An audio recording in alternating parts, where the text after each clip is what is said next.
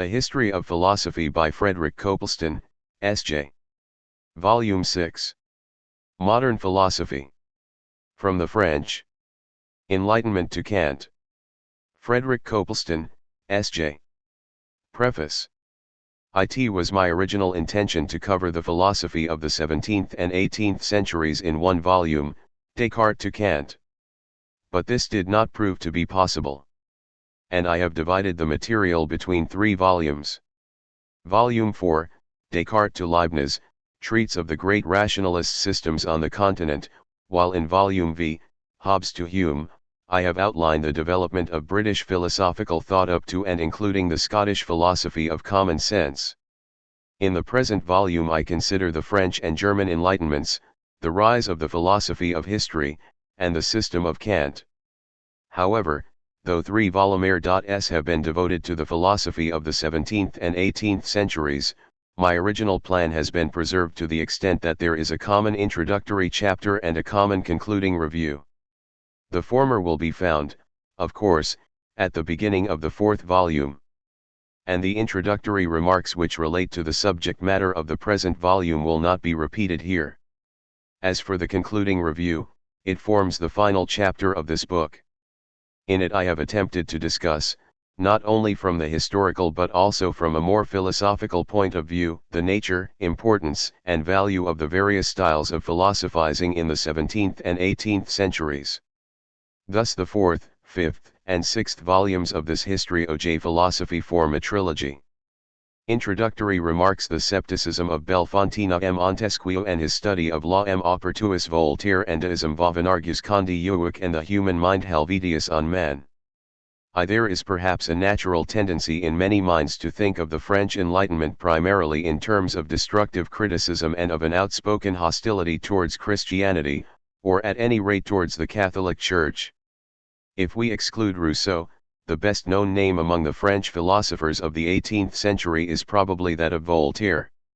And this name conjures up in the mind the picture of a brilliant and witty literary man who was never tired of denouncing the Church as an enemy of reason and a friend of intolerance. Further, if one knows anything about the materialism of writers such as La Mettrie and d'Holbach, one may be inclined to regard the Enlightenment in France as an anti-religious movement which passed from the deism of Voltaire and of Diderot in his earlier years to the atheism of d'Holbach and the crudely materialistic outlook of a Cabanis.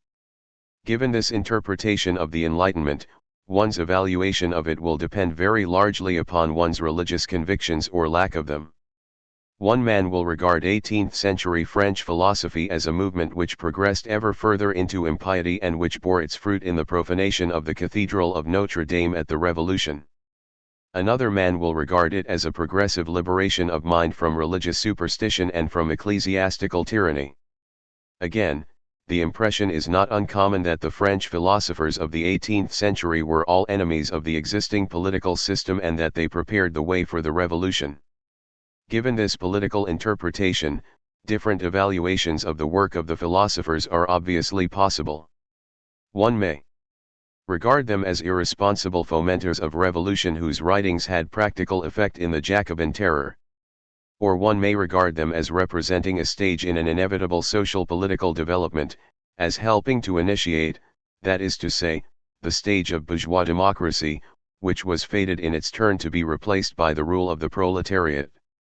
Both interpretations of the French Enlightenment, the interpretation in terms of an attitude towards religious institutions and towards religion itself and the interpretation in terms of an attitude towards political systems and towards political and social developments, have, of course, their foundations in fact. They are not perhaps equally well founded. On the one hand, though some philosophers certainly disliked the Ancien Regime, it would be a great mistake to regard all the typical philosophers of the Enlightenment as conscious fomenters of revolution. Voltaire, for example, though he desired certain reforms, was not really concerned with the promotion of democracy. He was concerned with freedom of expression for himself and his friends, but he could hardly be called a democrat. Benevolent despotism, especially if the benevolence was directed towards les philosophes, was more to his taste than popular rule. It was certainly not his intention to promote a revolution on the part of what he regarded as the rabble.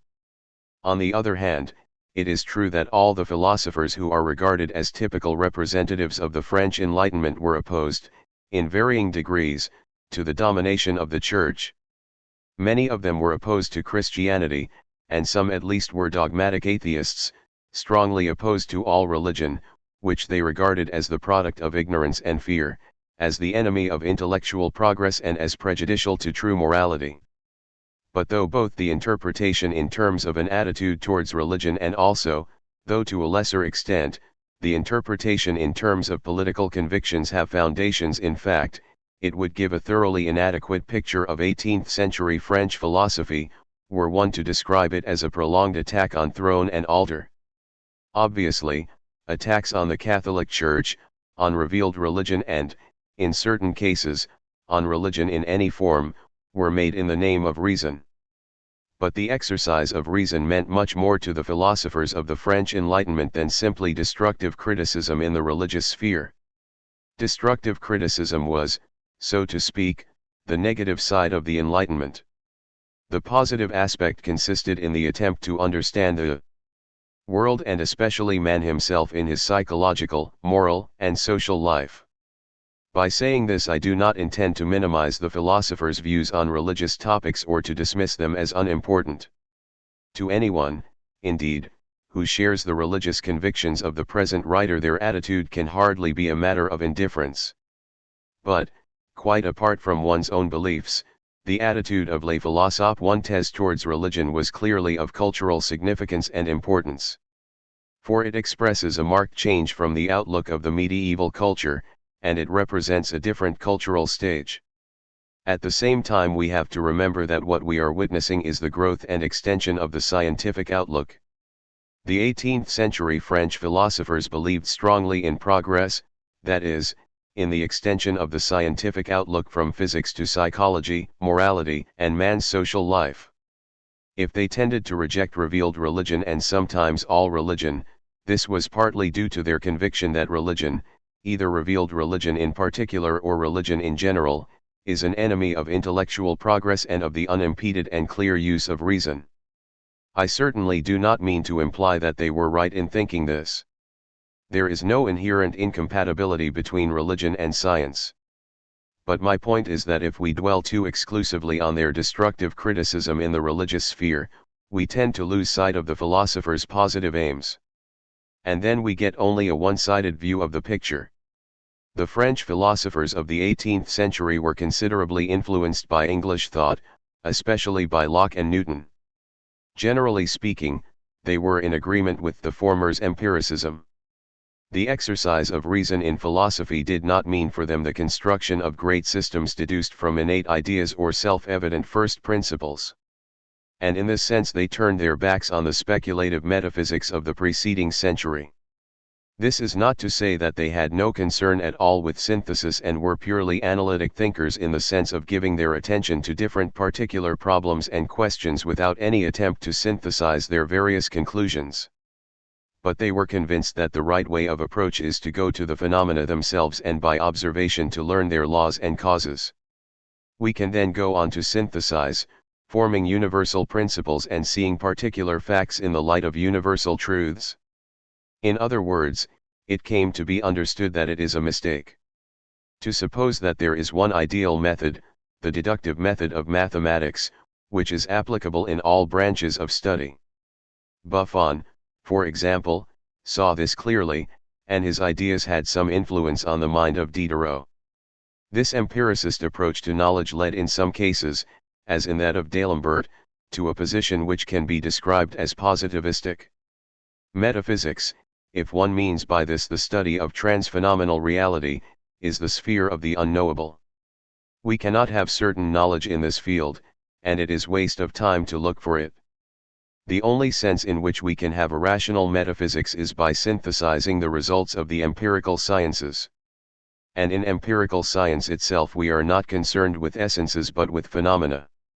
In one sense, of course, we can talk about essences, but these are simply what Locke called nominal essences. The word is not being used in a metaphysical sense. It would, indeed, be a serious error were one to say that all the philosophers of the French Enlightenment were positivists.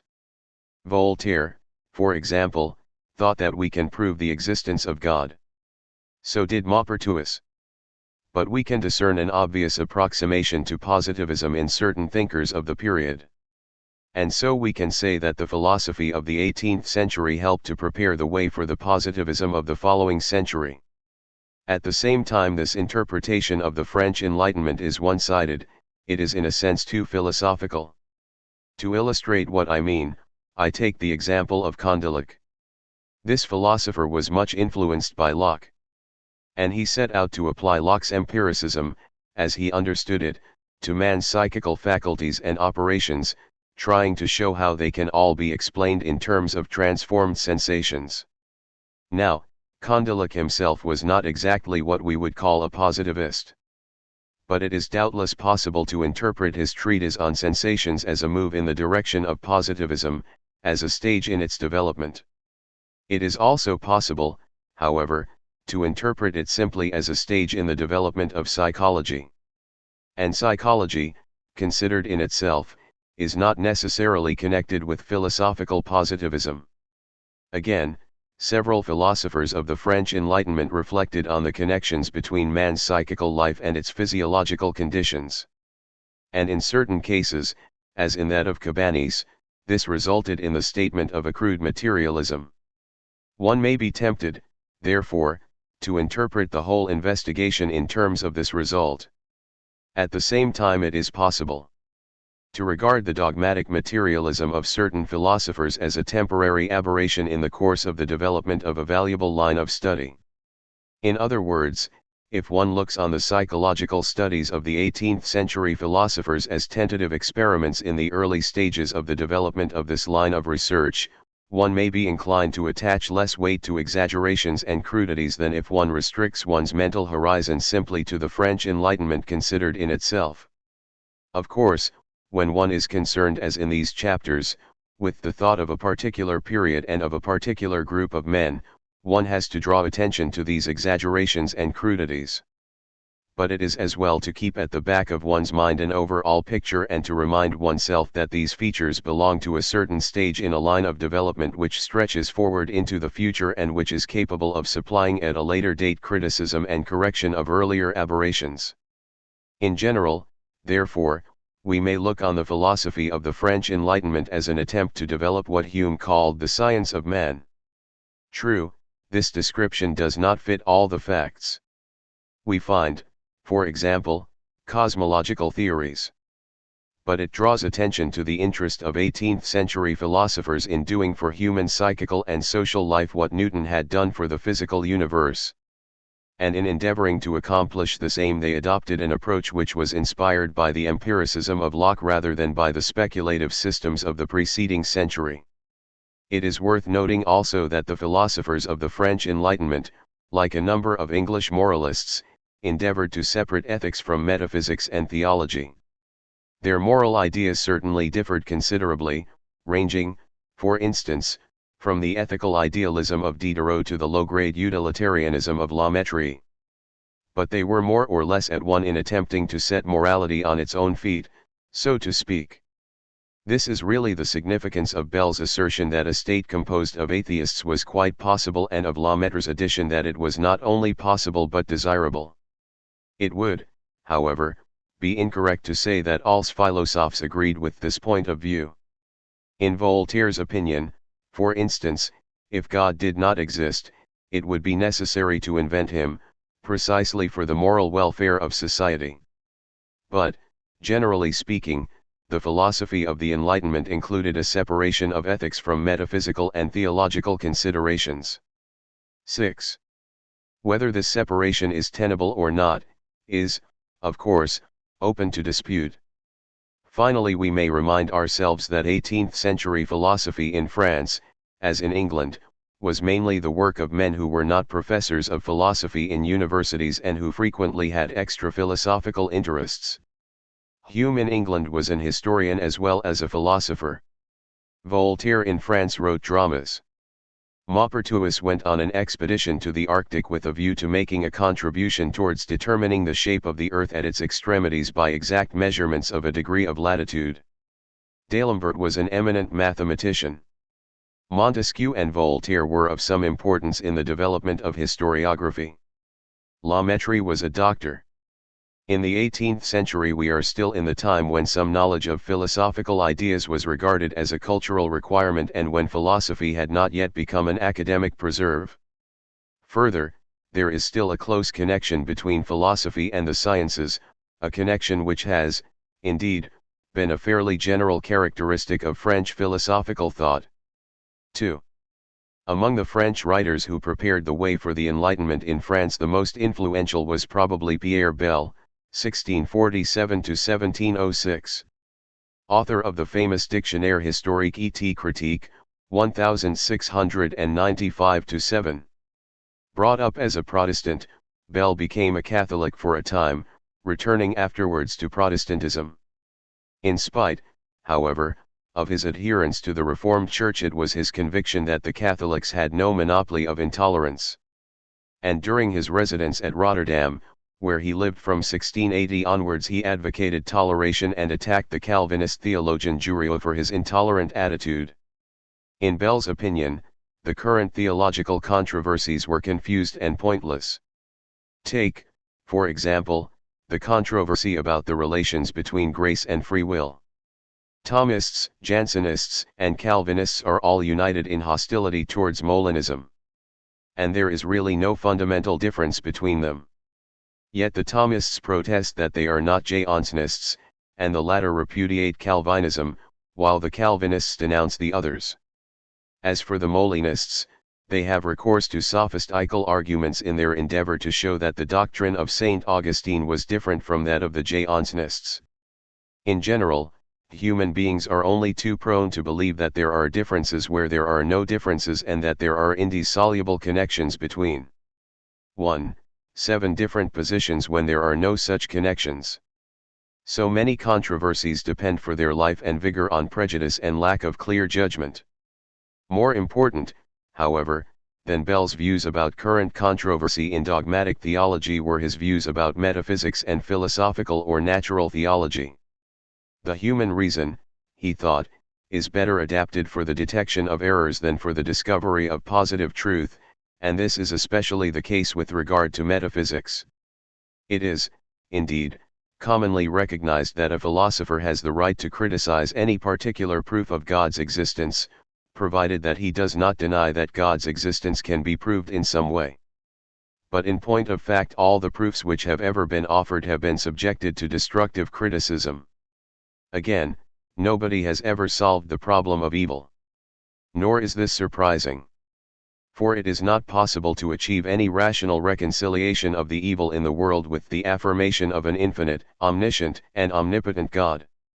The Manichaeans, with their dualistic philosophy, gave a much better explanation of evil than any explanation proposed by the Orthodox.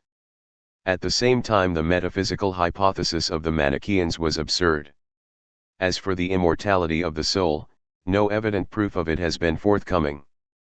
Bel did not say that the doctrines of God's existence and of immortality are false. Rather did he place faith outside the sphere of reason. This statement needs, however, a qualification. For Bel did not simply say that religious truths are incapable of rational proof, though they do not contradict reason. His position was rather that these truths contain much that is repugnant to reason. There is therefore all the more merit, he suggested, whether sincerely or not, in accepting revelation. In any case, if the truths of religion pertain to the sphere of the non-rational, there is no point in indulging in theological argument and controversy. Toleration should take the place of controversy. It is to be noted that Bel separated not only religion and reason but also religion and morality. That is to say, he insisted that it is a great mistake to suppose that religious convictions and motives are necessary for leading a moral life. Non-religious motives can be just as efficacious, or even stronger, than religious motives. And it would be quite possible to have a moral society which consisted of people who did not believe in immortality.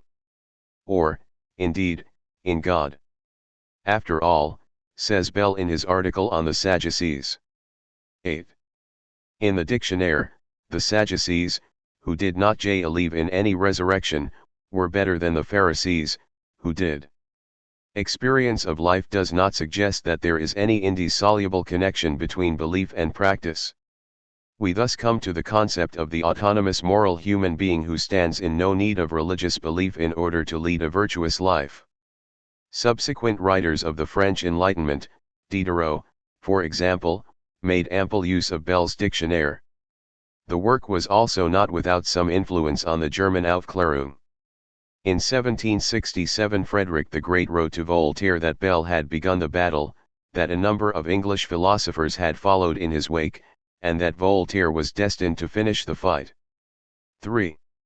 Bernard I. Bouvier de Fontenelle, 1657–1757, is perhaps best known as a popularizer of scientific ideas. He started his literary career with, among other productions, an unsuccessful play. But he soon perceived that contemporary society would welcome clear and intelligible accounts of the new physics. And his attempt to fulfill this need met with such success that he became secretary of the Académie des Sciences. In general he was a defender of the Cartesian physics, and in his Entretien sur la pluralité des mondes, 1686, he popularized Cartesian astronomical theories. He was not, indeed, blind to the importance of Newton, and in 1727 he published a eulogy of Newton. But he defended Descartes' theory of vortices in his Théorie des turbulences cartésiennes, 1752, and attacked Newton's principle of gravitation, which seemed to him to involve postulating an occult entity. Manuscript and thèses which were found in his study after his death make it clear that in the latter part of his life his mind was moving definitely towards empiricism. All our ideas are reducible in the long run to the data of sense experience. Besides helping to spread the knowledge of scientific ideas in 18th century France, Fontenelle also contributed, in a somewhat indirect way, to the growth of scepticism in regard to religious truths. He published, for instance, small works on the origin of fables and on the history of oracles. In the first of these he rejected the view that myths or fables are due, not to the intelligence, but to the play of the imaginative faculty. Greek myths, for instance, originated in the desire to explain phenomena. They were the product of intelligence, even if the imagination played a part in elaborating them. The intellect of man in earlier epochs was not essentially different from the intellect of modern man. Both primitive and modern man try to explain phenomena, to 1. 9 reduce the unknown to the known. The difference between them is this. In earlier times positive knowledge was scanty, and the mind was forced to have recourse to mythological explanations. In the modern world, however, positive knowledge has grown to such an extent that scientific explanation is taking the place of mythological explanation. The implication of this view is obvious enough, though it is not explicitly stated by Fontenelle. In his writing on oracles, Fontenelle maintained that there was no cogent reason for saying either that the pagan oracles were due to the activity of demons or that the oracles were reduced to silence by the coming of Christ. The argument in favor of the power and divinity of Christ, which consists in saying that the pagan oracles were silenced, lacks, therefore, any historical foundation. The particular points at issue can hardly be said to possess great importance. But the implication seems to be that Christian apologists are accustomed to have recourse to worthless arguments. Fontenelle was not, however, an atheist. His idea was that God manifests himself in the law-governed system of nature, not in history, where human passion and caprice reign. In other words, God for Fontenelle was not the God of any historic religion, revealing himself in history and giving rise to dogmatic systems, but the God of nature, revealed in the scientific conception of the world. There were, indeed, atheists among the 18th century French philosophers, but deism, or, as Voltaire called it, theism, was rather more common, even though atheism was found more frequently among the French than among their English contemporaries. 4. It has already been remarked that the philosophers of the French Enlightenment endeavored to understand man's social and political life. One of the most important works in this field was Montesquieu's treatise on law. Charles de Secondat, 1689–1755, Baron de la Brede et de Montesquieu, was an enthusiast for liberty and an enemy of despotism. In 1721 he published L'Elters Persaints, which were a satire on the political and ecclesiastical conditions in France. From 1728 to 1729 he was in England, where he conceived a great admiration for certain features of the English political system. In 1734 he published Considerations sur les causes de la grandeur et de la décadence de Romains. Finally in 1748 there appeared his work on law, De l'Esprit de Lois, which was the fruit of some 17 years' labor. 10. In his work on Jean Montesquieu undertakes a comparative study of society, law and government. His factual knowledge was not, indeed, sufficiently accurate and extensive for an enterprise conceived on so vast a scale, but the enterprise itself, a comparative sociological survey, was of importance. True, Montesquieu had had certain predecessors. Aristotle in particular had initiated the compilation of studies of a great number of Greek constitutions. But Montesquieu's project must be seen in the light of contemporary philosophy. He was applying in the field of politics and law the inductive empirical approach which was applied by other philosophers in other fields.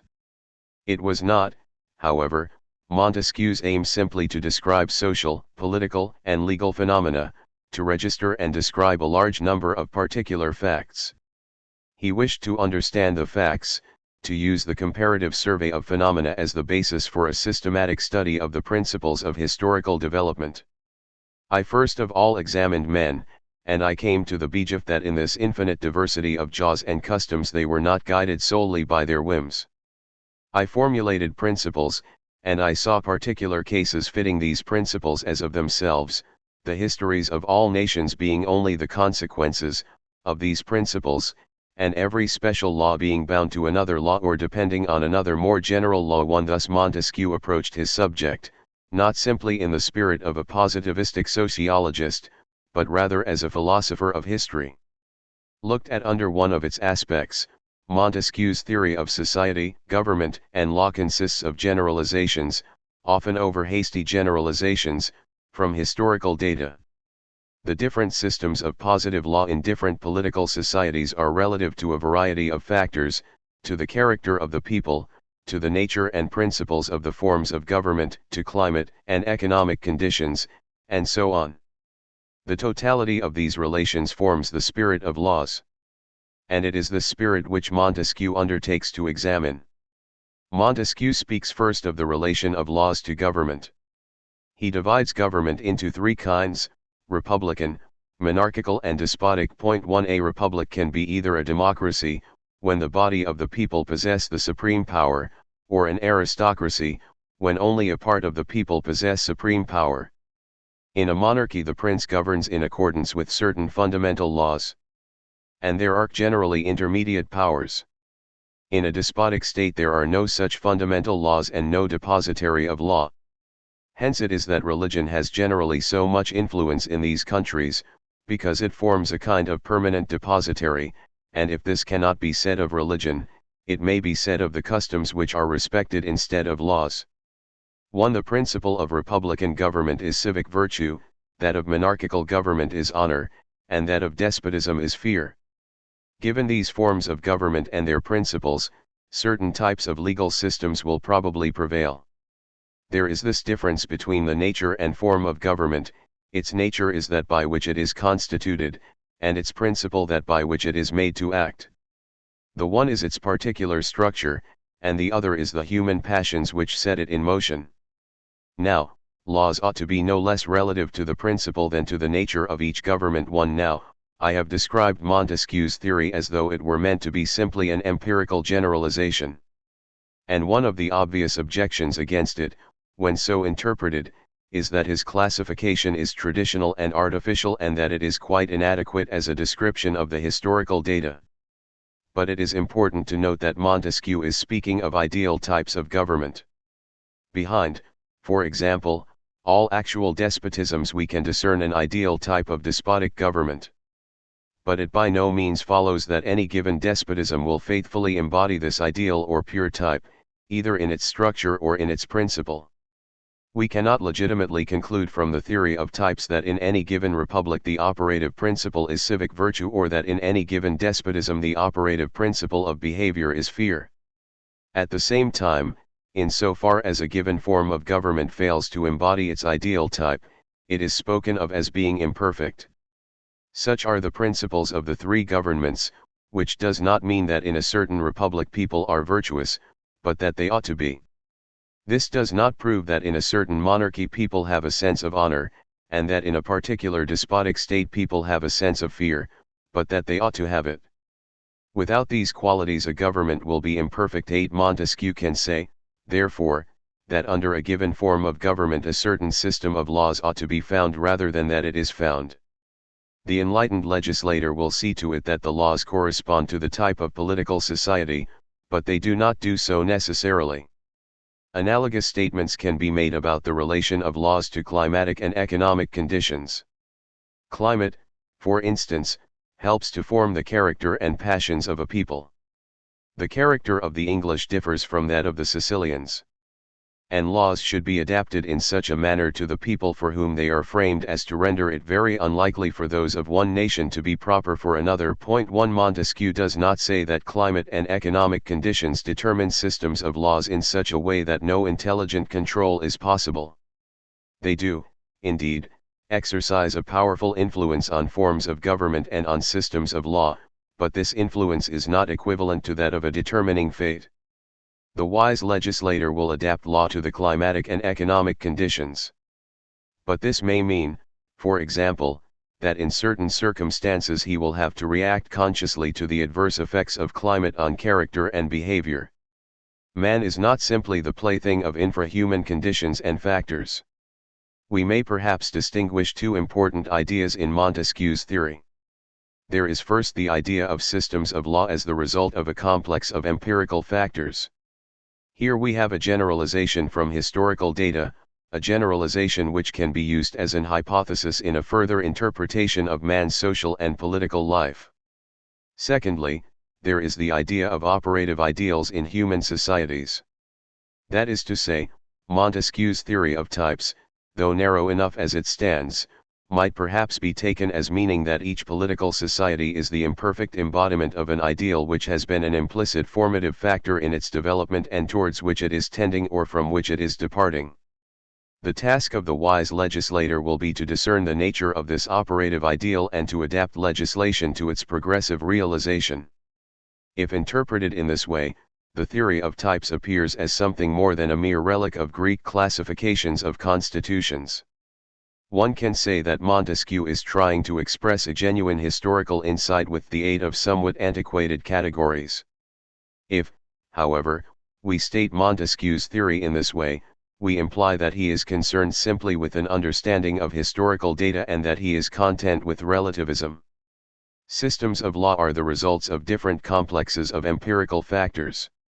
In each system we can see an operative ideal at work.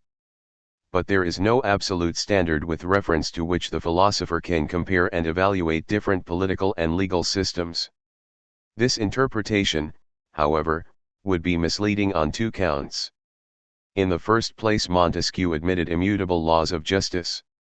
God, the creator and preserver of the world, has established laws or rules which govern the physical world. 1 And man, as a physical being, is, like other bodies, governed by invariable laws. As an intelligent or rational being, however, he is subject to laws which he is capable of transgressing. Some of these are of his own making, but others are not dependent on him. We must therefore acknowledge relations of justice antecedent to the positive law by which they are established. To say that there is nothing just or unjust but what is commanded or forbidden by positive laws is the same as saying that before the describing of a circle all the radii were not equal. Assuming the idea of a state of nature, Montesquieu remarks that prior to all positive laws there are those of nature, so called because they derive their force entirely from our frame and being. 6. And in order to know these laws we must consider man as he was before the establishment of society. The laws received in such a state would be those of nature. 8. Whether this idea fits in well with the other aspects of Montesquieu's theory may be disputable. But there is no doubt that he maintained the existence of a natural moral law which is antecedent to all positive laws established by political society. We can say, if we wish, that his treatise on law looks forward to a purely empirical and inductive treatment of political and legal institutions, and that his theory of natural law was a hangover from earlier philosophers of law. But this theory is none the less a real element in his thought. In the second place, Montesquieu was an enthusiast for liberty and not simply a detached observer of historical phenomena. Thus in the 11th and 12th books of De l'Esprit de Lois he sets out to analyze the conditions of political liberty, and as he disliked despotism, the implication is that a liberal constitution is the best. His analysis may take the form of giving a meaning to the word liberty as used in a political context and then examining the conditions under which it can be secured and maintained. And, theoretically speaking, this could be done by a political philosopher who had no liking for political liberty or who was indifferent towards it. But in his analysis Montesquieu had one eye on the English constitution, which he admired, and the other on the French political system, which he disliked.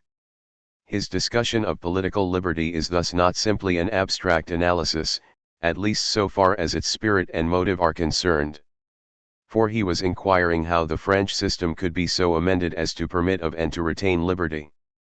Political liberty, says Montesquieu, does not consist in unrestrained freedom but only in the power of doing what we ought to will and in not being constrained to do what we ought not to will.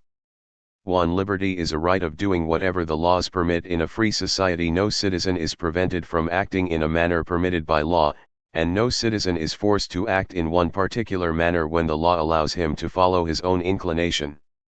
This description of liberty is perhaps not very enlightening, but Montesquieu goes on to insist that political liberty involves the separation of powers. That is to say, the legislative, executive and judicial powers must not be vested in one man or one particular group of men.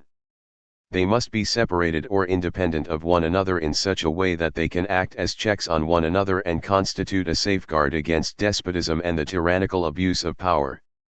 This statement of the condition of political liberty is arrived at, as Montesquieu explicitly says, by examination of the English Constitution.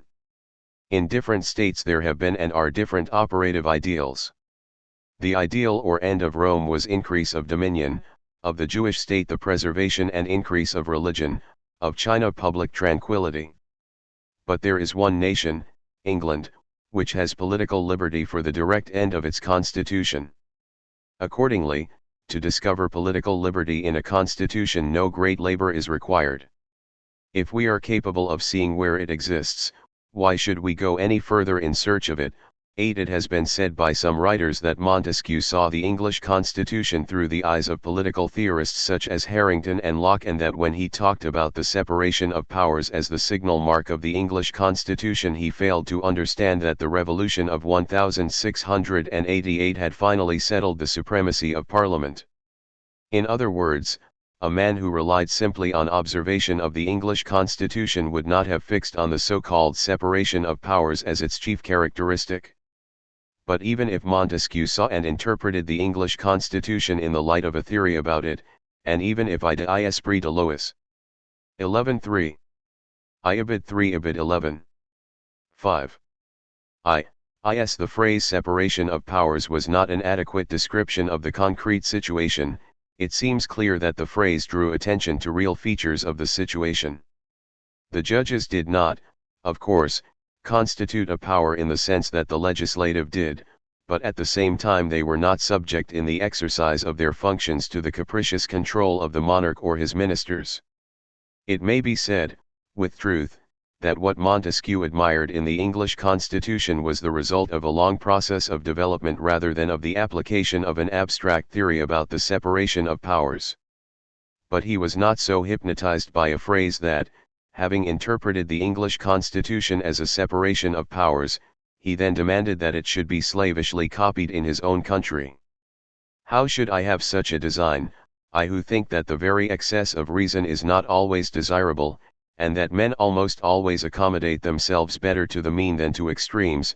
1 Montesquieu desired a reform of the French political system, and observation of the English constitution suggested to him ways in which it might be reformed without a violent and drastic revolution. Montesquieu's ideas about the balancing of powers exercised an influence both in America and in France, as in the case of the 1791 French Declaration of the Rights of Man and of Citizens. In later times, however, more emphasis has been laid on his pioneer work in the empirical and comparative study of political societies and of the connections between forms of government, legal systems, and other conditioning factors. 5. In the section on Fontenelle, attention was drawn to his defense of Cartesian physical theories. The displacement of Descartes by Newton can be illustrated by the activity of Pierre-Louis Moreau de Maupertuis, 1698–1759, who attacked the Cartesian theory of vortices and defended Newton's theory of gravitation. Indeed, his championship of Newton's theories contributed to his being elected a Fellow of the Royal Society. In 1736 he headed an expedition to Lapland which, as was mentioned in the first section of this chapter, he had undertaken, at the wish of King Louis XV, to make some exact measurements of a degree of latitude with a view to determining the shape of the earth.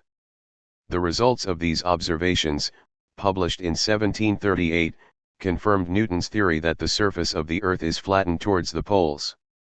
In some respects Maupertuis's philosophical ideas were empiricist, and even positivist. In 1750, when acting, on the invitation of Frederick the Great, as president of the Prussian Academy at Berlin, he published an essay on cosmology. In this work he speaks, for example, of the concept of force which originates in our experience of resistance in the physical overcoming of obstacles. The word force in its proper sense expresses a certain feeling which we experience when we wish to move a body which was at rest or to change or stop the movement of a body which was in motion. The perception which we then experience is so constantly accompanied by a change in the rest or movement of the body that we are unable to prevent ourselves from believing that it is the cause of this change. When, therefore, we see some change taking place in the rest or movement of a body, we do not fail to say that it is the effect of some force. And if we have no feeling of any effort made by us to contribute to this change, and if we only see some other bodies to which we can attribute this phenomenon, we place the force in them, as though it belonged to them. In its origin the idea of force is only a feeling of our soul and, as such, it cannot belong to the bodies to which we attribute it.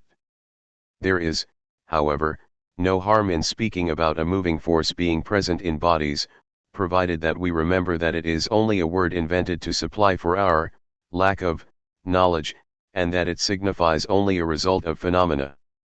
In other words, we should not allow ourselves to be misled by our use of the word force into thinking that there is an occult entity corresponding to it. Force is measured only by its apparent effects. In physical science we remain in the realm of phenomena. And the fundamental concepts of mechanics can be interpreted in terms of sensation. Indeed, Maupertuis believed that the impression of necessary connection in mathematical and mechanical principles can also be explained in empiricist terms, for instance by association and custom. At the same time, however, Maupertuis proposed a teleological conception of natural laws. The fundamental principle in mechanics is the principle of the least quantity of action. This principle states that when some change takes place in nature, the quantity of action employed for this change is always the least possible. It is from this principle that we deduce the laws of motion. 11 In other words, nature always employs the least possible amount of force or energy which is required to achieve her purpose. This law of the least possible quantity of action had already been employed by Fermat, the mathematician, in his study of optics, but Maupertuis gave it a universal application. Samuel Koenig, a disciple of Leibniz, argued that the latter had anticipated Maupertuis in the statement of this law, and the French philosopher tried to refute the truth of this assertion. But the question of priority need not concern us here.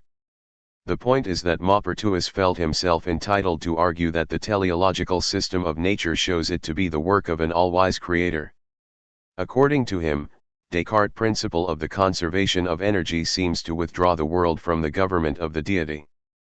But our principle, more conformable to the ideas which we ought to have of things, leaves the world in continual need of the power of the Creator, and it is a necessary consequence of the wisest employment of this power. In the 1756 edition of his works, Maupertuis included a Système de la Nature, a Latin version of which had already been published under the pseudonym of Baumann with the date 1751.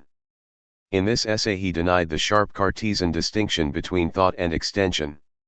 At bottom, says Maupertuis, the reluctance which one feels to attribute intelligence to matter arises simply out of the fact that one always assumes that this intelligence must be like ours. In reality there is an infinity of degrees of intelligence, ranging from vague sensation to clear intellectual processes.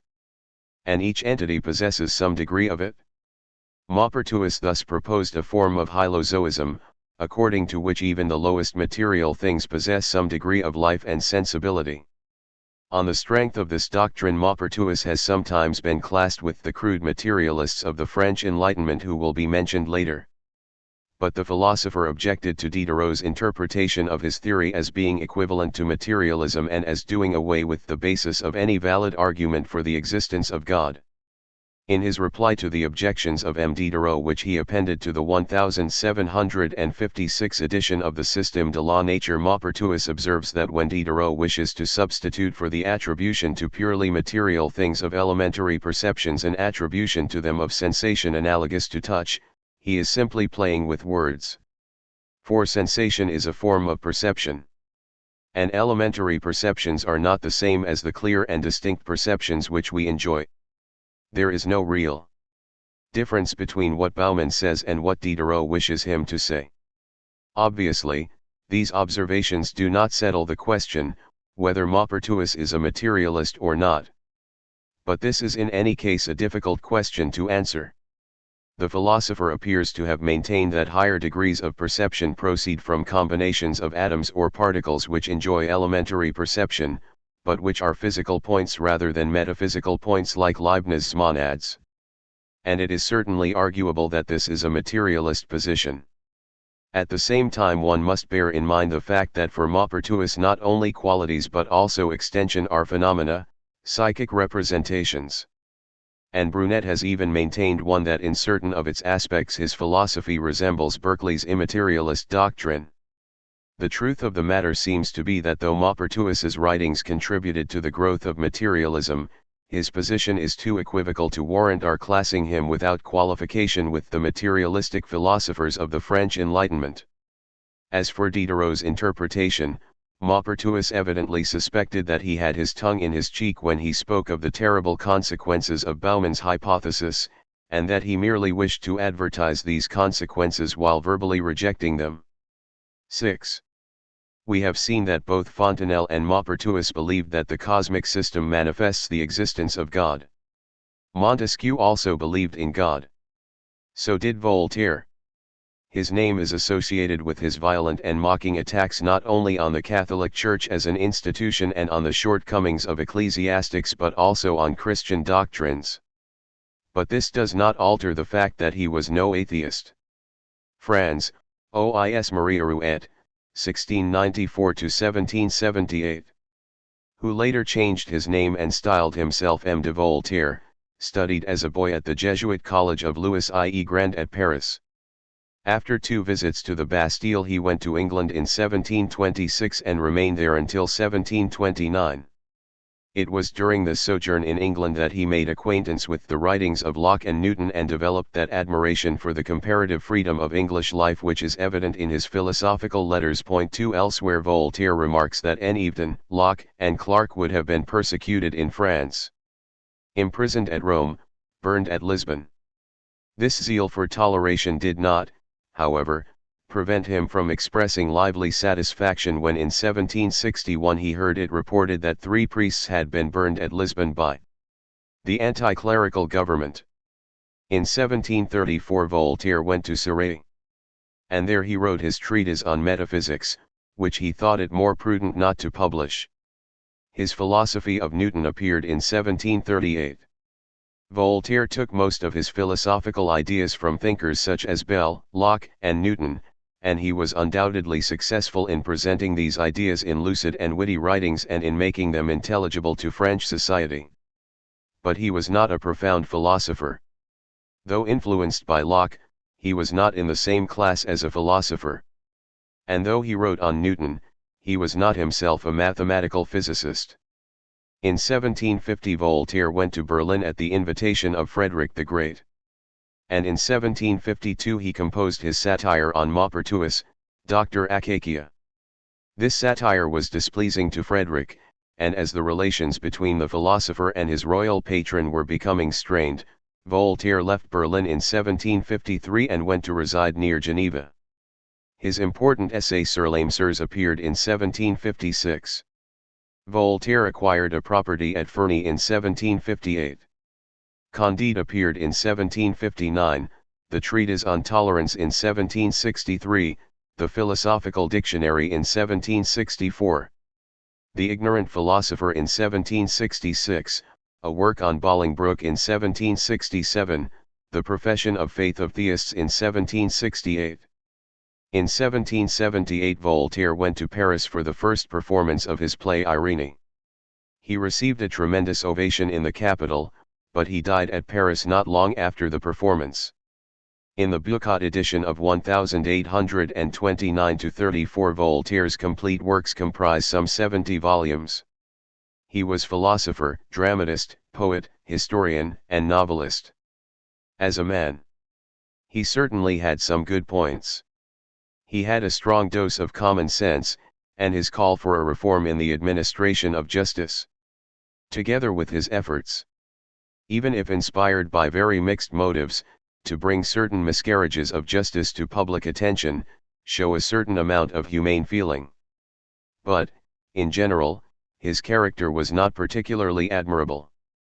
He was vain, revengeful, cynical and intellectually unscrupulous. His attacks on Maupertuis, Rousseau, and others do him little credit. But nothing, of course, that we may say about his defects of character can alter the fact that he sums up brilliantly in his writings the spirit of the French Enlightenment. In his work on the elements of the Newtonian philosophy Voltaire maintains that Cartesianism leads straight to Spinozism. I have known many people whom Cartesianism has led to admit no other God than the immensity of things, and, on the contrary, I have seen no Newtonian who was not a theist in the strictest sense. The whole philosophy of Newton leads necessarily to the knowledge of a supreme being who has created everything and arranged everything freely. If there is a vacuum, matter must be finite. And if it is finite, it is contingent and dependent. Moreover, attraction and motion are not essential qualities of matter. Hence they must have been implanted by God. In his treatise on metaphysics Voltaire offers two lines of argument for God's existence.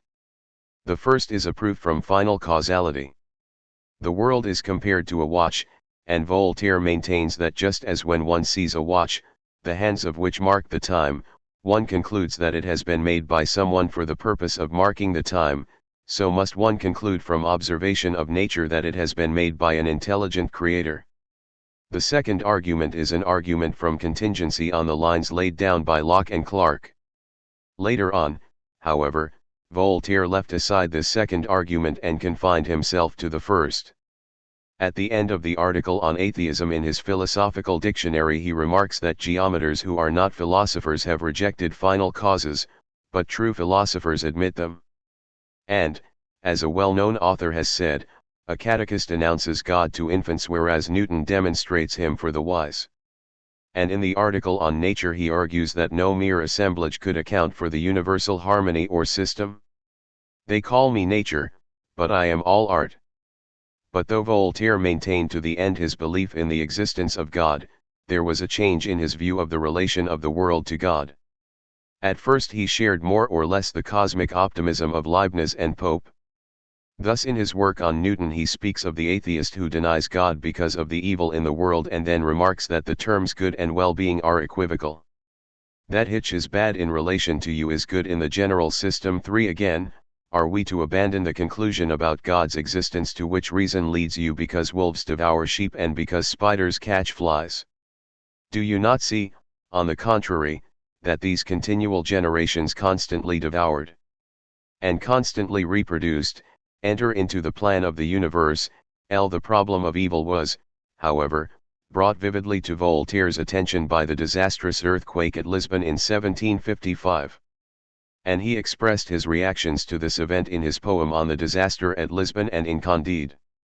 In the poem he appears to reaffirm the divine liberty, but in his later writings he makes creation necessary. God is the first or supreme cause, existing eternally. But the notion of a cause without an effect is absurd. Therefore the world must proceed eternally from God. It is not, indeed, a part of God, and it is contingent in the sense that it depends on Him for its existence.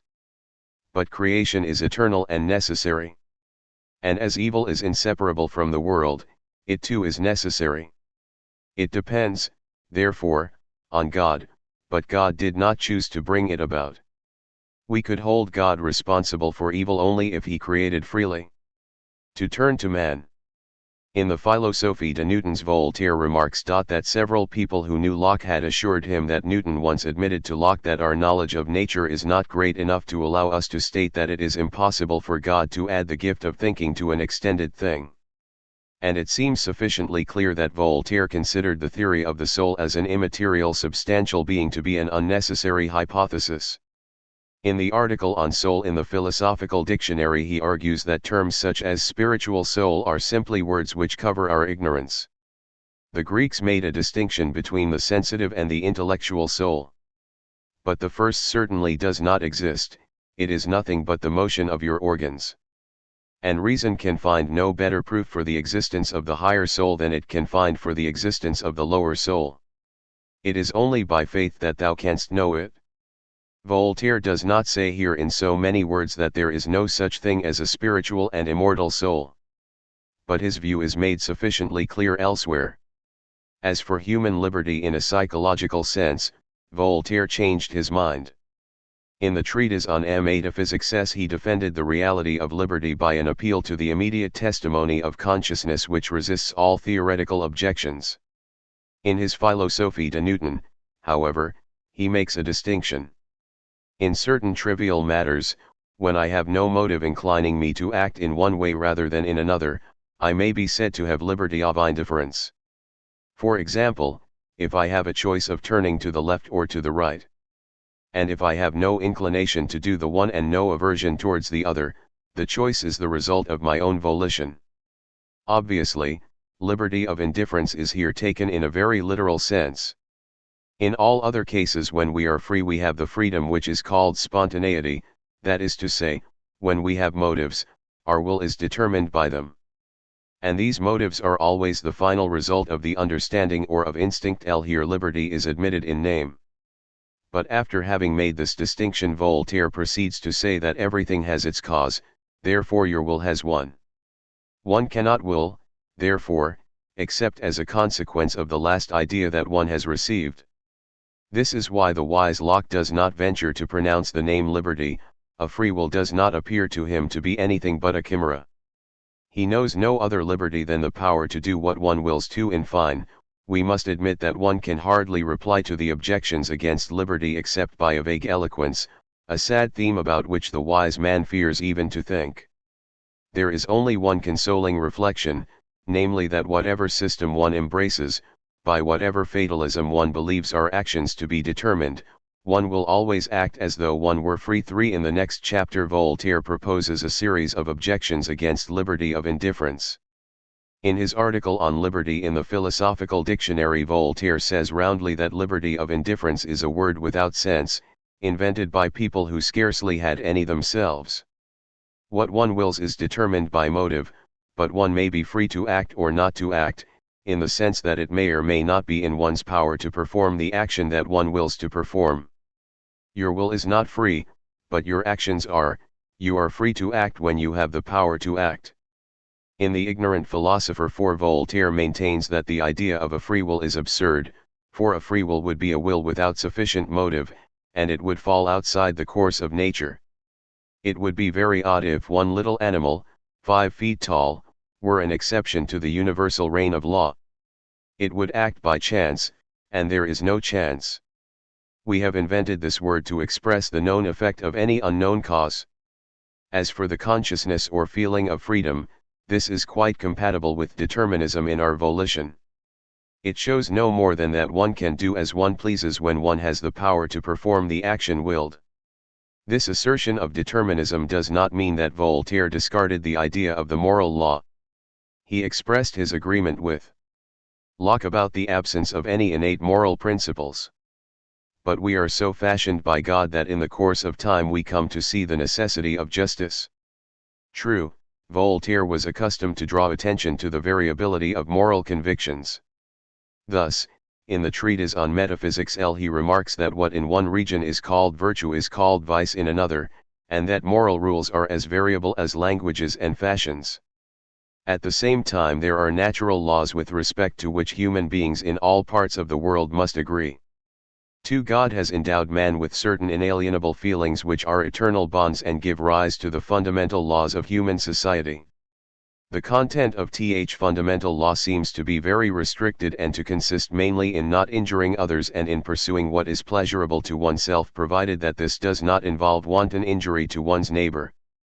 Nonetheless, just as Voltaire always maintained a deistic, or, as he called it, a theistic, position, so he never surrendered completely to relativism in morals. Profound religious feeling of the type to be found in Pascal was certainly not a characteristic of Voltaire, nor was lofty moral idealism. But just as he rejected atheism, so did he reject extreme ethical relativism. We have said that Voltaire came to adopt a determinist position in regard to human liberty in a psychological sense. At the same time he was a resolute defender of political liberty. Like Locke, he believed in a doctrine of human rights which should be respected by the state, and, like Montesquieu, he admired the conditions of freedom prevailing in England. But it is necessary to understand what he meant by political liberty. First and foremost, he had liberty of thought and expression in mind. In other words, he was primarily concerned with liberty for les philosophes, at least when they agreed with Voltaire. He was not a democrat in the sense of wishing to promote popular rule. True, he advocated toleration, which he thought to be necessary for scientific and economic progress, and he disliked tyrannical despotism. But he mocked at Rousseau's ideas about equality, and his ideal was that of a benevolent monarchy, enlightened by the influence of the philosophers. He mistrusted dreamers and idealists, and his correspondence shows that in his opinion the rabble, as he pleasingly called the people, would always remain a rabble.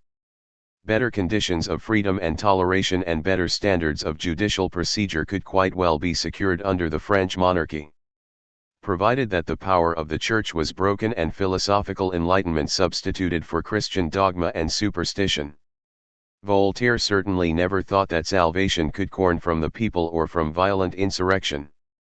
Although, therefore, his writings helped to prepare the ground for the revolution, it would be a great mistake to picture Voltaire as looking forward to or as consciously intending to promote the revolution in the form which it was actually to take. His enemy was not the monarchy, but rather the clergy. He was not interested in liberalizing the constitution in the sense of advocating Montesquieu's separation of powers. In fact, one can even say that he was interested in increasing the power of the monarchy, in the sense that he wished it to be free of clerical influence.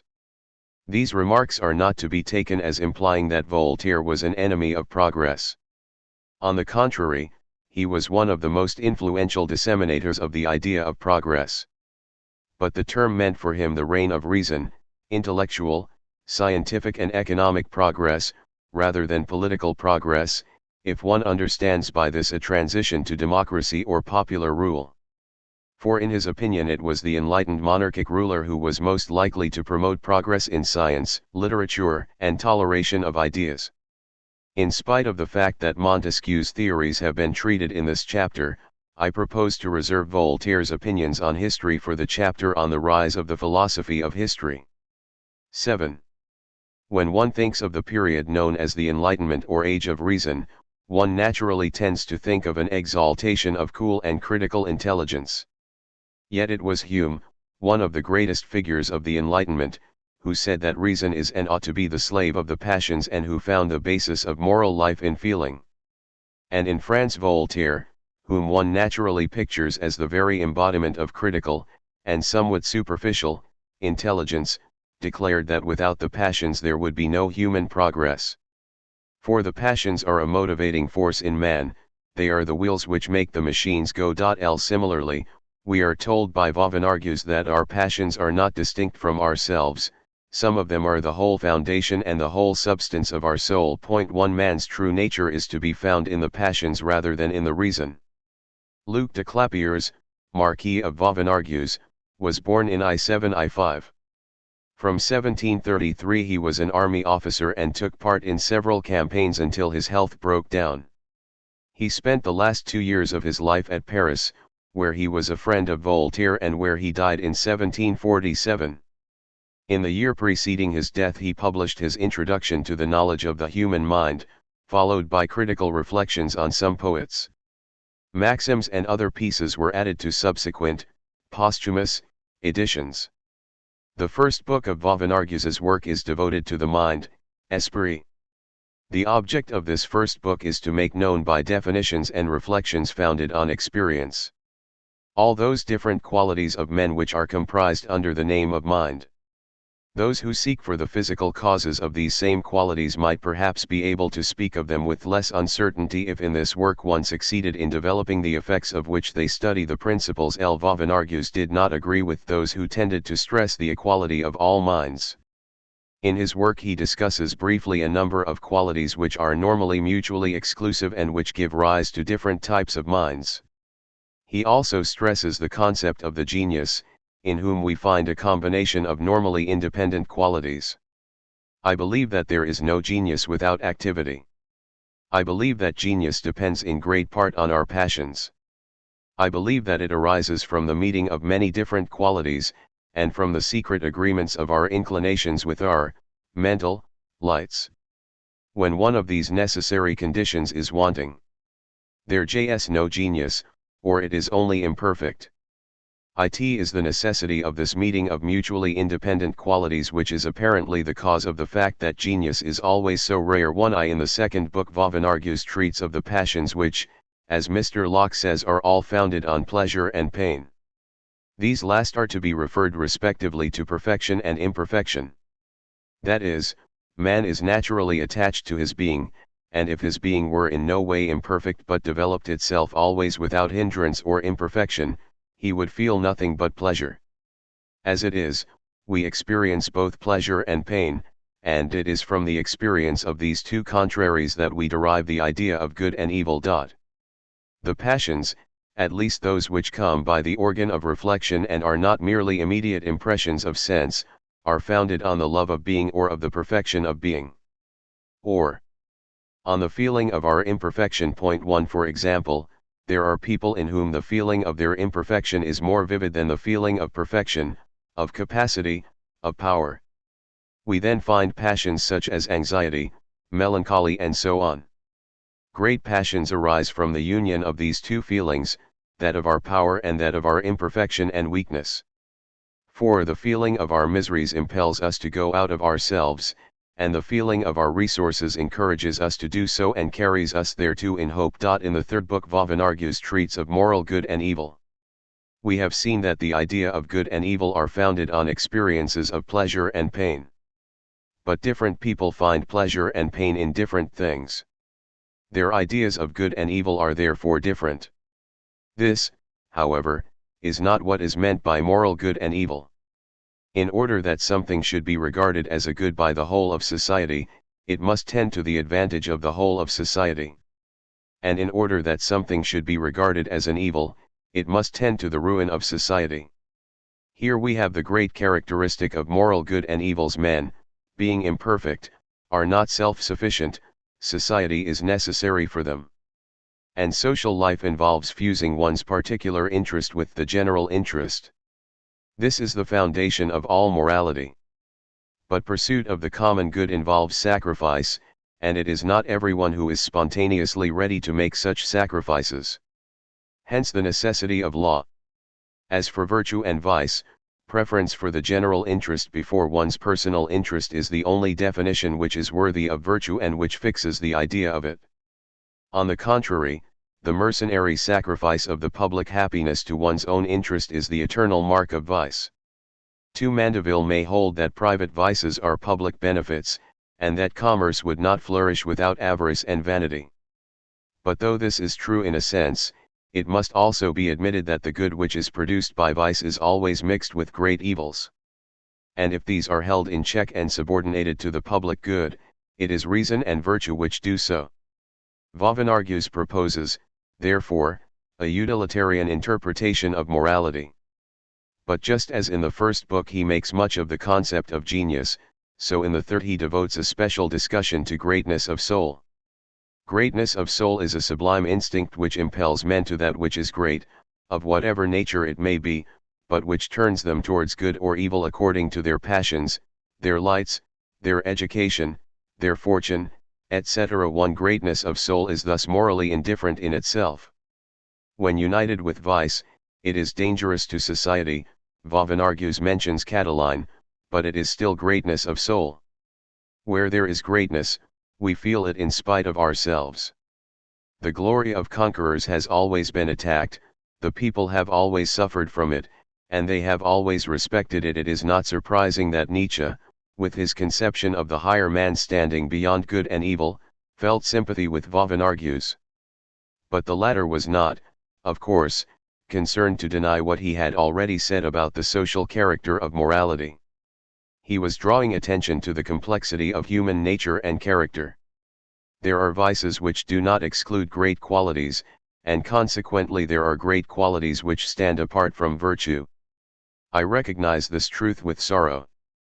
But, those who wish men to be altogether good or altogether evil do not know nature.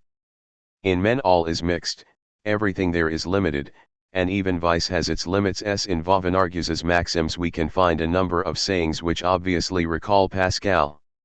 Reason does not know the interests of the heart. Great thoughts come from the heart. 11. We find too that insistence on the fundamental role of the passions to which attention has already been drawn. We owe perhaps to the passions the greatest advantages of the spirit. 8. The passions have taught reason to man.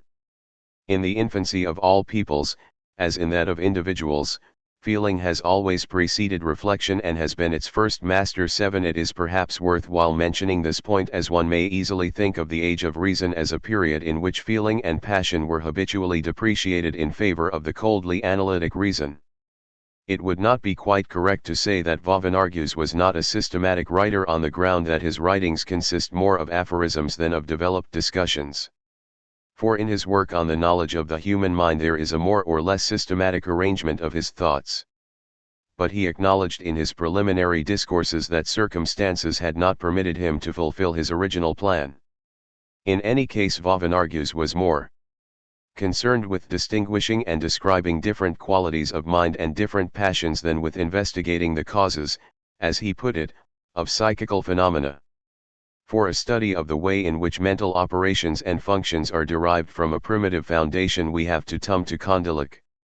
8. Etienne Bonnat de Condillac, 1715–80, was first destined for the priesthood and entered the seminary of Saint Sulpice. But he left the seminary in 1740 and took to philosophy.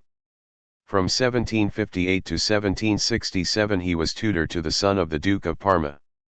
Condillac's first publication was an essay on the origin of human knowledge, Essai sur l'origine des connaissances humaines, 1746, which bears the clear imprint of Locke's empiricism. This is not to say that Condillac simply reproduced the doctrine of the English philosopher. But he was in agreement with the latter's general principles that we must reduce complex to simple ideas and that we must assign to simple ideas an empirical or experiential origin. In discussing the development of our mental life, Condillac laid great stress on the part played by language. Ideas become fixed, as it were, only by being associated with a sign or word. When I look at the grass, for example, I have a sensation of green, a simple idea of green is transmitted to me by sense. But this isolated experience, which can, of course, be repeated indefinitely, becomes an object of reflection and can enter into combination with other ideas only by being linked with a sign or symbol, the word green.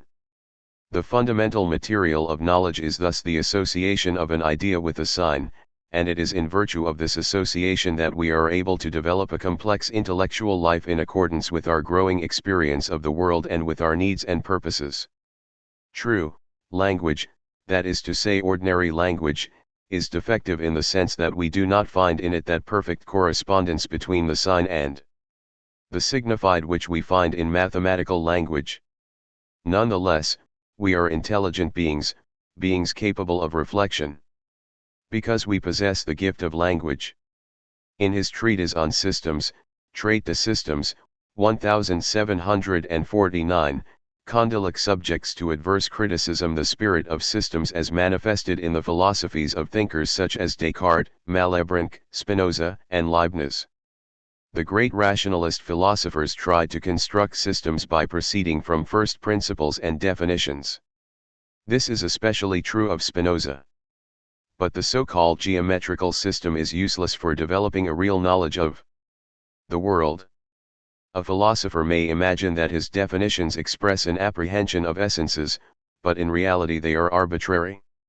That is to say, they are arbitrary unless they are intended to state merely the senses in which certain words are used as a matter of fact. And if they are merely dictionary definitions, so to speak, they cannot do the job which they are supposed to do in the philosophical systems. This does not mean, of course, that Condillac condemns all efforts to systematize knowledge. To subject to adverse criticism the spirit of systems, the attempt to develop a philosophy from reason alone in an a priori manner, is not to condemn synthesis. A system in the acceptable meaning of the word is an orderly disposition of the parts of a science so that the relations between them are clearly exhibited. There will certainly be principles. But principles will mean here known phenomena. Thus Newton constructed a system by using the known phenomena of gravitation as a principle and by then explaining phenomena such as the movements of the planets and the tides in the light of this principle. We find similar ideas in Condillac's logic, which appeared posthumously in 1780. The great metaphysicians of the 17th century followed a synthetic method, borrowed from geometry and proceeding by way of deduction from definitions. And this method, as we have seen, cannot give us real knowledge of nature. The analytic method, however, remains always in the sphere of the given. We start from a confused given and analyze it into its distinct parts. We can recompose the whole in a systematic way. This is the natural method, the method which the mind naturally follows when we wish to develop our knowledge. How, for example, do we come to know a landscape or countryside? First we have a confused impression of it, and then we gradually arrive at a distinct knowledge of its various component features and come to see how these features together make up the whole. In developing a theory of method we are not called upon to elaborate an a priori notion of an ideal method, we should study how the mind actually works when it develops its knowledge. It will then be found that there is no one ideal and fixed method. The order in which we ought to study things depends on our need and purpose. If we wish to study nature, to acquire a real knowledge of things, we must remain within the sphere of the given, within the phenomenal order which is ultimately given to us in sense experience. Condillac is best known for his treatise on sensations, Traité de Sensations, 1754. Locke had distinguished between ideas of sensation and ideas of reflection, admitting two founts of ideas, sensation and reflection or introspection. And in his early work on the origin of human knowledge Condillac had more or less assumed Locke's position. But in the treatise on sensations he made a clear break with Locke's theory of the dual origin of ideas. There is only one origin or fount, namely sensation. In Condillac's opinion Locke gave only inadequate treatment to ideas of reflection, that is to say, to psychical phenomena. He analyzed complex ideas, such as those of substance, into simple ideas, but he simply assumed the mental operations of comparing, judging, willing, and so on. There is room, therefore, for an advance on Locke. It has to be shown how these mental operations and functions are reducible in the long run to sensations. They cannot, of course, be all termed sensations, but they are transformed sensations. That is to say, the whole edifice of the psychical life is built out of sensation. To show that this is the case is the task which Condillac sets himself in his treatise on sensations. To make his point, Condillac asks his readers to imagine a statue which is gradually endowed with the senses, beginning with the sense of smell. And he tries to show how the whole of man's mental life can be explained on the hypothesis that it arises out of sensations. The analogy of the statue is, indeed, somewhat artificial. But what Condillac wishes his readers to do is to imagine themselves bereft of all knowledge and to reconstruct with him their mental operations from the basis of elementary sensations. His approach to the problem of the origin of our ideas was stimulated by the data provided by the experiences of persons born blind who underwent successful operations for cataract at the hands of Ches Eldon, the London surgeon, and by Diderot's study of the psychology of the deaf and dumb. In the treatise on sensations he speaks at some length of the data provided by one of Cheseldon's operations. One of the chief features of this treatise is the way in which Condillac tries to show how each sense, taken separately, can generate all the faculties. Let us take, for example, a man, represented by the statue, whose range of knowledge is limited to the sense of smell. If we give the statue a rose to smell, to us it is a statue smelling a rose, to itself it is smell of rose. That is to say, the man will have no idea of matter or of external things or of his own body. For his own consciousness he will be nothing but a sensation of smell. Now, suppose that the man only has this one sensation, the smell of a rose. This is attention. And when the rose is taken away, an impression remains, stronger or weaker according as the attention was more or less lively or vivid. Here we have the dawn of memory. Attention to past sensation is memory, which is nothing but a mode of feeling. Then let us suppose that the man, after having repeatedly smelt the scents of roses and pinks, smells a rose. His passive attention is divided between the memories of the smells of roses and pinks. Then we have comparison, which consists in attending to two ideas at the same time. And when there is comparison there is judgment. A judgment is only the perception of a relation between two ideas which are compared to. Again, if the man, having a present disagreeable sensation of smell, recalls a past pleasant sensation, we have imagination. For memory and imagination do not differ in kind. Again, the man can form ideas, particular and abstract. Some smells are pleasant, others unpleasant. If the man contracts the habit of separating the ideas of satisfaction and dissatisfaction from their several particular modifications, he will possess abstract ideas. Similarly, he can form ideas of number when he recalls several distinct successive sensations. Now, every sensation of smell is either agreeable or disagreeable. And if the man who now experiences a disagreeable sensation recalls a past agreeable sensation, he feels the need of reattaining that happier state. This gives rise to desire. For desire is nothing else than the action of these faculties when directed on the things of which we feel the need. 8 And a desire which expels all others, or at least becomes dominant, is a passion. We thus arrive at the passions of love and hate. The statue loves a pleasant smell which it has or wishes to have. It hates an unpleasant smell which pains it. 41 Further, if the statue remembers that the desire which it now experiences has been at other times followed by satisfaction, it thinks that it can fulfill its desire. It is then said to will. For by wiu we understand an absolute desire, that is, we think the thing desired is in our power. A Condillac thus endeavors to show that all mental operations can be derived from the sensation of smelling. Obviously, if we consider our faculties and operations simply as transphoned sensations of smell, their range is extremely limited, and we can say the same of the consciousness of self in a man who is limited to the sense of smell. The statue's, I is only the collection of the sensations which it experiences, and those which memory recalls to it. One nonetheless, with one sense alone the understanding has as many faculties as with the five joined together. Understanding is simply the name for all the cognitive faculties taken together. Hearing, taste, and sight are then considered. But Condillac maintained that though the combination of smell, hearing, taste, and sight multiplies the objects of a man's attention, desires and pleasures, it does not produce a judgment of externality. The statue will still see only itself. It has no suspicion that it owes its modifications to outside causes. It does not even know that it has a body. In other words, it is the sense of touch which is ultimately responsible for the judgment of externality. In his account of this matter, Condillac's ideas varied somewhat. In the first edition of the Treatise on Sensations he made the knowledge of externality independent of movement. But in the second edition he admitted that the notion of externality does not arise independently of movement. In any case, however, it is touch which is primarily responsible for this notion.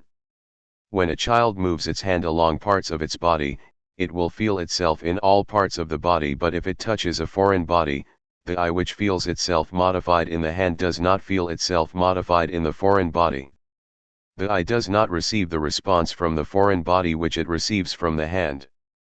The statue, therefore, judges these modes to be altogether outside it. And when touch is joined to other senses, the man gradually discovers his own several sense organs and judges that sensations of smell, hearing, and so on are caused by external objects. For example, by touching a rose and making it approach or recede from the face, a man can come to form judgments about the organ of smell and about the external cause of his sensations of smell. Similarly, it is only by combination with touch that the eye learns how to see distance, size, and movement.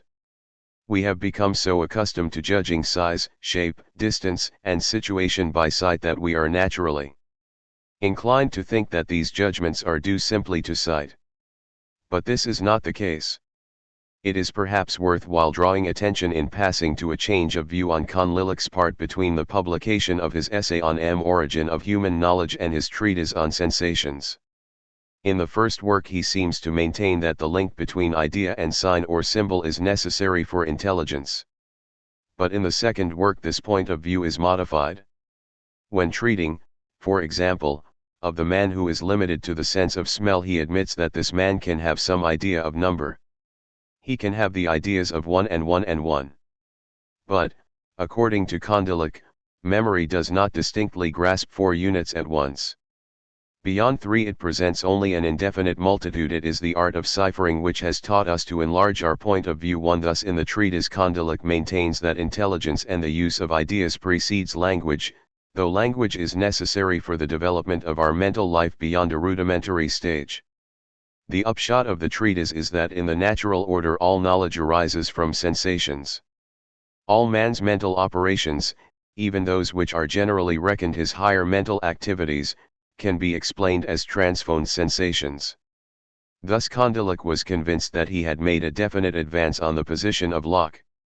The latter had thought that the faculties of the soul are innate qualities, he had not suspected that they might have their origin in sensation itself. It might perhaps be objected that Condillac's statement is not quite accurate. For did not Locke suggest that it had not been shown to be impossible for God to confer on matter the faculty of thinking? But in point of fact Locke was concerned with analyzing and tracing back to their empirical grounds the ideas about which our faculties are employed. He did not do the same thing for the faculties or psychical functions themselves. Now, in his essay concerning human understanding, Locke had maintained that the will is determined by an uneasiness of the mind for want of some absent good. It is uneasiness or disquiet which determines the will to the successive voluntary actions, whereof the greatest part of our lives is made up, and by which we are conducted through different courses to different ends. Condillac developed and extended the range of this idea. Thus in the Extrail Raisonné, which he added to later editions of the Treatise on Sensations, he maintains that uneasiness, inquietude, is the first principle which gives us the habits of touching, seeing, hearing, feeling, tasting, comparing, judging, reflecting, desiring, loving, fearing, hoping, wishing, and that, in a word, it is through uneasiness that all habits of mind and body are born. All psychical phenomena, therefore, depend on uneasiness, which is not so much anticipation of a good as uneasiness or disquietude under certain conditions. Thus one can say perhaps that conduct gives a voluntaristic foundation to the whole process by which man's mental life is developed. Attention must be explained with reference to felt need, and memory is directed by appetite and desire rather than by a mere mechanical association of ideas. In his Treatise de Animos 1 he makes it clear that in his opinion the order of our ideas depends ultimately on need or interest. This is obviously a fruitful theory. It was to bear fruit later on in the voluntaristic interpretation of man's intellectual life which is found, for example, in Schopenhauer. Condillac's theory of the mind, of mental operations as transformed sensations, appears at first sight to indicate a materialistic position. And this impression is increased by his habit of speaking of the faculties of the soul as being derived from sensation, which may be taken to imply that the human soul itself is material. Moreover, does he not suggest that man is nothing but the sum of his acquirements? In giving it, the statue, successively new modes of being and new senses we saw it form desires, learn from experience to regulate and satisfy them, and pass from needs to needs, from cognitions to cognitions, from pleasures to pleasures. The statue is therefore nothing but the sum of all it has acquired. May not this be the est to me with men, to man may be the sum of his acquirements, and they are transformed sensations. It can hardly be denied, I think, that Condillac's theory helped to promote a materialistic outlook, in that it exercised an influence on the materialists. But Condillac was not himself a materialist. In the first place he was not a materialist in the sense of one who holds that there are only bodies and their modifications. For not only did he affirm the existence of God as supra ill cause but he also maintained the theory of an immaterial, spiritual soul. He did not intend to reduce the soul to a bundle of sensations. Rather did he presuppose the soul as a simple center of unity and then attempt to reconstruct its activity on the basis of the hypothesis that all psychical phenomena are ultimately derivable from sensations. Whether his reductive analysis and his acceptance of a spiritual soul in man fit well together is, of course, disputable. But in any case it is inaccurate to describe Condillac as a materialist. In the second place Condillac left it an open question whether there are any extended things at all.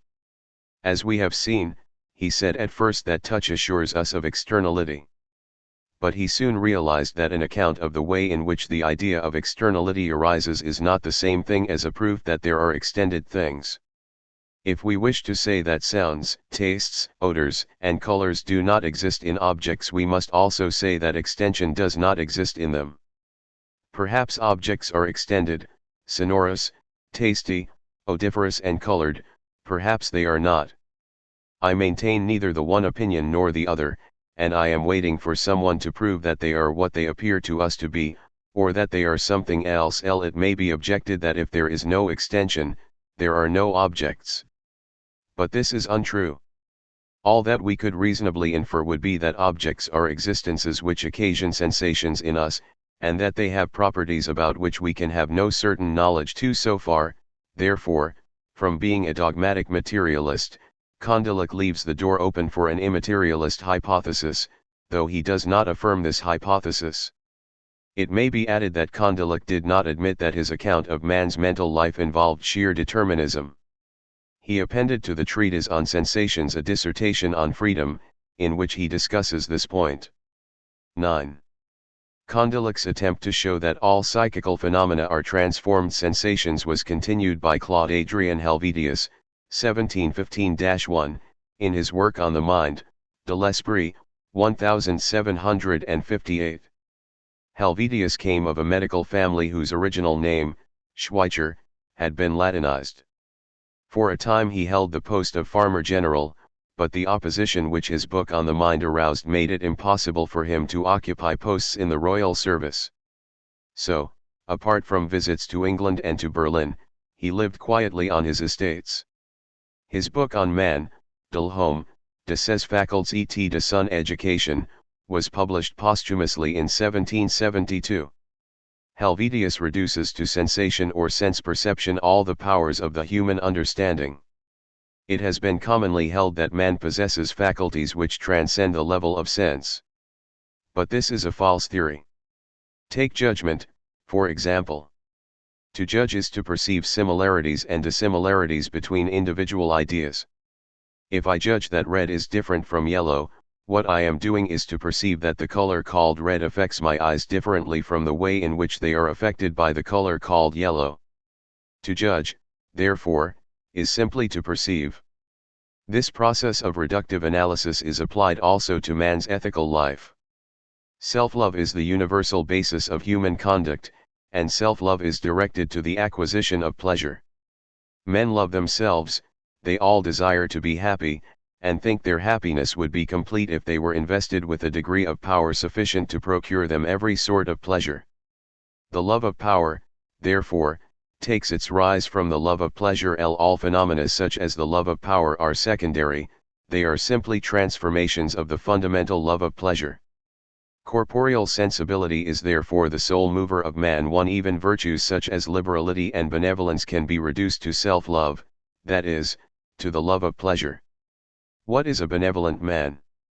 One in whom a spectacle of misery produces a painful sensation. In the long run, the benevolent man endeavors to relieve human unhappiness and misery simply because they cause in him painful sensations. On the basis of this crude reductive psychology, Helvetius erects a utilitarian theory of morality. In different societies, men hold different moral opinions and attach different meanings to words such as good and virtue. And it is this fact, namely that different people attach different meanings to the same ethical terms, which causes so much confusion in discussion. Before we indulge in discussions about ethics, we ought, therefore, first to settle the meanings of words. And, the words once defined, a question is resolved almost as soon as proposed. But will not these definitions be arbitrary? Not, says Helvetius, if the work is performed by a free people. England is perhaps the only country in Europe from which the universe can expect and obtain this benefaction. 5. If freedom of thought is presupposed, the common sense of mankind will find expression in agreement as to the proper meanings of ethical terms. True virtue is reputed such in all ages and all countries. The name of virtue should be given to such actions only as are useful to the public and conformable to the general interest. Although, therefore, self-interest is the fundamental and universal motive of conduct, public interest or utility is the norm of morality.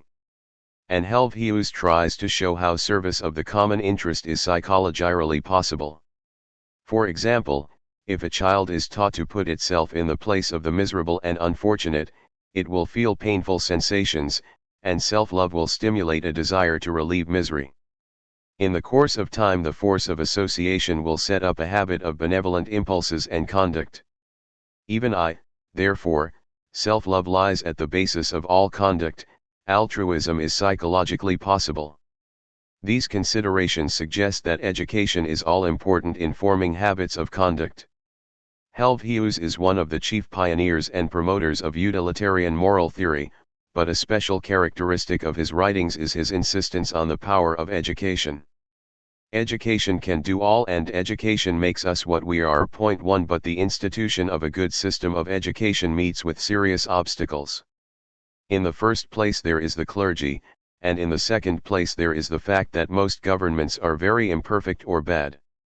We cannot have a good system of education until the power of the clergy has been broken and until a truly good system of government, with a corresponding good system of legislation, has been realized. The first and sole principle of morality is the public good is the supreme law. 3. But few governments conduct themselves according to this law. Yet every important reformation in the moral part of education supposes one in the laws and form of government. In the light of these ideas, Helvetius inveighs against political despotism. Thus, in the preface to his work on man, he speaks of the despotism to which France has been subjected, and adds that it is the characteristic of despotic power to extinguish both genius and virtue. 5. Again, when speaking of the too unequal distribution of the national wealth, he remarks that for men to flatter themselves with this equal distribution among a people subject to arbitrary power is a folly. 8. It is only in a free country that a gradual and more equitable redistribution of the national wealth can take place. We can say, therefore, that Helvetius was much more of a political reformer than was Voltaire. He was much more concerned than the latter with the overthrow of despotism and with the welfare of the people. This is one reason why he can be cited by left-wing writers as one of their predecessors. Helvetius is tireless in attacking not only the clergy, particularly the Catholic priesthood, but also revealed or mysterious religion, which he regards as detrimental to the interests of society. True, when speaking of the accusation of impiety, he protests that he has not denied any Christian dogma. But it is quite evident from his writings that he does not seriously intend to accept anything but a form of natural religion or deism. And the content of this religion is interpreted in function of morality rather than in function of any theological beliefs. The will of God, just and good, is that the children of the earth should be happy and enjoy every pleasure compatible with the public welfare. Such is the true worship, that which philosophy should reveal to the world. 1. Again, morality founded on true principles is the only true natural religion. It can hardly be claimed that Helvetius was a profound philosopher. His reduction of all psychical functions to sensation is crude, and in ethics he gives no thorough analysis or defense of his basic ideas. These shortcomings were evident to some of the other thinkers of the French Enlightenment. Diderot, for example, objected to Helvetius's leveling down tendency and to his explanation of all moral impulses in terms of veiled egotism. Nonetheless, in his reductive analysis, in his insistence on intellectual enlightenment and on the power of education, and in his attacks on church and state, Helvetius represents some important aspects of 18th-century French philosophy, even if it is an exaggeration to speak of him as the typical thinker of the period.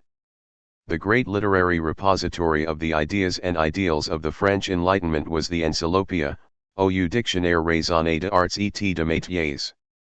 Suggested by a French translation of Chambers' Encyclopedia or Dictionary, the encyclopedia was edited by Diderot and d'Alembert. The first volume was published in 1751, the second in the following year. The government then attempted to stop the work on the ground that it was prejudicial to the royal authority and to religion. However, by 1757 7 volumes had appeared. In 1758 d'Alembert retired from the editorship, and the French government endeavored to prevent the continuation of the project. But Diderot was eventually permitted to proceed with the printing, provided that no further volume was published until the whole work was complete. And in 1765 the final 10 volumes, 8 to 17, appeared, together with the fourth volume of plates, the first of which had been published in 1762. Subsequently other volumes of plates appeared, while a supplement in 5 volumes and indices in 2 volumes were printed at Amsterdam. The complete first edition of the encyclopedia, 1751-80, consisted of 35 volumes. There were several foreign editions. Quite apart from any controversy concerning the views expressed in the articles, the encyclopedia, as its editors freely acknowledged, left much to be desired. The articles varied greatly in standard and merit, and editorial supervision and coordination were lacking. In other words, we cannot expect to find in this work the conciseness, the concentration on clear and precise factual information, the systematic coordination and arrangement which are to be found in modern encyclopedias. But in spite of all its defects, the encyclopedia was a work of great importance. For its aim was not only to provide factual information for readers and to serve as a useful work of reference, but also to guide and mold opinion. This is, of course, the reason why its publication aroused so much opposition. For it was the enemy both of the Church and of the existing political system. A certain amount of prudence was, indeed, observed in the writing of the articles, but the general attitude of the collaborators was perfectly clear. It was a large-scale manifesto by freethinkers and rationalists, and its importance consists in its ideological aspect rather than in any permanent value as an encyclopedia in the modern sense of the term. Diderot and D'Alembert obtained collaborators who were of one mind when there was question, for example, of attacking the Church and revealed religion, but who differed considerably among themselves in other respects. Thus some articles were contributed by Voltaire, the deist, though when he thought that prudence rendered such conduct advisable, he did not hesitate to state, quite falsely, that he had had no connection with the encyclopedia. Another contributor, however, was the outspoken materialist D. Holbach, while the association of Helvetius with the work did nothing to commend it to the ecclesiastical authorities. The contributors included also Montesquieu and the economist Turgot. D. Holbach will be considered in the section on materialism, while the ideas of Turgot will be discussed at the end of this chapter. In the present section I propose to confine myself to Diderot and D'Alembert. I, Denis Diderot, 1713–84, was, like Voltaire, a pupil of the Jesuit College of Louis I. Grand. Again, like Voltaire, he came under the influence of English thought, and he translated several English works into French. Among them was the essay Sur une émérite et la vertu, I-74s, in which he added notes of his own to his translation of Shaftesbury's inquiry concerning virtue and merit. And, as we have already seen, the idea of the encyclopedia, his life's work, was suggested to him by Chambers' Encyclopedia. In 1746 he published Pensées philosophiques at The Hague, and in I-749, at London, his Lettres sur les aveugles et usages de ceux qui voyent. The views to which he gave expression earned him a few months' imprisonment at Vincennes, after which he devoted himself to the task of producing the encyclopedia. In I-7s4 there appeared at London his Pensées sur l'interprétation de la nature. A number of essays, such as the Entretien entre D'Alembert et Diderot and L'Er8ve de D'Alembert, were not published during his lifetime. Diderot was by no means a rich man, and at one time he was in very difficult financial straits. But the Empress Catherine of Russia came to his assistance, and in 1773 he went to St. Petersburg, where he passed some months, partaking in frequent philosophical discussions with his benefactress. He was a noted conversationalist. Diderot had no fixed system of philosophy. His thought was always on the move. We cannot say, for example, that he was a deist, an atheist, or a pantheist, for his position changed. At the time when he wrote the Pensées philosophiques he was, indeed, a deist, and in the following year, 1747, he wrote an essay on the sufficiency of natural religion, though it was not published until I-770. The historical religions, such as Judaism and Christianity, are mutually exclusive and intolerant. They are the creation of superstition. They began at certain periods in history, and they will all perish. But the historical religions all presuppose natural religion, which alone has always existed, which unites rather than separates men from one another, and which rests on the testimony which God has inscribed within us rather than on testimony provided by superstitious human beings. At a later stage of his development, however, Diderot abandoned deism for atheism and called on men to free themselves from the yoke of religion. Deism had cut off a dozen heads from the hydra of religion, but from the one head which it had spared all the others would grow again. The only remedy is to make a clean sweep of all superstition. Yet Diderot later proposed a form of naturalistic pantheism. All parts of nature ultimately form one individual, the whole, or all. Similarly, the fluid character of his thought makes it impossible to state simply and unequivocally that Diderot was or was not a materialist. In his article on Locke in the Encyclopedia he referred to the English philosopher's suggestion that it might not be impossible for God to confer on matter the capacity for thinking, and he evidently considered that thought developed out of sensibility. In the Entretien entre D'Alembert et Diderot, written in I-769, he gave clearer expression to a materialistic interpretation of man. Men and animals are really of the same nature, though their organizations differ. Differences in cognitive power and intelligence are simply the results of different physical organizations. And similar ideas appear in the Reveda d'Alembert, where it is implied that all psychological phenomena are reducible to physiological bases, and that the sense of freedom is illusory. Diderot was certainly influenced by Condillac's theory of the role of sensation in man's psychical life, but he came to criticize Condillac's sensationalism on the ground that the latter's analysis did not go far enough. We have to look beyond sensation to its physiological basis. And it is significant that Diderot assisted d'Holbach in the composition of his Système de la Nature, 1770, which was an outspoken exposition of materialism, even if the influence of d'Holbach on the development of his thought should not be exaggerated. At the same time, we can find in Diderot a tendency to panpsychism. He had a considerable admiration for Leibniz, whom he praised in the Encyclopedia. And we find him later attributing perception to atoms, which correspond to Leibniz's monads. In certain combinations, these atoms constitute animal organisms in which consciousness arises on the basis of the continuum formed by the atoms.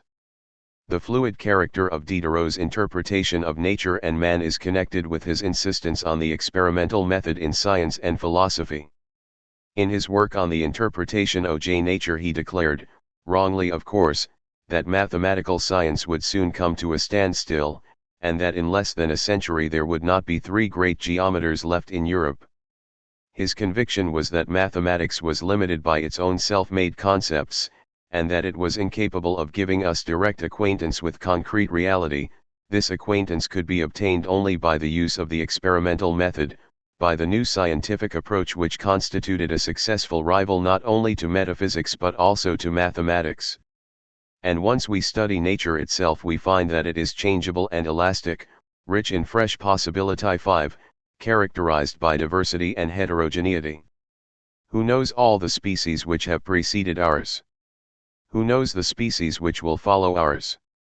Everything changes, no 2 atoms or molecules are perfectly alike, only the infinite whole is permanent. The order of nature is not something static, but it is being perpetually born anew. We cannot, therefore, give any permanent interpretation of nature in terms of our conceptual schemes and classifications. And one of the prime needs of thought is that it should keep itself open to new points of view and to new aspects of empirical reality. Some historians have emphasized the discrepancy between the materialistic elements in Diderot's thought and his ethical idealism. On the one hand, his materialism does away with freedom and seems to make repentance and remorse pointless and useless. On the other hand, he reproached himself with having written his early erotic romance, Bijou Indiscrets, and he upheld the ideals of self-sacrifice, benevolence and humanity. He had no sympathy with those materialists who united the profession of materialism and atheism with low moral ideals, and he objected to Helvetius's attempt to explain all moral impulses and ideals in terms of veiled egotism. Indeed, he asserted the existence of immutable laws of natural morality. And, as an art critic, he extolled the free, creative activity of the artist. However, even though we may agree with Rosenkranz, in his work on Diderot, that there is an inconsistency between the philosopher's materialism and his ethics, Diderot himself did not see any inconsistency. In his opinion, there was no essential relation between ethical ideals and a belief in a spiritual soul in man. The derivation of thought from more rudimentary psychical activities does not entail the denial of high moral ideals. Thus, in his article on Locke in the Encyclopedia, to which we alluded above, he asks what difference it makes whether matter does or does not think. How can it possibly affect the idea of justice or injustice? No evil moral consequences follow from the theory that thought emerges or evolves from sensibility. For man remains precisely what he is, and he is judged according to the good or evil purposes to which he devotes his powers, not according to whether thought is an original creation or an emergent from sensibility. In modern terms, Diderot, who anticipated the evolutionary theory of Lamarck, is saying that the hypothesis of evolution does not affect the validity of man's moral ideals. To some extent, Diderot formed his ethical ideas under the influence of Shaftesbury's writings. But these ideas were not precisely fixed, except in the sense that he always upheld ideals of benevolence and humanity. He began at least by maintaining a rationalist idea of immutable moral laws. But he found the basis of these laws in man's nature, that is to say, in the organic unity of man's impulses, passions, and appetites, rather than in a priori commands of the reason. And he was hostile to the ascetic ideal as being contrary to nature. In other words, even if Diderot continued to uphold the idea of a natural law, he came to lay emphasis on its empirical basis and on its pragmatic effectiveness, when contrasted with the theological ethic, in promoting the common welfare. 2. Jean I. Rond d'Alembert, I7-83, was born out of wedlock and was abandoned by his parents. He owed his name Jean I. Rond or Le Rond to the fact that he was found near the church of Jean I. Rond at Paris. The surname was added later by himself. He was cared for by the wife of a glazier named Rousseau, but his real father, a certain Chevalier d'Estouches, settled an annuity on him, and he was thus enabled to study. In 1738 d'Alembert was admitted as an advocate, but he did not practice as such. He then turned to medicine, but in a very short time he decided to give himself entirely to mathematics. He presented several papers, including his Me Moyje sur ie calcul integral, 1739, to the Academy of Sciences, and in 1741 he was made a member of this academy. His work in mathematics and science was of considerable importance. In 1741 he published his memoir sur ie refraction de corps solids, and in 1743 his Traité de dynamique. In this treatise on dynamics he developed what is still known as d'Alembert's principle, and in 1744 he applied it in his Traité de l'équilibre et du mouvement de fluids. Subsequently he discovered the calculus of partial differences and applied it in his Réflexions sur la cause générale de vents, 1747, which was crowned by the Prussian Academy. Among other writings we may mention his Essai d'une nouvelle TM01 ie sur la résistance de fluids, 1752, and his Recherches sur différents points imp 01 temps du système du monde, 1754-6. As we have seen, d'Alembert was associated with Diderot in editing the encyclopedia, and he was the author of the Discours préliminaires. He also wrote a number of articles, chiefly, though not exclusively, on mathematical topics. But in 1758 he withdrew from collaboration in the work, wearied with opposition and the hazards of publication. In 1752 he had published Mélanges de littérature, d'histoire et de philosophie, and in 1759 there appeared his Essai sur les éléments de philosophie. In 1763 he visited Berlin, but he refused Frederick the Great's offer of the presidency of the Academy, just as in the previous year he had refused the invitation of Catherine of Russia to become tutor to her son on very generous terms. D'Alembert was a friend of David Hume, who held him in high esteem for his moral character and abilities and left him a legacy of £200 in his will. Being primarily a mathematician and scientist, D'Alembert was less exposed than other encyclopedists to suspicion and attack, and in 1755 he had been made a member of the Institute of Bologna on the recommendation of Pope Benedict XIV. In his preliminary discourse in the Encyclopedia d'Alembert, declared that Locke was the creator of scientific philosophy, occupying a position which corresponded to that of Newton in physics. And in the Elements of Philosophy he asserted that the 18th century was the century of philosophy in a special sense. Natural philosophy had been revolutionized, and nearly all other fields of knowledge had made progress and assumed new forms. From the principles of the secular sciences to the foundations of religious revelation, from metaphysics to matters of taste, from music to morals, from the scholastic disputes of theologians to matters of trade, from the laws of princes to those of peoples, from natural law to the arbitrary laws of nations, everything has been discussed and analyzed, or at least mentioned. The fruit or consequence of this general effervescence of minds has been to cast new light on some things and new shadows on others, just as the effect of the ebb and flow of the tides is to leave some things on the shore and to wash others away. This does not mean that for D'Alembert intellectual progress consists simply, or even primarily, in the mere accumulation of new facts. In a manner reminiscent of Descartes, he maintains that all the sciences put together are the unfolding of the human intelligence. And he stresses the function of unification. He assumes that the system of phenomena is homogeneous and uniform, and the aim of scientific knowledge is to show the unity and coherence of the system in the light of the principles which it exemplifies. But this point has to be rightly understood. D'Alembert is not concerned with metaphysical principles. Nor is he concerned with ascertaining the essences of things in a metaphysical sense. Metaphysical theories and speculations lead us into antinomies and result in scepticism. They are not a source of knowledge. We cannot know the why and wherefore of things. We cannot even know that there is an external world. True, we inevitably act on the assumption that there is such a world, but this is a matter of instinct rather than of theoretical knowledge. And it is in no way required for the purpose of scientific philosophy that we should solve problems of this sort.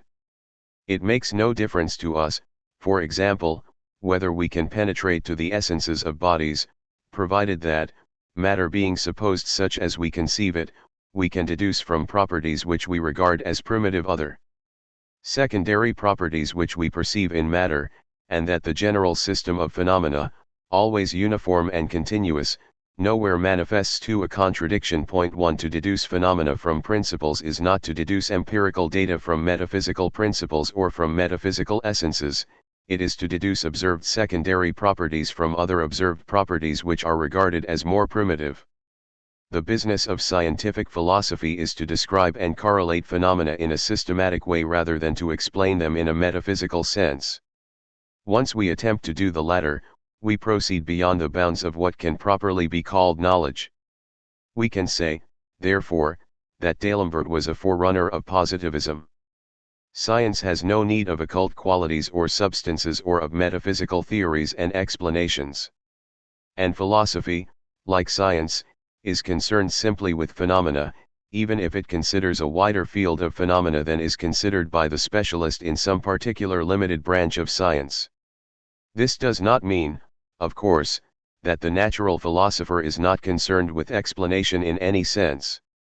On the basis of sense experience he forms clear definitions, and he can deduce verifiable conclusions, but he cannot go beyond the range of phenomena or the empirically verifiable unless he wishes to enter a sphere where no sure knowledge is attainable. Metaphysics must either become a science of facts or remain the field of illusions. The study of the history of opinions shows us how men developed merely probable theories and how in some cases probability became, so to speak, truth, when it had been verified by patient investigation. So too the study of the history of the sciences suggests points of view for further investigation and theories which must be empirically tested. In D'Alembert's moral theory we can see the same concern to separate ethics from theology and metaphysics which was commonly shared by the philosophers of the period. Morality is the consciousness of our duty towards our fellow men. And the principles of morality all converge towards the same end, namely to showing us the intimate connection between our true interest and the performance of our social duty. The task of the moral philosopher is thus to make clear to man his place in society and his duty of employing his powers for the common welfare and happiness. 1 Eutphiatis 3 Philosophy. In the 1759 edition of M. Lange's Deliuetui, D. Hisloid, 3 Philosophy, 4, p. 59. 2. 47 We cannot legitimately call D'Alembert a materialist. For he abstained from pronouncements about the ultimate nature of things and mistrusted the dogmatic materialists and mechanists. Apart from his importance as a mathematician, the salient feature of his thought is probably his insistence on positivist methodology. Like Diderot, he thought that progress could pretty well be taken for granted, in the sense that intellectual enlightenment would bring with it social and moral progress.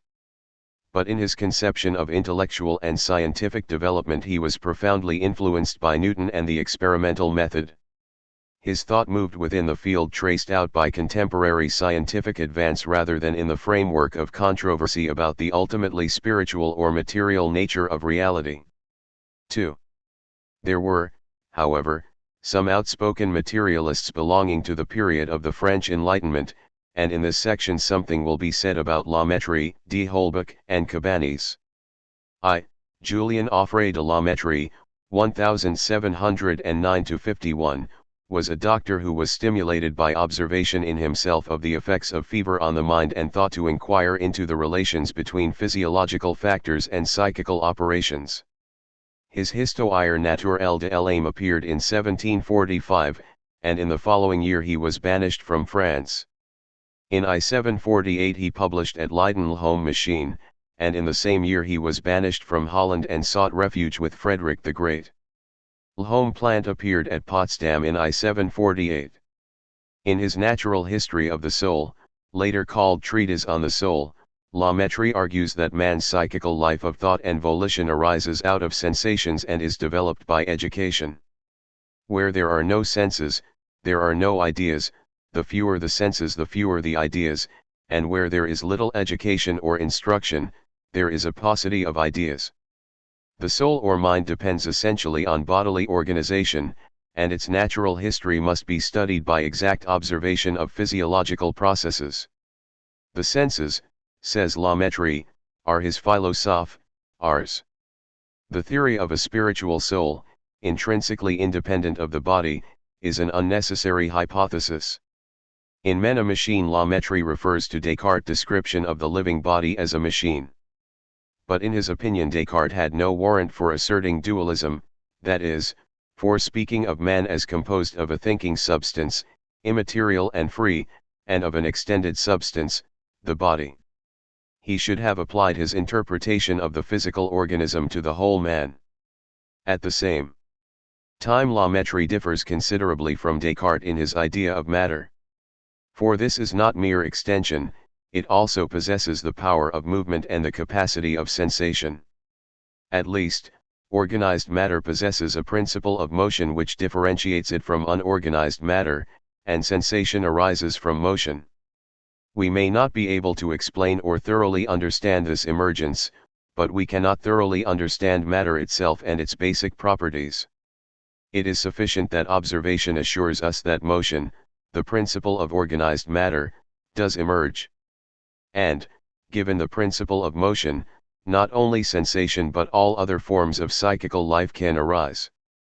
In fine, all forms of life depend ultimately on different forms of physical organization.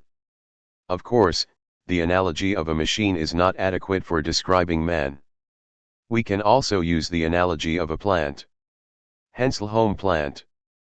But this does not mean that there are radically different levels in nature. We find differences of degree rather than of kind. In matters of religion La Mettrie professed a complete agnosticism. But he was popularly regarded as an atheist. And, indeed, he tried to improve upon Bell's assertion that a state composed of atheists is possible by adding that it is not only possible but also desirable. In other words, religion is not only quite independent of morality but also inimical to it. As for La Mettrie's ethical ideas, their nature is sufficiently indicated by the title of his work, The Art of Enjoyment or the School of Pleasure. 1. He did not possess the moral idealism of Diderot. Incidentally, this work was but one of a number of treatises published in the 18th century which represented the views of the circle of so-called libertines, though the views expressed ranged from the emphasis on sense pleasure, which was characteristic of La Mettrie, to more refined and intellectualized programs for enjoyment. 2. La Mettrie's writings exercised a considerable influence, but the chief statement of a materialist position was the Système de la Nature 014 de l'Ois du monde physique et du monde moral, 1770, by the Baron Paul von Holbach, 1723-89. Born in Germany, he resided at Paris and is generally known as D. Holbach. His house at Paris was a meeting place for les philosophes, where they were entertained with lavish hospitality by the Baron and his wife who, incidentally, had no sympathy with her husband's philosophy. Hume, while at Paris, took part in these gatherings, though he did not care for d'Holbach's dogmatic atheism. He expressed his attachment to the Baron, but among the members of the circle he preferred d'Alembert. Horsey Alpole, however, who had no lve for philosophers, remarks 10 his letters 1 that he had left off going to d'Holbach's dinners and that nonsense for nonsense, I like the Jesuits better than the philosophers. According to d'Holbach, Descartes was wrong in thinking that matter is inert of itself, so that motion has to be added from outside, as it were. Motion flows necessarily from the essence of matter, that is, from the nature of the atoms of which things are ultimately composed. Descartes was also wrong in thinking that matter is all of a piece, all of the same kind. Leibniz's principle of indiscernibles contains much more truth than the Cartesian notion of the homogeneity of matter. And there are different kinds of movement, each thing having its laws of motion which are inevitably obeyed. Things as we know them empirically consist of different organizations of atoms, and their behaviors differ according to their several structures. Everywhere we find the phenomena of attraction and repulsion, but in the human sphere these take the form of love and hate. Further, each thing strives to preserve itself in being. And man too is impelled by self-love or self-interest. But this should not be taken as excluding a concern for the welfare of society. For man is a social being, and rational concern for one's own satisfaction and welfare goes hand in hand with concern for the general welfare. D'Holbach was a thoroughgoing materialist and determinist, but he did not intend to advocate a life of selfishness. As a man, he was known to have a humane and benevolent character.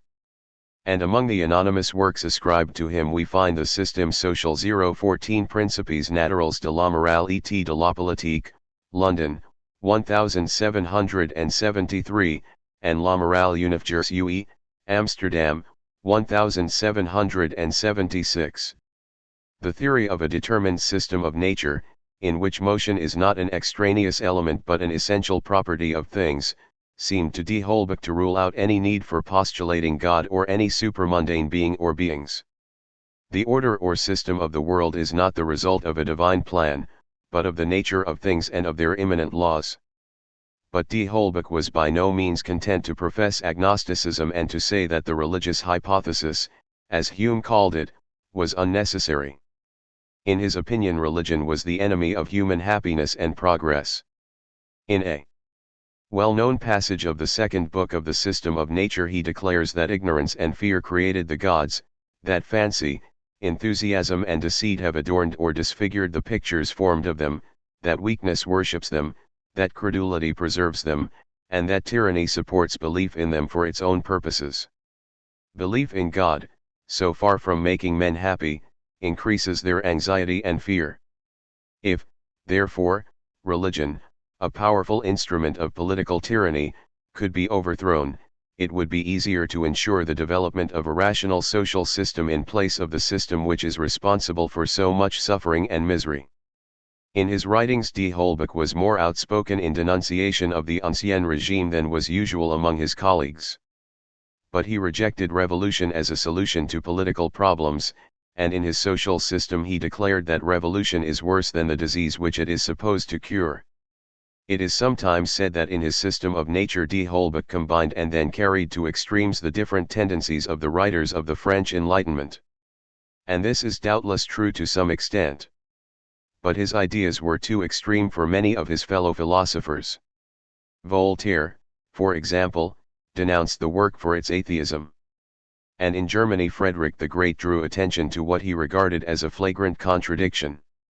According to d'Holbach, human beings are as much subject to determinism as are other things. Yet he does not hesitate to denounce priests and governments in passionate terms and to demand a new social order, though this way of speaking makes no sense unless men are free and can reasonably be praised or blamed for their actions. Finally, there is an often quoted estimate of d'Holbach's work from a very different quarter. In Wahrheit und Dichtung, Book 11, Goethe speaks of his studies at Strasbourg and remarks that out of curiosity he and his friends had a look at the system of nature. We could not conceive how such a book could be dangerous. It appeared to us so grey, so Cimmerian, so corpse-like that we had difficulty in enduring its presence and shuddered before it as before a spectre. To Goethe, die Holbeck's work seemed to deprive nature and life of all that is precious. 3.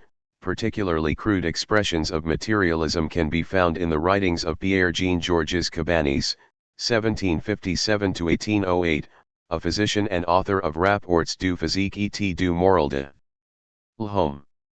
He summed up his view of man in the words les nerfs fjoiled tant l'homme and declared that the brain secretes thought as the liver secretes bile. In this case, one would have thought, there are simply different sets of secretions, and it is somewhat difficult to decide which possesses the greater truth value. It would, however, be misleading to suggest that the whole French Enlightenment should be evaluated in the light of the crude assertions made by materialists such as Cabanis. Indeed, we miss the significance of the materialist current of thought itself if we pay attention simply to these crudities. For its importance lies in its programmatic aspect rather than in the dogmatism against which D'Alembert and others protested. That is to say, its long-term importance lies in its aspect as a program for studying the connections between physiological and psychological phenomena rather than in its dogmatic reduction of the latter to the former. Cabanis protested that his concentration on the physiological basis of psychical life should not be taken to imply metaphysical materialism. As regards ultimate causes, he professed agnosticism. But in his view morality must be cut adrift from metaphysical and theological presuppositions and given a firm basis in the scientific study of man. One of his contributions to their study was his insistence on the unity of man's life. It is inappropriate, for example, to speak with Condillac of conferring this or that sense on a statue. The senses are not only interdependent but also intimately connected with other organic functions. 3. Diderot gave it as his opinion that under certain circumstances nothing is more wasteful than preoccupation with method. This is especially true, he said, of natural history in general and of botany in particular. He did not mean, of course, that any science can be profitably studied in a purely haphazard manner. What he meant was that we are simply wasting time if we are preoccupied with discovering some universal method which will be applicable to all the sciences. It is absurd, for example, to suppose that the method applicable in mathematics is applicable also in botany. The form of method and of systematization which is appropriate in the study of botany must be derived from the special character of the subject matter of the science.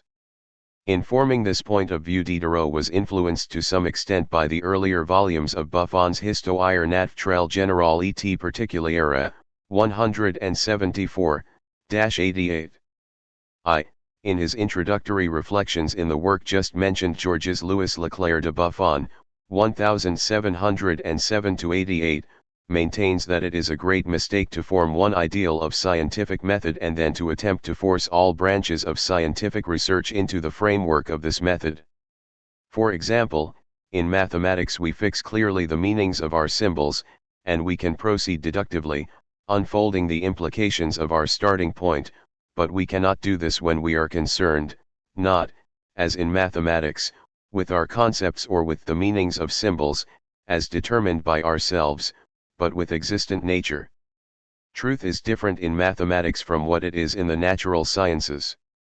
In the latter we must start with observation of phenomena, and only on the basis of observation can we form general conclusions with the aid of analogies. In the end we can see how particular facts are connected together and how universal truths are exemplified in these particular facts. But we cannot employ the deductive method of mathematics. Buffon was the keeper of the royal garden, and it is, indeed, clear that what he says applies with force in the field of botany. Buffon's rejection of any rigid conception of one ideal and universally applicable scientific method was accompanied by a rejection of the notion that organisms fall into sharply defined classes or species which are separated from one another by rigid boundaries or limits. Even Linnaeus, in his botanical studies, went wrong in this respect. For he arbitrarily selected certain characteristics of plants as the key to classification, whereas we cannot understand nature in this way. In nature there is continuity, there are gradual transitions and not rigidly fixed types. In other words, Buffon substituted for the idea of a hierarchy of sharply delimited classes the idea of a series or chain of classes in each of which the members are grasped according to observed kinship. He did not reject the whole notion of classes or species. But the species is a group of members which are more alike to one another, in virtue of observed characteristics, than they are to other things. It is a mistake to suppose that our classifications express the apprehension of fixed essences. We can say, if we like, that Buffon understood classification in terms of what Locke called the nominal essence. But his great point is that we must follow nature as observed and keep our class concepts elastic instead of constructing a fixed conceptual scheme and forcing nature to fit it. If we were concerned merely with our ideas or definitions and their implications, the latter procedure would be apposite. But in botany, for example, we are concerned with knowing reality, not with an ideal system akin to that of mathematics. It is probably true to say that Buffon's views helped in some way to prepare the way for the theory of evolution. All the same, one is not entitled to conclude from his idea of the series or chain of species that he himself maintained this theory. He thought, indeed, of the several types of organisms being brought into existence in a continuous series as external conditions rendered survival possible. But he did not say that one species undergoes a process of transformation into another. He thought rather of a kind of ideal archetype of the living thing, representing the unity of the divine plan, which can take an indefinite number of possible concrete faunas. And even though these concrete types are not fixed and rigid, the creation of each is a special act. 2. The idea of a series is represented also in the writings of Jean-Baptiste Robinet, 1735–1820. For him nature is faced with the problem of realizing in the most perfect manner possible the three vital functions of nutrition, growth, and reproduction, functions which are found in some sense in all matter. Nature's solution to this problem is found in man, who is, therefore, the culmination of the series as far as the material world is concerned. But we can envisage a gradual liberation of activity, which is an essential note of a substance, from matter and from dependence on material organs. And this conception leads us to the idea of pure intelligence. 3. There are, however, considerable difficulties in the theory of a purely linear series. And we find Charles Bonnet, 1702 ch. 3, suggesting that nature may produce different main lines in the series, which themselves produce subordinate lines. With the German naturalist and traveler, Peter Simon Pallas, I-74 118-2. We find the analogy of a tree with different branches. For the matter of that, we find with Buffon himself the analogy of a network. 4. The Jesuit, Roger Joseph Boscovich, 1702–87, obviously cannot be accounted one of the philosophers of the Enlightenment, if one means by the Enlightenment a movement of thought opposed to all supernatural religion. But the term should not be used simply in this restricted sense. True, we are dealing now with the French Enlightenment, and Boscovich, who was born at Ragusa, was not a Frenchman. But for 10 years, 1773–83, he acted as director of optics for the Marine at Paris, and in any case, this is the most convenient place to make a few remarks about him.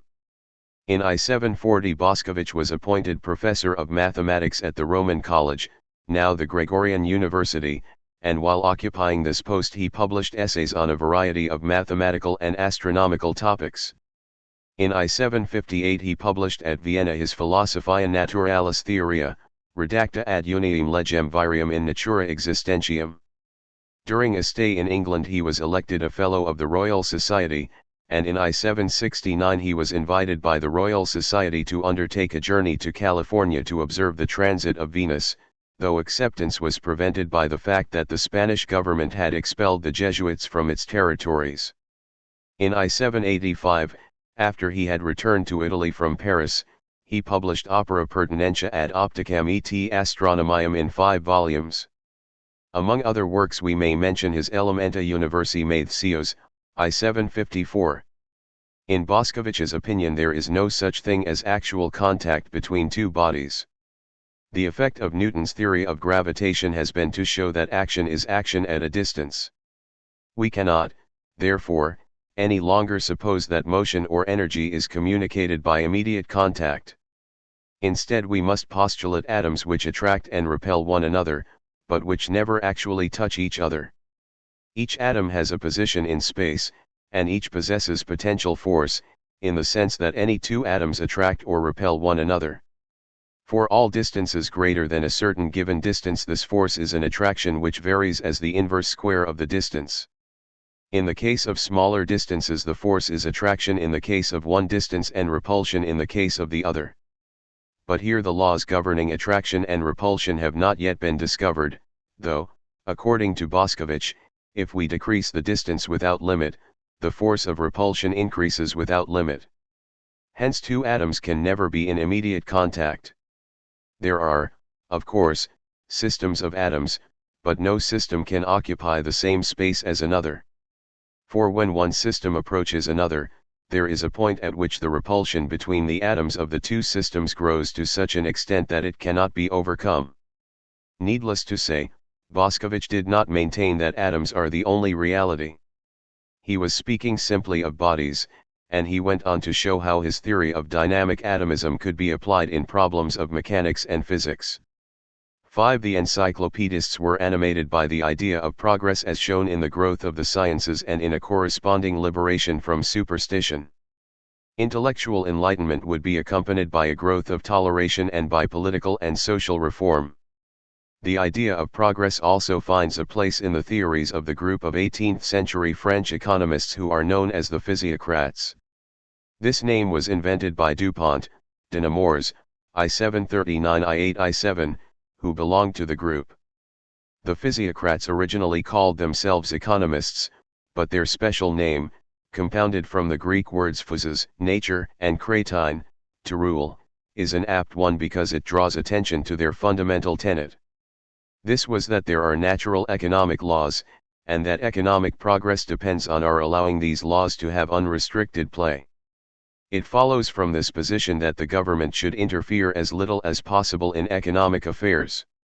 Society is founded on a contract whereby the individual submits to the limitation of his natural freedom in so far as its exercise is incompatible with the rights of other people. And government should limit itself to securing the fulfillment of the contract. If it tries to interfere in the field of economics, by restricting competition, for example, or by maintaining privileges and monopolies, it is trying to interfere with the operation of natural law. And no good can come from such interference, nature knows best. This does not mean that the physiocrats were enthusiastic democrats, in the sense that they were zealous promoters of the idea of popular rule. On the contrary, they tended to look to enlightened autocracy as a means of implementing their policy. The doctrines of non-interference and laissez-faire lent themselves, indeed, to use in a revolutionary sense as part of a general demand for freedom, and they came in fact to be so used. But neither Quesnay nor Turgot, for instance, can be called an advocate of revolution or of the substitution of popular for monarchic rule. Francois Quesnay, I-694 I-774, studied medicine and surgery and became physician to Louis XV. But he devoted himself while at court to the study of economics, and it was round him and Jean de Gournay, I-7 I-2-59, that the group of physiocrats centered. Quesnay wrote some articles on economic matters for the Encyclopedia. He also published, among other writings, Maximes générales de gouvernement économique pour aider un royaume agricole. And, in the same year, a tableau économique avec son explication, au extrait de économies royales de Sully. According to Quesnay, national wealth is dependent on agricultural productiveness. Those labors alone are truly productive which increase the quantity of raw materials. And national wealth depends on the excess of these products over the cost of producing them. Manufacture and commerce merely give new forms to the wealth produced. Raw materials include, for instance, metals, and transfer wealth from one hand to another. They are therefore sterile, not productive, though to say this is not to say that they are not useful. The interest of the landowner and of society are, therefore, 1. The greater the agricultural production, the greater the national wealth. Or, as Quesnay put it, poor peasants, a poor kingdom, a poor kingdom, a poor king. The increase of the net product, therefore, should be the aim of the practical economist. Trade distributes wealth, but the trading and manufacturing classes make their gains at the expense of the nation, and the common good requires that this expense should be reduced as much as possible. The revenues of the state depend on the net product of agricultural labor, and they should be derived from a land tax. This peculiar emphasis on agricultural production at the expense of industry and commerce was not shared by all the physiocrats, but it was characteristic of some prominent members of the group. Adam Smith, who made the acquaintance of Quesnay during his visit to Paris in 1764, had a high opinion of him, but though he was influenced to some extent by the physiocrats, he did not agree with the description of industry and commerce as sterile. 2. And Robert Jacques Turgot, Baron de Laune, 1727–81, first studied for the priesthood but abandoned these studies before ordination and subsequently occupied various parliamentary and administrative posts. A friend of Voltaire, he also became acquainted with Quesnay, Gournay, Dupont de Nemours and other economists of the physiocratic school. Besides concerning himself with practical economic reforms, he wrote a number of essays and articles, some for the Encyclopedia. In 1770 he wrote his Lettres sur la libre du commerce de grains, and in 1776 he published as a separate book his Réjections sur la formation et la distribution de richesses, which had first appeared in a journal in 1769–70. In 1774 he was appointed Minister of Marine and shortly afterwards Controller General.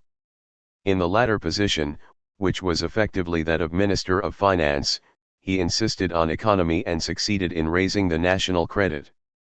At first he enjoyed the support of the king, but his plans for the abolition of privilege, the subjection of all classes to taxation and freedom of trade in corn won for him many enemies, while his schemes for an educational system and for poor relief proved too much for the king. In the end he was forced to resign in 1776. For the rest of his life he gave himself to his studies. As an economist, Turgot shared Quesnay's ideas about land as the only source of wealth and about complete freedom in industry and commerce. But he was much more than an economist. For example, in his article on existence in the Encyclopedia he developed a positivist interpretation. The given is a multiplicity of phenomena, the mutual relations of which are constantly changing. Yet in certain groups there are relatively persistent relations of coordination. One of these groups is what we call the self or ego, a particular group of perceptions related to perceptions or feelings of pleasure and pain. To affirm the existence of the external world is to affirm that other groups of phenomena, either immediately given or postulated, stand to the self in spatial or causal relations. Existence thus means for us existence as a subject or for a subject in the system of spatial and causal relations. The question what existence is in itself or what existent things are apart from the system of spatio-temporal and causal relations, is not a question which we are competent to answer. In other words, we cannot solve metaphysical problems. Science is concerned with the description of phenomena, not with ultimate questions. Turgot is of importance in the development of a positivist interpretation of history. In human as distinct from animal history there is progress, in the sense that the intellectual achievements of one generation are taken over by, widened and surpassed by, the next. In each cultural period we can, indeed, find a certain recurring pattern. But by and large the intellectual advance of the human race passes through three main phases: the religious, the philosophical or metaphysical, and the scientific. In this third phase the mathematical and natural sciences triumph over speculative metaphysics and lay the foundation for further scientific advance and for new forms of social and economic life.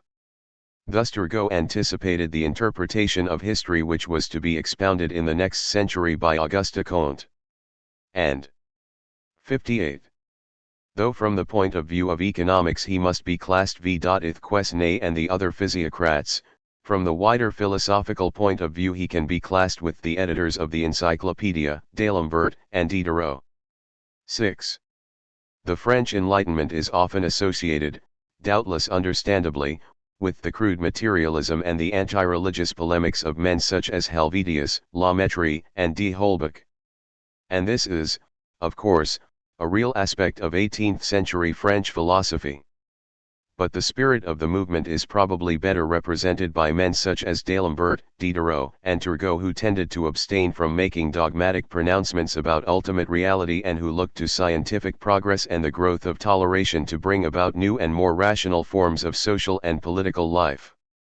18th-century French philosophy doubtless helped to prepare the way for the revolution, but the philosophers themselves aimed, not at bloody revolution, but rather at the spread of knowledge and through the diffusion of knowledge at social reform. I do not mean to imply that the philosophical outlook of les philosophes was adequate or that I agree with their anti-metaphysical point of view. At the same time, it is a mistake to regard them simply in the light of the dogmatic materialism of certain writers. As has been already indicated, to do this is to overlook the programmatic aspect of their work, the program of extending the sphere of empirically verified knowledge as far as it will go. Crudities apart, they look forward, for instance, to the growth of empirical psychology and biology, to the development of sociological studies, and to the rise of political economy. In the next century, the idealists felt the need for reconciling and synthesizing the religious, metaphysical, and scientific outlooks. But this ideal presupposed, of course, the presence of the scientific and positivist outlook, and in helping to produce it the 18th-century philosophers were of considerable importance. As the idealists of the 19th century saw, the scientific outlook did not call for negation but rather for modification by incorporation in a wider synthesis. Whether they succeeded in providing the synthesis, is, of course, another question.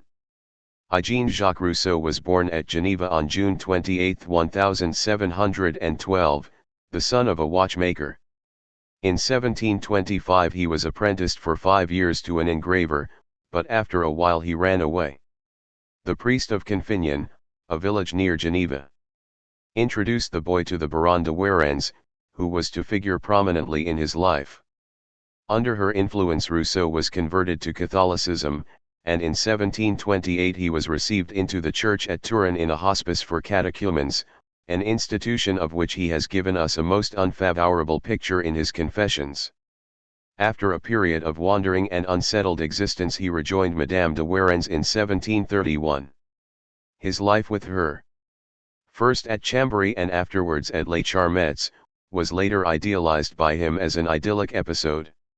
It was in this period that he endeavored by reading to make up for the deficiencies of his earlier unsystematic education. From 1738 to 1740 Rousseau acted as tutor to the children of A.M. de Mably, and while occupying this post he made the acquaintance of Condillac. In 1742 he went to Paris, only to proceed to Venice in 1743 as secretary to the new French ambassador, the Comte de Montaigu. The two men did not get on well together, and in the following year Rousseau, dismissed for insolence, returned to Paris. In 1745 he met Voltaire for the first time, and in 1749 Diderot invited him to write the articles on music for the Encyclopedia. He was also introduced to d'Holbach's salon. In the same year the Academy of Dijon offered a prize for the best essay on the question whether the progress of the arts and sciences had tended to the purification or to the corruption of morality. Rousseau's discourse on the arts and sciences was the prize-winning essay, and it was published in 1750.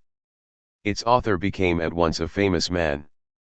But as he had indulged in an attack on civilization and its corrupting effects on man, his views not unnaturally met with strong opposition from ex philosophes, and a battle of words ensued. Rousseau was already well on his way to 59. 60. A decisive break with the d'Holbach circle. However, undaunted by opposition, he decided to compete for another prize offered by the Dijon Academy, this time on the question, What is the origin of inequality among men and whether it is authorized by the natural law? His discourse on the origin and foundation of inequality among men did not obtain the prize, but it was published in 1758. In it we are presented with a picture of natural man or man in the state of nature, that is to say, of man when the trappings and accretions of civilization have been stripped away.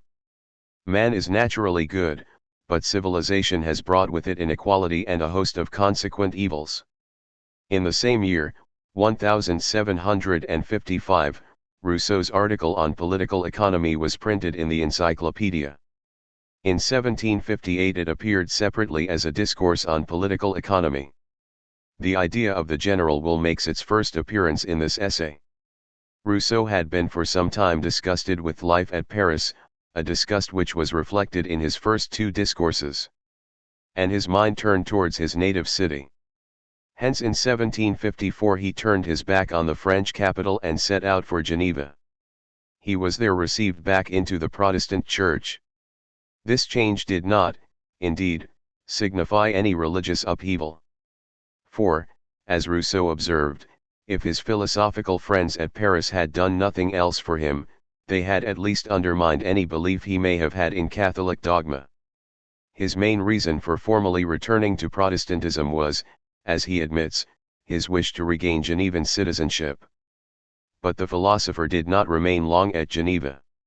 Returning to Paris in October 1754 he sent a copy of his Discourse on Inequality, when it appeared in Th. following year, to Voltaire, who wrote to thank him for your new book against the human race. From 1756 until 1762 Rousseau lived in retirement at Montmorency. This was a period of great literary activity. In 1758 he wrote his Lettre à d'Alembert sur les spectacles relating to the article on Geneva in the Encyclopedia in which d'Alembert had criticized the Genevan prohibition of theatrical performances. The year 1761 saw the publication of La Nouvelle Heloise, Rousseau's novel. And in 1762 there appeared not only his most famous work, The Social Contract, Du Contrat Social, but also Émile, his book on education. By this time Rousseau had already quarreled with Diderot. His decisive break with Les Philosophes found expression in his Lettres Morales, though these were not published until 186 I. As a result of the publication of The Social Contract and Émile in 1762 Rousseau had to take refuge in Switzerland. But the reaction to his works at Geneva was also hostile, and in 1763 he formally renounced his Genevan citizenship. In 1765 he set out for Berlin, but on the way he decided to go to England, and in January 1766 he crossed the Channel with David Hume, who had offered him sanctuary in England. It cannot be said that this visit was altogether successful. By this time Rousseau, always sensitive and suspicious, was suffering from persecution mania, and he became convinced that Hume was in league with his enemies. Hume, not understanding Rousseau's abnormal state of mind, was very angry, especially as he was engaged in procuring a royal pension for his Friardy, and, disregarding any advice to the contrary, he published in London and Paris his account of the affair.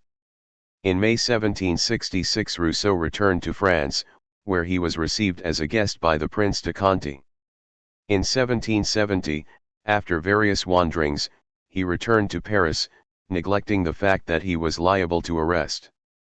But as a matter of fact he was left undisturbed by the police, though he was subjected to a campaign of literary vilification, especially by Grimm and Diderot. In May 1778 he left for Ermenonville, as guest of the Marquis de Girardin, and it was there that he died on July 2. His Confessions and the Reveries du Promeneur Solitaire were published posthumously, 1782-9. The Considerations on the Government of Poland appeared in 1782. The character and life of Rousseau provide ample material for the psychologist. True, some of the troubles were due to physical ill health. He suffered for years from a bladder complaint, and he most probably died of uremia. But from the beginning social adjustment was difficult for him, and though he was capable of deep affection and attachment, he was too sensitive, suspicious, and intolerant to maintain constant friendships. A man much given to self-analysis, he often failed to understand either himself or others. A philosopher, he yet possessed a highly emotional temperament, and he drew attention to the tension between emotion and thought, heart and mind, which oppressed him. Romantic, emotional, possessing a genuine religious feeling yet self-centered and mentally unbalanced, it is in no way surprising that Rousseau broke with les philosophes. D. Holbach warned Hume that he was contemplating warming a viper in his bosom. And Hume later referred to Rousseau as the most singular of all human beings. Though he afterwards acutely remarked that the latter had only felt during the whole course of his life and that in him sensibility had risen to an unexampled pitch. But all this, of course, in no way affects Rousseau's importance in the history of philosophy. 1-2. It is a noble and beautiful spectacle to see man raising himself, so to speak, from nothing by his own exertions. These words form the beginning of the first part of Rousseau's discourse on the arts and sciences. And we would naturally expect to find them followed by a laudatory account of the blessings of civilization. If they had been written by D'Alembert, for example, our expectations would doubtless have been fulfilled. But not so in the case of Rousseau. We are soon told that the mind, as well as the body, has its needs. Those of the body are the basis of society, those of the mind its ornaments. 3. These words can, indeed, be taken in a quite innocuous sense, even if they seem to imply that the fulfillment of all non-physical needs is no more than an unessential ornament of society.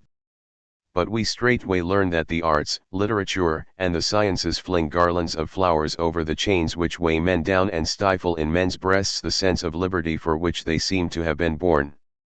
These ornaments make men love their slavery. Necessity raised up thrones, the arts and sciences have made them strong. The way is thus prepared for a rhetorical attack on so-called civilized society. Rousseau draws special attention to the artificiality of social life. In more rudimentary forms of society human nature may not have been fundamentally better than it is now, but men were sincere and open, letting themselves be seen as they were. Now we no longer dare to seem what we really are, but lie under a perpetual restraint. 15 The herd of men all act exactly alike, unless some very powerful motive intervenes, and sincere friendship and real confidence are banished. The veil of conventional politeness covers all sorts of unworthy attitudes. Again, we may not take the name of God in vain by vulgar oaths, but real blasphemy does not disturb us. We do not indulge in extravagant boasting, instead we subtly decry the merits of others and artfully calumniate them. Our hatred of other nations diminishes, but patriotism dies with it. Ignorance is held in contempt, but a dangerous scepticism has succeeded it. Rousseau disliked and disapproved of the cosmopolitan spirit of the Enlightenment. In his picture of civilized society, Rousseau was obviously universalizing his experience at Paris, where he had hitherto appeared in fashionable society not on his own merits but in a humiliating position of dependence. However, some of what he says is doubtless true enough and provides material for the preacher. It is true, for instance, that in sophisticated society extravagant boasting is considered ludicrous, but that the same end is sought for by the device of subtle depreciation of others. Rousseau, however, goes on to ascribe this state of affairs to the growth of the arts and sciences. Our minds have been corrupted in proportion as the arts and sciences have improved, and scientific advance is ascribed to vain curiosity. 8 But it is one thing to draw attention to certain shadows in 18th century society, and it is quite another thing to assign the advance of the arts and sciences as the cause of these defects. To be sure, Rousseau endeavors to support his thesis by reference to history. Egypt, we are told, became the mother of philosophy, a very questionable proposition, and the fine arts, but soon she was conquered by Cambyses and subsequently by the Greeks, the Romans, the Arabs, and finally the Turks. In Greece, Rousseau tells us, the progress of the sciences soon produced dissolute manners and led to the imposition of the Macedonian yoke. Not all the eloquence of Demos thence could breathe life into a body which luxury and the arts had once enervated. We can consider by contrast the virtues of the early Persians and of the Scythians, not to speak of the simplicity, innocence, and virtue of the Germanic tribes who conquered the Romans. And we must not forget Sparta, eternal proof of the vanity of science. In the second part of the discourse we are roundly informed that astronomy was born of superstition, eloquence of ambition, hatred, falsehood, and flattery, geometry of avarice, physics of an idle curiosity, and even moral philosophy of human pride. Thus the arts and sciences owe their birth to our vices. They arise out of evil, and they lead to evil consequences. They produce luxury and generate weakness. The military virtues of the Romans were extinguished in proportion as the latter cultivated the fine arts. And if the cultivation of the sciences is prejudicial to military qualities, it is still more so to moral qualities. 1. An expensive education is provided which teaches everything but moral probity and integrity. Literary, artistic and scientific proficiency are honored, but moral virtue goes unrewarded. Towards the end of his discourse Rousseau does, indeed, recall to mind the fact that he is addressing the Academy of Dijon and that he is competing for a literary prize, and he finds it advisable to say something in favor of men such as Francis Bacon, Descartes, and Newton, those teachers of mankind. But he contrasts these geniuses, who were intended by nature herself to be her disciples, with the herd of textbook authors who have indiscreetly broken open the doors of the sanctuary of the sciences and admitted an unworthy populace to information and ideas which it would be all the better for lacking. There can be little doubt whom Rousseau has in mind. Rousseau's critics had no difficulty in showing the deficiencies in his historical knowledge and the weakness of his arguments in favor of the thesis that moral degeneration was caused by the growth of the arts and sciences. If he were alive today, he would doubtless point out how military needs have stimulated the development of scientific research in certain departments. And he would doubtless maintain that such advance has arisen from human vice and leads to evil consequences. But there is obviously another side to the pictures. Even if advance in atomic physics, for instance, has been stimulated in some sense by war, the fruits of research can be used for other than destructive purposes. Again, it is easy to criticize Rousseau's idealization of Sparta at the expense of Athens and his panegyric of the virtues of the Germanic tribes. However, Rousseau himself explicitly admitted the lack of logic and order in the work and its weakness in argument. In spite, however, of its obvious shortcomings, the first discourse possesses some importance as a counterblast to the encyclopedist's assumption that the advancement of the arts and sciences represents human progress in a general sense. True, it should not be taken as a complete and wholesale rejection of civilized society. It was the expression of feeling, of an attitude adopted in the light of an idea which came to Rousseau with the force of a sudden illumination. But later on, above all in the social contract, he undertakes to justify the transition from man's primitive state to that of organized society, and to inquire what form of social institution is most compatible with man's natural goodness and is least likely to corrupt and deprave him. Moreover, it appears that in 1750 or 1751 Rousseau began to plan a work on political institutions which he later abandoned after having extracted from his notes the substance of the social contract. And in this case he can hardly have held seriously, even at the time when he composed the first discourse, that civilized society is so essentially evil that it must be totally rejected. At the same time it would be quite wrong to conclude that Rousseau was not sincere in what he said about the arts and sciences. The general idea that man has been corrupted by the growth of an artificial civilization and by rationalism remained with him, even if, to obtain an adequate picture of his philosophy, we have to balance it by his positive doctrine concerning the state and its function. In his later writings there is, indeed, a certain change of attitude, but it does not amount to a wholesale recantation of his earlier works. 3. If we assume that man has been corrupted by an artificial civilization, what is the natural state, the state of nature, from which he has been removed?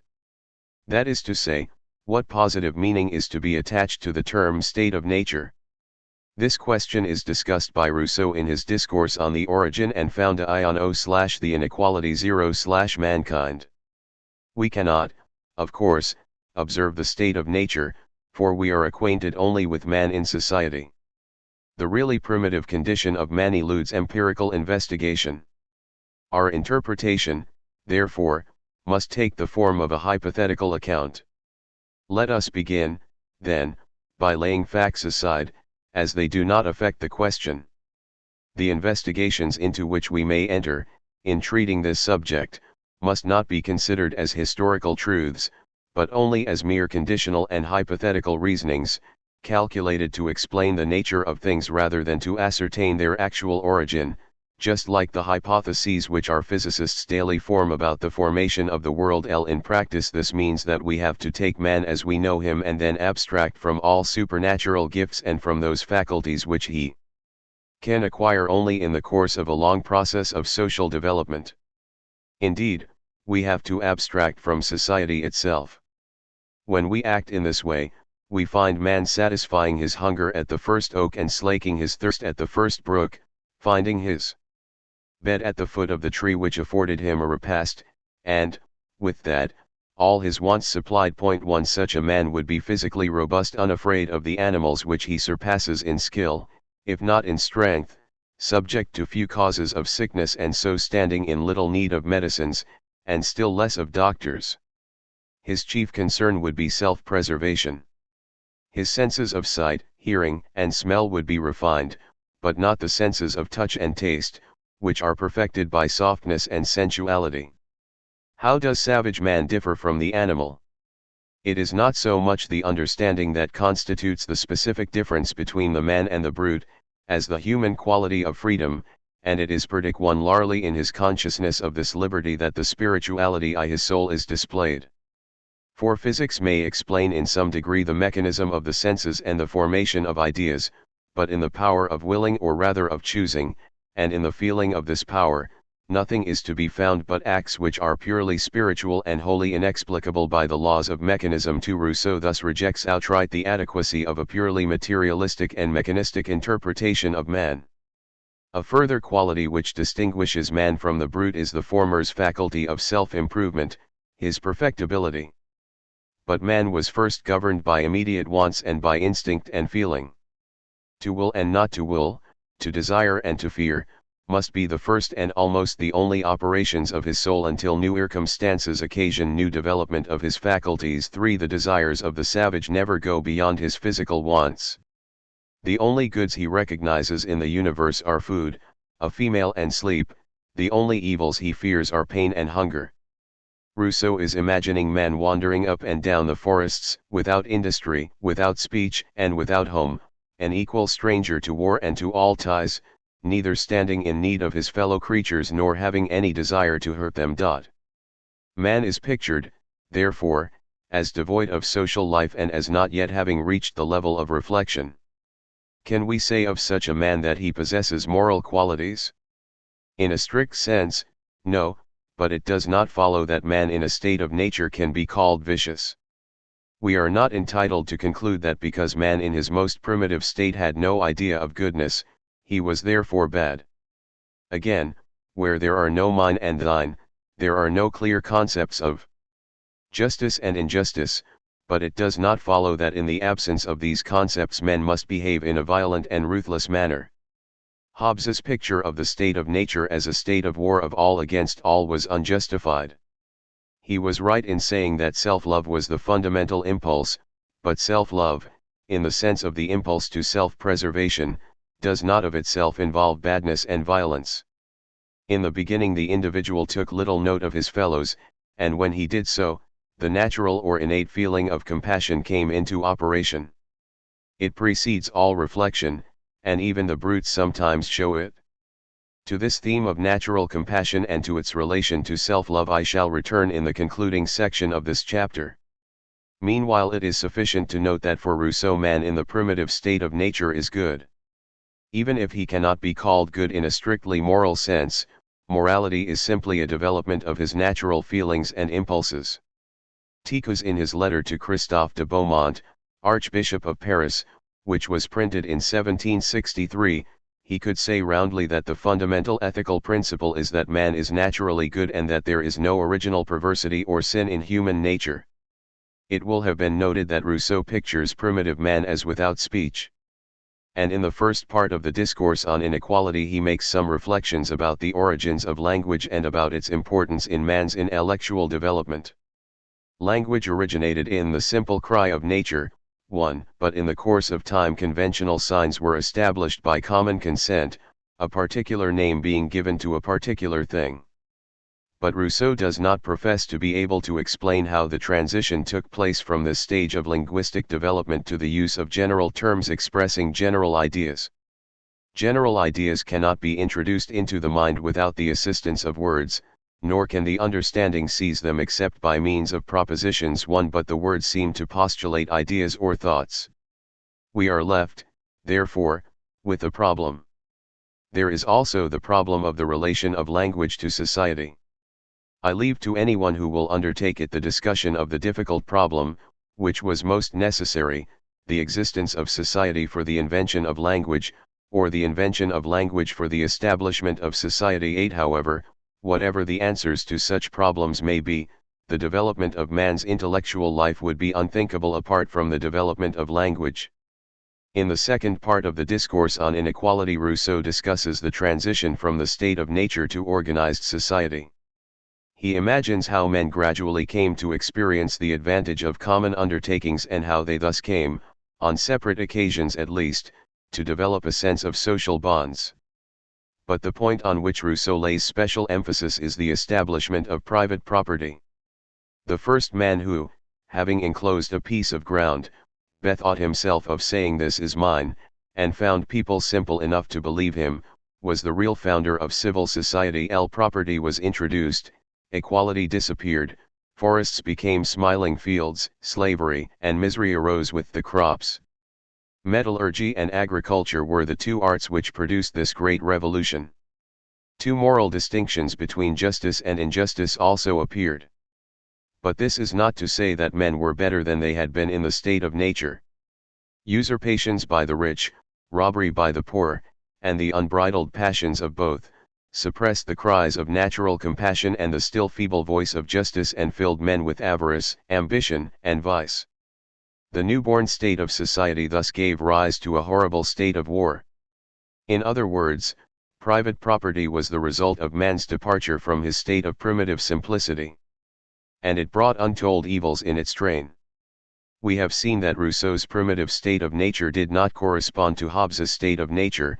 It was not a condition of affairs of which it would be true to say, homo homini lupus.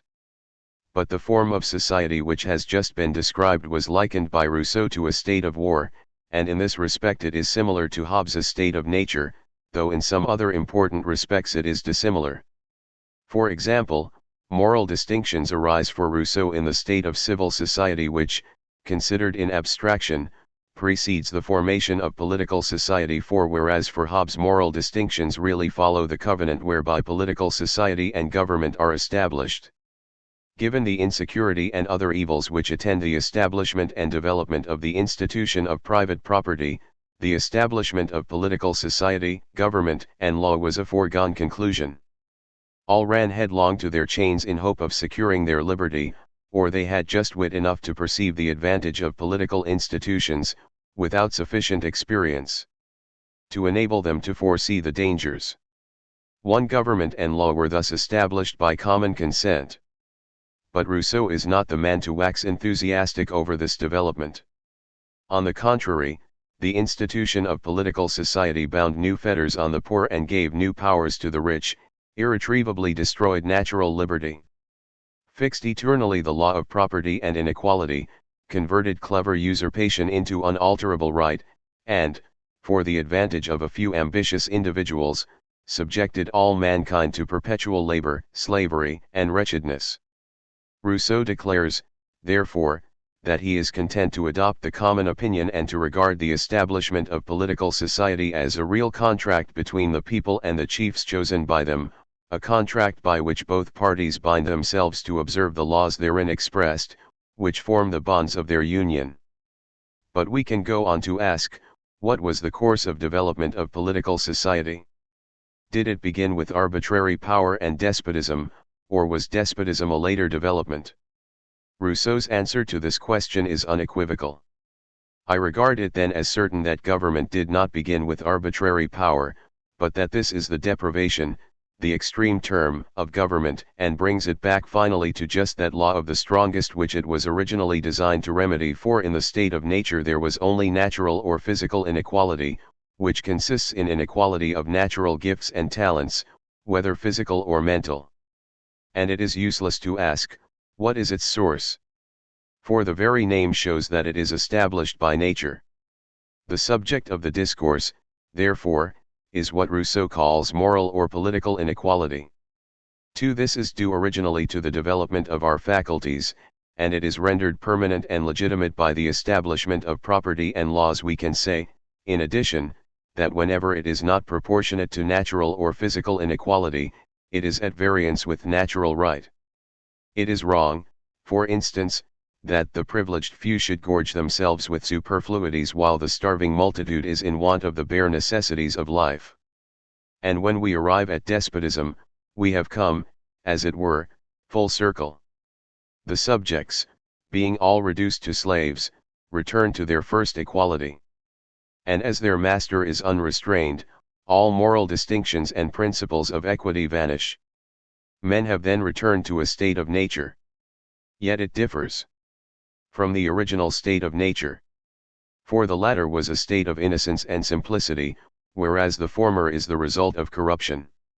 As we saw, Rousseau proposed to begin his discourse by laying facts aside and by developing an hypothesis, that is, an hypothetical account of the origin of inequality.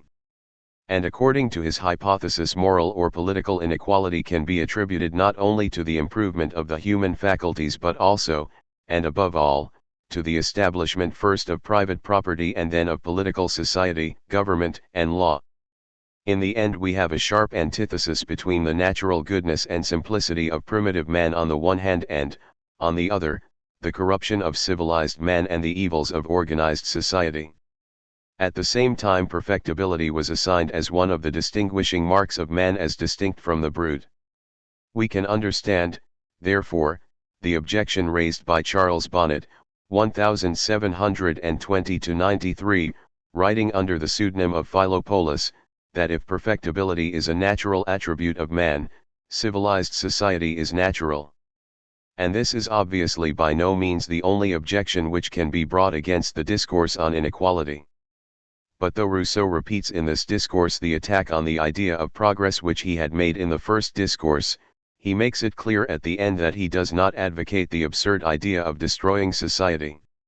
What, then, is to be done? Must societies be totally abolished? Must meum and tuum be annihilated, and must we return to the forests to live among bears? Those who wish can return to the woods, but those who, like Rousseau, cannot subsist on acorns or live without laws or magistrates will, while maintaining a healthy contempt for the edifice of civilization, show concern for the reform of society. The way thus lies open for a more positive doctrine of political society. And in point of fact one of Rousseau's main ideas, that of the social or political contract, appears, as we have seen, in the discourse on inequality. 4. Another of Rousseau's leading ideas, that of the general will, makes its appearance in the discourse on political economy. Having distinguished between the state and the family, Rousseau goes on to say that the former is a moral being possessed of a will. This general will, which always tends to the preservation and welfare of the whole and of every part, and which is the source of the laws, constitutes for all the members of the state, in their relations to one another and to it, the rule of what is just or unjust. It is idle, for instance, to say that Spartan children were morally guilty of theft when they stole to supplement their meager repasts. For they were acting in accordance with the general will of the Spartan state. And this was for them the measure of just and unjust, right and wrong. When one remembers that the discourse on political economy was written about the same time as the discourse on inequality, and possibly even just before the latter, one may well be astonished at the difference in tone between the two works. But, as was mentioned in the second section of this chapter, it appears that Rousseau had formed positive ideas about the state before he competed for the prizes offered by the Dijon Academy by writing rhetorical essays on set subjects. In the discourse on inequality, the ideas of the state of nature and of the transition to organized society are discussed, and the theory of political society as resting on a contract makes its appearance, but neither of the first two discourses was intended to be a systematic treatise on political theory. Then in the discourse on political economy we find a sketch of the theory of the general will. This work gives, indeed, the impression of being closer in spirit to the social contract than to the first two discourses, but the concept of the general will is not proposed as though it had just been thought of by Rousseau for the first time. To return to the theory of the general will.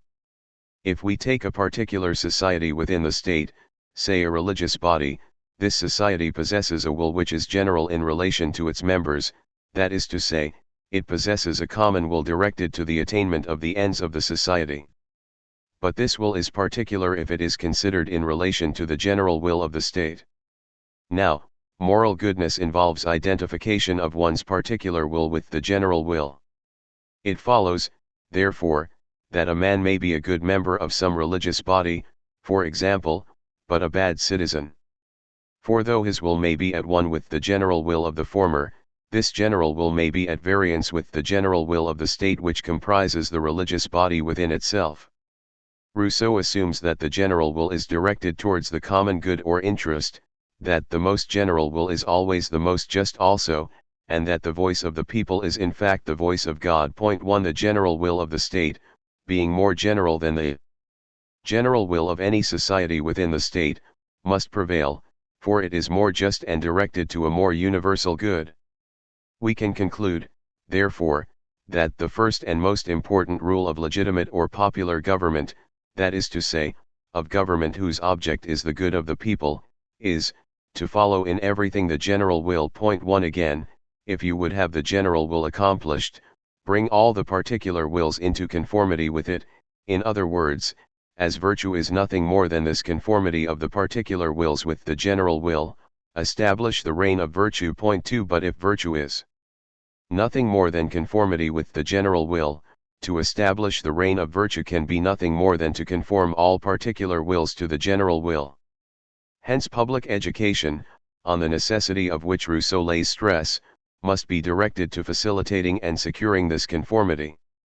A distinction is drawn by Rousseau between sovereignty and government. The sovereign is the power which possesses the right of legislation, the government's function is executive and administrative, that is, to administer the law.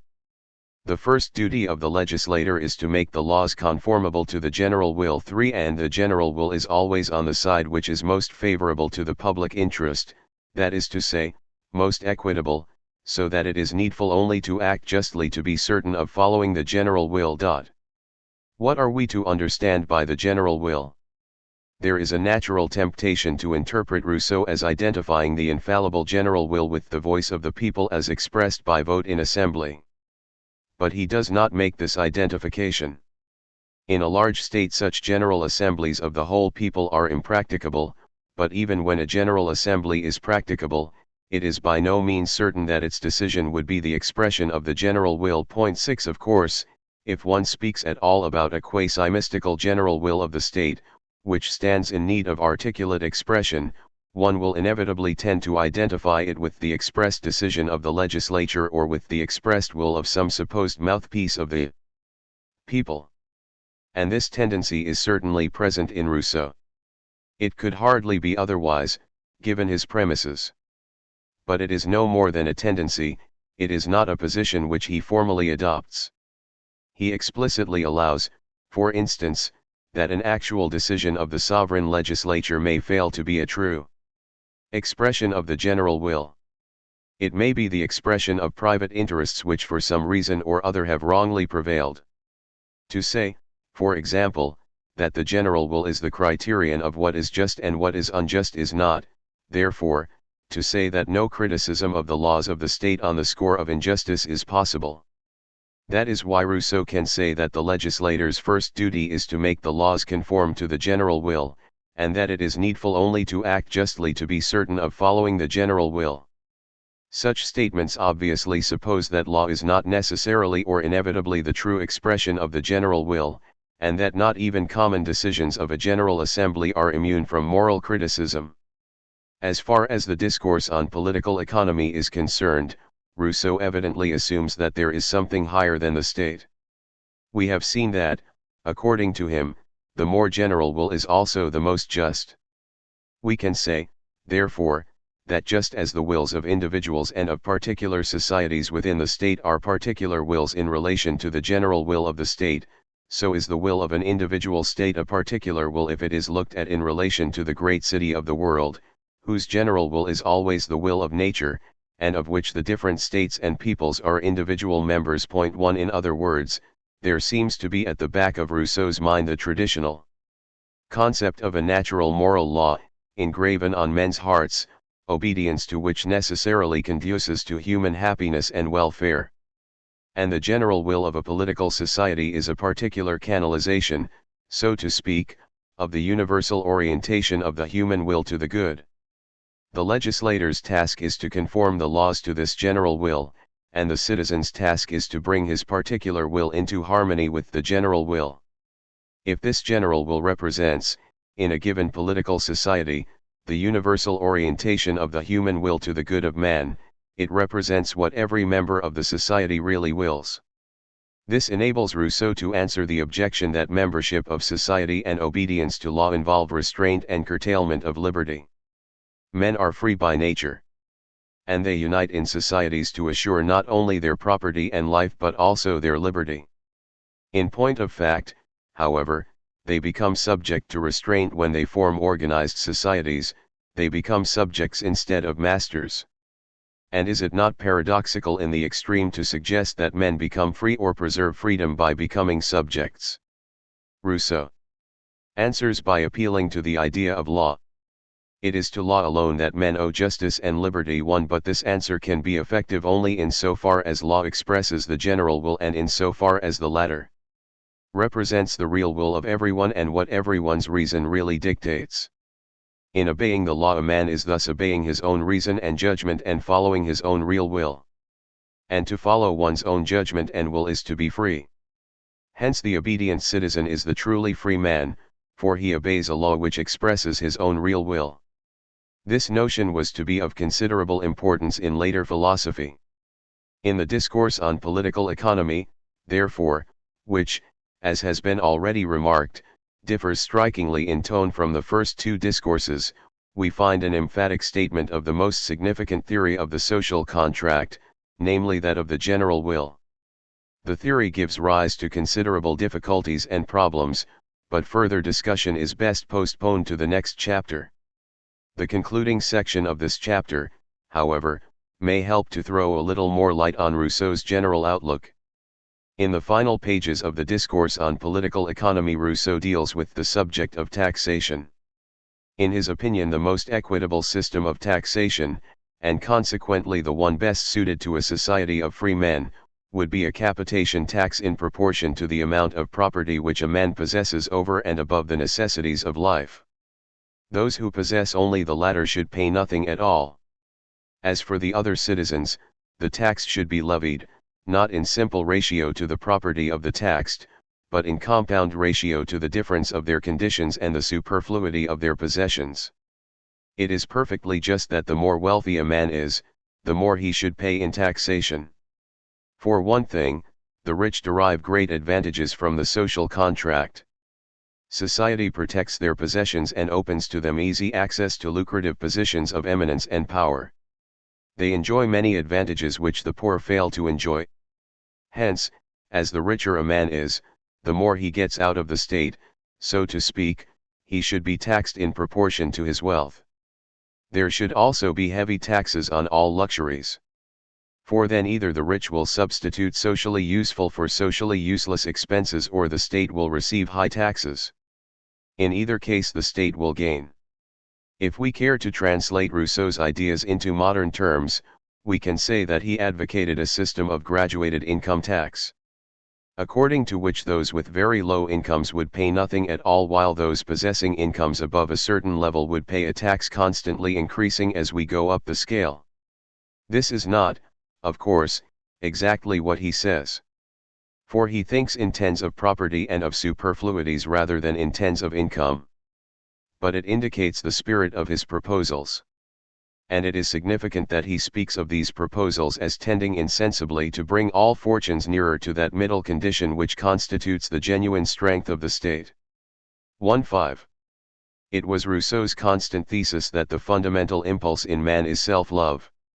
Our wants give rise to our passions, and as primitive man's wants were purely physical, self-preservation was his chief and almost sole concern. 1. In Emile we are told that our first duties are to ourselves, our first feelings are centered on self, all our instincts are at first directed to our own preservation and on our own welfare. 8 Again, the origin of our passions, the root and spring of all the rest, the only one which is born with man, which never leaves him as long as he lives, is self-love.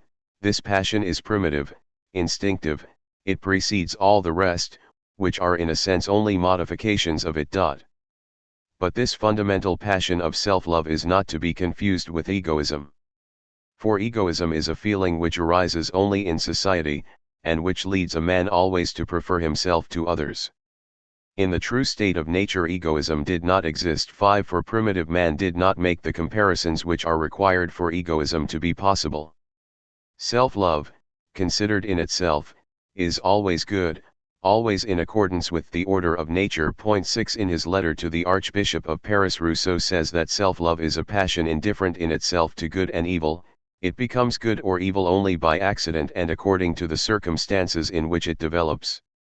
But whether it is called good or indifferent, it is certainly not evil, and it is not to be identified with what is called egoism. Primitive man is also depicted as moved by natural pity or compassion, which Rousseau describes as the pure emotion of nature, prior to all kinds of reflection. 8 This feeling comes into operation, of course, only when a man has taken note in some sense of his fellows, but he does not reason to the desirability of compassion, he simply feels it. It is a natural impulse. Rousseau may sometimes seem to imply that compassion is a feeling or passion different from and originally independent of self-love. Thus he speaks of compassion as a natural feeling which, by moderating the violence of love of self in each individual, contributes to the preservation of the whole species. 1 And he goes on to add that in the hypothetical state of nature compassion supplies the place of laws, morals, and virtues. But though we can distinguish between self-love and compassion, the latter is really a derivative of the former.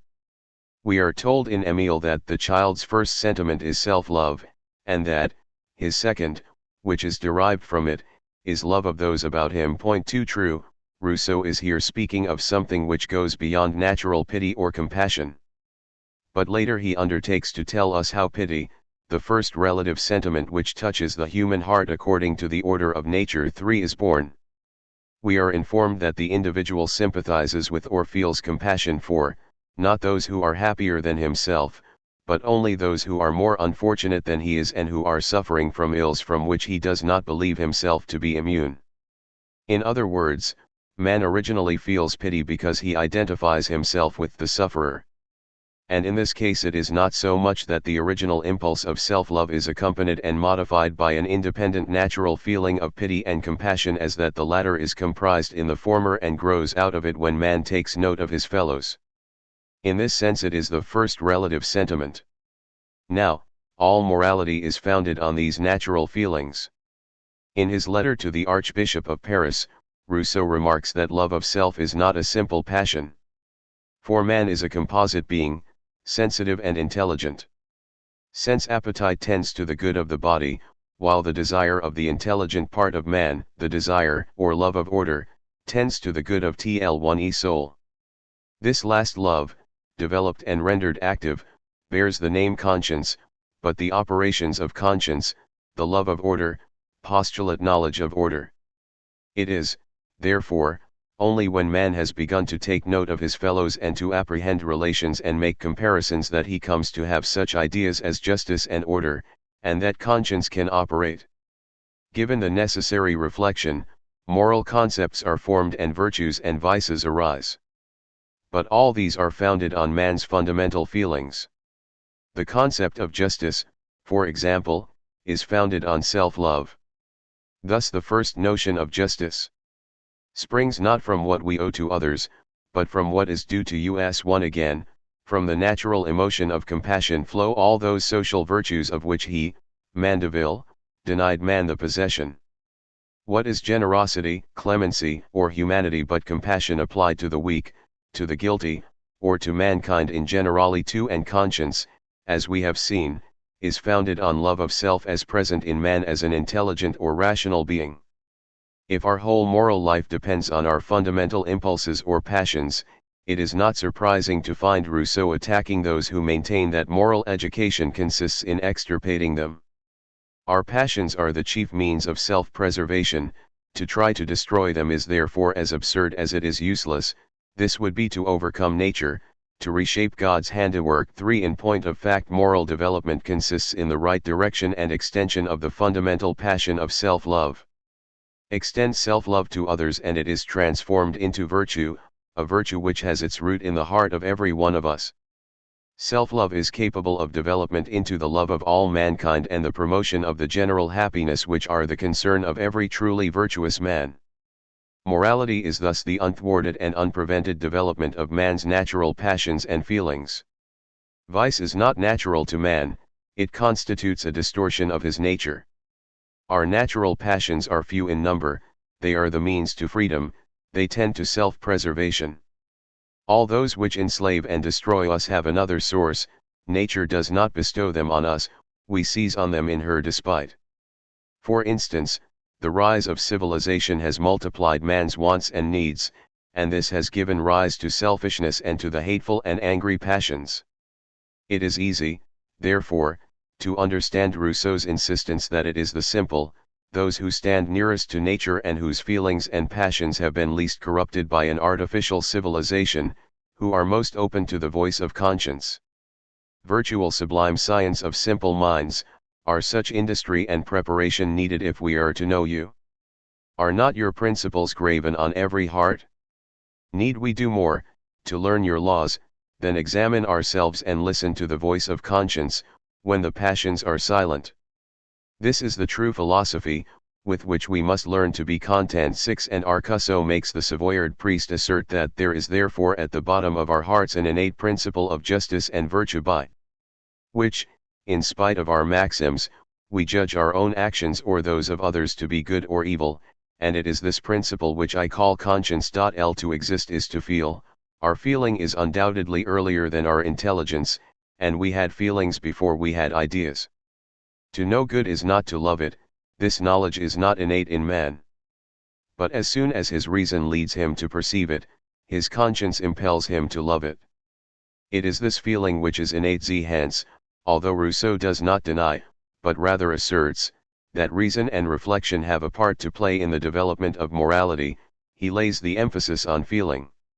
What I feel to be right is right, what I feel to be wrong is wrong. It is only when we haggle with conscience that we have recourse to the subtleties of argument. 3 These words are put into the mouth of the simple Savoyard priest, it is true, but they represent a real element in Rousseau's thought. The word feeling, when used in the last quotation, signifies, of course, immediate apprehension or intuition rather than feeling in the sense in which the sentiment of pity is a feeling. And the word has more or less the same meaning when the Savoyard priest uses it in connection with recognition of God's existence. The world is an ordered system of interrelated entities, and this fact manifests the existence of divine intelligence. Let us listen to the inner voice of feeling. What healthy mind can reject its evidence? I believe, therefore, that the world is governed by a wise and powerful will. I see it, or rather I feel it, and it is a great thing to know this. I see God everywhere in his works, I feel him within myself. Again, I know that I am a free, active being. In vain do you argue this point with me, I feel it, and it is this feeling which speaks to me more forcibly than the reason which disputes it. We have seen that morality develops when man begins to recognize his relations with his fellows. Rousseau can say, therefore, that society must be studied in the individual and the individual in society. those who desire to treat politics and morals apart from one another will never understand either. Point 8. If one is acquainted only with the social contract, one might perhaps be inclined to interpret this statement as meaning that moral distinctions are settled simply by the general will expressed in positive legislation. But we ought to bear in mind the first part of the statement, namely that society must be studied in the individual. What we have said hitherto shows that for Rousseau nature herself has directed our will to the good for man. But we possess no innate idea of this good. Hence we can form erroneous ideas of it. There is no guarantee, therefore, that what individual citizens, even when they are gathered together in assembly, think to be for the common good actually is for the common good. At the same time there is, underlying all distorted passions and erroneous ideas, a universal and natural direction of the will to the good. Hence it is the business of the legislator to interpret this will and to bring the laws into conformity with it. And this is why Rousseau can say in the social contract that the general will is always right and tends to the public advantage, but it does not follow that the deliberations of the people are always equally correct. Our will is always for our own good, but we do not always see what that is. The people is never corrupted, but it is often deceived, and on such occasions only does it seem to will what is bad. I do not suggest that this aspect of Rousseau's theory of the general will, a theory which owes much to the traditional conception of natural law, is the most significant aspect from the point of view of the historical development of political theory. And other aspects will be discussed in the next chapter. But if we bear in mind the relation between the concept of the infallible general will and Rousseau's moral theory as developed in other writings, it becomes easier to understand how he came to propose this concept in the first place. Rousseau's exaltation of intuition and of inner feeling or sentiment intérieur, gave expression to a revulsion against arid rationalism which was not uncommon in the second half of the 18th century. It also gave to this revolt a powerful impetus. The cult of intuition and sensibility owed much to Rousseau. As for the profession of faith of the Savoyard priest, with its founding of belief in God and in immortality on feeling rather than on sheer reasoning, this exercised a considerable influence on Robespierre and his followers. But in the long run Rousseau's sentimentalism perhaps worked more in favor of the restoration of Catholicism than against it. TSC 2, 3, p. 25. Chapter 4. Rousseau, 2. The social contract souveraineté, the Gmerl wiu and freedom gouvernement. Concluding remarks. Rousseau states the first problem to be considered in the social contract in these terms: man is born free, and everywhere he is in chains. One thinks himself the master of others, and still remains a greater slave than they. How did this change come about? I do not know. What can make it legitimate? This question I think I can answer. One having postulated an original state of nature in which men were free, Rousseau is obliged either to condemn the social order in which man's primitive freedom no longer exists and to say that men should shake off their bonds as soon as possible, or to justify it in some way. The first course is ruled out, because the social order is a sacred right which is the basis of all other rights. Point 1. Hence Rousseau is compelled to show that the social order is justified and legitimate. In solving his problem, Rousseau has recourse to the contractual theory which we have already met in different forms in the philosophies of Hobbes and Locke. He is unwilling to found the social order on force, for might does not confer right. Force is a physical power, and I fail to see what moral effect it can have. To yield to force is an act of necessity, not of will. At most it is an act of prudence. In what sense can it be called a duty? 3. If citizens have a duty of obedience, it cannot be founded simply on the possession of power by the person or persons to whom obedience is rendered. At the same time there is no natural right to legislate for society. For society and the state of nature are distinct. The social order, therefore, to be legitimate and justified, must be founded on agreement or convention. Rousseau proposes the hypothesis that men have reached the point at which the obstacles to their preservation in the state of nature are greater than their resources for maintaining themselves in this state. They must, therefore, unite together and form an association. But the problem is not simply to find a form of association which will protect the persons and goods of each one. Sc. I. 3. p. 5. Ibid. Sc. I. 3. ps. So. Rousseau, 2, 81 member. It is also that of finding an association in which each member will still obey himself alone and remain as free as before.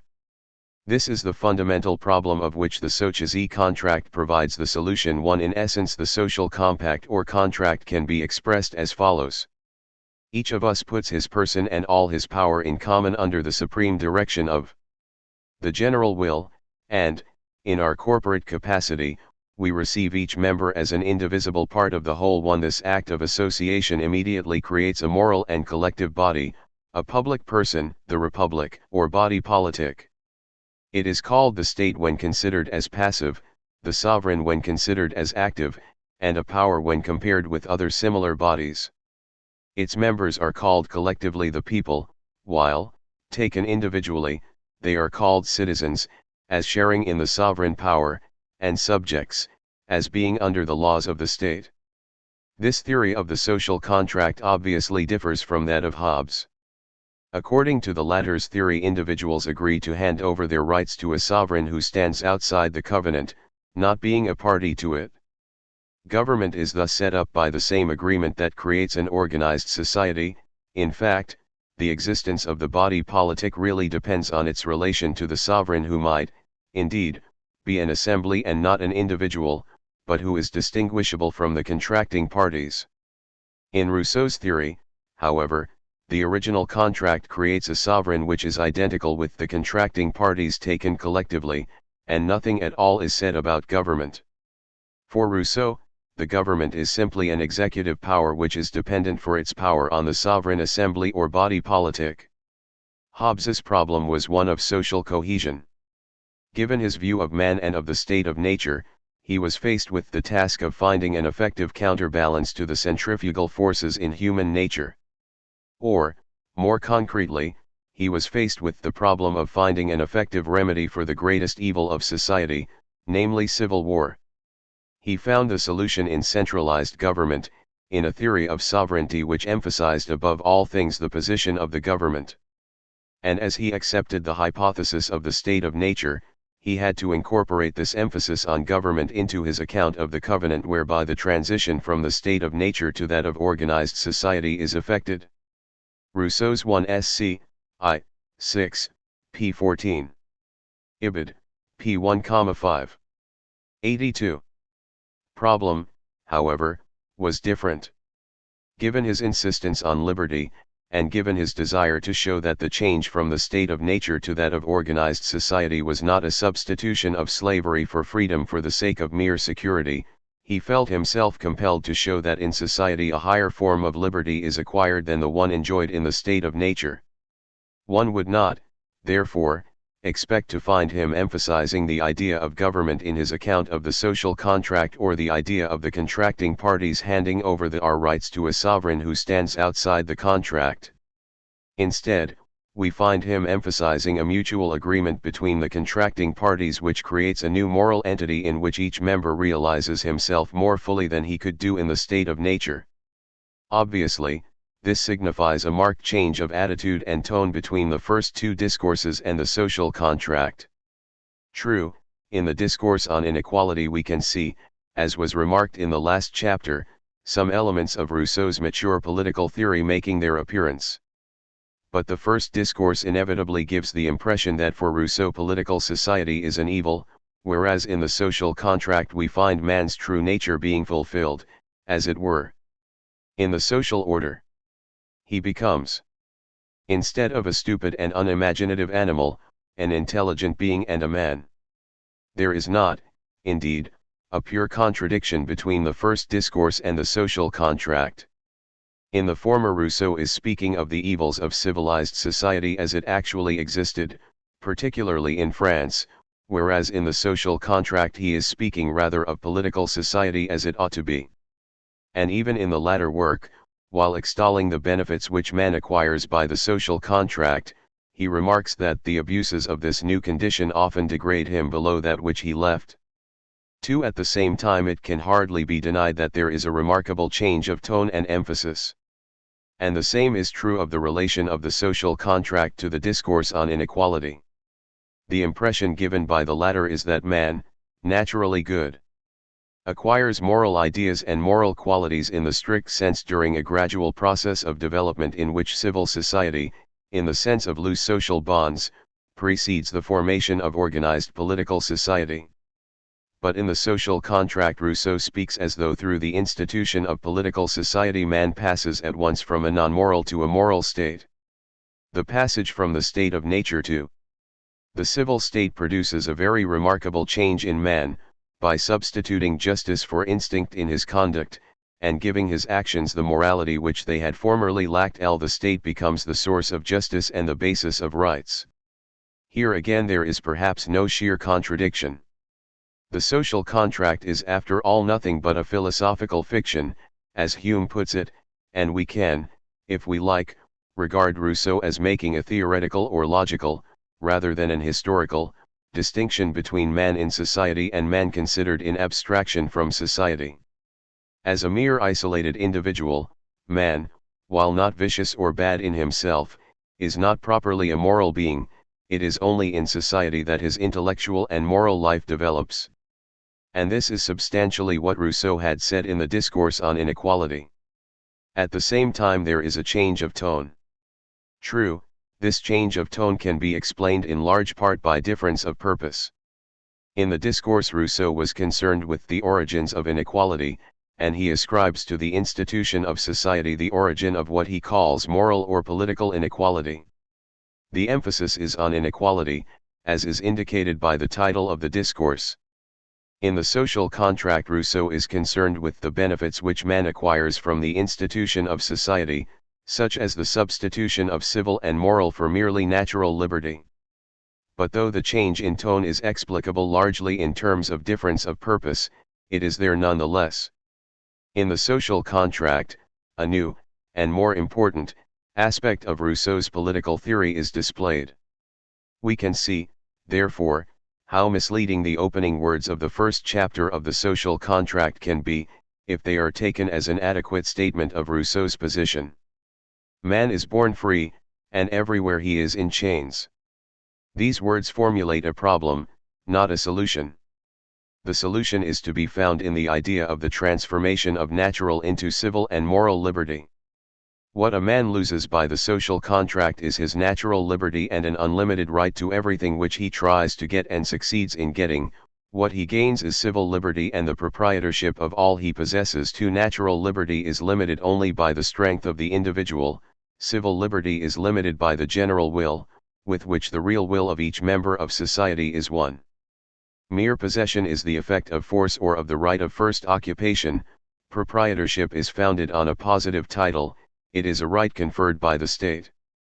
Over and above all this, we might add to what man acquires in the civil state moral liberty, which alone makes him truly master of himself.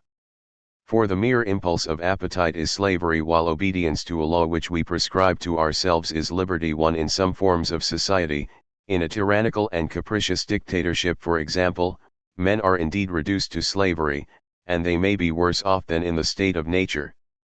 But this is accidental, in the sense that it does not follow from the essence of the state.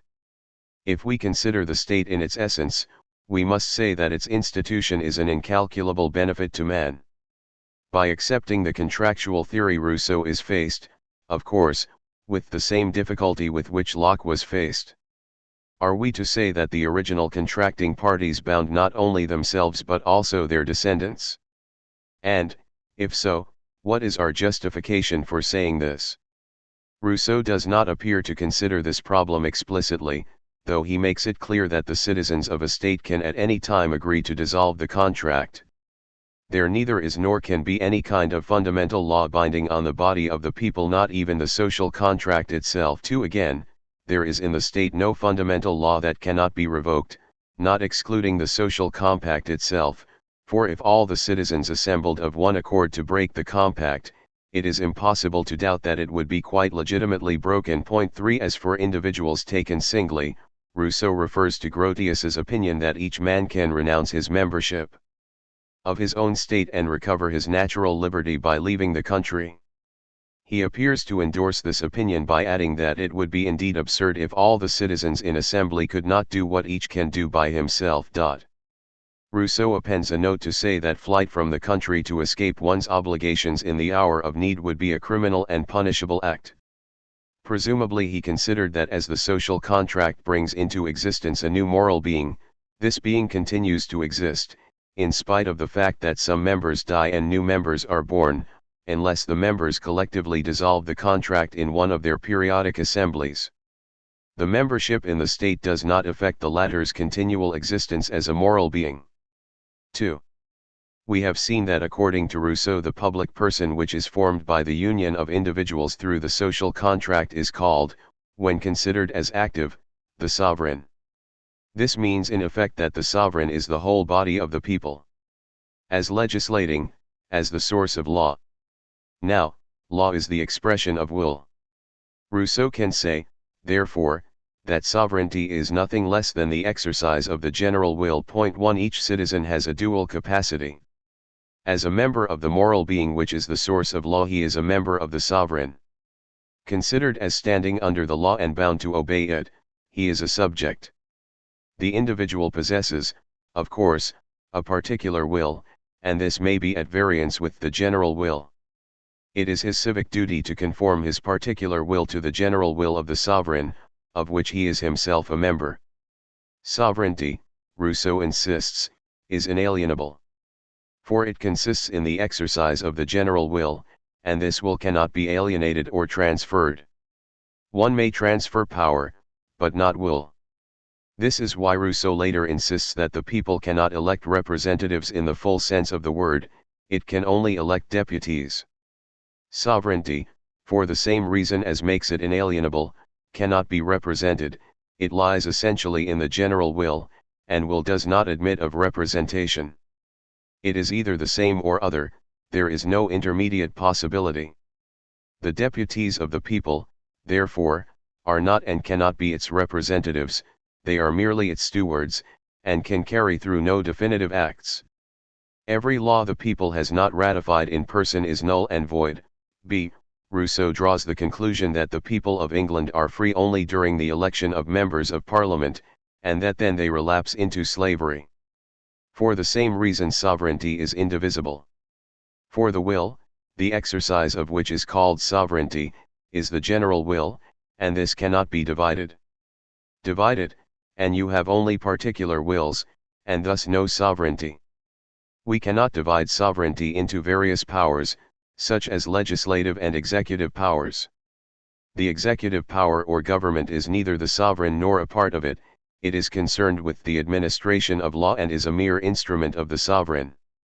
For Rousseau, therefore, the sovereign is the legislative, and this is the people. In a given state the nominal sovereign may be a person or persons other than the people, but the true sovereign is always the people.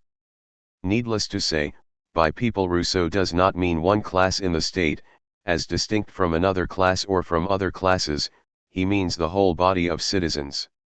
We may also note that he uses the word legislator in a technical sense of his own, to mean a person who draws up laws, as Lycurgus is said to have drawn up laws for the Spartans.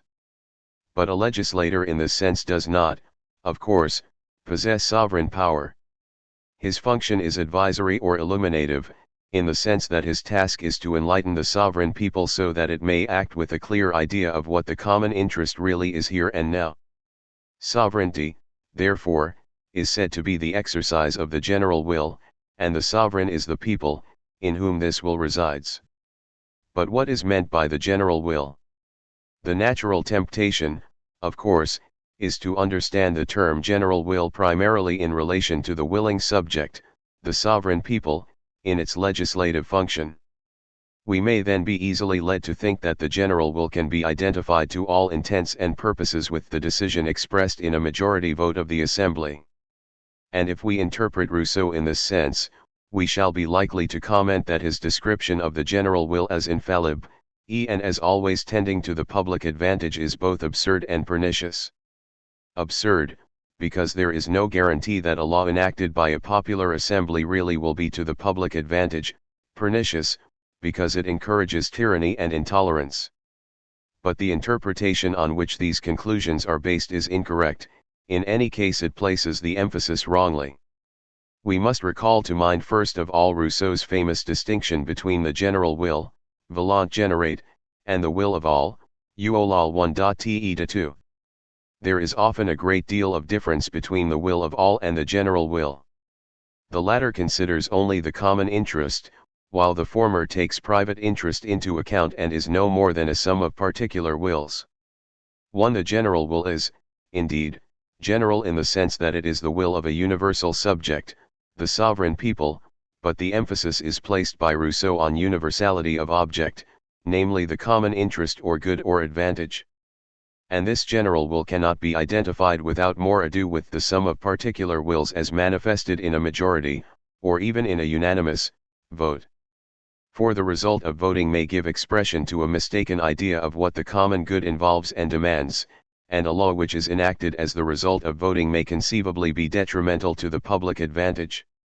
Of itself the people always wills the good, but of itself it by no means always sees it. The general will is always in the right, but the judgment which guides it is not always. Enlightened, the public wills the good it does not see. It is this fact which makes a legislator necessary, in the sense described above. The will of all, therefore, is not infallible, it is only the general will which is infallible and always right. And this means that it is always directed to the common good. It is clear, I think, that Rousseau has extended his concept of the natural goodness of man to the new moral being which arises through the social contract. The individual, impelled fundamentally by self-love, not, we may recall, to be identified with egoism in a morally depreciative sense, naturally seeks his own good, though it does not necessarily follow that he has a clear idea of its true nature. 8. The public person which the social contract brings into existence also seeks inevitably its own good, the common good. But the people do not always understand where their true good lies. Hence they stand in need of enlightenment in order that the general will may be properly expressed. Let us suppose for the sake of argument that it makes sense to speak of the state as a moral entity which is capable of willing. If we say that its will, the general will, is always right, and if we distinguish between this will and the will of all considered as the sum of particular wills, then the statement that the general will is infallible does not commit us to the statement that every law which is passed by the popular assembly is necessarily the law which is most conducive to the public advantage in the given circumstances. There is still room for possibly justified criticism. At the same time we run the risk of being reduced to the utterance of a tautology.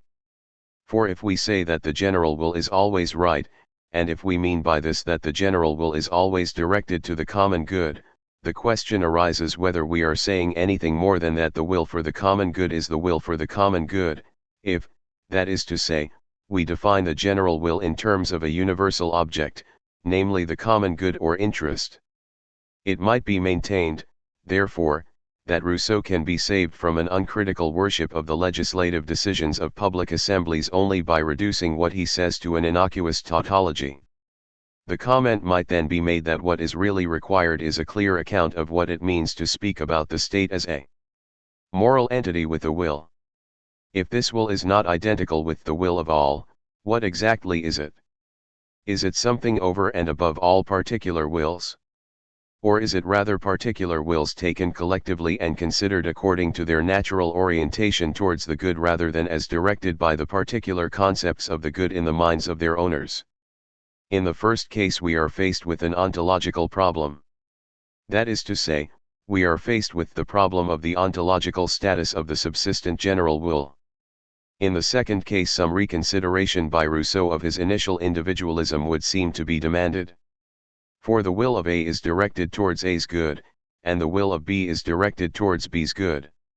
If, therefore, we wish to say that the wills of A, B, C, and so on, considered in their natural orientation towards the good, form collectively the general will, which is directed towards the common good, it seems that we ought to maintain that men are by nature and from the beginning social beings, and that their wills are directed naturally not only towards their private good, but also to the common good, or to their private goods as comprised within the common good or as contributing to it. I think that something of this was, indeed, in the back of Rousseau's mind. But by first presenting us with an individualistic picture of man, and by then advancing the idea of a new moral public person with a will of its own, he has left in obscurity the precise nature of the general will and its precise relation to particular wills. There is, indeed, little indication that Rousseau gave to these problems the prolonged reflection which they require. We can discern in his political philosophy various lines of thought which it is difficult to harmonize. The most significant line of thought is doubtless the idea of the state as an organic entity with a will of its own, which is in some rather undefined sense the true will of each member of the state. To this notion I shall return presently. I do not mean to imply that for Rousseau there is no connection between the general will and the legislative activity of the sovereign people. To say, as he does, that there is often a great deal of difference between the will of all and the general will, is not to say that they never coincide. And one of Rousseau's problems as a political theorist was to suggest means of ensuring, so far as this can be done, that the infallible general will attains concrete expression in law. One of the means which he suggests has already been noted, namely the employment of a wise legislator. Another means is the prevention, so far as this is practicable, of partial societies within the state. The point is this: if each citizen votes entirely independently, the differences between them, according to Rousseau, will cancel out, and the general will remains as the sum of the differences. Point 1. If, however, factions and parties are formed, each with its, relatively speaking, general will, the differences become less numerous, and the result is less general and less expressive of the general will. Worse still, when one association or party is so strong or numerous that its will inevitably prevails over those of the other citizens, the result is not expressive in any way of the general will of the state, but only of a particular will, particular, that is, in relation to the general will of the state, even if it is general in relation to the members of the association or party. Rousseau's conclusion is that it is therefore essential, if the general will is to be able to express itself, that there should be no partial society within the state, and that each citizen should think only his own thoughts. This is, of course, one reason why Rousseau shows dislike of the Christian Church. Wherever the clergy is a corporate body, it is master and legislator in its own country. Of all Christian writers, the philosopher Hobbes alone has seen the evil and how to remedy it, and has dared to propose the reunion of the two heads of the eagle, and the restoration throughout of political unity. But he should have seen that the masterful spirit of Christianity is incompatible with his system, and that the priestly interest would always be stronger than that of the state. True, when Rousseau speaks against the Christian Church and in favor of a purely civil religion, he is not directly engaged in discussing the general will and its expression. But his remarks are none the less obviously relevant. For if the Church sets itself up as a quasi-sovereign, its influence will inevitably interfere with the expression of the general will of the true sovereign, namely the people. It should be noted how Rousseau assumes that if the citizens are duly enlightened, and if partial societies within the state are suppressed, or, where this is not possible, rendered so numerous that their diverging interests and influences cancel out, the majority vote will inevitably express the general will. If, when the people, being furnished with adequate information, held its deliberations, the citizens had no communication one with another, the grand total of the small differences would always give the general will, and the decision would always be good. Again, there is but one law which, from its nature, needs unanimous consent. This is the social compact. Apart from this primitive contract, the vote of the majority always binds the rest. The general will is found by counting votes too. This does not exactly contradict what Rousseau says about the distinction between the general will and the will of all. For the distinction is meant to allow for the possibility of private interests, especially the interest of partial groups and associations determining the decision of the people in assembly. And when this abuse takes place, the result of voting does not represent the general will. But when such abuses are avoided, the result will certainly give expression to the general will.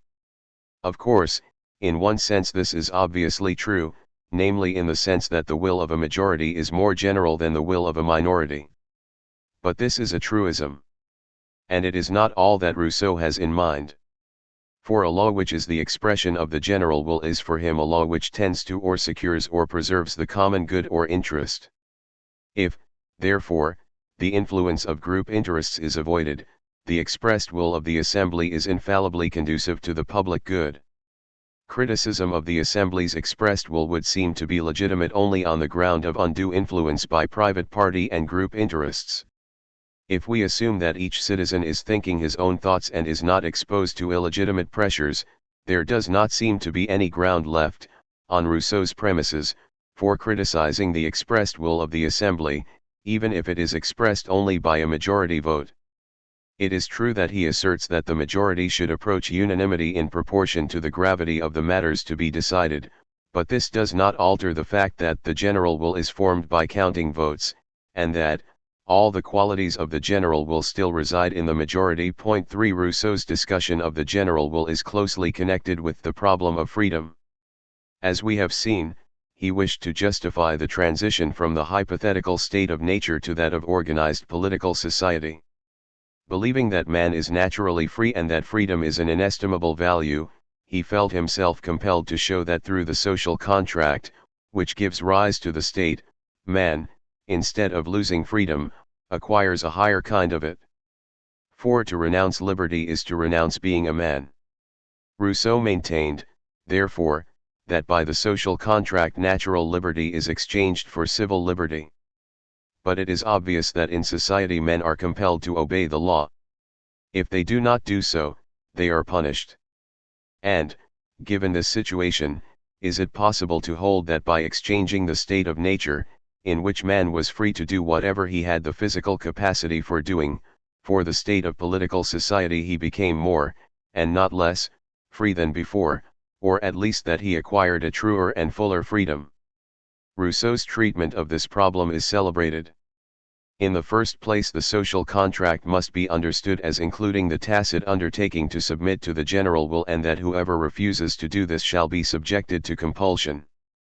The citizen gives his consent to all the laws, including those which are passed in spite of his opposition, and even those which punish him when he dares to break any of them. In the second place, and this is the salient point, the general will is each man's real will. And the expression of the general will is the expression of each citizen's real will. Now, to follow one's own will is to act freely. Hence, to be compelled to conform one's will to the general will is to be compelled to be free. It is to be brought into a state where one wills what one really wills. Here we have Rousseau's famous paradox. In order that the social compact may not be an empty formula, it tacitly includes the undertaking, which alone can give force to the rest, that whoever refuses to obey the general will shall be compelled to do so by the whole body. This means nothing less than that he will be forced to be free too. Again, the general will is found by counting votes. When, therefore, the opinion which is contrary to my own prevails, this proves neither more nor less than that I was mistaken, and that what I thought to be the general will was not so. If my particular will had carried the day, I should have achieved the opposite of what was my will, and I should not have been free. It is difficult to see how the fact that an opinion different from my own prevails by a majority vote proves that I was mistaken. Rousseau simply assumes that it does. However, passing over this point, we can draw attention to the ambiguous use of the word free.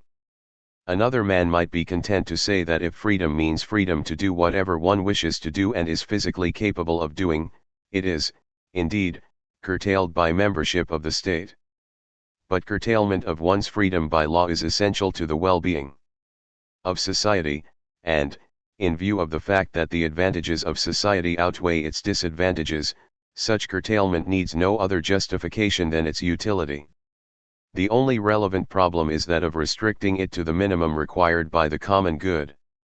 This purely empirical and utilitarian approach was not, however, to the taste of Rousseau. he wishes to show that apparent curtailment of liberty is not really a curtailment at all. Hence he is led into the paradoxical position of maintaining that one can be forced to be free.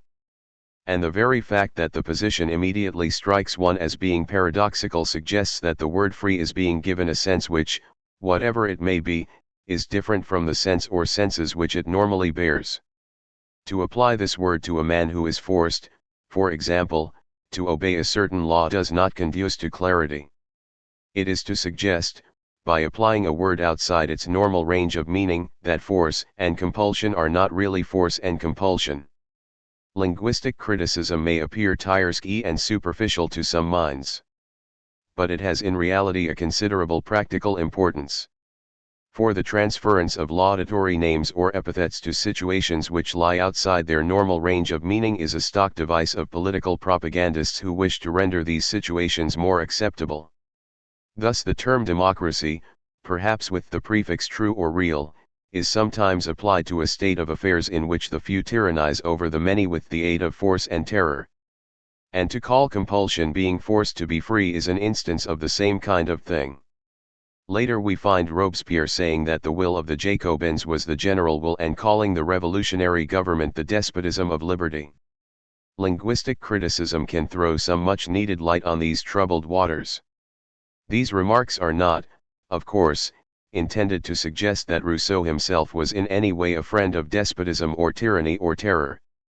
His paradox proceeded, not from a desire to make people believe that black is white, but from the difficulty of justifying a normal feature of social life, restriction of personal caprice by universal laws, in face of the picture which he had given of the state of nature. And though it is only proper to point out the dangers inherent in the use of such paradoxes, it is also true that to confine oneself to linguistic criticism of the type to which I have alluded would be to fail to note the historical importance of Rousseau's theory of the general will and the different ways in which it is capable of development. This is perhaps one reason why such criticism can appear tiresome and superficial. But further remarks on Rousseau's theory will be reserved for the final section of this chapter. Meanwhile I turn to the subject of government. 3. Every free action, says Rousseau, is produced by the concurrence of two causes. One is a moral cause, namely the will which determines the act, the other a physical cause, namely the physical power which executes the act. Both causes are required.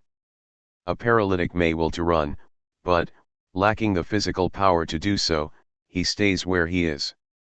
Applying this distinction to the body politic, we must distinguish between the legislative power, namely the sovereign people, and the executive power or government.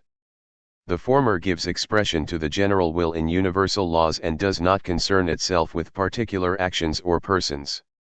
The latter applies and enforces the law, and it is concerned, therefore, with particular actions and persons.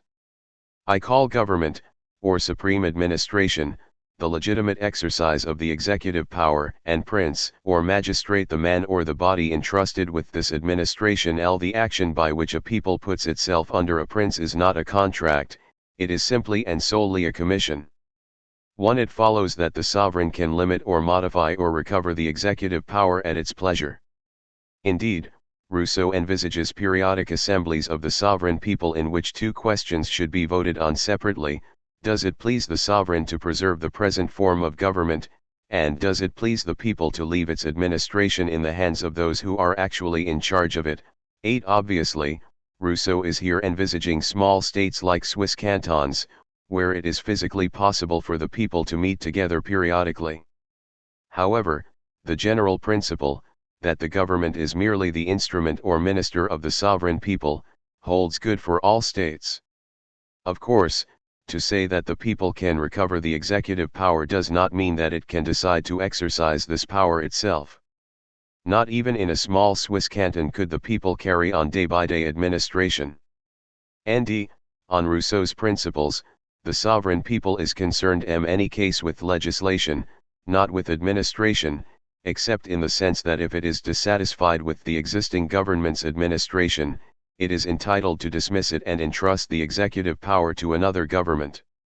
The executive power, according to Rousseau, possesses a particular personality, a sensibility common to its members, and a force and will of its own making for its preservation. 1. But this does not alter the fact that the state exists by itself and the government only through the sovereign. This dependence does not, indeed, prevent the government from acting with vigor and promptitude, but its dominant will ought to be the general will as expressed in law. If it comes to have a separate particular will which is more active and powerful than that of the sovereign, there would be, so to speak, two sovereigns, the one rightful and the other actual. The social union would evaporate instantly, and the body politic would be dissolved. 8. Rousseau was no friend of capricious and tyrannical princes or governments. They should be servants, and not masters, of the people. Although Rousseau discusses types of government, it is unnecessary to say much about this subject. For he very sensibly refuses to assert that there is one ideal form of government, suitable for all peoples and circumstances. The question what absolutely is the best government is unanswerable as well as indeterminate, or, rather, there are as many good answers as there are possible combinations in the absolute and relative situations of all nations. 2. Again, there has been at all times much dispute concerning the best form of government, without consideration of the fact that each is in some cases the best, and in other cases the worst. 6. We can say, however, that democratic governments suit small states, aristocratic governments those of middle size, and monarchical governments large states. But all forms of constitution are capable of abuse and degeneration. Were there a people of gods, their government would be democratic. So perfect a government is not for men. 7. Rousseau is speaking here of democracy in the literal sense, which of all forms of constitution is the one most likely to give rise to factions and civil war. That monarchy is subject to abuse is obvious. The best and most natural arrangement is that the wisest should govern the many, when it is assured that they will govern for its profit, and not for their own. 6. But this is not, of course, assured. Aristocracy, like any other form of government, can degenerate. In fact, the tendency to degeneration is, in all forms of constitution, natural and inevitable. The body politic, as well as the human body, begins to die as soon as it is born, and it carries within itself the causes of its destruction. 1. True, men have to endeavor to preserve the body politic in as healthy a condition as long as possible, just as they do with their own bodies. And this can best be done by separating clearly the executive from the legislative power and by various constitutional devices. But even the best constituted state will have an end, even if it survives longer than others, apart from unforeseen circumstances, just as a healthy and robust human body will eventually die, though of itself, and unforeseen accidents apart, it tends to outlive sickly and weak bodies. 4. A certain amount of what Rousseau says in the social contract is clearly related to his predilection for the small republic, like his own city of Geneva. It is only in a very small state that it would be possible, for example, for the citizens to meet together periodically and to exercise their legislative functions. The Greek city-state and the small Swiss republic furnished him with his ideal of the state in regard to size. Moreover, those extremes of wealth and poverty which disfigured contemporary France and which scandalized Rousseau were absent in the more simple life of the Swiss people. Again, the system of representation of which Rousseau disapproved is encouraged by the vastness of states, even if it comes to us from feudal government, from that iniquitous and absurd system which degrades humanity and dishonors the name of man. To be sure, Rousseau understood well enough that a very small state suffers from certain disadvantages, such as difficulty in defending itself, but he accepted the idea of federations of small states. But Rousseau's predilection for small states constitutes a comparatively unimportant, though picturesque, aspect of his political theory. He was not so fanciful as to suppose that France, for instance, could in practice be reduced to a multiplicity of small states or to a confederation of such states. In any case, his idea of the sovereignty of the people and his ideal of government for the people were of greater importance and influence than any of his ideas about the proper size for states. The idea of popular sovereignty was of some influence with Robespierre and the Jacobins. And we can say that when the slogans, liberty and equality, spread through Europe, it was in part Rousseau's ideas which were spreading, though he was not himself an advocate of revolution. Rousseau was not a cosmopolitan, he disliked the cosmopolitanism of the Enlightenment and deprecated the lack of that patriotism and love of country which was characteristic of Sparta, the early Roman Republic and the Swiss people. We can say, therefore, at least that Rousseau's idea of national popular sovereignty had some affinity with the growth of national democracy as distinct from international socialism. To estimate the practical influence of Rousseau's writings on political and social developments is, however, scarcely possible. We are forced to confine ourselves more or less to general indications. It is much easier, of course, to trace the influence of his theories on other philosophers. And the two thinkers who come immediately to mind are Kant and Hegel. Rousseau's theory of the social contract is of little or no importance in this respect. He gave it prominence, indeed, as the title of his chief political work clearly shows, but it was merely an artificial device, taken over from other writers, to justify the transition from the hypothetical state of nature to that of political society. It was not a theory which had any future. Far more important was the doctrine of the general will. But this doctrine could be developed in at least two ways. In the original draft of the social contract, Rousseau speaks of the general will as being in each man a pure act of the understanding, which reasons on what a man may demand of his neighbor and on what his neighbor has a right to demand of him. The will is here depicted as rational. Let us add to this the doctrine expressed in the social contract that the mere impulse of appetite is slavery, while obedience to a law which we prescribe to ourselves is liberty. We then have an autonomous, rational will or practical reason whereby man in his higher nature, so to speak, legislates for himself and pronounces a moral law to which he, in his lower nature, is subject. And this law is universal, in the sense that reason prescribes what is right and, implicitly at least, what every man in the same circumstances ought to do. This notion of the autonomous will which legislates in the moral sphere is an obvious anticipation of the Kantian ethic. It may be objected that the Kantian will is purely rational, whereas Rousseau emphasizes the fact that reason would be ineffective as a guide to action unless the law were graven on men's hearts in ineffaceable characters. The rational will needs a motive force which lies in man's fundamental impulses. This is true. It is true, that is to say, that Rousseau emphasizes the part played by two sentiment interior in man's moral life.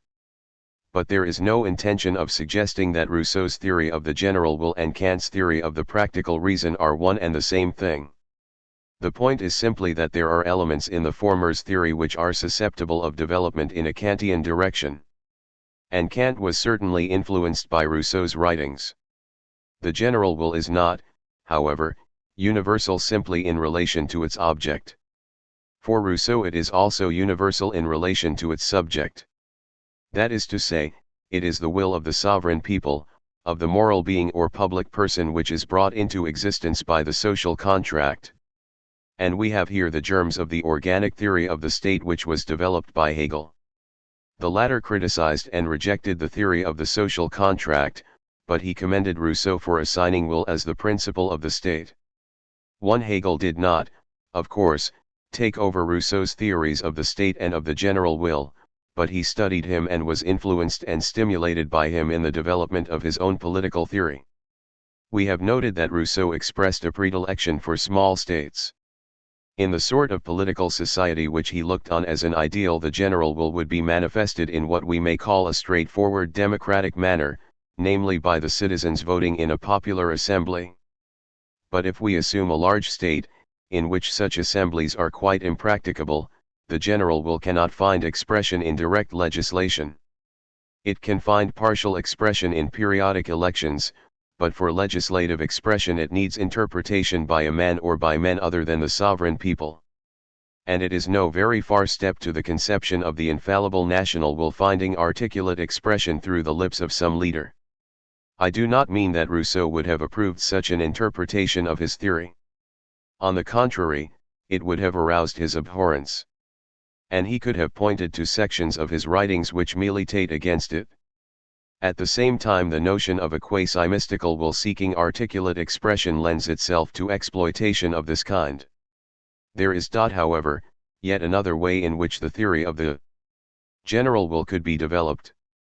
We can think of a nation as possessing some operative ideal which is partially expressed in its history and traditions and institutions, and which is plastic in the sense that it is not a fixed, articulate ideal but one which is gradually built up and which demands modification and reformulation in the light of the nation's development.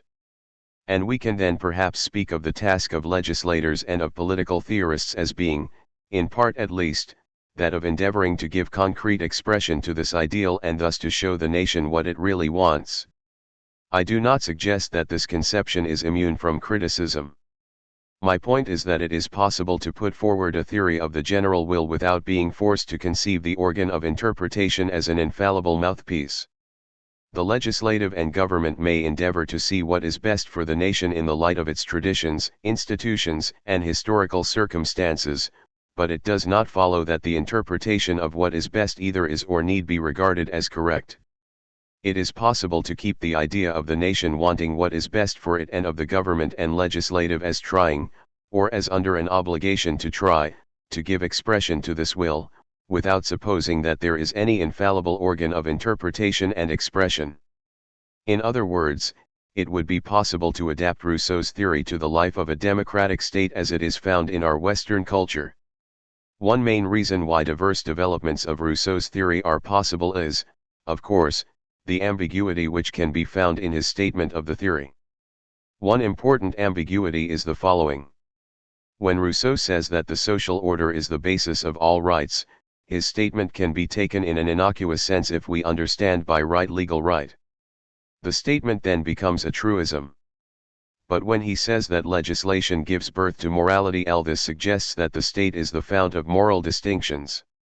And if we couple this with his attack on partial societies and with his defense of a civil religion, as distinct from a revealed religion mediated by the Church, it is easy to understand how the view can be put forward that Rousseau's political theory points in the direction of totalitarianism. Yet he did not in fact think that morality depends simply on the state. After all, he insisted on the need of virtuous citizens if the state itself is to be good. He was thus faced with Plato's dilemma. There cannot be a good state without good citizens. But the citizens will not be good if the state, in its legislation and government, tends to deprave and corrupt them. This is one reason why Rousseau had recourse to the idea of an enlightened legislator after the style of Solon or Lycurgus. But the mere fact that he was faced with this dilemma shows that he did not think that morality depends simply on the state, in the sense that whatever the state declares to be right is right. Moreover, he believed that a natural law is written in the hearts of men. And if he considered that, given certain conditions and precautions, this natural law would certainly find articulate expression in the declared will of the sovereign people, this optimism was due to his belief in man's natural goodness rather than to ethical positivism. It cannot, however, be denied that he made statements which smack of ethical positivism, in the sense that they seem to imply the derivation of morality from legislation and social opinion. In other words, his theory, taken as a whole, is ambiguous. Man always wills the good, but he can be mistaken as to its nature. Who is to interpret the moral law? The answer is ambiguous. Sometimes we are told that it is conscience, sometimes that it is the legislative. On the one hand, the voice of the legislative is not necessarily infallible, it may be influenced by selfish interests, and then it does not express the general will. Conscience presumably must be the deciding factor. On the other hand, a man must conform himself to the decision of the sovereign people. If necessary, he must be forced to be free. It can hardly be claimed that there is no ambiguity here. Hence, even though Rousseau himself laid stress on the law engraven in indelible characters on men's hearts and on the voice of conscience, we can understand the contention that there are incompatible elements in his theory, and that the new element is the tendency to eliminate the traditional conception of a natural moral law. A final remark. We have considered Rousseau under the general heading of the French Enlightenment. and in view of the fact that he dissociated himself from the encyclopedists and the de Holbach circle, this may seem to be an inappropriate classification. Further, in the development of literature, Rousseau exercised a powerful influence not only on French but also on German literature, particularly of the Sturm-und-Drang period. And this may appear to be an additional reason for separating him from the French Enlightenment. But Rousseau was not the originator of the literature of sensibility, even if he gave to it a powerful impetus, nor was he alone among 18th-century French philosophers and writers in stressing the importance of the passions and of feeling in human life. We have only to think of Vauvenargues, for example. The situation seems to be this.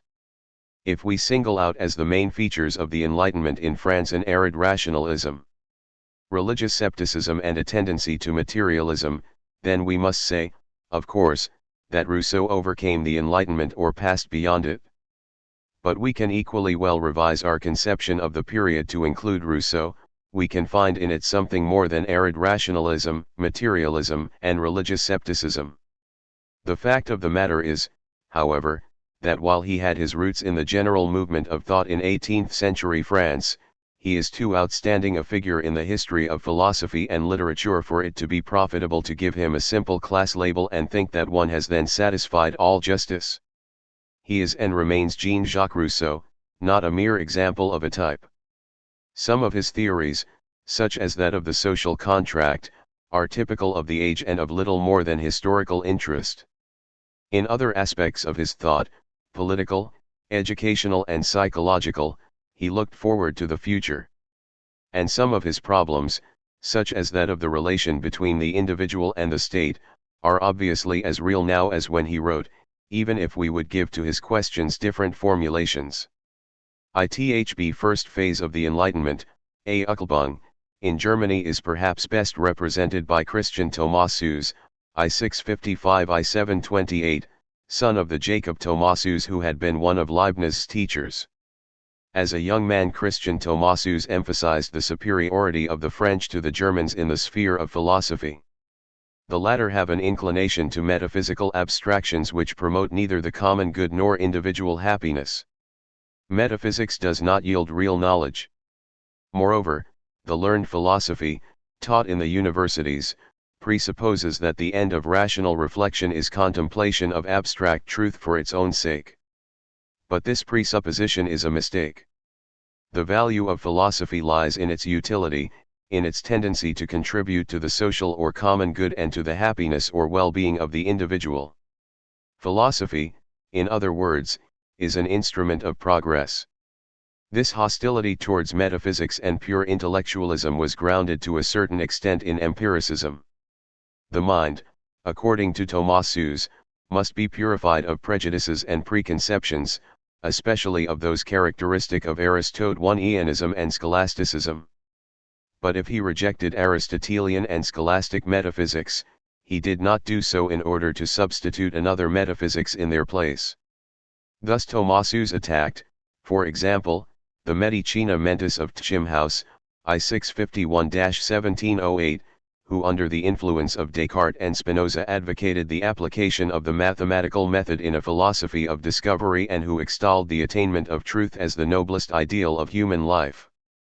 For Thomasius it is clear that our natural knowledge depends on the senses. We possess no innate ideas, and we cannot discover truths about the world by a purely deductive method. Experience and observation are the only trustworthy sources of knowledge, and the bounds of this knowledge are determined by our senses. On the one hand, if there is anything so small that it makes no impression on the senses, we cannot know it. On the other hand, there are things so great that they exceed the capacity of our minds. We can know, for example, that the objects of the senses depend on a first cause, but we cannot know, by philosophy at least, the nature of this cause. The dependence of our minds on sense perception and the consequent limitation of our range of knowledge show the emptiness of metaphysical speculation. Nor should we allow ourselves to be led back into metaphysics by doubting the trustworthiness of the senses and by then attempting to give a philosophical proof of their trustworthiness.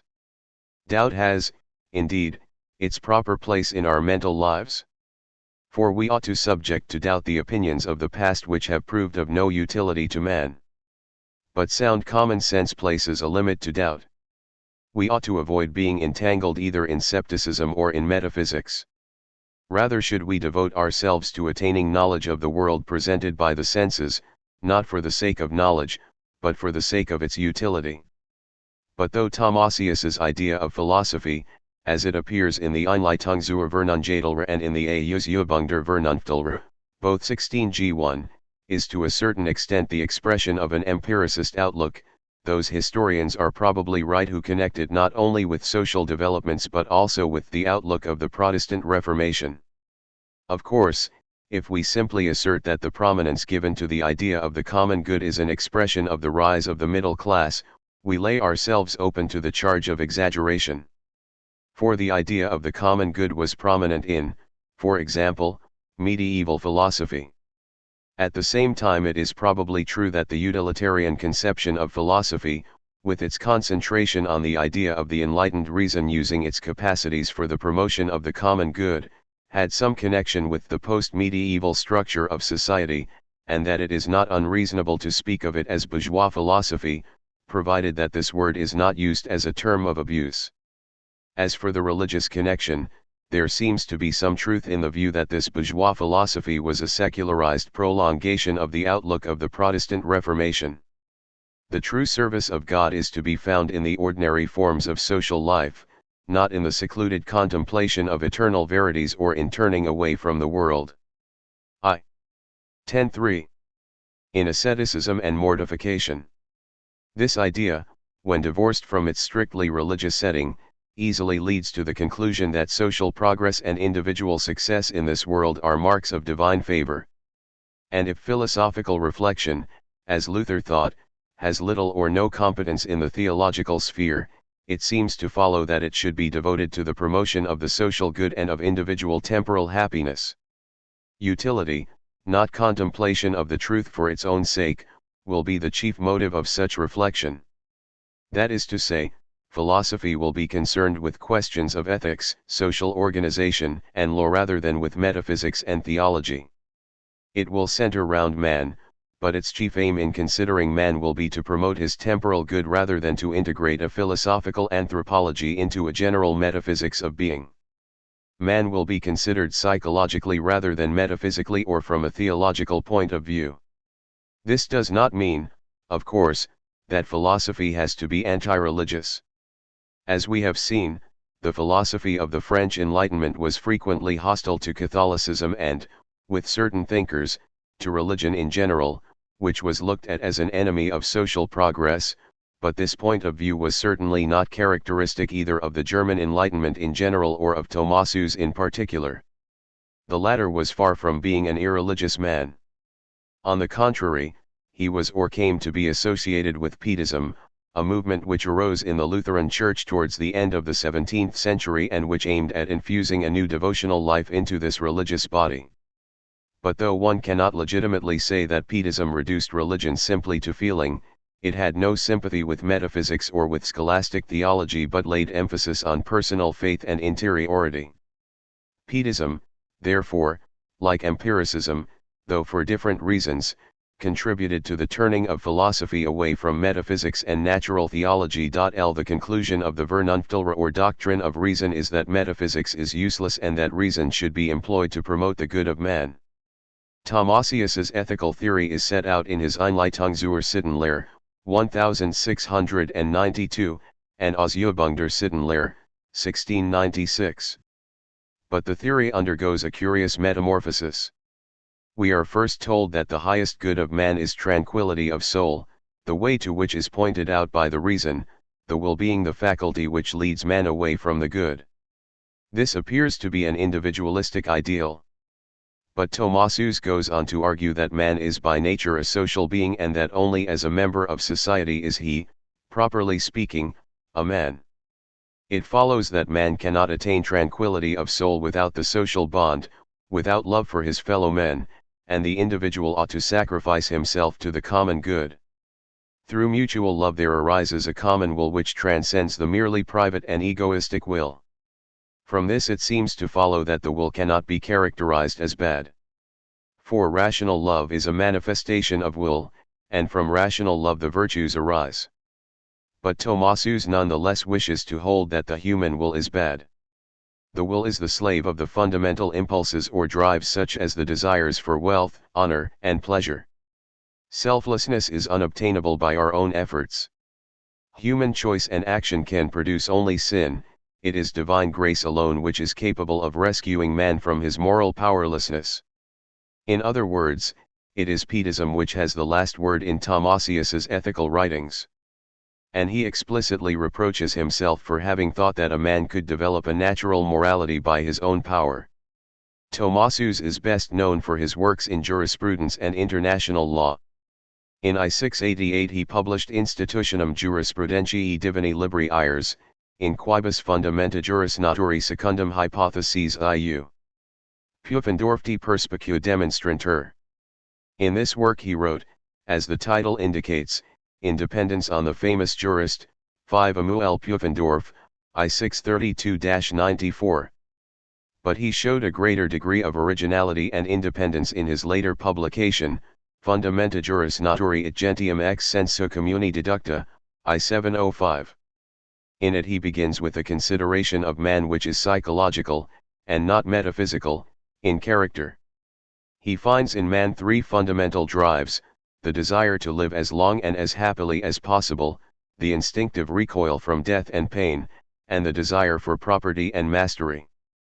50 Long as reason does not control these impulses or drives, there exists the natural state of human society, which is a mixture of war and peace, tending always to degenerate into the former. This condition of affairs can be remedied only when rational reflection gains the upper hand and is directed towards securing for man the longest and happiest life possible. But what is a happy life? In the first place it is a just 10-5 life, and the principle of justice is that we should not do to others what we do not wish them to do to us. On this principle is based natural law in the narrower sense, namely as directed to the preservation of external peaceful relations. In the second place a happy life is characterized by decency, decorum, and the principle of decency or of what is fitting is that we should do to others what we wish them to do to us. On this principle is based politics which is directed to the promotion of peace by benevolent action. In the third place a happy life demands virtue and self-respect, honestum, and the principle here is that we should do to ourselves what we wish others to do to themselves according to their capacities. On this principle is based ethics, which is directed to the attainment of inner peace. We have here a rather different outlook from that suggested by Thomasius's remarks in his Ausübung der Sittenlehre about man's incapacity to develop a moral life by his own efforts. For in the Fundamenta Juris Naturae et Gentium ex sensu communi deducta he clearly takes up the position that a natural law is derivable from the human reason, and that by the exercise of the latter man can overcome his egoistic impulses and promote the useful, namely the common good. Pufendorf had also derived the natural law from reason, but Tomasus separated natural law from metaphysics and theology more sharply than his predecessor had done. We find, therefore, a characteristic idea of the Enlightenment, that reason can heal the wounds of human life, and that exercise of reason should be directed to the social good. The individual should find his own good in overcoming his egoistic desires and lusts and in subordinating himself to the good of society. This is not to say that Tomasus ever discarded belief in religion or in the supernatural. But he tended to separate religion, belonging to the sphere of faith, feeling, and devotion, from the sphere of philosophical reflection. Calvinist emphasis on community appears in a secularized form, but it coexists for Tomasus with Lutheran Pietism. 2. The chief representative of the second phase of the German Enlightenment is Christian Wolff, I-679-I-754. With Wolff, however, we find a very different outlook from that of Tomasus. The latter's hostility towards metaphysics, combined with Pietism, is entirely absent. Instead we find a renewal of academic philosophy and school metaphysics, and a thoroughgoing rationalism. This must not be taken to imply that Wolff was a rationalist in the sense of being anti-religious, he was nothing of the kind. But he developed a complete rational system of philosophy which included metaphysics and natural theology, and which exercised a powerful influence in the universities. True, he emphasized the practical end of philosophy, and his aim was that of promoting the spread of understanding and virtue among men. But the characteristic note of his thought is its confidence in and insistence on the power of the human reason to attain certainty in the field of metaphysics, including metaphysical knowledge of God. This rationalism finds expression in the titles of his German writings, which frequently begin with the words rational ideas of vernünftige Gedanken von, for example, rational ideas of God, the world, and the soul of man, 1719. And his Latin works form together the rational philosophy, Philosophia Rationalis. The pietistic sundering of the sphere of faith from the sphere of reason and the elimination of metaphysics as uncertain and useless were quite foreign to Wolff's mind. In this sense he continued the great rationalist tradition of post-Renaissance continental philosophy. He wrote in considerable dependence on Leibniz, whose thought he expressed in a scholastic and academic form. But though he lacked the originality of Leibniz and his other leading predecessors, he is a figure of importance in German philosophy. And when Kant discusses metaphysics and metaphysical proofs, it is often the Wolffian philosophy which he has in mind.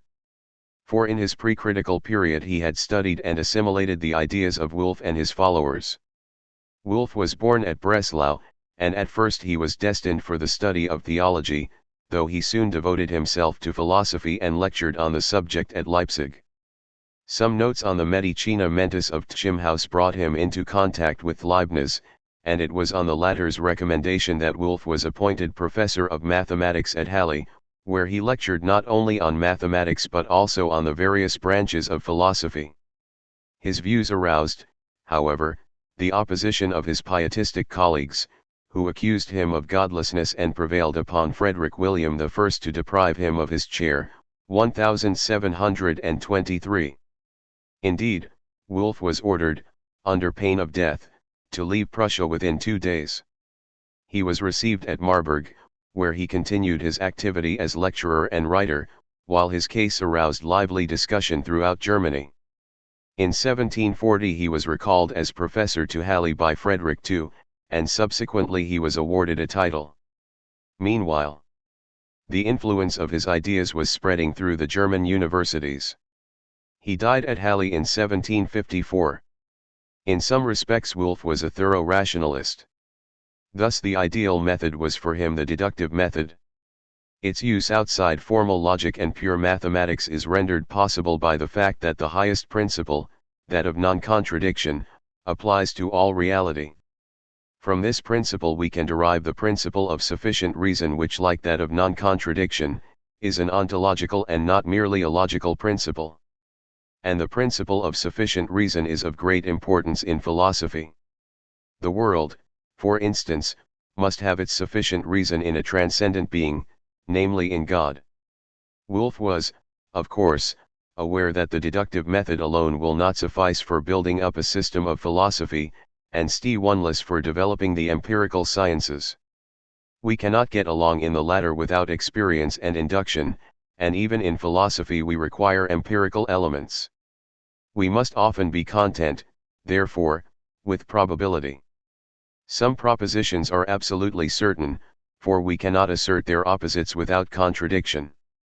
But there are many propositions which cannot be reduced to the principle of non-contradiction but which enjoy varying degrees of probability.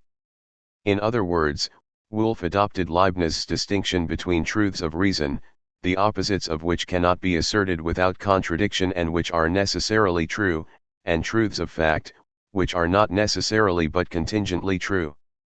He applied the distinction in, for example, this way.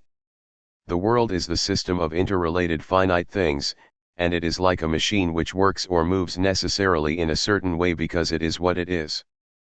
But this necessity is hypothetical. If God had so willed, the world could have been other than what it is. It follows that there are many true statements about the world, the truth of which is not absolutely necessary. At the same time the world is ultimately composed of substances, each one of which exemplifies an essence that can, ideally at least, be conceived in a clear idea and defined. And if we possessed a knowledge of these essences, we could deduce a series of necessary truths. For when we conceive essences, we abstract from concrete existence and consider the order of possibility, irrespective of God's choice of this particular world. It is, indeed, arguable that Wolff's view that the world could be different from what it is does not fit in with his theory of essences. 108. For it might be maintained that, given the essences which compose the world order could only have been what it is. However, the point which I wish to make is that Wolff's rationalism, his emphasis on clear and distinct definable ideas and on deduction, leads him to describe philosophy as the science of the possible, of all possible things, a possible thing being anything which does not involve a contradiction. Mention has been made of Leibniz, and there is no question, of course, that the latter's philosophy exercised a marked influence on Wolff's thought. We shall see examples of this influence shortly. But in reinstating the idea of essences, Wolff makes explicit reference to the scholastics, and though, given the widespread contempt for scholasticism at the time, he is careful to maintain that he is improving on their ideas, he makes no secret of the fact that, following Leibniz, he has no sympathy with the wholesale condemnation of their opinions and work. And in point of fact it is quite clear that he was influenced by the scholastics. But Wolff's concentration on being as essence puts one in mind of Scotus rather than of Aquinas. It was the later scholasticism rather than the Thomist system which influenced his thought. Thus in his ontology he refers with approval to Suarez, whose writings had enjoyed considerable success in the German universities, even in the Protestant ones. The influence of scholasticism can be seen in Wolff's division of philosophy. The fundamental division, which goes back, of course, to Aristotle, is into theoretical and practical philosophy.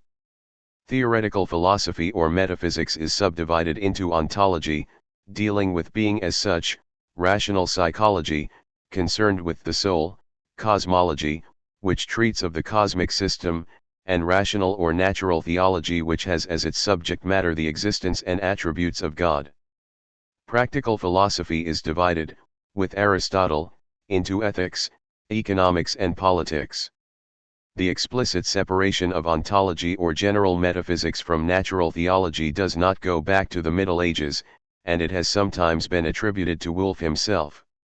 But the separation had already been made by the Cartesian Clauberg, 1622-65, who spoke of ontosophy rather than of ontology, and the later term had been used by Jean-Baptiste Duhamel, 1624-1706, a scholastic, in his Philosophia Universalis. Moreover, in his ontology Wolff explicitly aimed at improving on the definitions given by the scholastics and on their treatment of the science of being as being. And although his division of philosophy differs from that, say, of St. Thomas Aquinas, his hierarchical arrangement of its branches was clearly developed under scholastic influence. This may not appear to be a matter of much importance, but it is at least interesting to observe that the scholastic tradition found a continued life in the thought of one of the leading figures of the German Enlightenment, even if, from a strictly Thomist point of view, it was a rather debased form of scholasticism which found a home in the Wolffian philosophy. This is certainly what is thought by those who, with Professor Gilson, contrast the existentialism of Aquinas and his faithful followers with the essentialism of later scholastics. The Leibnizian influence can be clearly seen in Wolff's treatment of substance. Though he avoided the term monad, he postulated the existence of imperceptible simple substances which are without extension or figure, and no two of which are perfectly alike. The things which we perceive in the material world are aggregates of these substances or metaphysical atoms, and extension belongs, as with Leibniz, to the phenomenal order. The human body is, of course, also an aggregate of substances.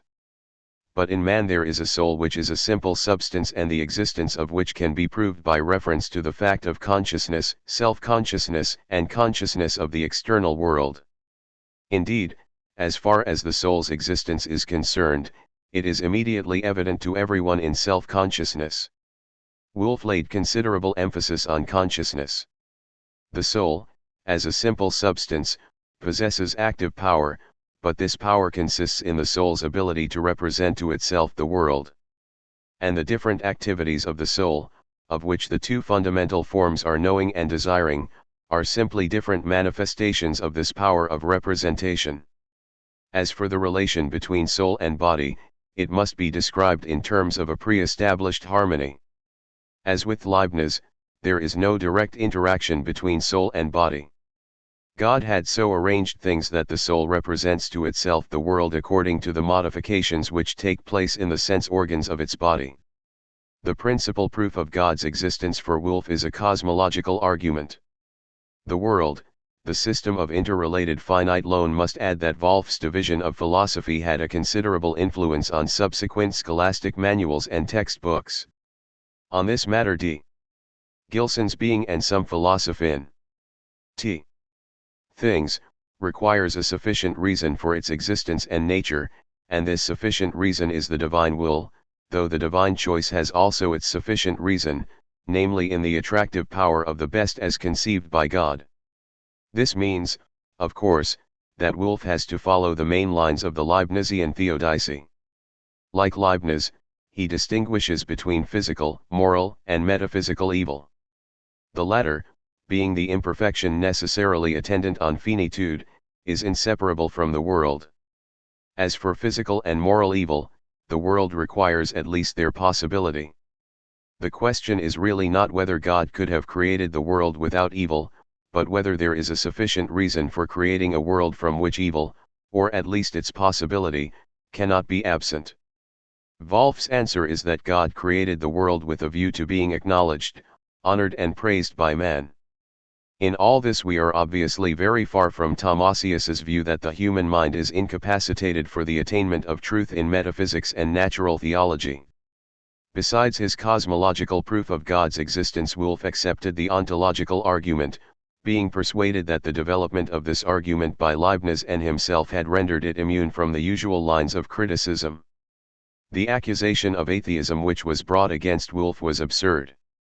But it is understandable that his enemies among Pietists thought that he was putting reason in the place of faith and undermining their conception of religion.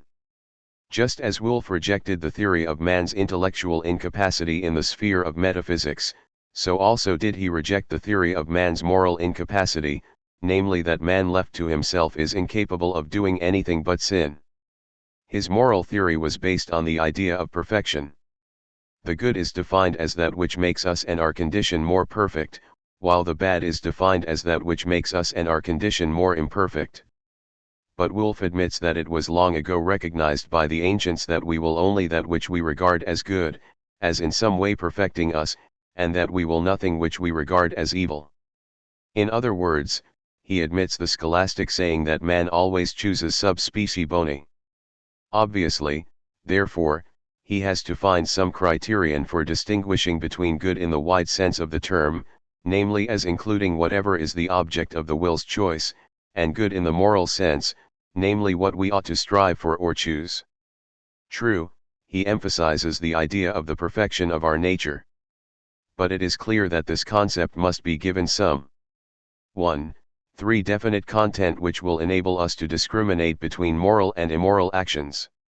In trying to do this, Wolff gives prominence to the idea of the harmonization of the manifold elements of human nature under the rule of reason and of MCLN's interior and exterior conditions. Some writers have maintained that by including external good in the summum bonum or end of human moral endeavor, Wolff was giving expression to a Protestant ethic. But, many centuries before, Aristotle had included a sufficiency of external goods in the good of man. In any case, it must be noted that Wolff is anxious to avoid the individualism which may appear to be connected with an ethic of self-perfection. He therefore emphasizes the fact that man can perfect himself only if he strives to help his fellow men and to rise above his purely egoistic impulses. Promotion of God's honor and of the common good belong to the idea of self-perfection. The natural law ordains, therefore, that we should do that which makes ourselves and our condition and the condition of others more perfect, and that we should not do that which makes ourselves or others more imperfect. Wolff asserts freedom as a condition of the moral life. But it is not at all easy for him to explain how freedom is possible, if it means that a man could have made another choice than the one that he has actually made. For, as we have seen, he regards nature as analogous to a machine in which all movements are determined and, hypothetically, necessary. However, in spite of this difficulty, Wolff continued to affirm that man is free. In justification of this position, he appeals to the theory of the pre-established harmony between soul and body. There is no direct interaction between them. Hence, bodily conditions and sensual impulses, for example, cannot determine the soul's choices. Its choices spring from its own spontaneity, and they are therefore free. But Wolff is also involved in difficulties about the relation of intellect to will in the moral life. According to him, a constant will to do only what corresponds with the natural moral law is the beginning and foundation of virtue. But can this constant direction of the will be produced by the intellect or reason, by knowledge of moral good and evil? Must not this production be an act of the will itself? As the constant direction of the will towards the objective moral good is not something which is given from the start, and as there is difficulty in showing how it can be produced by the intellect alone, Wolff stresses the need for and the important part played by education in the moral life. At the same time, it is intellectual education, the phonation of clear and distinct ideas, which he emphasizes. Hence, even if Wolff does not provide a completely satisfactory answer to the question how man by his own efforts can lead a truly moral life, it is clear that rationalism has for him the last word. The principal end of education is to produce those clear ideas of the moral vocation of man which can serve as motive forces for the will. What is at the back of his mind seems clear enough. The will naturally seeks the good. But man can have mistaken ideas of the good. Hence the importance of developing true, clear, and adequate ideas. The will can be rightly directed only by the intellect. Wolff may not succeed in explaining precisely how the intellect can govern the will and produce the right desires, but that it can do so in his opinion is beyond doubt. Wolff sometimes speaks as though the aim of the education of the mind is to produce useful ideas. And if we bear in mind his insistence, when talking about our duties to ourselves and to our neighbor, that man ought to work and by this means maintain himself and promote the common good, we may perhaps be inclined to draw the conclusion that his moral ideal is simply that of the decent, hard-working citizen. We may conclude, in other words, that he has a thoroughly bourgeois conception of man's moral vocation, a conception which can be described as a secularized phone of the Protestant notion of man's vocation in this world. But though this conception phones one element in his thought, it is not the only element. For he gives to the ten useful a wide range of meaning. Being useful to society does not mean simply faithful service as a manual laborer or as an official of some sort.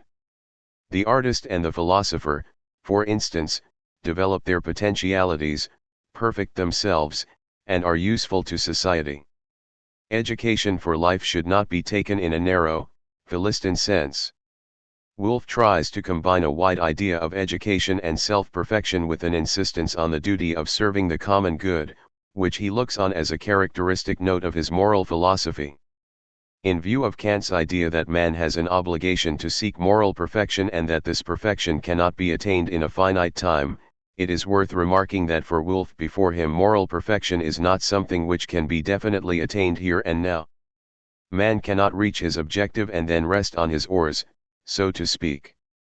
The obligation to seek moral perfection involves an obligation to go on continually striving towards it, an obligation to strive endlessly after the complete harmonization of impulses and effects under the rule of reason.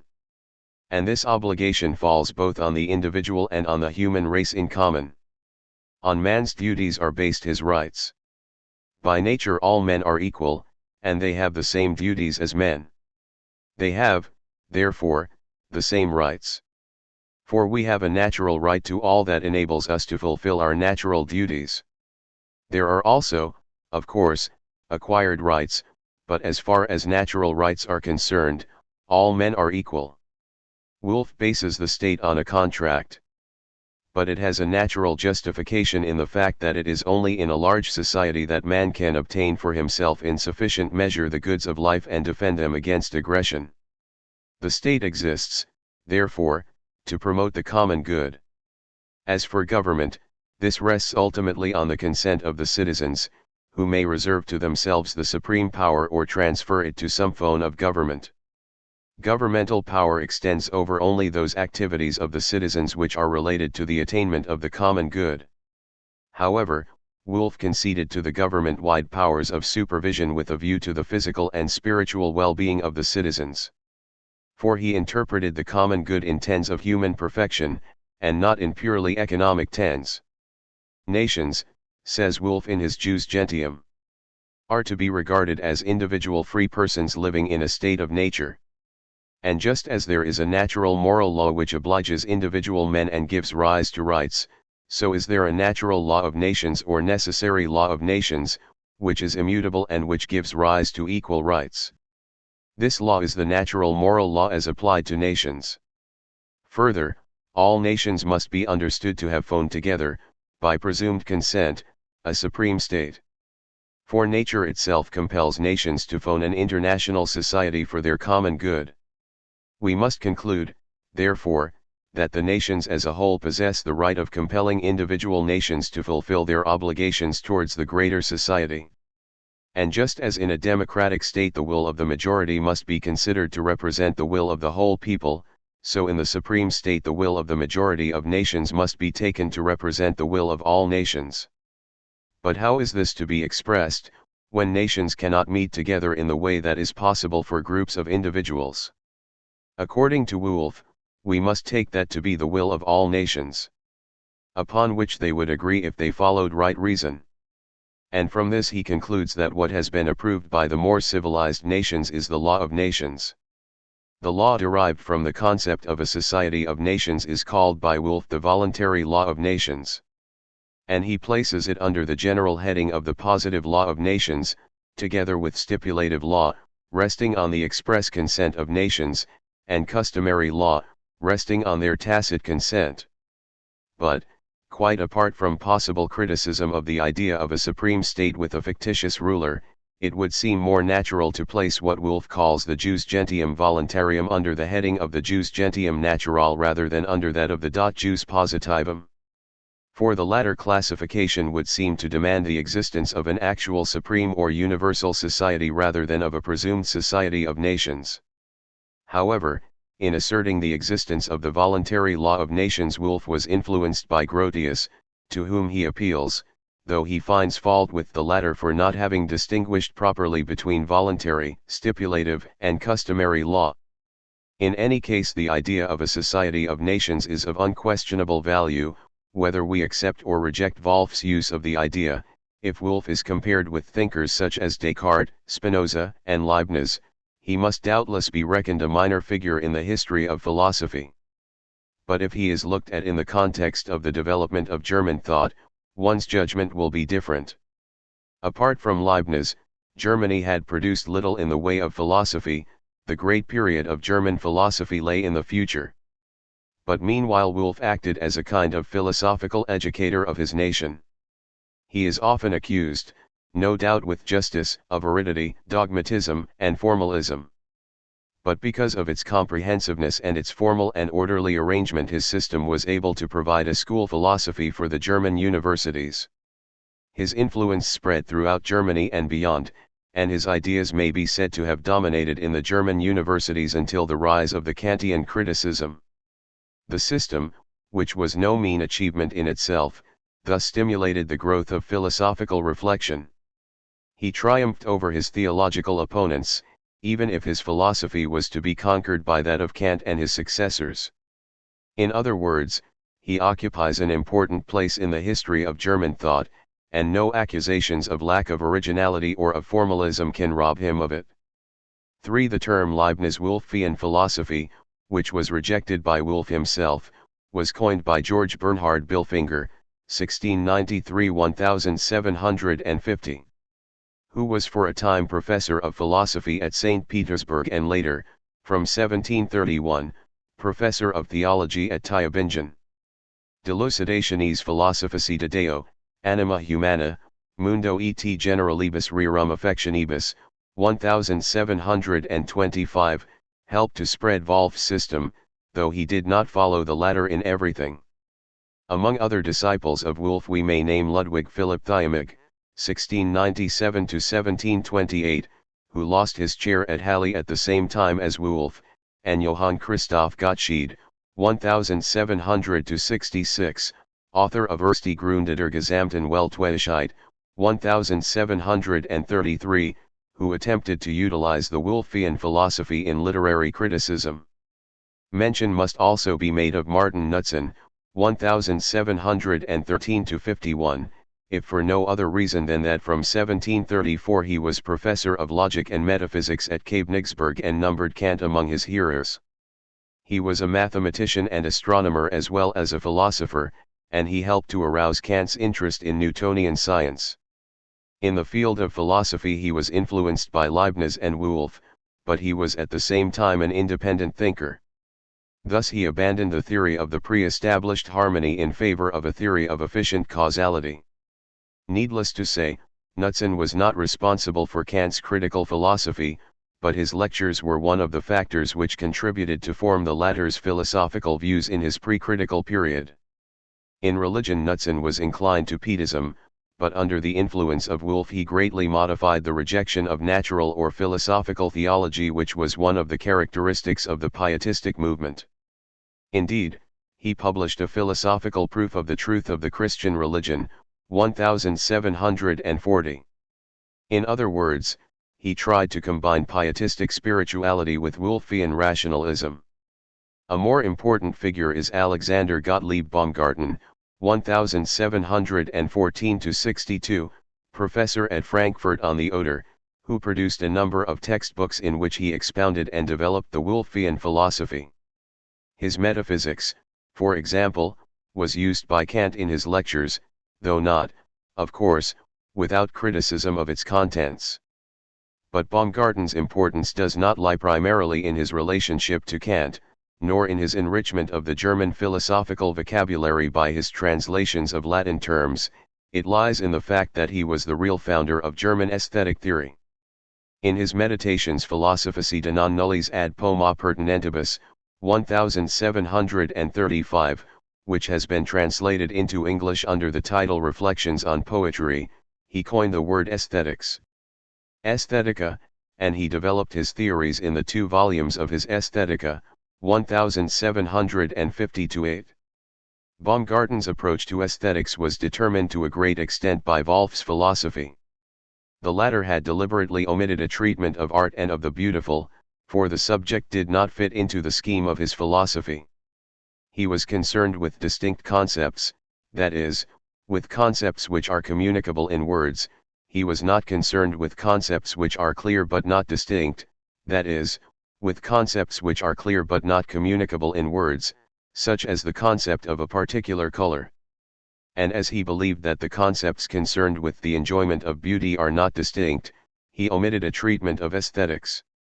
Further, when considering man's powers or faculties, he concentrated on the higher powers, vires superiors, leaving aside to all intents and purposes the lower powers, vires inferiors. And his belief that aesthetic enjoyment is a function of the lower powers, the faculties of sensation, was thus also a reason for omitting consideration of aesthetic theory. There was, therefore, a gap in the Wolffian philosophy, which Baumgarten set out to fill. And for a disciple of Wolff this involved a consideration of man's sensitive powers. The need for such a consideration had been rendered all the more acute by the increasing knowledge in Germany of British empiricism. Baumgarten's idea of aesthetics was humanistic in character, in the sense that it was bound up with a view of man. At the beginning of the Aesthetics he remarks that the philosopher is a man among men, nor does he rightly think so great a part of human knowledge alien to himself. The philosopher must strive after a knowledge of sensibility, which plays such an important part in human life, and though he may not be able to create the beautiful as the artist does, he should seek for a systematic knowledge of the beautiful. Indeed, Baumgarten defines aesthetics as the science of the beautiful and of beautiful things. But beauty is perfection in the field of sensibility or sense knowledge. Hence aesthetics is the science of the perfection of sense knowledge. The goal of aesthetics is the perfection of sense knowledge as such. And this is beauty. Aesthetics is also described by Baumgarten as the art of thinking beautifully, ars pulchra cogitandi. This unfortunate description or definition obviously lends itself to misunderstanding and misuse. 1 Section 6. Auutis, Section 14.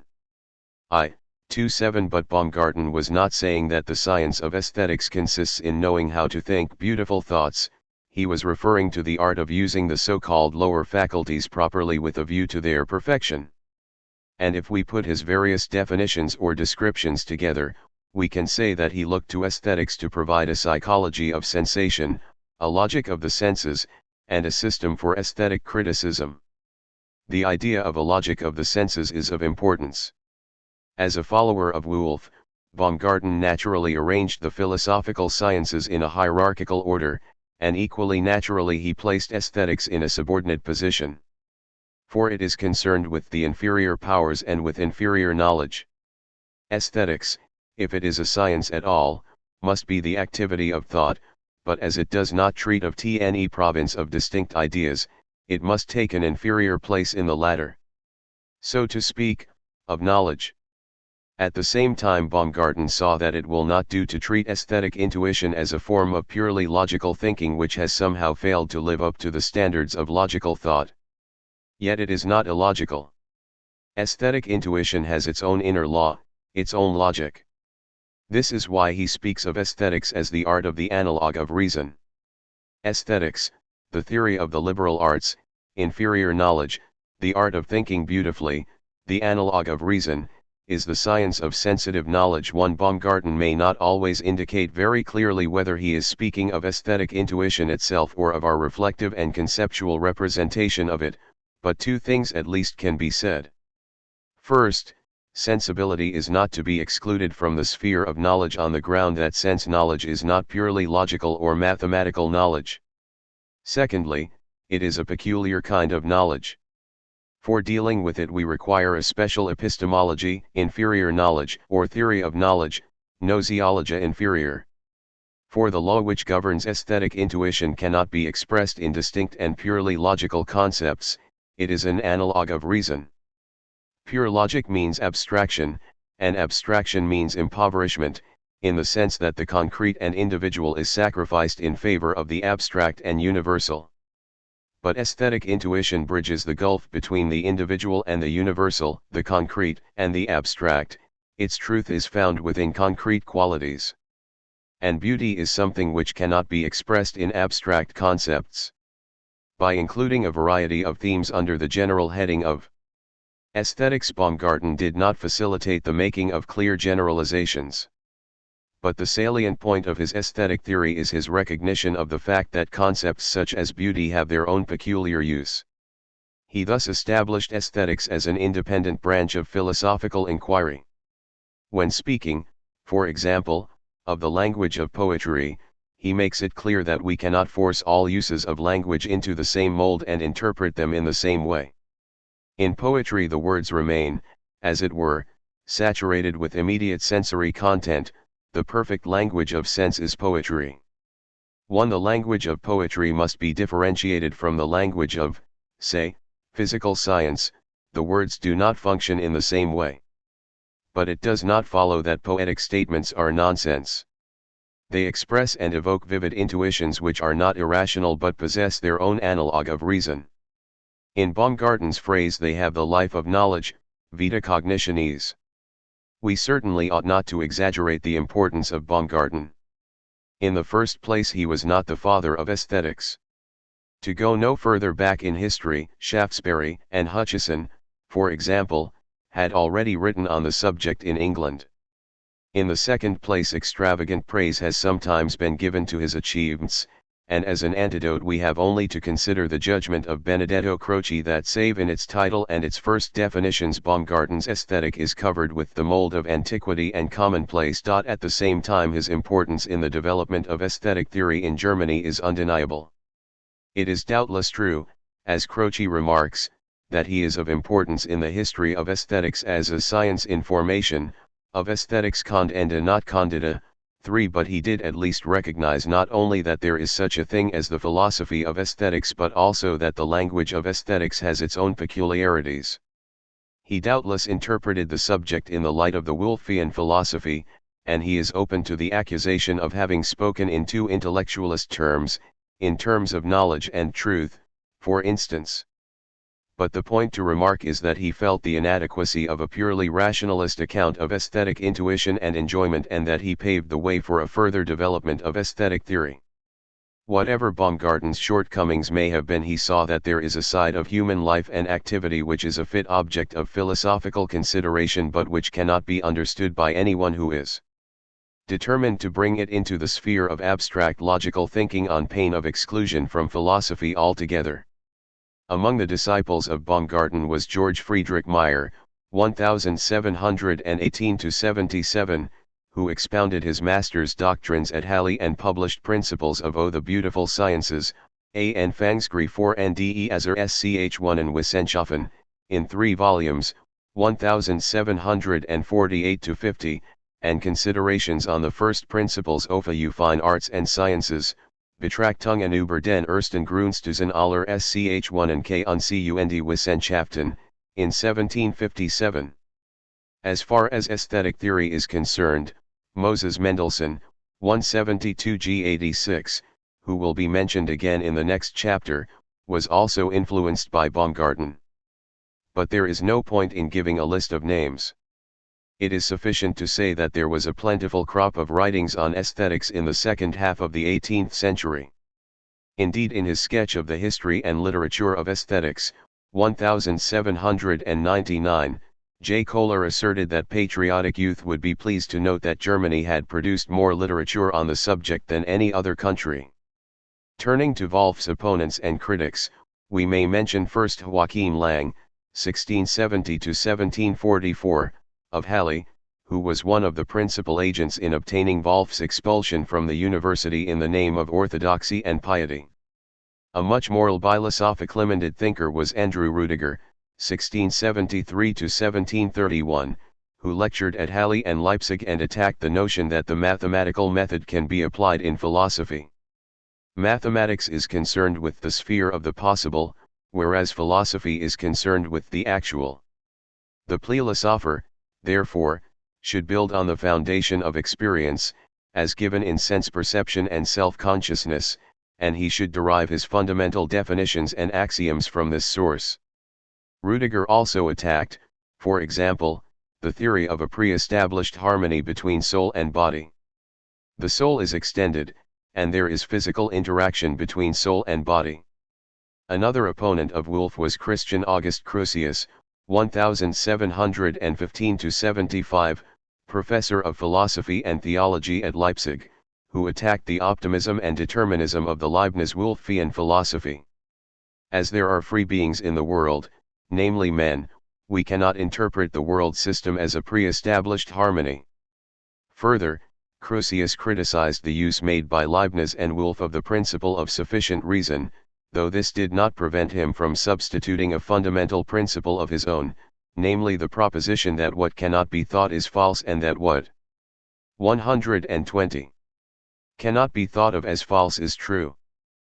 From this illuminating proposition he derived 3 other principles: the principle of contradiction, that nothing can be and not be at the same time; the principle of inseparables, that those things which cannot be thought of separately cannot exist separately; and the principle of incompatibles, that those things which cannot be thought of as conjoined cannot exist in a state of conjunction.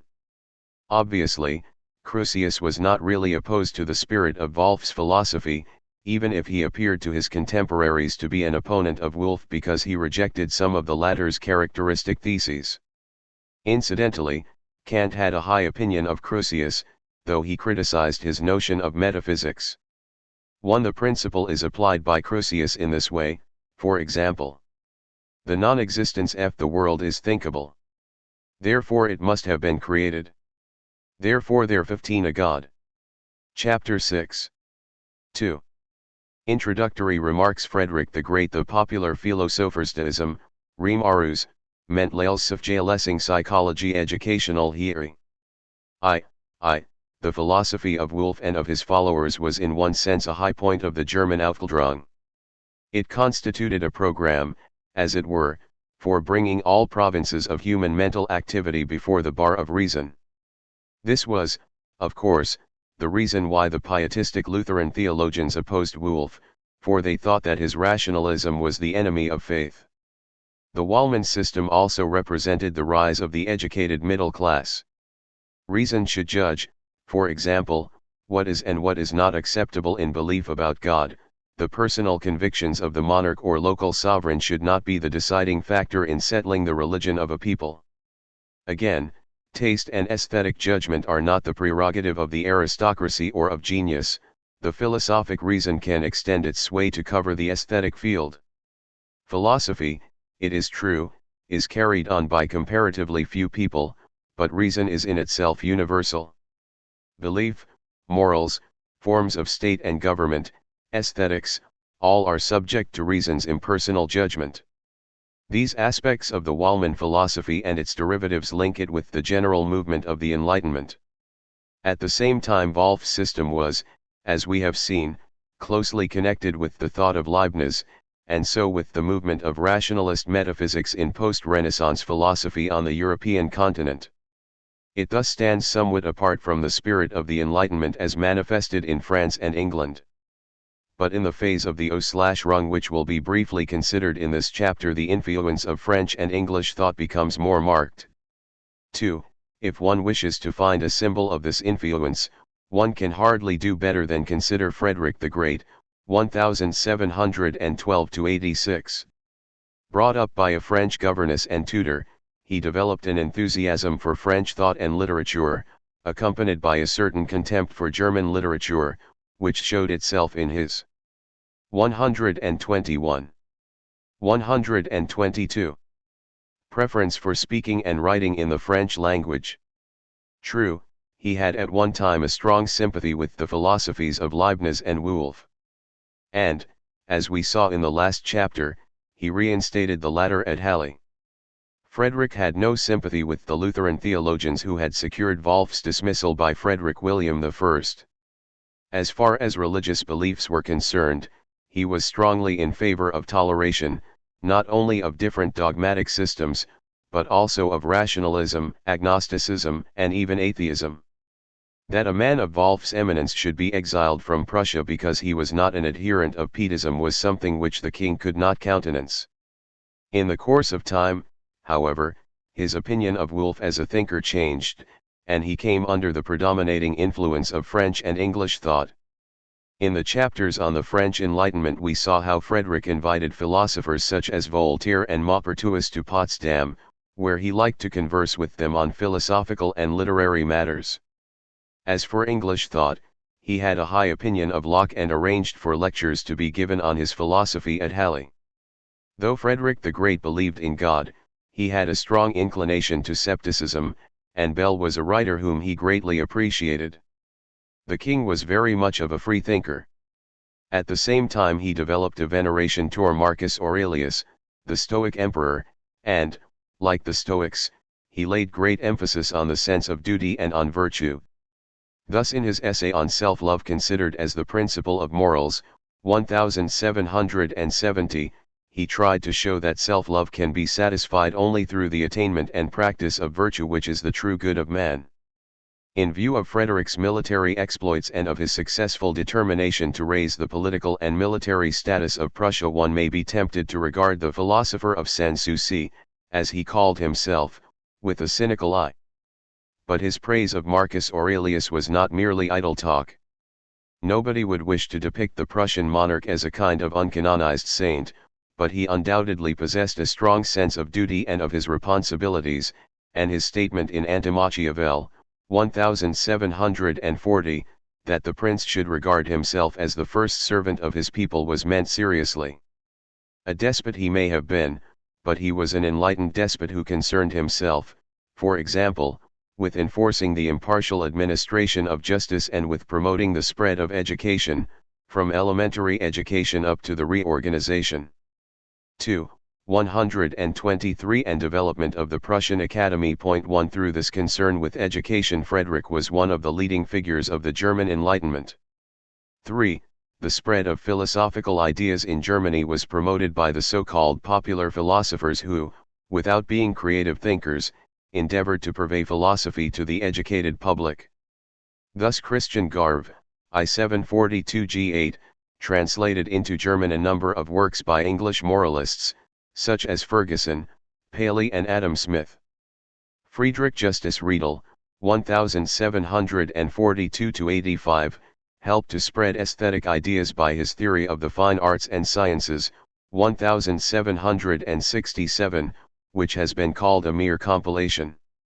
Christian Friedrich Nicolai, 1733-182, exercised a considerable influence through his editorship, first of the Bibliothek TKRSCH Sixnen Wissenschaffen, 1757-8, then of the Brief, Die Neuest Literatur betreffend, 1759-65, and finally of the Allgemeine Deutsche Bibliothek, 1765-1805, literary journals which their editor succeeded in making pay for themselves. One may also mention, though he was scarcely a philosopher in the academic sense, Christoph Martin Wieland, 1733-1813, first a pietist and then a literary figure and poet, who translated into German 22 plays of Shakespeare and, in his autobiographical novel, Agathemem, 1766, traced the history of the self-development of a young man, chiefly through the successive influences of different philosophies. 2. One effect of the influence of English and French thought on German thought was the rise of deism. In 1741 Tyndall's Christianity as Old as the Creation had appeared in German, and right at the beginning of the century John Toland had spent some time visiting the courts of Hanover and Berlin. Prominent among the German deists was Hermann Samuel Riemarus, 1694-1768, professor of Hebrew and Oriental languages at the Hamburg Gymnasium. His chief work was an apology for or defense of the rational worshippers of God, Apologie oder Schrift für die FJ8 Flungigen Verurer Gottes. Riemarus did not publish the work, but in 1774-7 Lessing published some portions under the title of the Wolfenbüttel Fragments. Lessing did not give the name of the author, but pretended that he had found these fragments at Wolfenbüttel. Another portion was published at Berlin in 1786 under the pseudonym of C.A.E. Schmidt, and further excerpts appeared in 1852. 1. It was his concern with education which made Frederick refuse to allow the publication in his territories of Pope Clement XIV. Bull suppressing the Society 01 Jesus. He did not wish the schools maintained by the Jesuits to be die-Ewald. On the one hand Riemarus was opposed to purely materialistic mechanism. The world, as an intelligible system, is the self-revelation of God, the world order is inexplicable without God. On the other hand he was a strong opponent of supernatural religion. The world is itself the divine revelation, and other so-called revelations are human inventions. Further, the idea of the world as a causally interconnected mechanical system is the great achievement of modern thought, and we can no longer accept the idea of miraculous and supernatural divine revelation. Miracles would be unworthy of God, for God achieves his purposes through a rationally intelligible system. In other words, Riemarus's natural theology follows the familiar deistic pattern. 2. The Jewish philosopher, Moses Mendelssohn, I-72-G86, who was a friend of Lessing and a correspondent of Kant, may be reckoned as one of the popular philosophers, in the sense that he helped to popularize the religious and philosophical ideas of the Enlightenment. But he is of some interest for his own sake. In I-75 Lessing and Mendelssohn published an essay with the, at first sight at least, startling title, Pope a Metaphysician / Pope ein Metaphysik. The Prussian Academy had announced an essay competition on the subject of Alexander Pope's alleged philosophical system, which Maupertuis considered to have been a digest of the Leibnizian philosophy.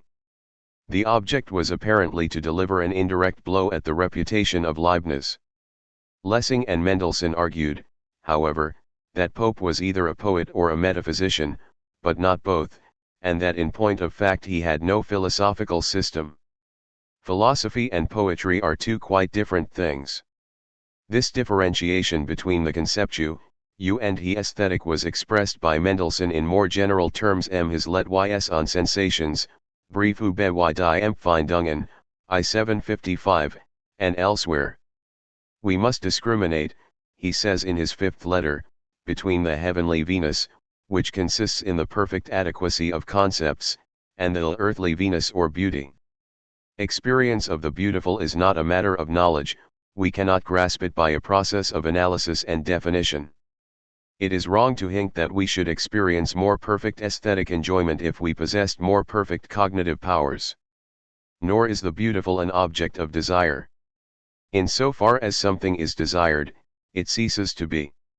If it ever has been, the object of aesthetic contemplation and enjoyment. Mendelssohn postulates, therefore, a distinct faculty which he calls the faculty of approval, Billigvermogen. It is 12.5 a special sign of beauty, he says in Morgenstunden, 7, that it is contemplated with calm pleasure, whether we possess it or not. In thus insisting on the disinterested character of aesthetic contemplation, Mendelssohn was writing to some extent under the influence of English aesthetic theory. In the sphere of religion, Mendelssohn maintained that the existence of God is capable of strict proof. His proofs, as given in Morning Hours, Morgenstunden, I 785, followed more or less the lines of the Wolffian system, and he accepted and defended the ontological argument. God is possible. But pure possibility is incompatible with the idea of a most perfect being.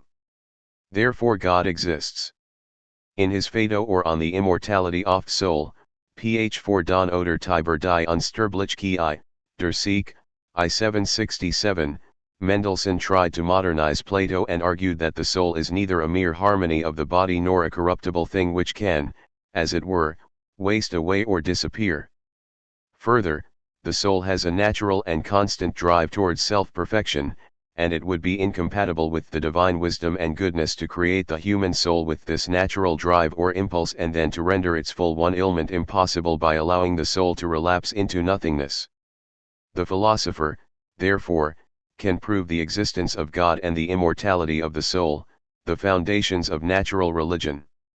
In doing so he is simply giving a theoretical justification 01 truths which the human mind, left to itself, spontaneously recognizes, at least in a confused way. But this does not mean that the state is justified in trying to enforce uniform acceptance of specific religious beliefs. Nor is any religious body which demands of its members uniformity of belief entitled to invoke the aid of the state in attaining this end. The state is concerned with actions, not with beliefs.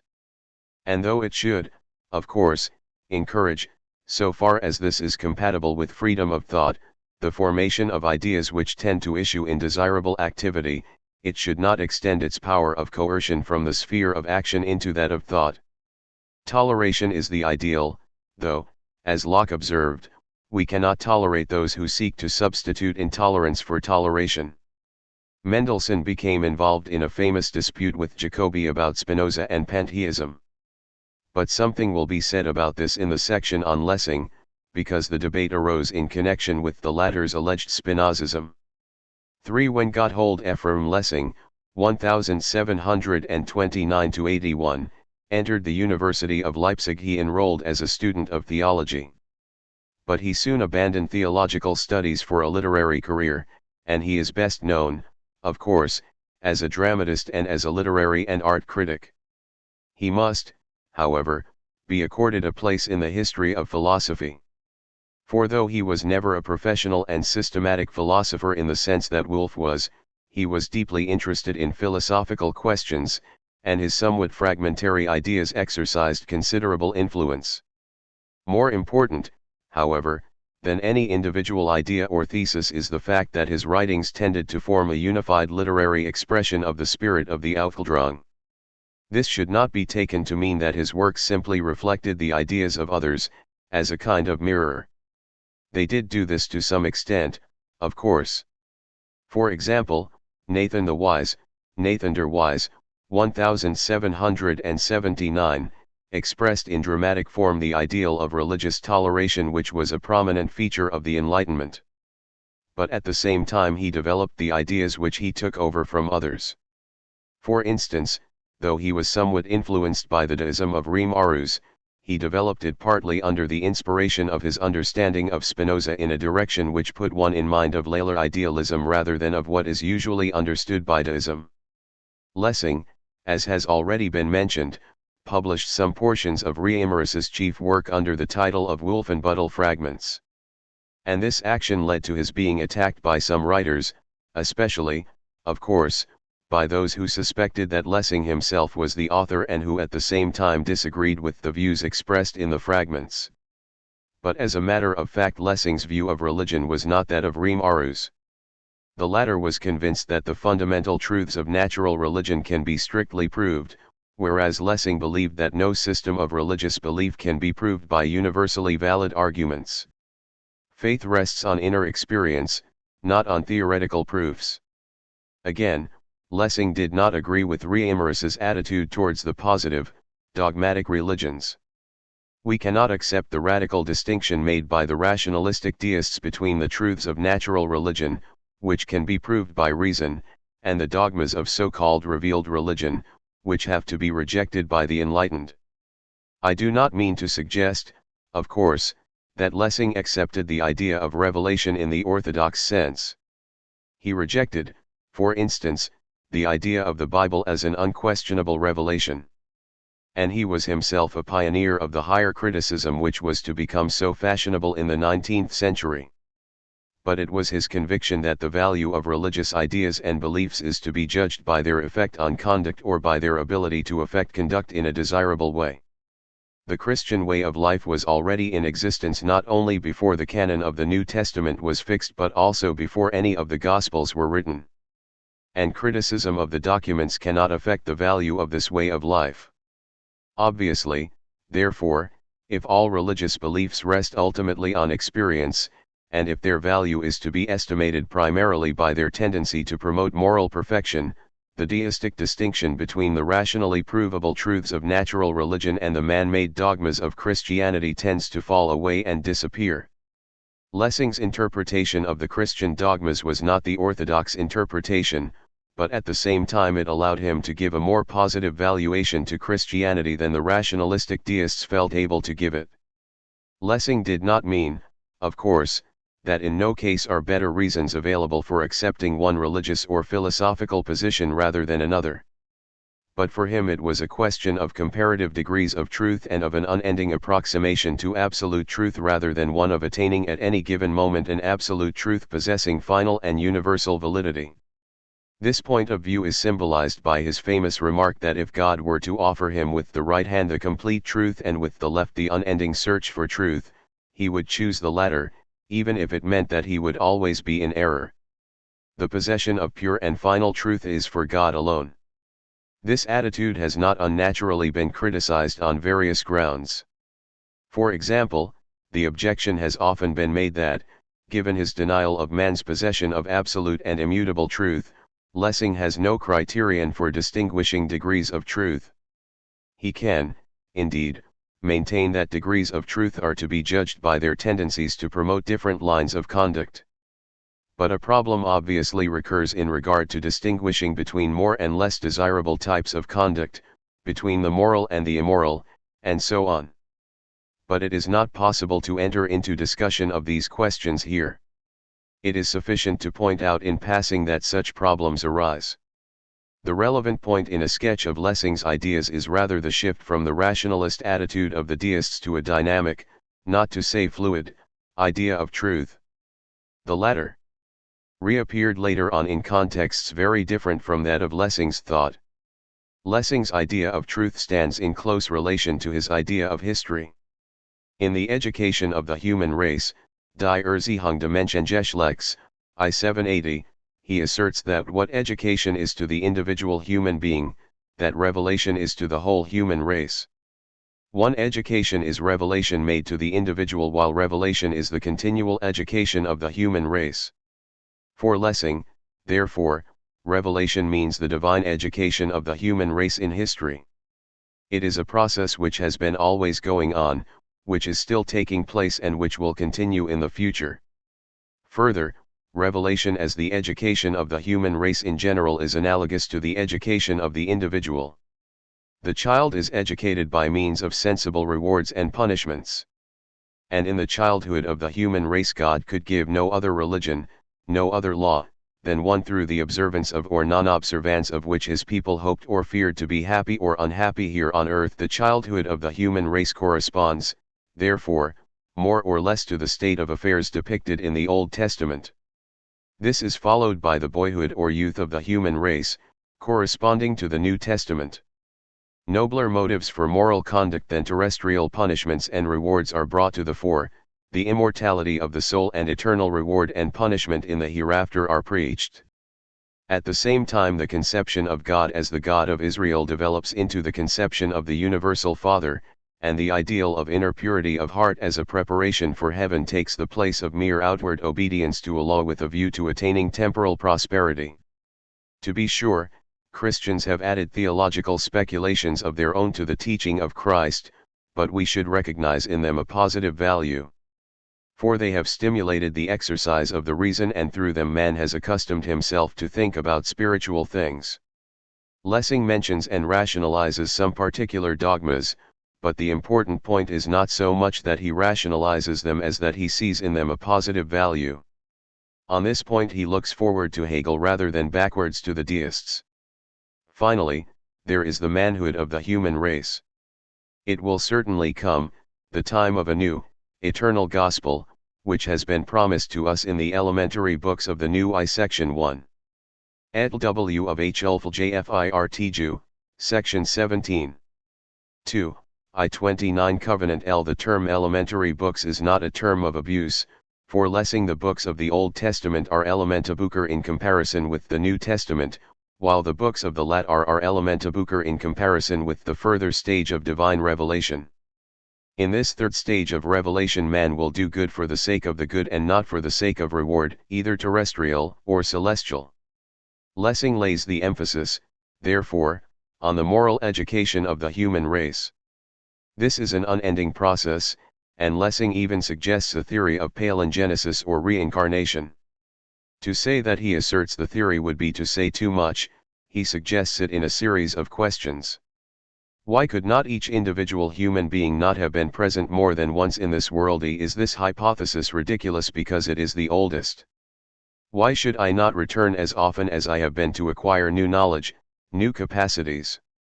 B. In I-783 Jacobi, whose ideas will be outlined in the next chapter, wrote to Mendelssohn that when he had visited Lessing not long before the latter's death, Lessing had openly admitted that he was a Spinozist.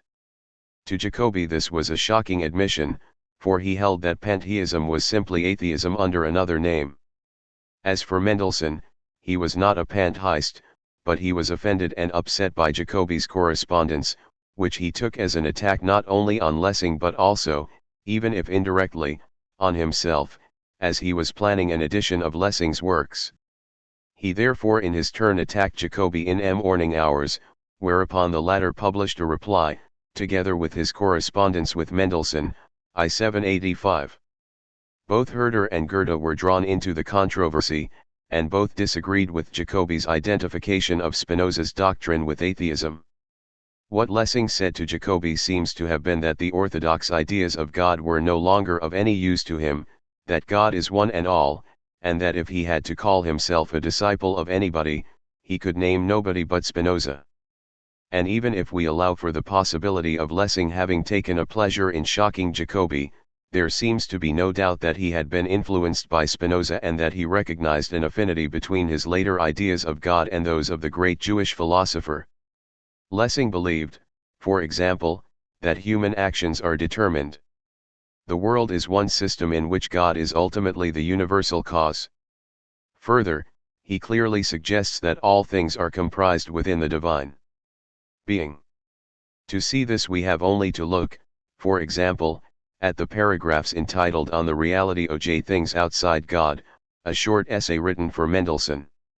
Referring to the theory that existent things are different from the divine ideas of these things, he asks, why should not the ideas which God has of real things be these real things themselves? It will be objected that in this case there are contingent things in the immutable essence of God. But has it never occurred to you, who are compelled to attribute to God ideas of contingent things, that ideas of contingent things are contingent ideas? Lessing doubtless attached much more value to individuality than Spinoza did, and, as we have seen, he laid great stress on the movement of history towards a goal, that of moral perfection.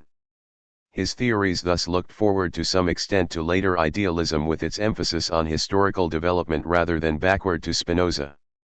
But the question is not whether Lessing interpreted Spinoza correctly but whether there was some autobiographical truth in his remarks to Jacobi.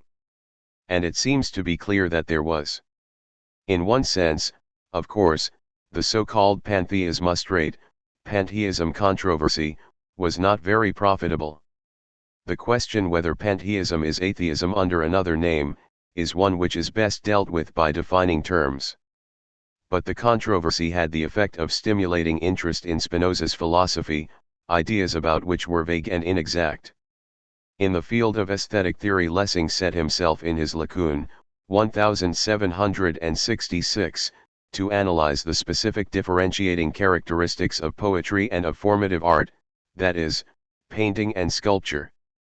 The great critic Wink One Man, 1778, had remarked that the artistic effect of the Lacune in the Vatican is the same as that of Virgil's description of the Lacune story in the Aeneid. Lessing used this remark as a point of departure. We have already seen how, in connection with Pope, he made a sharp distinction between philosophy and poetry. In the Lacune he maintained that poetry is concerned with presenting human actions, and through them the life of the soul, and for this reason he condemned pictorially descriptive poetry. Sculpture, however, is concerned with the presentation of the body, particularly of ideal corporeal beauty. Further, Lessing tried to show how the materials employed by the different arts determine their characteristics. If human action is the specific theme of poetry, this is particularly true of the drama, a subject to which Lessing gave his attention in the Hamburgische Dramaturgie, 1767-9. In this work he insisted on the unity of the drama, a unity which consists essentially in unity of action. According to Lessing, the Poetics of Aristotle, the fruit of reflection on the great Greek tragedies, is as much an infallible work as the Elements of Euclid, Hamburgische Dramaturgie, last chapter. At the same time he strongly attacked the French preoccupation with the three unities. They misunderstood Aristotle when they insisted on unity of time and place as essential characteristics of drama. If they were right, Shakespeare would be no true dramatist. Lessing also made his own Aristotle's statement about the end of tragedy being the purging of pity and fear, interpreting pity as compassion, in a literal sense, and fear as self-regarding. Further, Aristotle was right in finding the essence of art in imitation. Drama imitates human actions, and tragedy imitates or presents a unity of human action in such a way as to ennoble man through its arousing of and purifying of the passions of pity and fear. It has, therefore, a moral purpose. These somewhat random, and in any case bald, observations give, it is true, a highly inadequate picture of Lessing as a writer on aesthetic theory and as a critic of the fine arts. He was not, indeed, an original thinker, in the sense of one who proposes new ideas in philosophy or in aesthetic theory. In the latter sphere he was much influenced by French, English, and Swiss writers and, in regard to drama, by Aristotle. But though most of his ideas can be paralleled elsewhere, he had the gift of making these ideas live, and in this sense at least he was original and creative. In the preface to Lacune he remarks that we Germans have no lack of systematic books.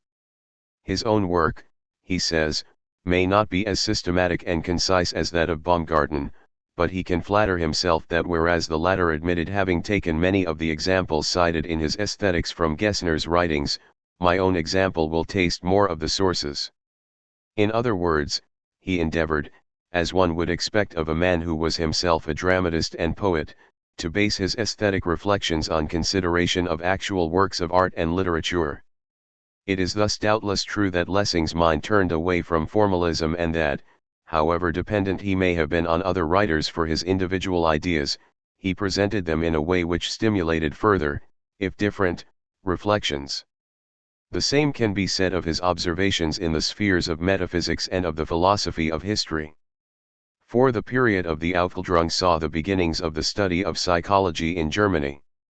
An important figure in this field was Johann Nicolaus Tietjens, 1736–1807, who was professor of philosophy at Kiel for a time. In 1789 he accepted an invitation to take up a post at Copenhagen.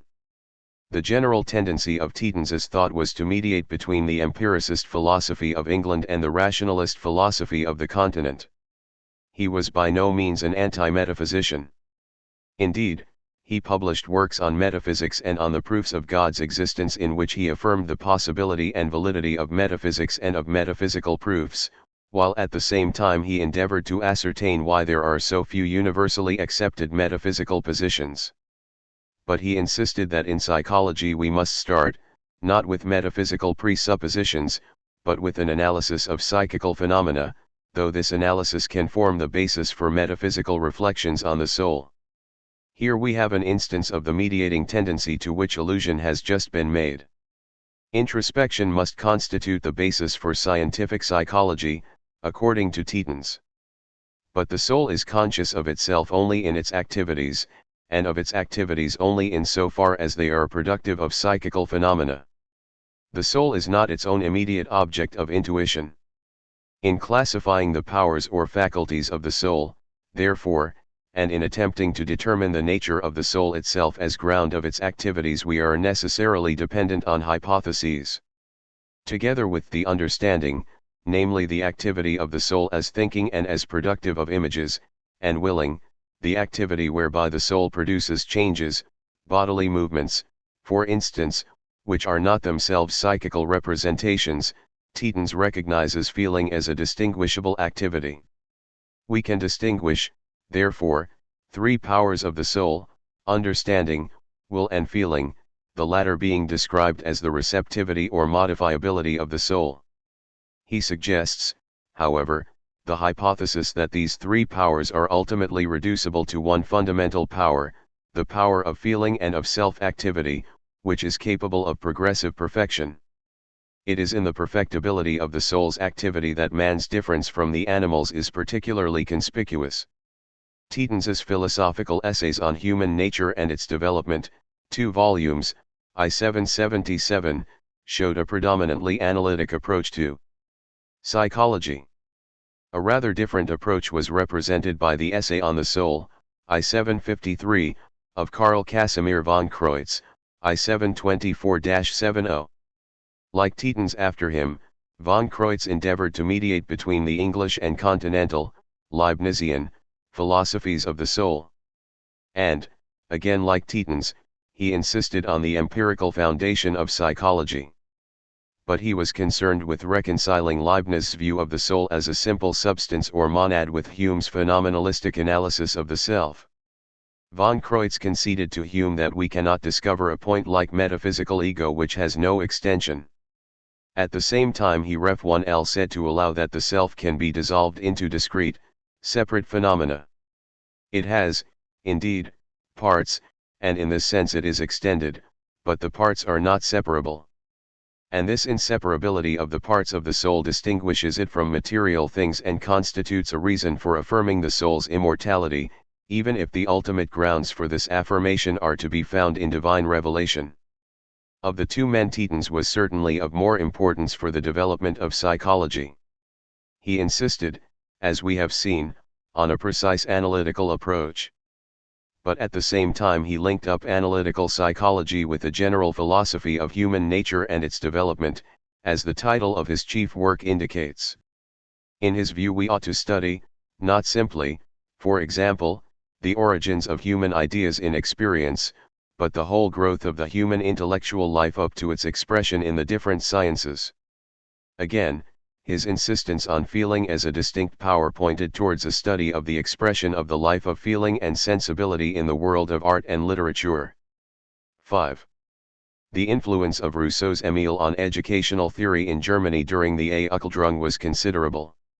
It was felt, for example, by Johann Bernhard Basedow, 1723-90, author of, among other educational writings, a large tome named Elementa Work, 1774, which was designed as a kind of encyclopedia for teachers and as a text for parents and children.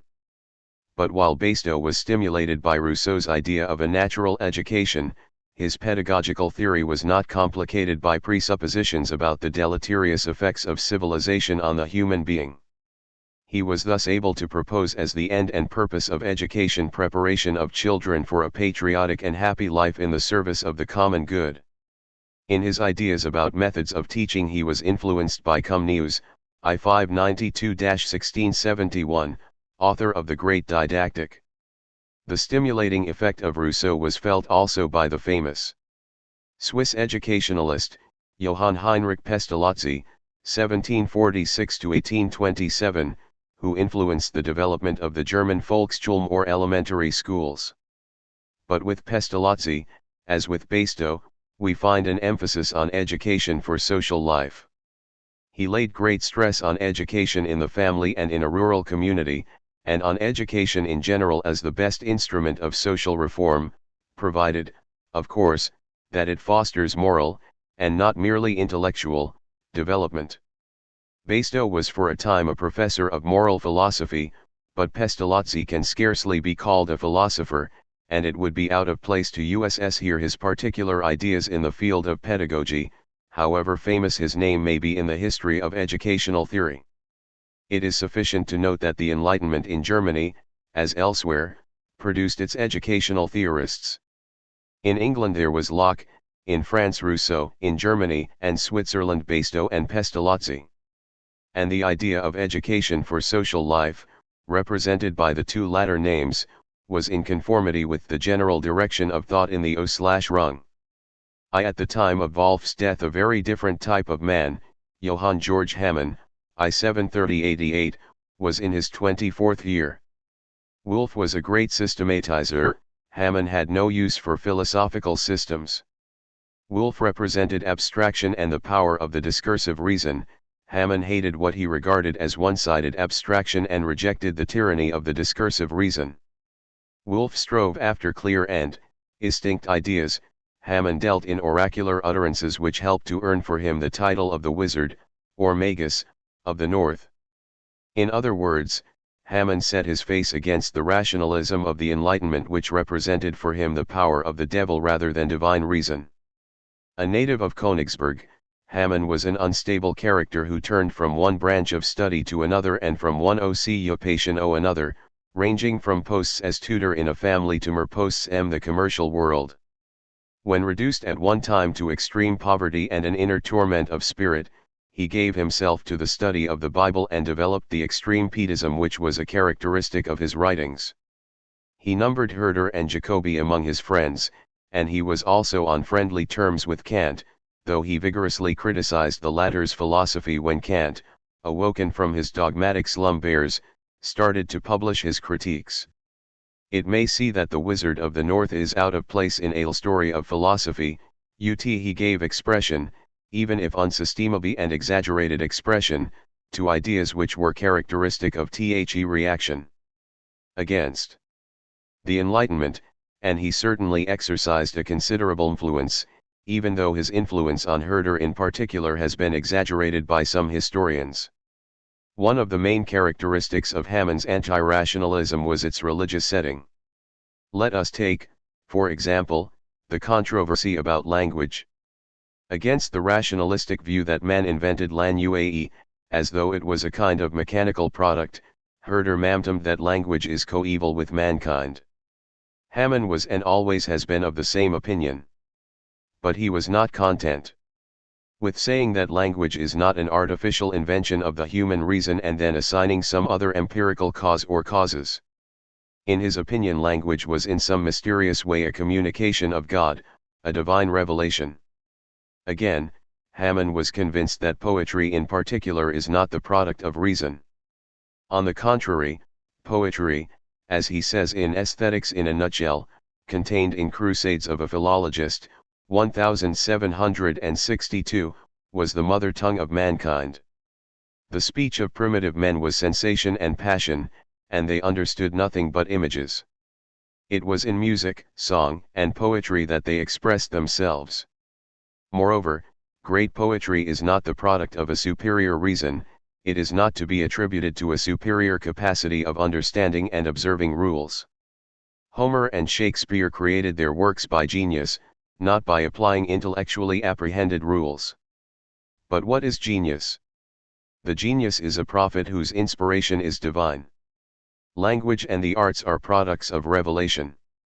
Of course, such statements could be given a simple and common-sense interpretation. For example, as Goethe remarked, if it is true that God made man, and if language is natural to man as differentiated from the animals, it is true that God made language. Similarly, any theist, or pantheist for the matter of that, would be ready to attribute genius to the creative work of God.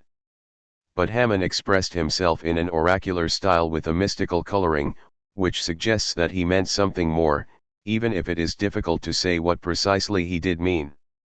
In any case he was not content, for example, with insisting on the natural character of human speech and dissociating it from the idea of invention by reason, he insisted too on its divine origin. Again, Hamann was not content with attacking the tyranny of the discursive reason and its pretended omnicompetence and with allowing a place in human life to faith in God and in divine revelation. His Pietism led him to depreciate the reason and to find pleasure in the restriction of its power. It is significant that for him there is poetic, but not scientific, genius. We cannot speak of the great scientists as geniuses. For they work by reason, and this is not the organ of inspiration. And, in the religious sphere, it is not simply the case that the Wolffian natural theology is inadequate, it is thrown overboard in the name of faith. Again, while Hamann's view of history as a commentary on the word or I, what Hamann says is that at the beginning every phenomenon of nature was for man a sign, a symbol, a guarantee of a divine communication, a living word. Language was a natural response to the perception of nature as a divine word. Self-expression of God exercised a powerful influence on Herder's mind, the former was rather disconcerted by the latter's use of profane sources and by his attempt to apply a scientific method in his interpretation of history.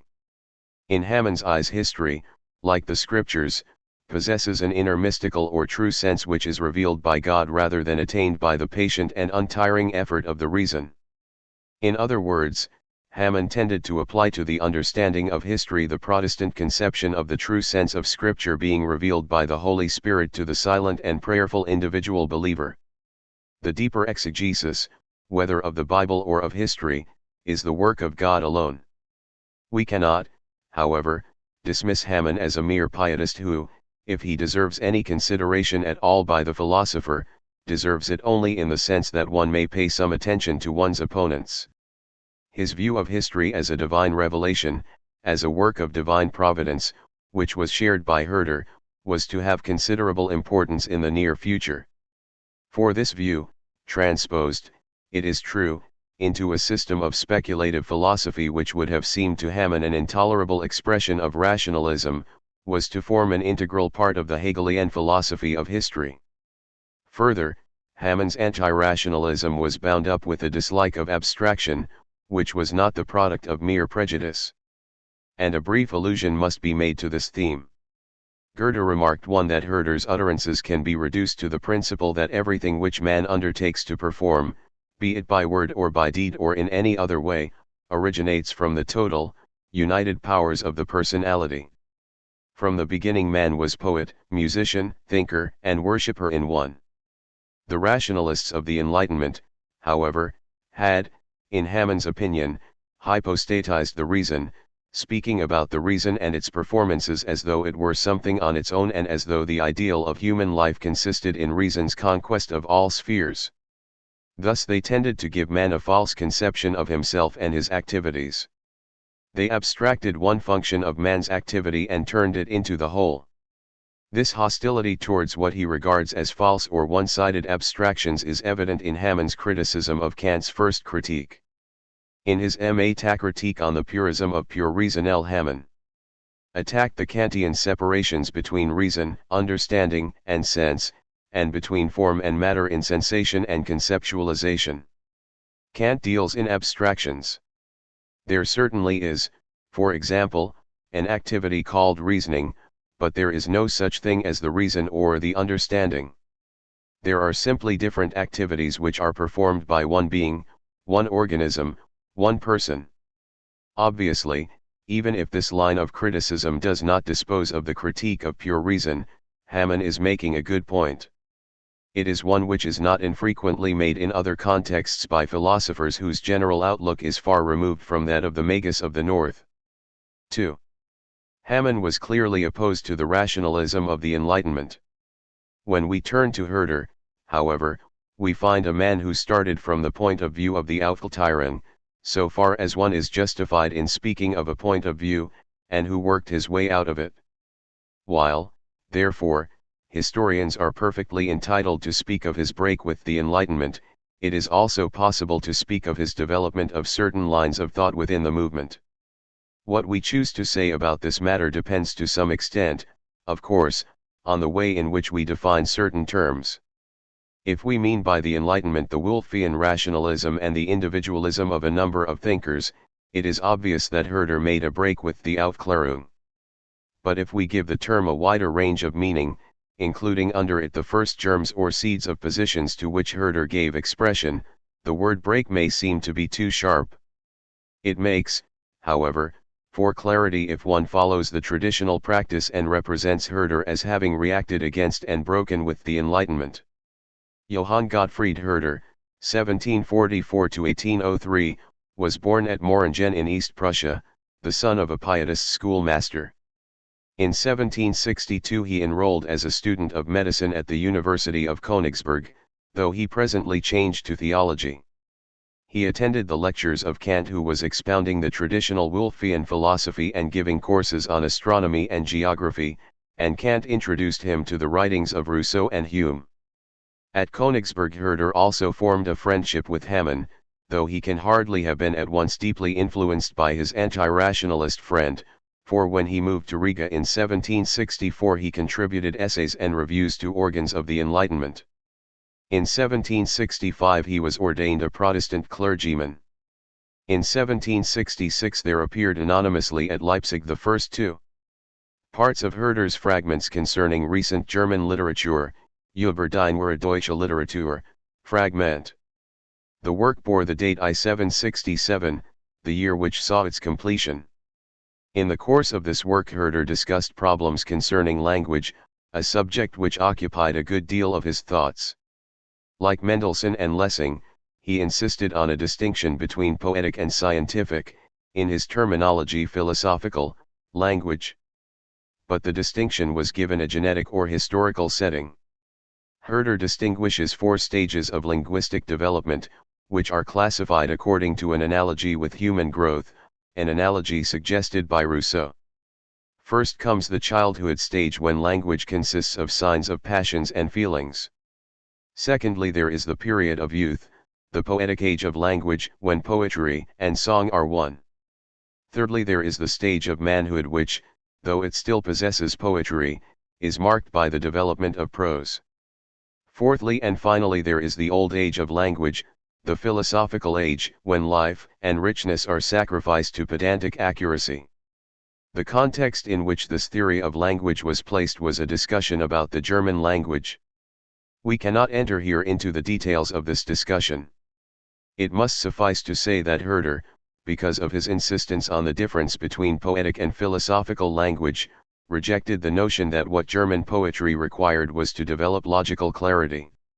This idea had been put forward by, for example, J. G. Sulzer, I-72–79, for whom poets were mediators between speculative philosophy and the people. Herder also rejected the idea that the German language should be improved by imitation of foreign literature. German poetry can be great if it grows out of the spontaneous poetry of the people and is the fruit of national genius. Later on, Herder was to do much to foster a revival of interest in folk poetry. In this attitude he was opposed to those thinkers of the Aufklärung who despised the German language and thought that the only hope for German literature lay in imitation. All this may seem to have little to do with philosophy. But it is interesting to observe how Herder, and not Herder alone, of course, distinguished between different types of language. Further, Herder saw that the question of use is of great importance. If we investigate the origins of different types of language, we do so in order to examine their uses more carefully. He tells us, and the uses of language is a subject which is obviously much discussed in present-day English philosophy. Again, Herder's insistence on German and on the spontaneous poetry of the people as the basis for developed poetic literature can be regarded as an initial stage in the growth of his later philosophy of culture and history, which lays stress on the development of national cultures considered as totalities in which languages play an extremely important part. In Critical Forests, Kritisgudalder, 1769, Herder took as his point of departure Lessing's Laocoon, though he had other critics in view besides Lessing, whom he recognized as an outstanding dramatist. In his work Herder touched on a variety of points, distinguishing sculpture and painting, for example, and arguing that though Homer was, indeed, the greatest of Greek poets, the creations of his poetic genius were historically conditioned and that his practice cannot be taken as a norm. This is obvious enough to us, but Herder's point of view is significant as representing an aspect of his sense of historical development and of his rejection of purely abstract and rationalistic criticism and theorizing. In the fourth grove of Critical Forests, which was not published in his lifetime, Herder subjected to trenchant criticism the ideas of Friedrich Justus Riedel, I 742-86, author of A Theory of the Fine Arts and Sciences, I 767. Riedel had asserted the existence of three fundamental faculties of the mind, common sense, conscience, and taste, corresponding to three absolutes, the true, the good and the beautiful. Herder argued, for instance, that it is nonsense to suppose that there is a faculty called common sense whereby man apprehends absolute truth immediately without a process of reasoning. Anti-Wolffian notions of this sort would make one return to the philosophy of Wolff if one thought it acceptable. Again, the theory of a faculty of taste, with its implication that whatever pleases is beautiful or at least what pleases the greater number of people is the more beautiful, is an absurdity. Baumgarten was much more on the right lines when he distinguished between logic and aesthetics but maintained at the same time that there can be and ought to be a science of aesthetics, a science of sensation, which would be an important part of the philosophy of man. For Herder, aesthetics would examine the logic of artistic symbolization. Like Baumgarten, he saw that aesthetics must be distinguished from abstract logic and from science, but his approach was more historical. What is required is an historical analysis of different cultures and of the development and nature of their respective aesthetic ideals. But, while rejecting Riedel's theory of the universal faculty of taste, corresponding to the absolutely beautiful, Herder wavers in his discussion of absolute beauty. It may seem that his idea of an historical approach, with its accompanying psychological and physiological investigations, should lead to a relativistic conception of beauty, and Herder does, indeed, make artistic beauty relative to different cultures and to different periods of those cultures. At the same time he seems to hold that through an historical approach it would be impossible to find a common denominator. For an historical approach does not mean merely registering different conceptions of artistic beauty, it involves also an examination of the factors, psychological, physiological and environmental, determining these conceptions. It is true that Riedel had himself defended a psychological approach to aesthetics, using the psychology of Johann Georg Darges, I7I4-9I, who had been influenced by the faculty psychology of Croesus. But Herder's point was that the psychological approach must be integrated into an historical approach. We cannot legitimately take a shortcut by postulating a faculty which remains uniform in its operations in all cultures and which is correlative to an absolute, universal, and unchanging ideal. In I-769 Herder resigned his post as pastor at Riga and set out on a voyage to Nantes, going afterwards to Paris and then to Strasbourg, where he consorted with the young Goethe, I-770I. The literary fruit of his journey to Nantes was his travel diary. This work, though not intended for publication, is of considerable importance as manifesting a change of mind in its author. Looking backwards, he expresses his dissatisfaction with the lifeless technicalities of aesthetic criticism, describes his critical forests as useless, crude, and miserable, and wishes that he had given himself to the study of French, of the natural sciences and of history, that is, to the acquisition of positive knowledge of the world and of men. If he had acted in this way, he says, he would not have become an inkpot and a repository of print. Looking forward, he envisages a new type of school and education in which the child will be led by gradual stages from acquaintance with its natural environment through a concrete presentation of geography, ethnography, physics, and history to a systematic and more abstract study of such sciences. The method would thus be inductive, proceeding from the concrete to the abstract, so that abstract ideas would be grounded in experience. Religious and moral education would, of course, form an integral part of the general plan. And the result aimed at would be the development of a full and balanced human personality. In other words, Herder's mind in the travel diary is dominated by the ideas of positive knowledge and of education. At Strasbourg Herder succeeded in conveying to Goethe some of his own interest in and appreciation for folk poetry and the national cultural heritage. He also wrote his treatise on the origin of language, Abhandlung über den Ursprung der Sprache. Written at the end of 1770, it won a prize at the beginning of 1771 which had been offered by the Berlin Academy. Rejecting the extreme opposing views of the divine origin of language on the one hand and of its invention on the other, Herder insists that the question of the origin of language, so far as it has any sense, is one which can be solved only on the basis of empirical evidence concerning the development and use, or uses, of language. It cannot be settled by dogmatic statements and a priori theorizing. In the course of his discussion he attacks the faculty psychology, maintains that primitive language and primitive poetry were one, and emphasizes the social function of poetry. Herder did not like Strasbourg, and in 1771 he went to Tückeberg as court preacher to the Count of Schomberg-Lippe. Stimulated by James Macpherson's oceanic forgeries, he contributed to a volume entitled Of German Nature and Art, von Deutscher und Kunst, 1773, an essay on Ocean and folk songs, as well as another on Shakespeare. At this time Herder was revolting against the typical ideas of the Enlightenment, that it was the highest culmination of historical development and that the middle class was practically the unique source of enlightened reasonableness. He also asserted that the great rationalist systems of Descartes, Spinoza, Leibniz, and others were poetic fictions, adding that the poetry of Berkeley was greater and better sustained. It is not surprising, therefore, that Herder completed his break with the Enlightenment, a break symbolized by another philosophy of history, Auchine Philosophie der Geschichte, 1774. In this work Herder gives an account of the successive ages of humanity, from the golden age of humanity's childhood onwards. But this scheme is not meant to be taken too seriously, as is clear from the fact that Herder states roundly that when one has depicted a whole age or a whole people, one is left with a genera. Word. General characterizations are inherently weak. Indeed, there is a good deal of irony in Herder's account of historical ages. For Rome is said to represent the manhood of the human race. And the implication is that the 18th century, so lauded by the men of the Enlightenment, represents senility.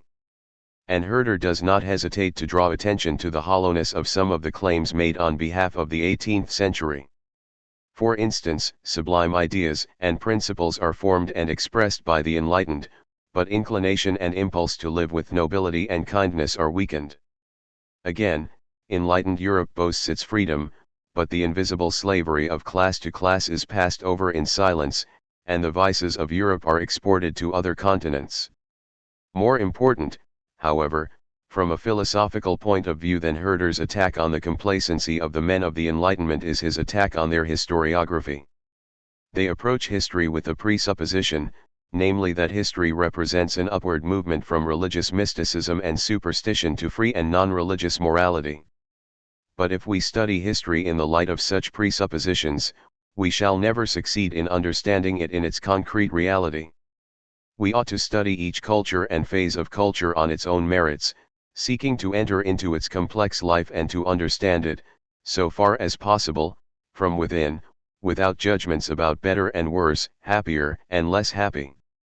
Each nation, says Herder, carries within itself its own happiness, and the same is true of each period of its development. We cannot say in general that youth is happier than childhood or that old age is more miserable than youth. Nor can we legitimately make analogous generalizations about nations in the course of their development. Of course, there is a certain historicism in this attitude. But Herder is clearly insisting on an important truth, that if we wish really to understand the historical development of man, we must not force the historical data into the Procrustean bed of a preconceived scheme. This seems obvious enough to us now, but, given the general tendency of the Enlightenment to use history to prove a thesis, and a questionable thesis at that, Herder's point was by no means a truism at the time when he made it. In 1776 Herder moved from Tückeberg to Weimar, where he was appointed general superintendent or head of the Lutheran clergy. In 1778 he published an essay of the cognition and sensation of the human soul, vom Erkennen und Empfinden der Menschlichen. I-44. Seal, in which he expressed his opinion that no psychology is possible which is not physiology at every step. This statement is markedly behavioristic, though Herder postulated in physiology a vital force. He also wrote extensively on literary subjects, such as folk songs and their cultural significance, on theological questions, on certain books of the Bible, and on the spirit of Hebrew poetry. But the outstanding work of this period was his ideas for the philosophy of the history of mankind, Ideen zur Philosophie der Geschichte der Menschheit, which appeared in 4 parts from 1784 to 1791, the production of the work being interrupted by a journey to Italy, 1788. A projected 5th part was never written. As I propose to discuss the ideas in a later chapter, when dealing specifically with the rise of the philosophy of history, I shall say nothing about its contents here. In the period from 1793 to 1797 there appeared Herder's Letters for the Advancement of Humanity, Brief zur Beförderung der Humanität, dealing with a heterogeneous collection of topics. 1 or 2 of the views which he expressed in the letters will be mentioned later on in connection with the ideas. The general theory of the work is that humanity, the ideal character of our race, is innate in us as a potentiality or predisposition and that it must be developed by formative education. The purpose of science, art, and all other human institutions is to humanize man, to develop the perfection of humanity.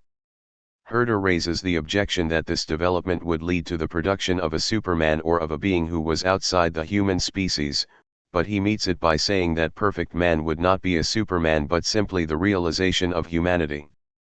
We may note that Herder's educational ideals were not confined simply to theory and writing, for he set himself to plan and carry into effect, so far as he could, a reform of education in the Duchy of Weimar.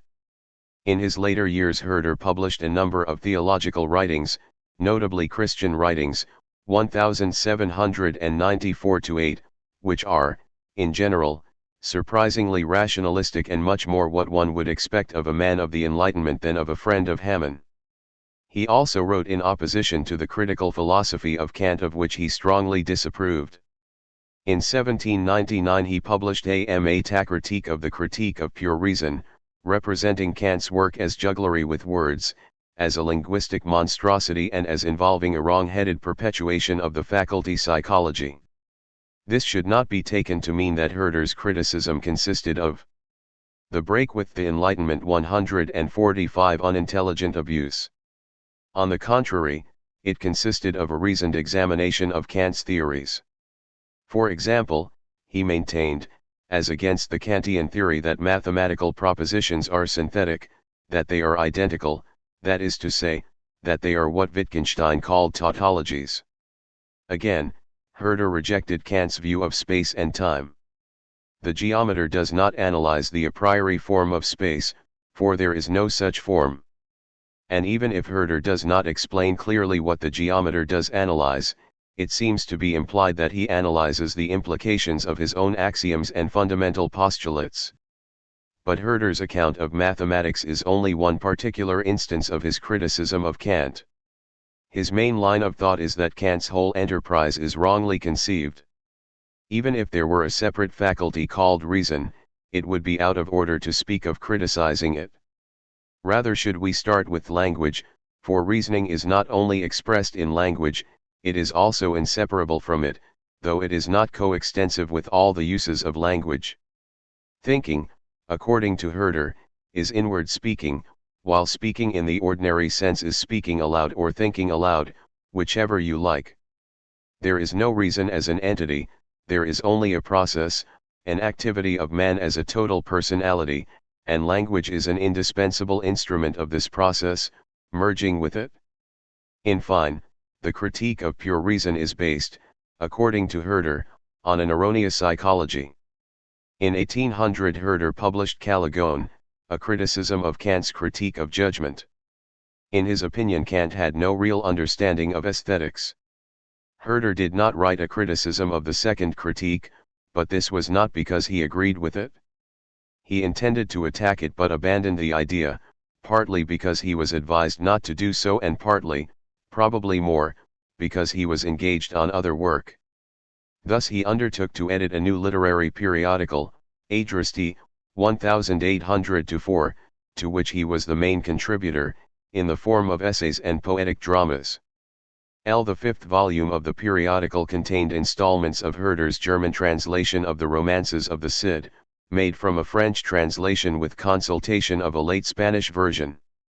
Herder died at Weimar on December 18, 1803. From the foregoing account of his life and activity it should be clear that he was a man of many interests, and though he was not a great systematic philosopher, he was a fertile writer who exercised a great influence on German life and thought. He has been called the teacher of the Sturm die Angst, storm and stress, movement in German literature, but he certainly influenced also the succeeding Romantic movement through his insistence on the significance of folk songs, through his idea of the all-important role of language in culture and in the development of the aesthetic consciousness, through his idea of history as a divine revelation and through his defense of Spinoza in the pantheism controversy. A. W. Schlegel, 1767-1845, and F. Schlegel, 1772-1829, were both indebted to Herder. However, as historians of German literature have remarked, it was the younger Herder, the rebel against the rationalism of the Enlightenment, who most influenced the Romantic movement. In his later years Herder could not compete in the literary sphere with the influence of Goethe, which was inevitably felt even by those who disagreed with him. 13. Mention has already been made of Jacobi in connection with the pantheism controversy. Friedrich Heinrich Jacobi, 1743-1819, who became president of the Academy of Sciences at Munich, was a philosopher of faith. He emphasized the fact that it was never his intention to construct an academic system of philosophy. On the contrary, his writings were the expression of his inner life and experience and were, so to speak, forced from him, as he put it, by a higher and irresistible power. Jacobi had made a study of Spinoza, and in his opinion the latter's philosophy was the only logical system.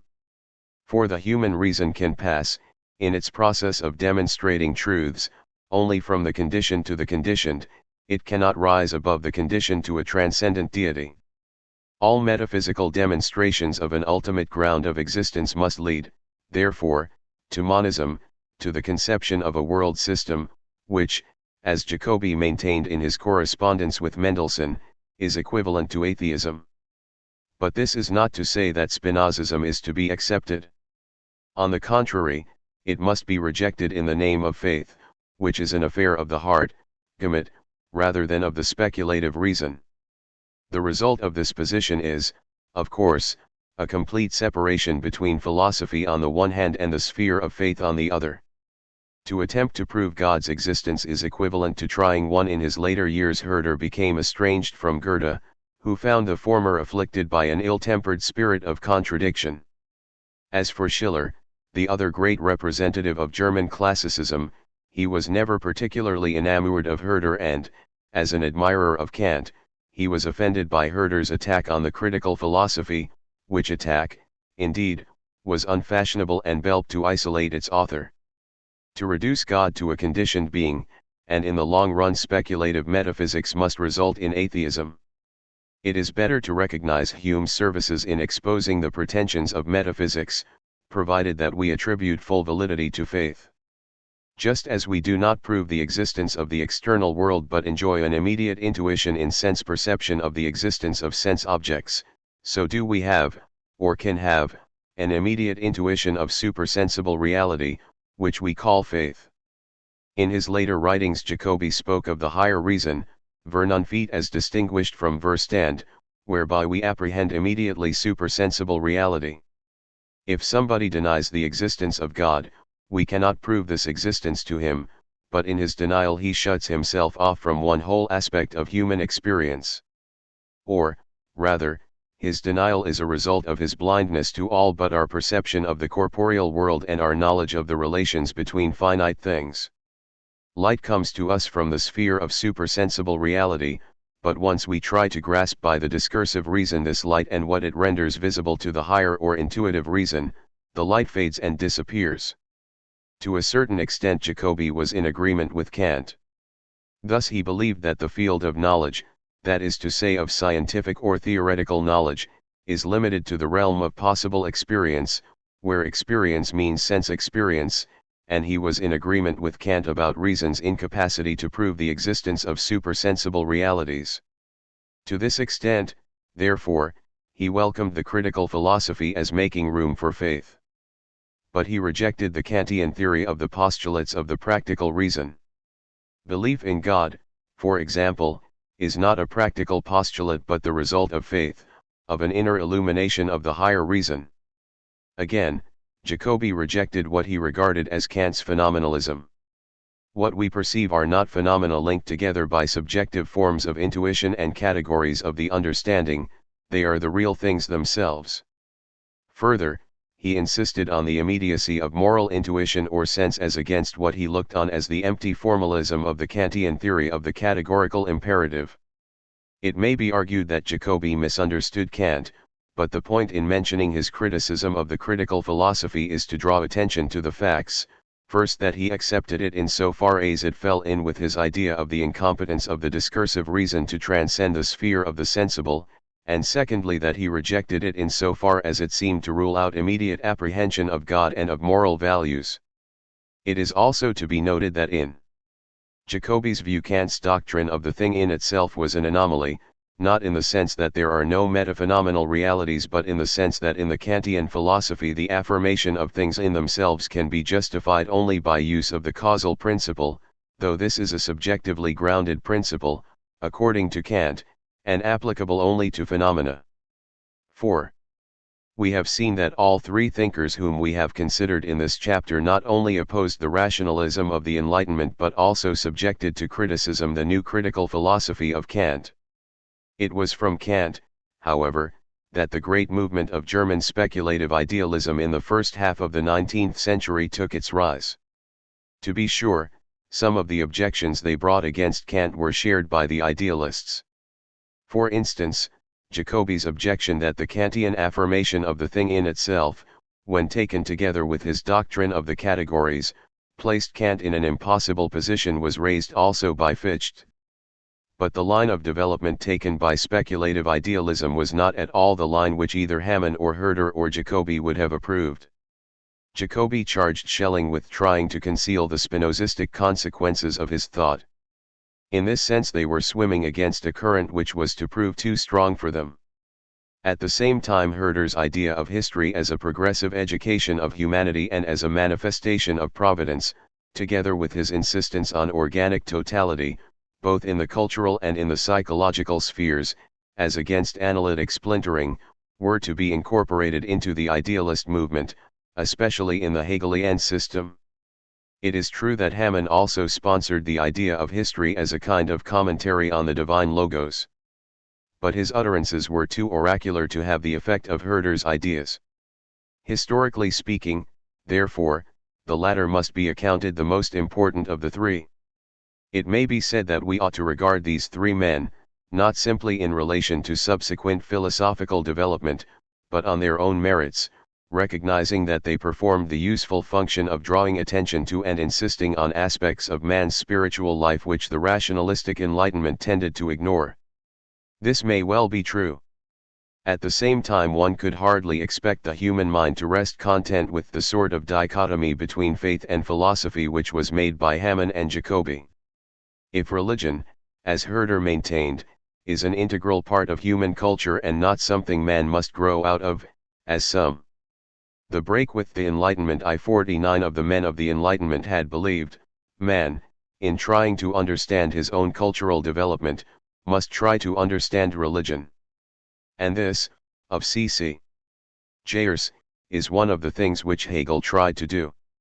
In doing so he elevated the speculative reason above the immediacy of faith, and he thus adopted a position which was contrary to that of Hamann and Jacobi and which stimulated Kierkegaard to a reassertion of faith.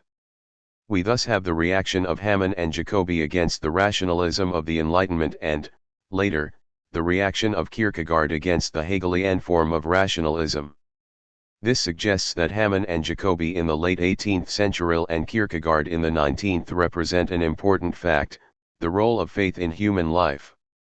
But it also suggests that a more satisfactory, that is, rationally satisfactory, synthesis of faith and philosophy is required than any which was offered by these protesters against an arid rationalism or an all-engulfing speculative intellect. According to Aristotle in the Poetics, poetry is something more philosophical and of graver import than history, because its statements are of the nature rather of universals, whereas those of history are particular. Science and philosophy are concerned with the universal, whereas history is the sphere of the particular and of the contingent. Poetry, of course, is not philosophy or science, but it is more philosophical than history. It is true that Aristotle makes general statements about historical development, which might possibly be classified under the heading of philosophy of history. For, like Plato before him, he speaks in the politics of the various kinds of revolution which tend to occur under different institutions, of their causes and of the means of preventing them and of the tendencies in certain types of constitution to turn into other types. But such remarks are obviously general reflections on history of the kind which could perfectly well be made by the historian himself.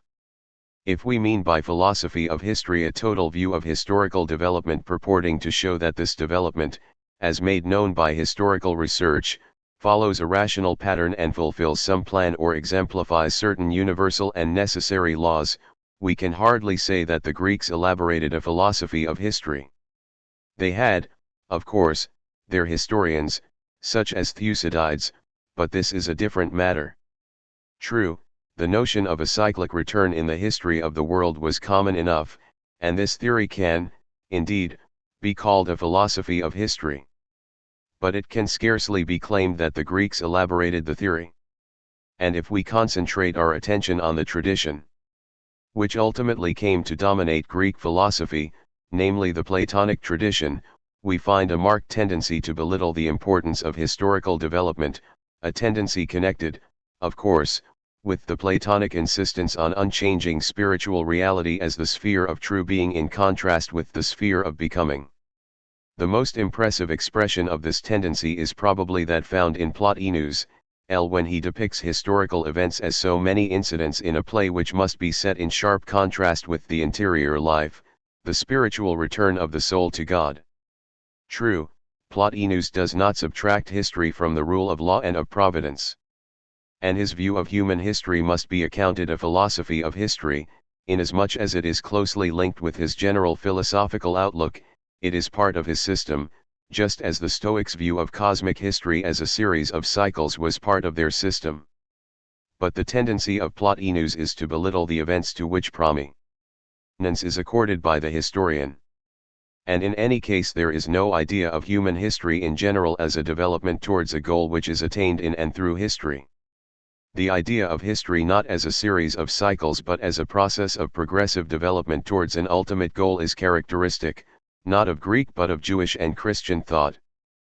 But the intimate connection between this idea and the doctrines of the Messiah in Judaism and of the Incarnation in Christianity, as well as with Jewish and Christian eschatological doctrines, leads to a theory of historical development which is theological in character, in the sense that it presupposes theological doctrines.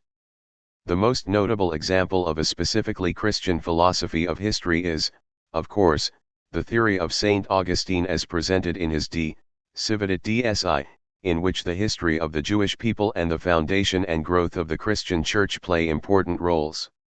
I do not wish to repeat here what I have said in the second volume of this history about St. Augustine's philosophy of history. It is sufficient to remark that he thought in terms of a total Christian wisdom rather than in terms of a systematic distinction between theology and philosophy. The fact, therefore, that his view of history is largely a theological interpretation with reference to God's providential dealings with the Jews as manifested in the Old Testament and with reference to the Incarnation and its prolongation, so to speak, in the Church, Christ's mystical body, is in no way inconsistent with his general outlook. And it is, i.e. FIIIJLS, 3, 2. See Volume 2, pages 8,5-9. Rise of the philosophy of history indeed, arguable, at least from a Christian point of view, both that an interpretation of history as a process of development towards a determinate goal cannot be anything else but a theological interpretation and that a non-theological interpretation of history, so far as it is capable of validity, is reducible to the sort of statements about history which historians themselves are competent to make. In other words, it is arguable, from a Christian point of view, that there can be no such thing as a philosophy of history, if this term is understood to mean an interpretation of the whole of history as an intelligible movement towards a determinate goal and if a systematic distinction between philosophy and theology is presupposed. However, if it is claimed that there can be no such thing as a philosophy of history in this sense, the claim must obviously be understood with reference to a valid philosophy of history. For it is clear enough that philosophies of history which do not presuppose theological doctrines have been and are presented. The Marxist philosophy of history is a case in point. And though we are not concerned with Marxism in this volume, we are concerned with the transition from a theological to a non-theological interpretation of history. 2. Jacques Benigny Bossuet, 1627–1704, the great orator who was bishop first of Condom and afterwards of Meaux, expounded a theological interpretation of history in his Discourse on Universal History, Discours sur l'Histoire universelle, 1681. In his preface to the work, dedicated to the Dauphin, he emphasizes two aspects of universal history, the development of religion and that of empires. For religion and political government are the 2 points on which human affairs turn. Through a study of history, princes can be made aware of the abiding presence and importance of religion in its successive forms and of the causes of political changes and of the transition from one empire to another. Obviously, these two themes could be treated by a non-religious historian, without any theological presuppositions. But in his Discourse on Universal History, Bossuet has apologetic considerations in mind. In the first part he outlines 12 epochs: Adam, or creation; Noah, or the deluge; the vocation of Abraham; Moses, or the written law; the taking of Troy; Solomon, or the building of the temple; Romulus, or the foundation of Rome; Cyrus, or the re-establishment of the Jews; Scipio, or the conquest of Carthage; the birth of Jesus Christ; Constantine, or the peace of the Church; and Charlemagne, or the establishment of the new empire. In other words, Bossuet is concerned with the providential dealings of God with the chosen people, with the spread of the Roman Empire as a preparation for Christianity, with the incarnation and with the establishment of the Church and of Christian society. Oriental empires enter upon the scene only in function of their relations with the Jewish people. India and China are omitted. The theological doctrines of creation, of divine providence, and of the incarnation form the framework of the author's historical scheme. And the 12 epochs fall under 7 ages of the world, the birth of Christ ushering in the 7th and last. In the second part, devoted to the development of religion, apologetic considerations are again dominant. We pass from the creation through the time of the patriarchs to the revelation of the law to Moses, and from the kings and prophets to the Christian revelation. Bossuet discusses, indeed, some religions, such as those of Rome and Egypt, other than Judaism and Christianity, but his remarks are incidental to his main theme, that Christianity is the perfect development of religion. This church, always attacked and never conquered, is a perpetual miracle and a striking testimony to the changelessness of the counsels of God. The idea of divine providence is prominent also in the third part of the discourse, which deals with the fortunes of empires. Thus we are told that these empires have for the most part a necessary connection with the history of the people of God. God used the Assyrians and Babylonians to punish the Jews, the Persians to re-establish them in their land, Alexander and his first successors to protect them, and the Romans to maintain their liberty against the kings of Syria. And when the Jews rejected Christ, God used these same Romans to chastise them, though the Romans did not understand the significance of the destruction of Jerusalem. Bossuet does not, of course, confine himself to such general familiar statements. He discusses the particular causes of the falls of a number of empires and states from Egypt to Rome, and he endeavors to draw lessons for the Dauphin from these discussions. His final conclusion is that no man can rule the course of history according to his own plans and wishes. A prince may intend to produce one effect by his actions and in actual fact produce another. There is no human power which does not serve. Ibid. Part 3. I-54 Rise of the philosophy of history. Despite itself, other designs than its own, God alone knows how to reduce all to his will. That is why everything is surprising if we regard only particular causes, and yet everything proceeds according to an ordered development. In other words, historical changes have their particular causes, and the way in which these causes operate is by no means always foreseen or willed by men. But at the same time divine providence is fulfilled in and through the operations of these particular causes. Perhaps we can say, therefore, that for Bossuet there are, as it were, 2 historical levels.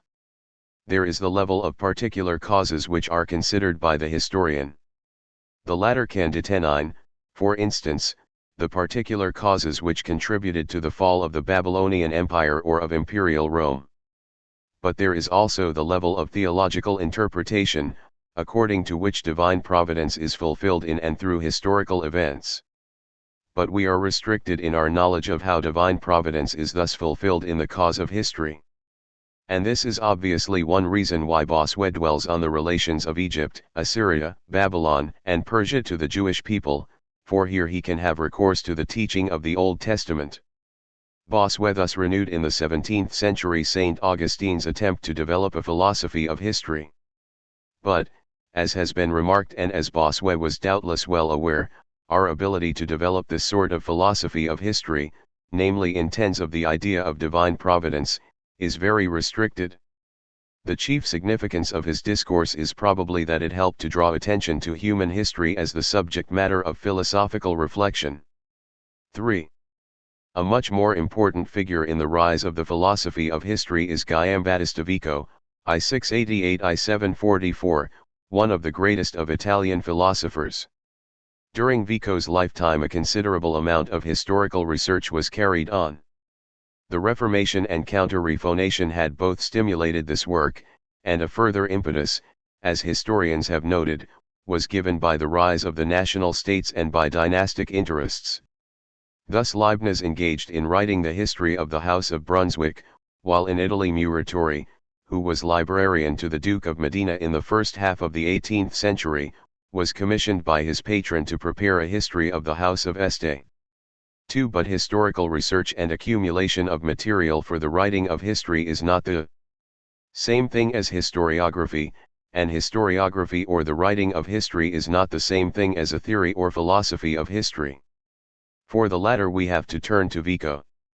In I-699 Vico became professor of rhetoric in the University of Naples, a post which he held until I-74 I.1, and in this capacity he delivered a number of inaugural lectures. The earlier ones show the influence of Cartesianism, but in that of I-708 he adopts a different attitude. The modems, he says, have introduced great improvements in certain sciences, namely the physical sciences, but they have underestimated and depreciated the branches of study whose subject matter depends on the human will and cannot be treated by the same method as, for instance, mathematics. These sciences include poetry, history, language, politics, and jurisprudence. Further, the modems have tried to extend the application of the demonstrative mathematical method of sciences where it can yield only apparent demonstration. This point of view was developed more fully in his Ancient Wisdom of the Italians, De Antiquissima Italorum Sapientia, I-7 IO. In this work Vico attacks the philosophy of Descartes. In the first place, the cogito, ergo sum cannot serve as an adequate refutation of scepticism or as a basis for scientific knowledge.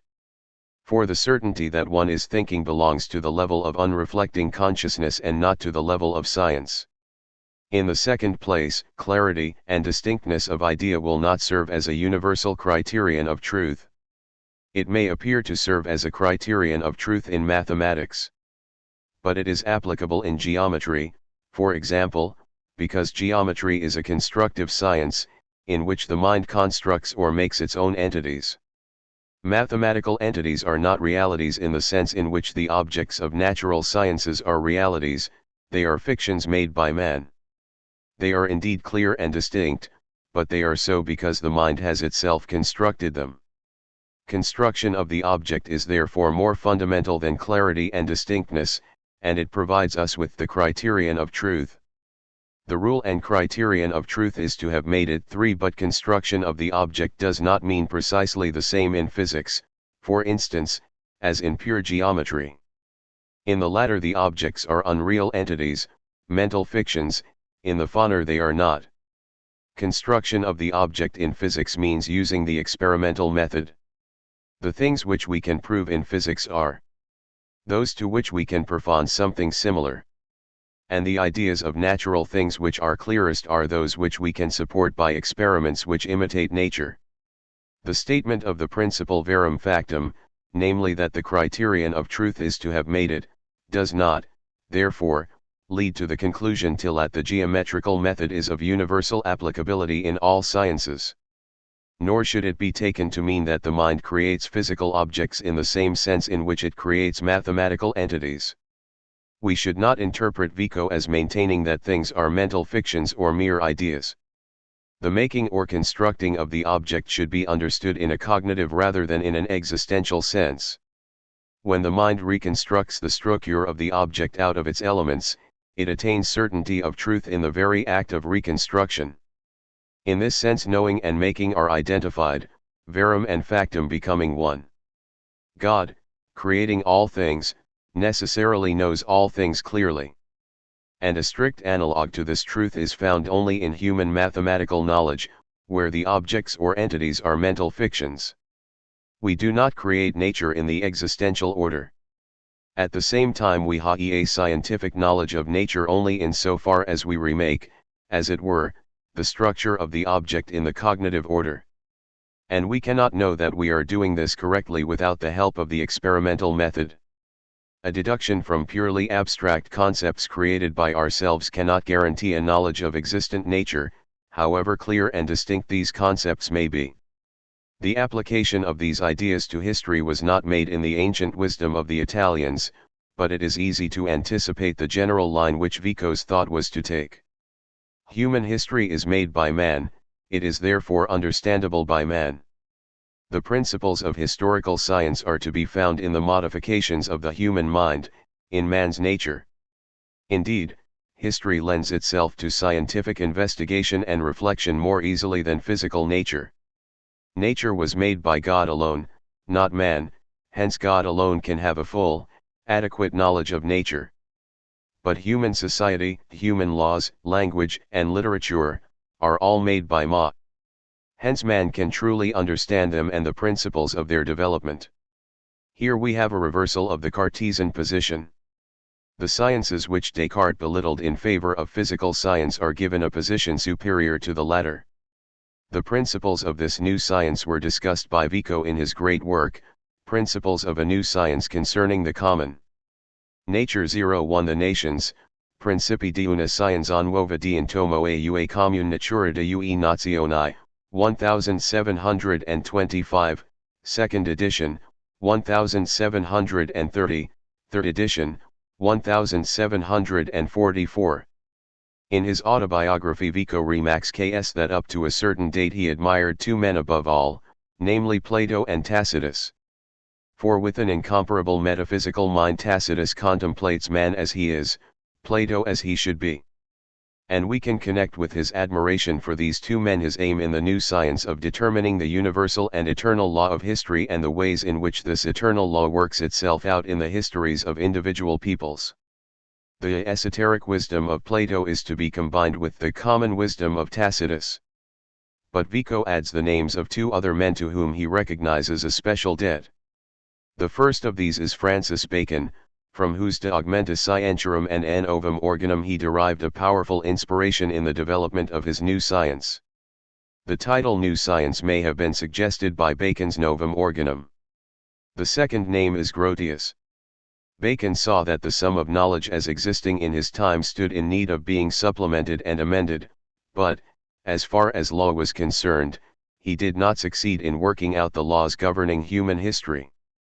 Grotius, however, embraces in a system of universal law the whole of philosophy and philology, including both parts of the latter, the history on the one hand of facts and events, both fabulous and real, and on the other of the three languages, Hebrew, Greek, and Latin, that is to say, the three learned languages of antiquity that have been handed down to us by the Christian religion. Vico desired to carry further the work of Grotius. And we can connect with his reading of the philosophers of natural law, such as Grotius and Pufendorf. We may add Hobbes, his formulation of the problem of history as, in a large part, a problem concerning the origins of civilization. This is a theme to which he gives special attention in the new science.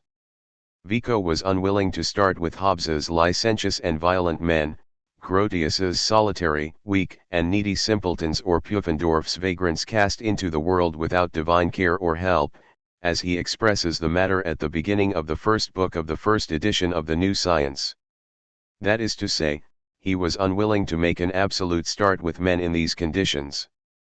For Genesis does not suggest that Adam was originally in the state of nature described, for example, by Hobbes. So Vico allows a lapse of time for the process of man's bestialization to take place, among the Gentile races, that is to say. And then the problem arises how civilization developed.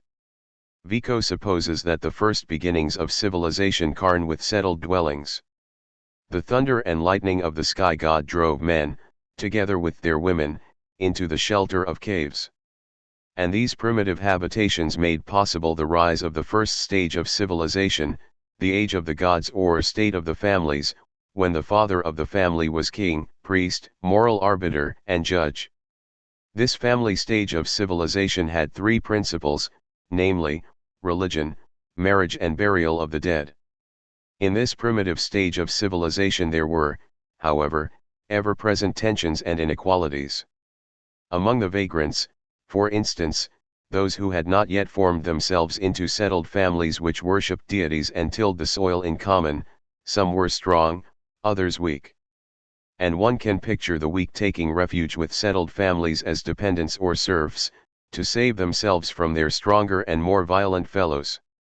We can then imagine the fathers of families uniting together against the serfs. That is to say, patrician and plebeian orders were gradually formed, and so there arose heroic states, in which the magistrates belonged to the patrician order. This was the second stage in the development of civilization. It was the age of the heroes. But this stage was inherently unstable. The patricians or nobles naturally wished to conserve the structure of society as it was, for they wished to preserve their position and privileges intact. But, equally naturally, the plebeians wished to change the structure of society. And in the course of time they succeeded in winning for themselves a share in one privilege after another, from a legal recognition of their marriages up to citizenship and eligibility for office. The age of the heroes thus gradually gave place to the age of men, characterized by democratic republics. It was the age of men, because the dignity of man, as a rational being, was at length recognized. However, this third stage in the development of civilization held within itself the seeds of its own decay. Religion, which had been present from the start and which had been an all-important agent in man's rise to a civilized condition, tended, with the flowering of rationality, to give place to philosophy and barren intellectualism. Equality gave birth to a decline in public spirit and to the growth of license. The laws certainly became more humane, and toleration. Bossuet and 6 Co 159 increased, but decadence accompanied this process of humanization, until in the end society disintegrated from within or succumbed to external attack. This led, as at the close of the Roman Empire, to a reversion to barbarism. After the completion of the cycle a new cycle begins. Thus in the West the corning of Christianity heralded a new age of the gods. The Middle Ages represented the age of the heroes in the new cycle. And the 17th century, the century of the philosophies, was a phase of a renewed age of men. We find cycles in the histories of individual peoples, and their particular cycles are the working out of a universal law. But this theory of cycles, which Vico believed to be confirmed inductively, must not be misunderstood. Vico does not mean that historical events are determined or that precisely similar sets of particular events occur in each cycle. Nor does he mean, for instance, that Christianity is a temporary religious phenomenon which possesses a value relative to one particular cycle, so that it must give place to another religion in the future. What recurs is not the particular historical facts or events but rather the general framework in which the events occur. Or, better, it is the cycle of mentalities which recur. Thus the primitive mentality, expressed in the language of sense, imagination, and passion is gradually succeeded by the emergence of reflective rationality. This in turn becomes, as it were, cut off from other layers of human nature and tends to develop into the dissolvent criticism of the sceptical reason. And the dissolution of society is not arrested until man recaptures the spontaneous primitive mentality which brings with it a renewed contact with God, a renewal of religion. Civilization in every case began with religion and was completed by sciences, disciplines and arts. There is a cycle of mentalities, of the forms of historical development, but not of the contents, the particular historical facts and events. Vico's idea does, indeed, recall Greek theories of the cyclic return, but he has no intention of affirming a fatalistic theory of the necessary repetition of similar particular events. Nor does his theory of cycles preclude all progress. For instance, Christianity may correspond in a new cycle to what Vico calls the frightful religions of the first age of the gods, but it does not follow that Christianity is not superior to them. It is a great mistake to think that Vico offered nothing else in his philosophy of history but a theory of cycles. There is much more to it than a tidy map of the development of each people or nation. For one thing, we can find in his work a healthy counterblast to rationalism in the sense of an over-intellectualist interpretation of man and his history. The philosophers, says Vico, are incapable of forming for themselves a true idea of the origins of society, for they tend constantly to read back into the past their own ways of looking at things and to rationalize what was not the work of reason in the sense which they give to this word. Thus the philosophers of natural law depict for us men in the state of nature as making a contract or covenant which gives rise to society. But the real origins of society cannot have been of this kind. The factor which drove the vagrants or vagabonds into caves and such like primitive dwellings, there to establish more or less settled habitations, was fear, or, more generally, felt need. This idea can be applied, not only to the philosophers of the 17th century, but also to those of the ancient world. The latter, subject to the same rationalizing tendency as their modern successors, attributed the laws of states to enlightened lawgivers, such as Lycurgus at Sparta. But laws did not begin as the product of reflective reason, though in the course of time, as civilization developed, they have been subjected to revision by reason. The trouble is that philosophers, worshipping the reflective reason, find the essence of man in this reason. They think that it is reason alone which unites men and acts as a common bond, so that it must be the source of law, which is a unifying factor. The imagination, the senses, and the passions separate men from one another. In reality, however, men in the first stages of development were ruled by imagination and feeling rather than by the reflective reason. True, reason was present, but it expressed itself in forms proper to imagination and feeling. Primitive religion was, psychologically, the spontaneous product of fear and of a sense of helplessness, not of reason in the philosophic sense, and primitive law was intimately associated with primitive religion. Both were the product, not of the philosophical reason, but of a logic of feeling and imagination. Law, in its origins, was custom as a natural growth, not the fruit of the planning intellect. Vico laid great emphasis on poetry and mythology. Indeed, the third book of the new science is entitled On the Discovery of the True Homer. If we wish to study the early stages of religion, morality, law, social organization, and economics, we must refrain from mere abstract theorizing and study the data of philology, namely poetry and myth. And in interpreting, for instance, the Homeric poems, we must avoid two erroneous ideas. First, we should not look on the myths as deliberate impostures, useful lies of the type commended by Plato in the Republic. Secondly, we should not rationalize them, as though their authors were giving allegorical expression to clearly conceived and rationally formulated ideas and theories. Rather are they the expression of the vulgar wisdom, the poetic wisdom, of a people, and they give us the key to the manner of thinking of peoples at the time when the myths were born. The Homeric poems, for instance, express in poetic characters the religion, customs, social organization, economics, and even scientific ideas of the Greeks in the heroic age. They are, as it were, the spontaneous literary expression or deposit of the mentality and life of a people at a given period of its development. Hence comes their great value for a reconstruction of history. Obviously, we are not called upon to accept everything as literal truth. Zeus, for instance, was not a real person, in the form in which he and his activities are described in the Homeric poems. At the same time, he is not a mere literary device, symbolizing some abstract philosophical notion of deity. He is rather the imaginative expression of an early stage of contact with the divine. It is not that poetical descriptions of the divine covered, as it were, a philosophical theory of the divine, which was clearly formulated in reflective reason.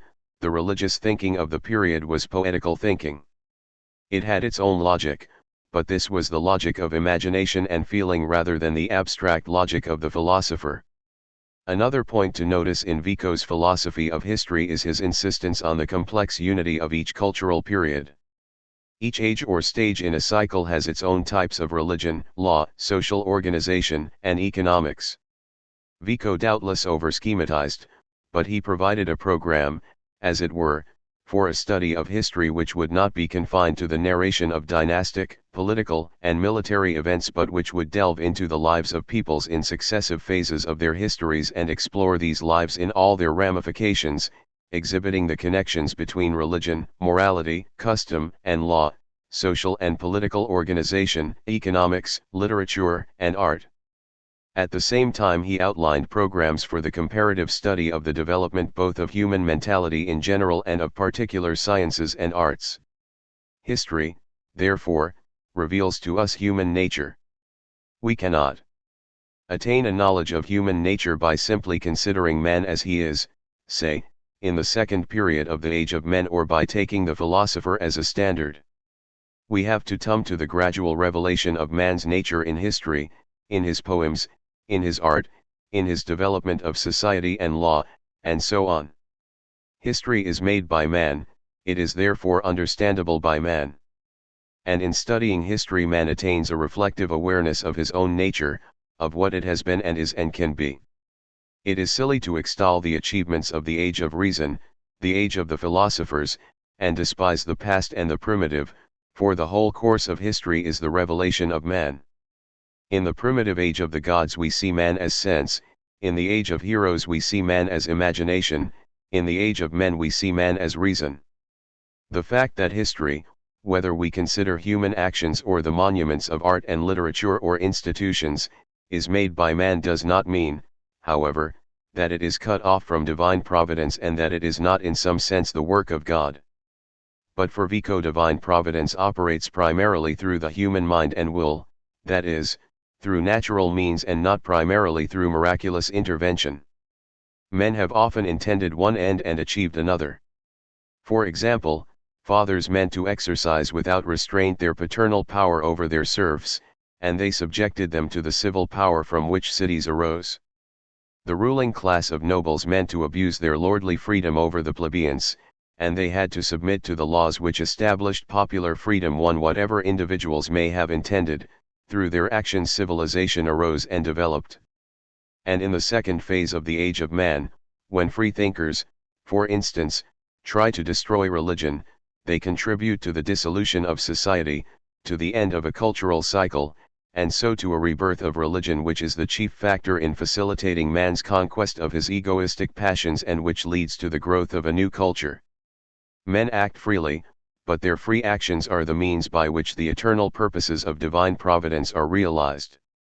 It is not quite accurate to say that Vico's new science was entirely disregarded by his contemporaries. For certain particular theses became the subject of discussion. But the general significance of his ideas was certainly not appreciated, and Vico did not begin to come into his own until the 19th century. In 1787 Goethe visited Naples, and the new science was brought to his attention. The great poet lent the work to Jacobi, and in 18il Jacobi referred to what he considered to be Vico's anticipation of Kant. This passage was used by Coleridge in his Theory of Life, 1816, published 1848, and in subsequent years he spoke with some enthusiasm of Vico. In France, Michelet published an abridged translation of Vico's main work, 1827. And in 1835 he reissued it, accompanied by a translation of the autobiography and of some other writings. In Italy, Rosmini and Gioberti interested themselves in Vico, and so did the idealists, such as Spaventa, who maintained that the entry of Hegelianism into Italy was, as it were, the homecoming of Vico to his native soil, on the ground that the latter was the precursor of German philosophy.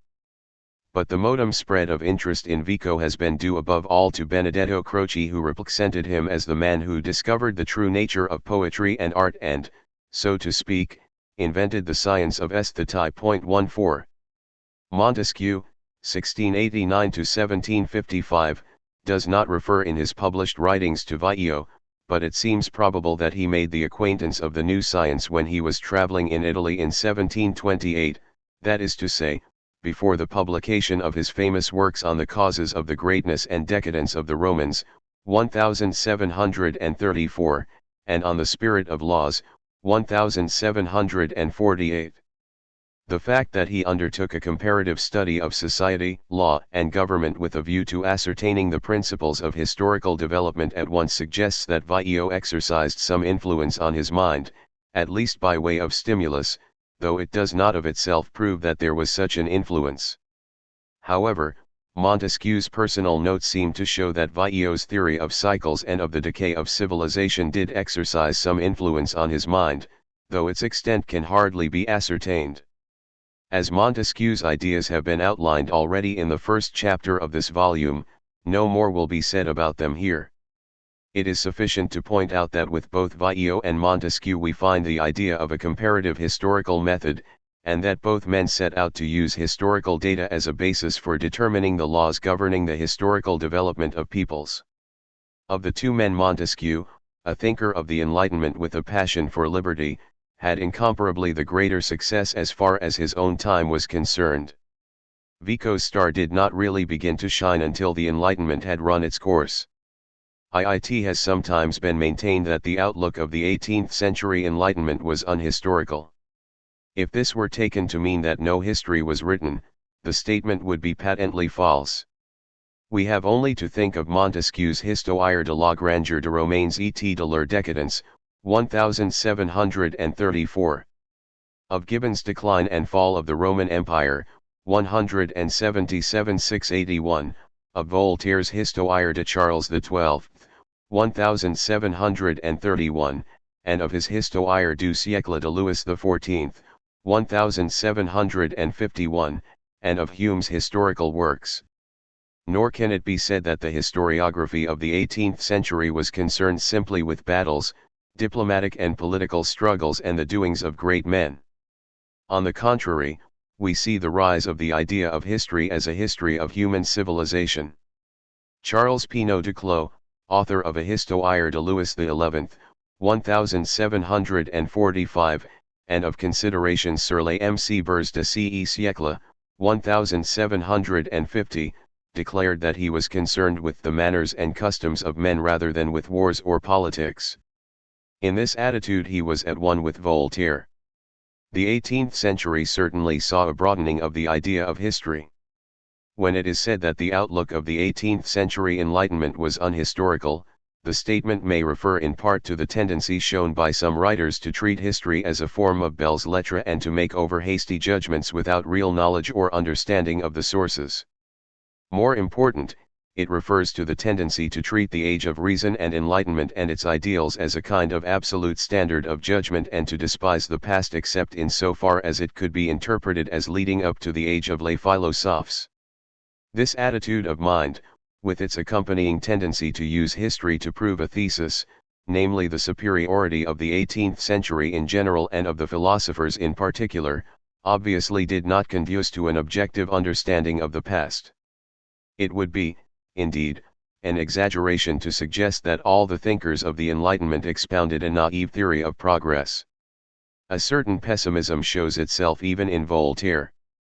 But, by and large, the philosophers were convinced that progress and the triumph of emancipated reason are synonymous, and their idea of reason made it difficult for them to understand either a primitive mentality or, for instance, the Middle Ages. When the philosophers wished to picture to themselves primitive man, they set before themselves modern man and stripped him of the qualities and habits which could be attributed to civilization, being careful to leave him the exercise of reason which would enable him to enter into the social contract. True, Vico saw the artificiality of this analytical method, and he looked to an examination of poetry, song, art, records of customs and of religious observance to afford a secure basis for an understanding of the mentality of earlier times. But Vico was a genius who stood somewhat apart from the Enlightenment, and who was consciously opposed to the exaggerated rationalism and intellectualism of so many of his contemporaries. His estimate of his own time was certainly not that of the average philosopher. As for the Middle Ages, the men of the Enlightenment were quite incapable of a sympathetic understanding of the medieval culture and outlook. The Middle Ages represented for them a darkness out of which the light of the reason had gradually emerged. Thus, though they broadened the idea of historical study and made a valuable contribution to the future of historiography, they were too much inclined to use history to prove a thesis, to glorify the Enlightenment, and their prejudices made it difficult for them to penetrate with sympathetic understanding into cultures and outlooks which they felt to be very different from their own and which they were inclined to despise. It is in this sense that we should understand the accusation that the mentality of the Enlightenment was unhistorical. 2. Voltaire, whose general philosophical position has been discussed in the first chapter of this volume, asserted that his essay sur les mœurs, 1740-9, published 1756, was intended as a continuation of the work of Bossuet. The illustrious Bossuet, who in his discourse on a part of the universal history grasped its true spirit, stopped at Charlemagne. Voltaire wishes to continue from where Bossuet left off, and the full title of his work is an essay on general history and on the manners and spirit of nations from Charlemagne up to our days. In point of fact, however, he goes back much further and begins with China, passing to India, Persia, and Arabia, and then coming to the church in West and East before Charlemagne. But though Voltaire announces his intention of continuing the work of Bossuet, it is obvious that his idea of history is very different from that of the Bishop of Meaux. For Bossuet, the important events in history are the creation, the dealings of God with the Jewish people, the incarnation, and the growth of the church, and he envisages human history, from the creation to the last day, as a unity, as a manifestation of divine providence which is served even by human free choices. With Voltaire, the theological outlook of St. Augustine and Bossuet is conspicuous by its absence. History is the field of the interplay of human wills and passions. Progress is possible in so far as man rises above the animal condition and in so far as reason dominates, particularly when it takes the form of that enlightened despotism which alone can bring true social reform. But the idea of history as the implementation of a divine plan and as moving towards a supernatural goal disappears. And with it there disappears any strong conviction about the unity and continuity of history. In part, of course, Voltaire is simply putting forward the idea of an empirical study of history, without dogmatic presuppositions. He wrote a Philosophie des Histoires, 1765, which was prefixed to the 1769 edition of the Essai sur les Amoureux, but there is little philosophy in it in any ordinary sense of the term. When he talks about the need for writing history in a philosophical spirit, he is referring to the need for excluding legends and fairy stories. This is made clear, for instance, in his Remarques sur les Histoires, where he asks whether a man of good sense, born in the 18th century, can be permitted to speak seriously about the oracles of Delphi. But Voltaire is ultimately demanding, of course, that supernatural explanations should be left out altogether. To write history in a philosophic spirit is to write in the spirit of a philosopher, a man of the Enlightenment. And the illustrious Bossuet was not a philosopher. The conviction that it is not the historian's business to entertain his reader with fabulous anecdotes and tall stories is one of the reasons why Voltaire advises people to study the history of modern, rather than of ancient, times. In his Nouvelles Considérations sur l'Histoire he remarks that to treat of ancient history is to mix a few truths with 1,000 lies. But it is obvious that an historian of ancient times is not obliged to write in the chatty and gossipy manner of Herodotus or to accept as true all fable and legend. Quite apart from the fact that a study of such legends, and even of the oracles of Delphi can be, as Vico saw but Voltaire did not, of great use to the serious historian, the remedy for uncertain and fabulous history is patient research. But Voltaire had, of course, another reason for preferring the history of modern times, namely a conviction of the superiority of the modern world, and especially of the philosophers. In the brief Remarques sur l'Histoire he expresses the wish that the young should begin a serious study of history at the time when it becomes really interesting for us, that is, it seems to me, towards the end of the 15th century. It was then that Europe changed its aspect.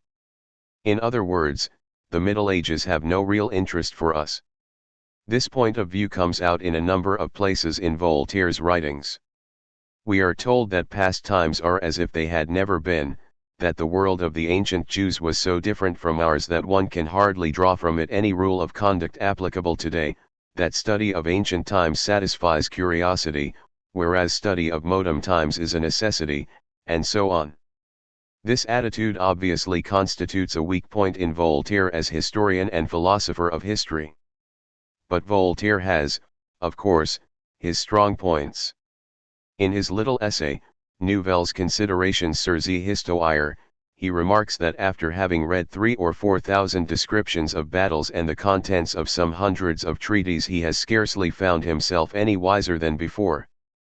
I no more know the French and the Saracens by the battle of Charles Martel than I know the Tartars and the Turks by the victory which Tamerlane won over Bajazet. Instead of a narration of battles and of the doings of kings and courts, one should find in histories accounts of the dominant virtues and vices of nations, explanations of their power or feebleness, the story of the establishment and growth of arts and industries. In fine, for the man who wishes to read history as a citizen and philosopher, changes in manners and in the laws will be his great object of study. Point 1. Similarly, at the beginning of the 69th chapter of the Esprit de Amoureux, Voltaire states, I should like to show what human society was at the time, the 13th and 14th centuries, how people lived in the intimacy of family life, which arts were cultivated, rather than to repeat so many disasters and combats, those deadly subjects of ordinary history, those well-worn examples of human malice. The philosopher may have underestimated the importance of political and military history, but he certainly drew attention to aspects of human life which are now universally regarded as important parts of the subject matter of the historian, but which had been overlooked by chroniclers who were hypnotized by the deeds of generals and monarchs and heroes. In his general ideas about history, Voltaire was clearly not as profound as Montesquieu, whom he attacked, let alone Vico, but in his conception of social historiography we can see the expression of the development of the bourgeois consciousness. For him history should no longer be dynastic history, an instrument for the glorification or vilification, as the case might be, of potentates, but rather an account of the emergence of the life, arts, literature, and science of the 18th century, or, more broadly, of the social life of man through the ages. Finally, to balance what has been said about Voltaire's contempt for the pre-Renaissance world, it should be added that in the Esprit de Amoureux, including the additions which he made to it, he paints on a vast canvas. He speaks not only of Europe but also of the Far East and of America, not only of the Christian world but also of the Mohammedan world and of the Oriental religions. True, his knowledge is often very defective, but this does not alter the scope of his design. In one sense his history was less universal than that of Bossuet. For the latter's theological framework held together in an intelligible unity the whole history of the race. But in another, and more obvious, sense Voltaire's Esprit de Amoureux was more universal than the bishop's Discours sur l'histoire universelle, namely in the sense that the former wrote about nations and cultures on which the latter did not touch. 3. In the section on the physiocrats in the second chapter of this volume, attention was drawn to the theory of progress proposed by Turgot, who anticipated the view of history which was expounded in the 19th century by Auguste Comte. Turgot was, indeed, much more of a believer in progress than Voltaire had been. For in spite of his convictions about the superiority of the age of the Enlightenment, the latter had no belief in laws governing human history. But I have no wish to repeat what has been already said about Turgot, and I come instead to another leading exponent of the idea of progress in the later part of the 18th century, namely Condorcet. Marie-Jean Nicolas Caratat, Marquis de Condorcet, 1743–94, was a mathematician as well as a philosopher. At the early age of 22 he composed a treatise on the integral calculus, which won for him the esteem of D'Alembert. For the latter, as well as for Voltaire and Turgot, whose lives he subsequently wrote, Turgot's in 1786 and Voltaire's in 1787, he had a great admiration. He took part in the preparation of the Encyclopedia, and he was elected to the Academy of Sciences, 1769, and to the French Academy, 1782. In 1785 he published an essay on probability, a second edition of which, revised and enlarged, appeared in 1804 with the title Elements du calcul de probabilités et son application au pourcentage de necessité, à la literie et au jugments de Homs. Condorcet also interested himself in economic matters, writing, under Turgot's influence, in defense of free trade in corn. In politics he was an enthusiastic Democrat and Republican. He welcomed the revolution and was elected a deputy in the convention. but he possessed too independent a mind to survive for long in those tempestuous years. He criticized the constitution which had been adopted by the convention in favor of the one which he had sponsored, he denounced the arrest of the Girondists, and, objecting on principle to the death penalty, he opposed the conduct of the Mountain, the left-wing group headed by Robespierre, Marat, and Danton. His critical attitude resulted in his being declared an enemy of the Republic and an outlaw. For a time he lay in hiding in the house of a widow, Madame Vernet, but, becoming convinced that the house was watched and that he was endangering the life of his benefactress, he fled. In the end he was captured and died in a cell at Bourg-la-Reine. Whether he succumbed to a stroke, was poisoned or poisoned himself does not seem to be clear. While in hiding from his enemies, Condorcet wrote his work on Progress, Esquisse d'un tableau historique de progrès des esprits humains, 1794, which is his chief title to fame as a philosopher. His main general ideas are those of the perfectibility of man, of the history of the human race as a gradual progress from darkness to light, from barbarism to civilization, and of indefinite progress in the future. Thus, although he wrote the work in the shadow of the guillotine, it is pervaded by a spirit of optimism. The violence and evil of the times he explained principally in terms of the BAA institutions and laws which had been created by rulers and priests. For he was an enemy, not only of the monarchy, but also of the priesthood, indeed of all religion.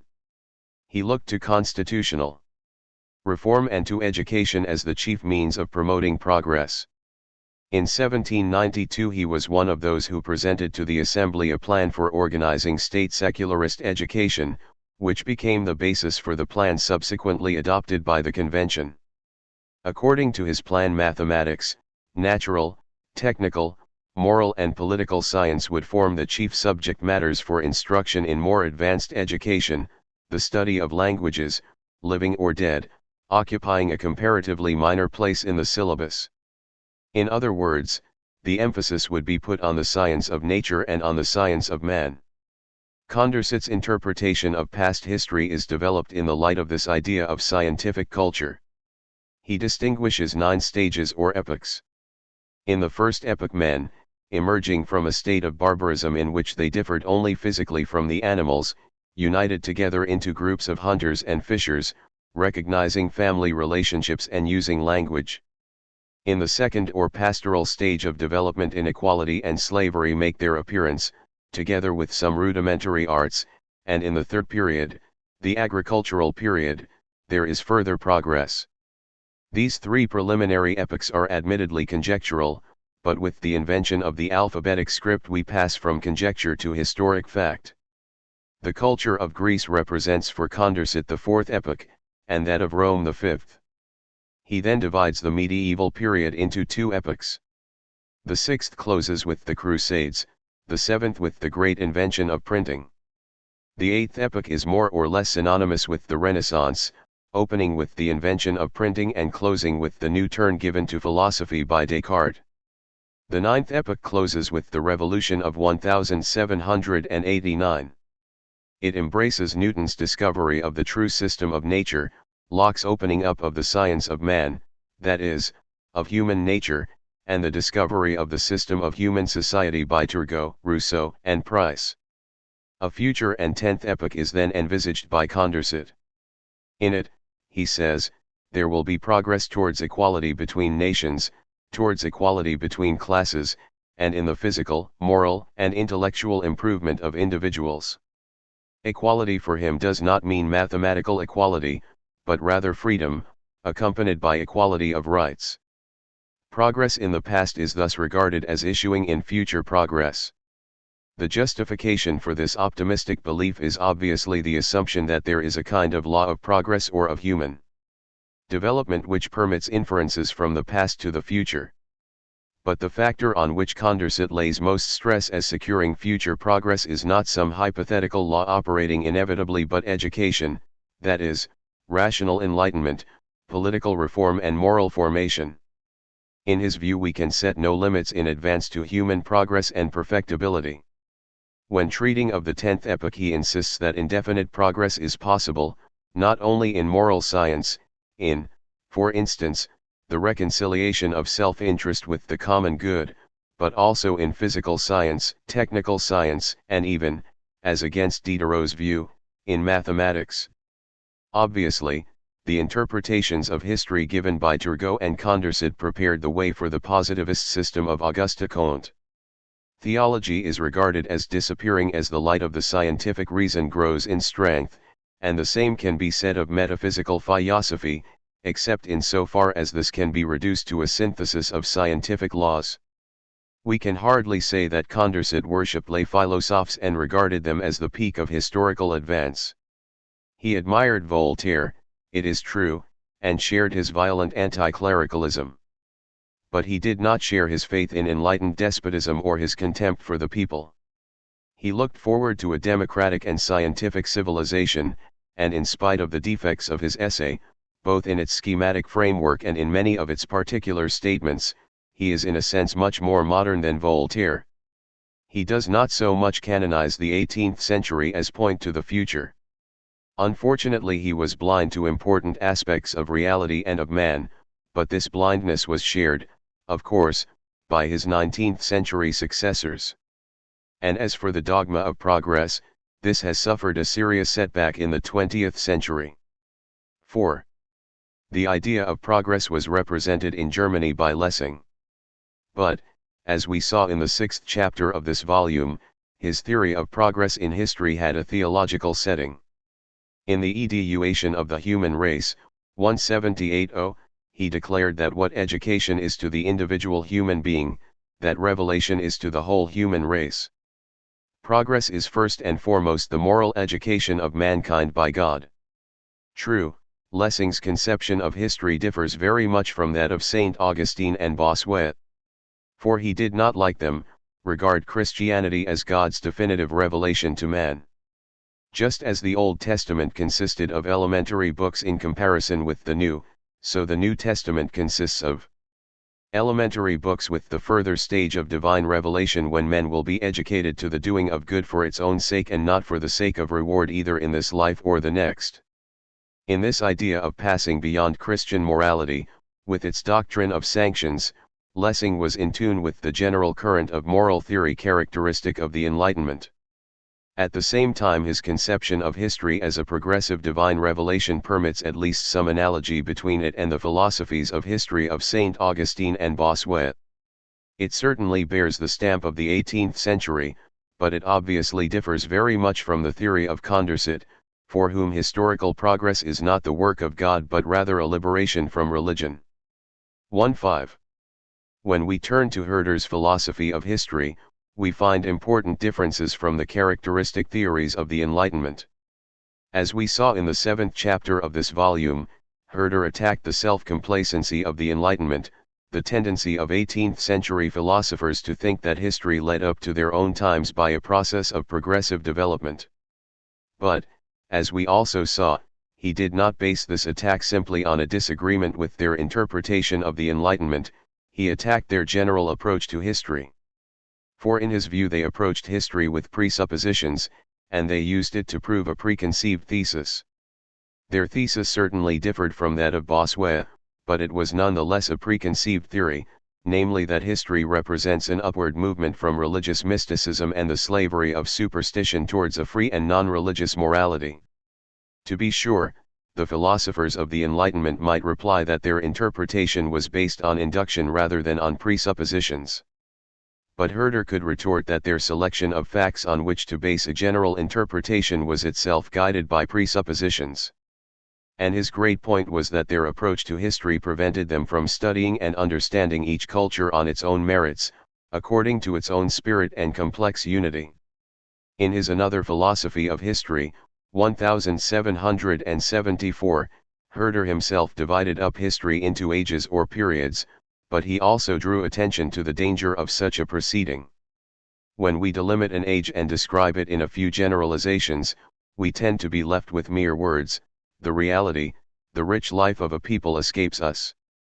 It is only patient and thorough study of the data which will enable us to understand the development of a people. And he himself laid emphasis, as we saw, on the poetry and early folk songs of peoples as an important source for understanding the development of the human spirit. We can, indeed, hardly say that an emphasis on the understanding of the development of language and literature was in contradiction with the ideas of the Enlightenment. But Herder drew attention to the importance of the comparatively primitive in interpreting man and his history. We shall fail to appreciate the significance of earlier cultural phases if we persist in judging them simply with reference to a standard based on the rationalist ideals and presuppositions of 18th-century philosophers.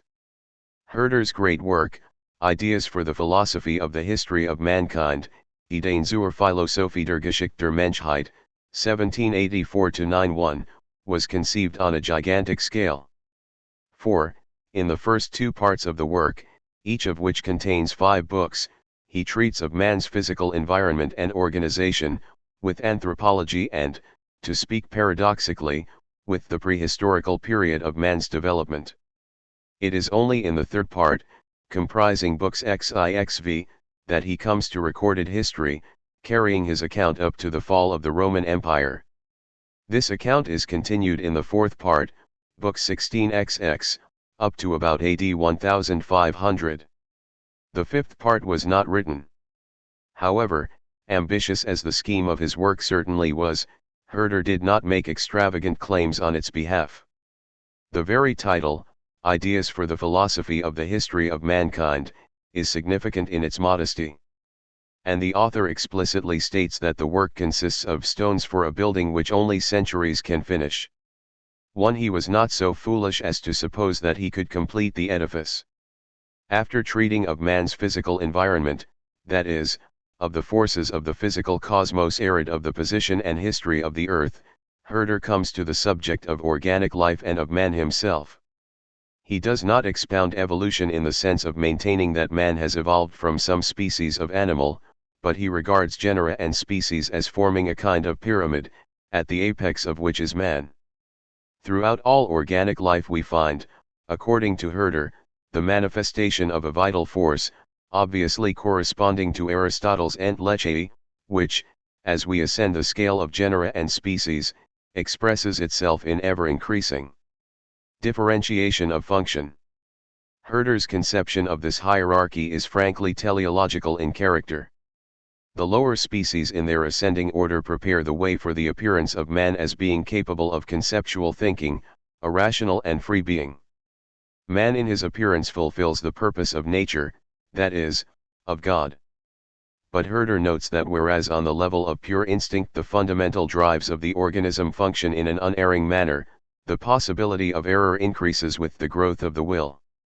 The weaker instinct becomes, the more does it fall under the command of arbitrary will, or caprice, and therefore also of error. For Herder, history is the natural history of human powers, actions, and propensities, as modified by time and place. Though not expounding, at least not in any explicit fashion, the theory of transformistic evolution, he emphasizes man's continuity, so to speak, with his physical environment and with lower forms of life.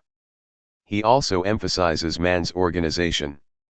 Man is organized for reason and freedom. He has come into the world to learn reason and acquire freedom. He can speak, therefore, of humanity, humanit, being latent in man, as something which has to be developed. At first sight it may appear to constitute a contradiction in terms if one speaks of humanity being latent in man. But Herder uses the term in two senses. It may mean the ideal which man is capable of attaining, or it may mean the potentiality for attaining this ideal. The ideal is thus latent in man, and Herder can speak of man as being organized for humanity. As a physical entity, of course, man is already there. But he has a potentiality for the perfection of man, for humanity. Man is also said to be organized for religion. Indeed, religion and humanity are intimately connected, so that the former is described as the highest humanity. As for the origin of religion, this is due, according to Herder, to man's spontaneous inference from visible phenomena to their invisible cause. To say that religion is due to fear, for instance, of hostile, dangerous or threatening meteorological phenomena, is to assign a totally inadequate cause. It is saying nothing to say that fear invented the gods of most peoples. For fear, considered as such, does not invent anything, it simply awakens the understanding one. Even false religions bear witness to man's power of recognizing God. He may infer the existence of beings which do not exist as he conceives them, but he is justified in his inference from the visible to the invisible, from the phenomena to a hidden cause. When treating of Herder in Chapter 7, we mentioned his statement in Of the Cognition and Sensation of the Human Soul, 1778, that no psychology is possible which is not physiology at every step. It is worth mentioning, therefore, that in the fifth book of the first part of his Ideas Herder explicitly affirms the spirituality and immortality of the human soul. He describes the mind as a unity. The phenomena of association of ideas cannot be used as a proof of the contrary. Associated ideas belong to a being which calls up memories from its own energy, and connects ideas according to an internal attraction or repulsion, not according to some external mechanics. There are purely psychological laws according to which the soul carries out its activities and combines its concepts. This certainly takes place in conjunction with organic changes, but this does not alter the nature of the soul or mind. If the tool is worthless, the artist can do nothing. In other words, Herder has clarified his position as against materialism. The second part of Herder's ideas can be regarded as a sustained polemic against the tendency of the thinkers of the Enlightenment to despise the primitive. Certainly, there has been development from the more to the less primitive, a development in which reaction to physical environment, as with Montesquieu, was an important factor. And Herder gives a conjectural account of the development of the family into the clan, of the clan into a tribe with an elected leader, and of the tribe into a society with an hereditary monarch. But it is nonsense to suggest that primitive peoples were without any culture, and it is still greater nonsense to suggest that they were unhappy and miserable because they did not share the supposed privileges of the 18th century. Further, Herder attacks the idea that history should be interpreted as a movement of progress towards the modem state. He implies at least that the development of a modem state had little to do with reason, and that it was due rather to purely historical factors. The members of a tribe may very well have been happier than many inhabitants of a great modem state, in which hundreds must go hungry so that one can strut and wallow in luxury. And Herder's dislike for authoritarian government is plain enough. When he published the second part, he had to omit the statements that the best ruler is the one who contributes the most to making rulers unnecessary, and that governments are like bad doctors who treat their patients in such a way that the latter are in constant need of them. But what he did say was clear enough. In his view, the man who needs a lord is an animal. As soon as he becomes a human being, he no longer needs a THIRD. So much for the ideal of enlightened despotism. In all this, Herder was partly engaged in an indirect attack on Kant. The latter had published a hostile review of the first part of Ideas, and in the second part Herder took the opportunity of attacking, indirectly, Kant's idea for a general history from a cosmopolitan point of view. Idee zu einer allgemeinen Geschichte in weltbürgerlicher Absicht, 1784. Kant was prepared to neglect all stages of social organization except in so far as they could be seen as contributing to the development of the rational state. And a rational state must have a lord, for man is so defective that he cannot live in society without one. Kant may very well have been right on this point, but Herder preferred to believe in man's natural goodness and perfectibility. In any case, he was intent on rejecting the notion that history can profitably be interpreted as a progress towards the modern state, in the light of which all other forms of social organization must be judged. In the third part of his Ideas, Herder comes to recorded history.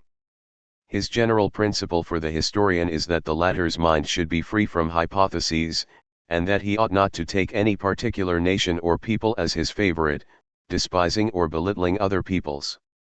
The historian of mankind must judge impartially and dispassionately, like the creator of our race.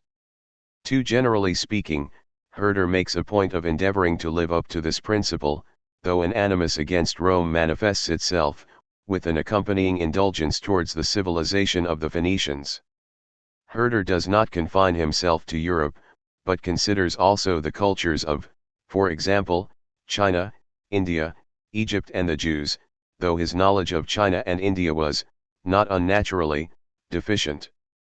Coming to Greece 8, he finds a complete cultural cycle, the rise and decline of one people, and uses it to draw general conclusions. Every culture has its center of gravity, and the deeper the center of gravity lies in a balance of the culture's living active forces, the more solid and lasting is the culture. We can say. 113. p. 383. 14, p. 85. Goethe consulted Herder as an authority on Greek culture. Voltaire to Herder 177. Therefore, that the peak of a culture is found when its active forces are most in equilibrium.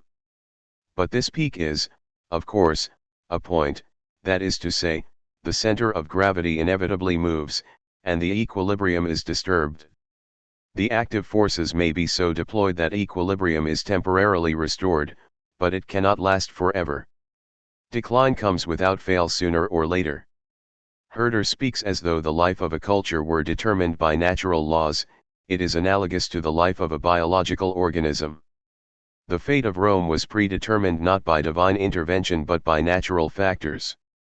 Environment forced the Romans to become a military people, and this development shaped their history, their rise to greatness and their eventual decline. The empire became unbalanced, and it could not sustain itself. In the fourth part of his Ideas, Herder continues his account of European history from the fall of the Roman Empire. In it he lays stress on the part played by Christianity in the development of European culture. It is true that we find an awareness of the importance of economic factors. Herder's account of the Crusades is a case in point. And he is by no means blind to the importance of technical inventions and of new scientific knowledge. But he is very far removed from the mentality of the Enlightenment, which regarded the desirable development of civilization as a movement away from religion. Herder may have been a liberal Christian, but he was profoundly convinced of the indispensable role of religion in human culture. Inasmuch as Herder emphasizes ethnic groups, nations, and cultures, and inasmuch as he emphasizes the part played by the Germanic peoples in the rise of Christian culture, a few misguided people, Nazis for instance, have tried to depict him as a nationalist and even as an adherent of a race theory. But this interpretation is quite beside the mark. He nowhere suggests that the Germans should rule other nations. Indeed, he condemns, for instance, the behavior of the Teutonic Knights towards Germany's eastern neighbors, and in his writings he frequently attacks militarism and imperialism. His ideal was that of a harmonious unfolding of national cultures. Just as individuals are, or should be, free and yet united in society, so different nations should form a family, each making its own contribution to the development of humanity. As for the race theory, Herder believed that ethnic groupings form the most natural basis for states. And in his view, one of the factors which contributed to the instability of Rome was precisely the way in which conquest of other peoples destroyed its ethnic unity. But this idea, whether valid or not, has nothing to do with the race theory, if this is taken to mean the notion that one race is inherently superior to other races and has a right to rule them. As for the Jews, Herder was far from being an anti-Semite. But it would be waste of time to dwell more on this topic. No sensible, objective historian supposes that Herder's theory of history as a development of national cultures involves nationalism in the pejorative sense, militarism and imperialism, or the theory of the inherent superiority of a given race. Of course, in some sense he was a nationalist, but not in the sense that he claimed on behalf of his own nation rights which he was unwilling to concede to other nations. Herder's philosophy of history is somewhat complex. In the first place we have his insistence on the need for an objective and dispassionate examination, free from preconceived theories, of each culture on its own merits. This is obviously an excellent rule for an historian. In the second place we have his theory of the life of a culture, on an analogy with the life of the organism, and this theory may appear to lend itself to interpretation in a manner reminiscent of Vico's theory of cycles. In the third place, however, we have his idea of humanity, which fits in better with the theory of progress than with the theory of cycles. But a Hamlonization is doubtless possible. Each culture has its cycle, but the general movement is towards the realization of man's immanent potentiality for humanity. Whether the progressive approximation to the ideal of humanity is inevitable or not for Herder, does not seem to be altogether clear. In his ideas he remarks that the philosophy of final purposes has brought no advantage to natural history. 1. It is absurd to suggest, for example, that the bad actions of Rome were necessary and required in order that Roman culture might develop and attain its peak. At the same time, although we cannot legitimately justify all actions in history on the ground that they were required for the fulfillment of some specific providential plan, Herder certainly appears to say that the gradual development of humanity is inevitable. Thus he informs his readers that anything which can happen within the limits of given national, temporal, and spatial circumstances, does happen. 2. And this appears to imply that if progressive approximation to the ideal of humanity is possible, it will inevitably take place. Indeed, we are told that all destructive forces must ultimately yield to conserving forces and work for the development of the whole. 1. A similar ambiguity appears in the series of letters for the advancement of humanity, Brief zur Beförderung der Humanität, 1793-7. In these letters, in which Herder shows a greater readiness than before to recognize the capacity of political changes to contribute to the advance of mankind, to his general point of view seems to be that there is, and will be, by and large, a progressive movement towards the realization of the ideal of humanity. At the same time he insists on the necessity for education to develop man's innate potentialities. Without this unceasing formative education man would sink back into bestiality. And such statements do not seem to imply the inevitability of progress. According to Herder, we can distinguish 3 phases in the development of the European spirit. First, there was that mixture of Roman and Germanic culture which produced the organization, religious and political, of Europe. Secondly, there were the Renaissance and Reformation. And, thirdly, there is the present phase, the result of which we are unable to predict. Here again there seems to be some doubt about the future, though this doubt could, of course, be reconciled with a general belief in the forward march of humanity towards the ultimate development of its highest potentialities. The situation can perhaps be expressed in this way. As an historian, hostile to the tendency to judge all cultures in the light of the civilization of his time, Herder was strongly inclined to historicism and relativism, which hardly fitted in with the dogma of progress. But as a philosopher, believing not only in man's natural goodness and perfectibility but also in the working of divine providence in and through men's actions, he was naturally inclined to the conclusion that man's highest potentialities will be eventually actualized in spite of all setbacks on the way. Kant's life and character, earlier writings, and the Newtonian physics philosophical writings of the pre-critical period, the dissertation of I-770 and its context, the conception of the critical philosophy. If we prescind from the history of his intellectual development and from the results of this development, we do not need to spend much time in recounting the facts of Kant's life. For it was singularly uneventful and devoid of dramatic incident. True, any philosopher's life is devoted primarily to reflection, not to external activity on the stage of public life. He is not a commander in the field or an Arctic explorer.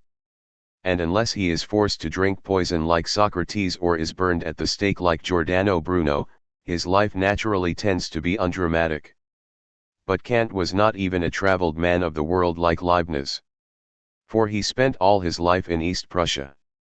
Nor did he occupy the position of a philosophical dictator in the university of a capital city, as Hegel later did at Berlin.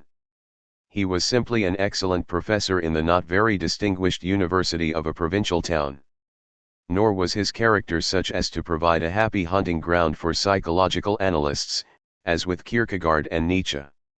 In his later years he was noted for his methodical regularity of life and for his punctuality, but it would hardly occur to anyone to think of him as an abnormal personality. But perhaps one can say that the contrast between his quiet and comparatively uneventful life and the greatness of his influence has itself a dramatic quality. Immanuel Kant was born at Königsberg on April 22, 1724, the son of a saddler. Both as a child at home and at the Collegium Fridericianum, where he studied from 1732 until 1740, he was brought up in the spirit of the Pietist movement.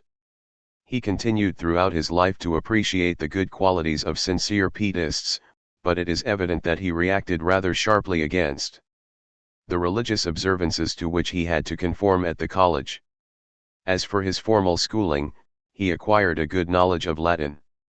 In 1740 Kant entered upon his university studies in his hometown and attended lectures in a wide variety of subjects. The main influence upon his mind, however, was that of Martin Knudsen, professor of logic and metaphysics. Knudsen was a disciple of Wolff, but he had a particular interest natural Lektung in physics, astronomy, and mathematics, as well as in philosophy. And Kant, who enjoyed the use of the professor's brewery, was stimulated by him to acquire a knowledge of Newtonian science. Indeed, Kant's first writings were mostly of a scientific nature, and he always retained a deep interest in the subject. At the conclusion of his university studies, Kant was driven by financial reasons to take posts as a family tutor in East Prussia, and this period of his life lasted some 7 or 8 years, finishing in 1755 when he took what we would call the doctorate and received permission to set up as a privatizant or lecturer. In 1756 he tried to obtain Knudsen's chair, rendered vacant by the latter's death. But Knudsen had been an extraordinary professor, and the government, influenced by financial considerations, left the post unfilled. In 1764 Kant was offered the chair of poetry, but he declined it, no doubt wisely. In 1769 he refused a similar offer from Jena. Finally in March 1770 he was appointed ordinary professor of logic and metaphysics at Königsberg. His period as a privatdozent lasted, therefore, from 1755 until 1770, though for the last 4 years of this period a post as assistant librarian afforded him some additional financial support. In 1777, he resigned this post as incompatible with his professorship. During these 15 years, which belong to what is generally called Kant's pre-critical period, the philosopher gave an enormous number of lectures on a wide variety of topics. Thus at various times he lectured not only on logic, metaphysics and moral philosophy but also on physics, mathematics, geography, anthropology, pedagogy, and mineralogy. From all accounts he was an excellent lecturer. It was the rule for professors and lecturers to expound textbooks, and Kant had, of course, to conform to this rule. Thus he made use of Baumgarten's metaphysics. But he did not hesitate to depart from his text or to criticize it, and his lectures were salted with humor, and even with stories. In his philosophical courses his main aim was to stimulate his hearers to think for themselves, to stand on their own feet, as he put it. It must not be thought that Kant was a recluse. Later on he found himself compelled to economize with his time, but at the period of which we are writing he went a good deal into local society. Indeed, throughout his life he enjoyed social intercourse. Moreover, though he was far from being a traveled man, he took pleasure in meeting people who had experience of other countries, and he sometimes astonished them by his own knowledge, though this had been gained, of course, by reading. His interests were fairly wide. Thus the influence of Rousseau's writings stimulated a lively interest in educational reform, besides helping to develop his political views in a radical direction. It is hardly to be expected, of course, that one should be able to designate the exact moment at which the pre-critical period of Kant's thought ended and the critical period began. That is to say, it would be unreasonable to expect that one should be able to state exactly when Kant rejected the Leibniz-Wolffian system of philosophy and began to work out his own system. However, for general purposes one can take his appointment as professor in 1770 as a convenient date. But the Critique of Pure Reason did not appear until 1781. During the intervening 11 years Kant was thinking out his philosophy. At the same time, or, rather, until 1796 inclusive, he was also engaged in lecturing. He continued to use Wolffian textbooks in philosophy, and he also continued to give courses of lectures on non-philosophical subjects, those on anthropology and physical geography being particularly popular. It was his conviction that students needed factual knowledge of this kind, in order that they might understand the part played by experience in our knowledge. Philosophical theorizing in the void was by no means a Kantian ideal, even though a cursory glance at the first critique might suggest that it was. Once the first edition of the Critique of Pure Reason had appeared in 1781, Kant's other famous writings followed in quick succession. In 1783 he published Prolegomena to any future metaphysics, in 1785 the Fundamental Principles of the Metaphysics of Morals, in 1786 the Metaphysical First Principles of Natural Science, in 1787 the second edition of the Critique of Pure Reason, in 1788 the Critique of Practical Reason, in 1790 the Critique of Judgment, in 1793 Religion within the Bounds of Reason Alone, in 1795 a little treatise on Perpetual Peace, and in 1797 the Metaphysics of Morals. It is understandable, therefore, that with this heavy program Kant had to husband his time. And his order of the day, to which he faithfully adhered during his years as a professor, has become famous. Rising shortly before 5 in the morning, he spent the lure from 5 to 6 drinking tea, smoking a pipe, and thinking over his day's work. From 6 to 7 he prepared his lecture, which began at 7 or 8, according to the time of year, and lasted until 9 or 10. He then devoted himself to writing until the midday meal, at which he always had company and which was prolonged for several hours, as Kant enjoyed conversation. Afterwards he took a daily walk of an hour or so, and the evening was given to reading and reflection. He retired to bed at 10 o'clock. Only once did Kant come into collision with political authority. This was in connection with his religion within the bounds of reason alone.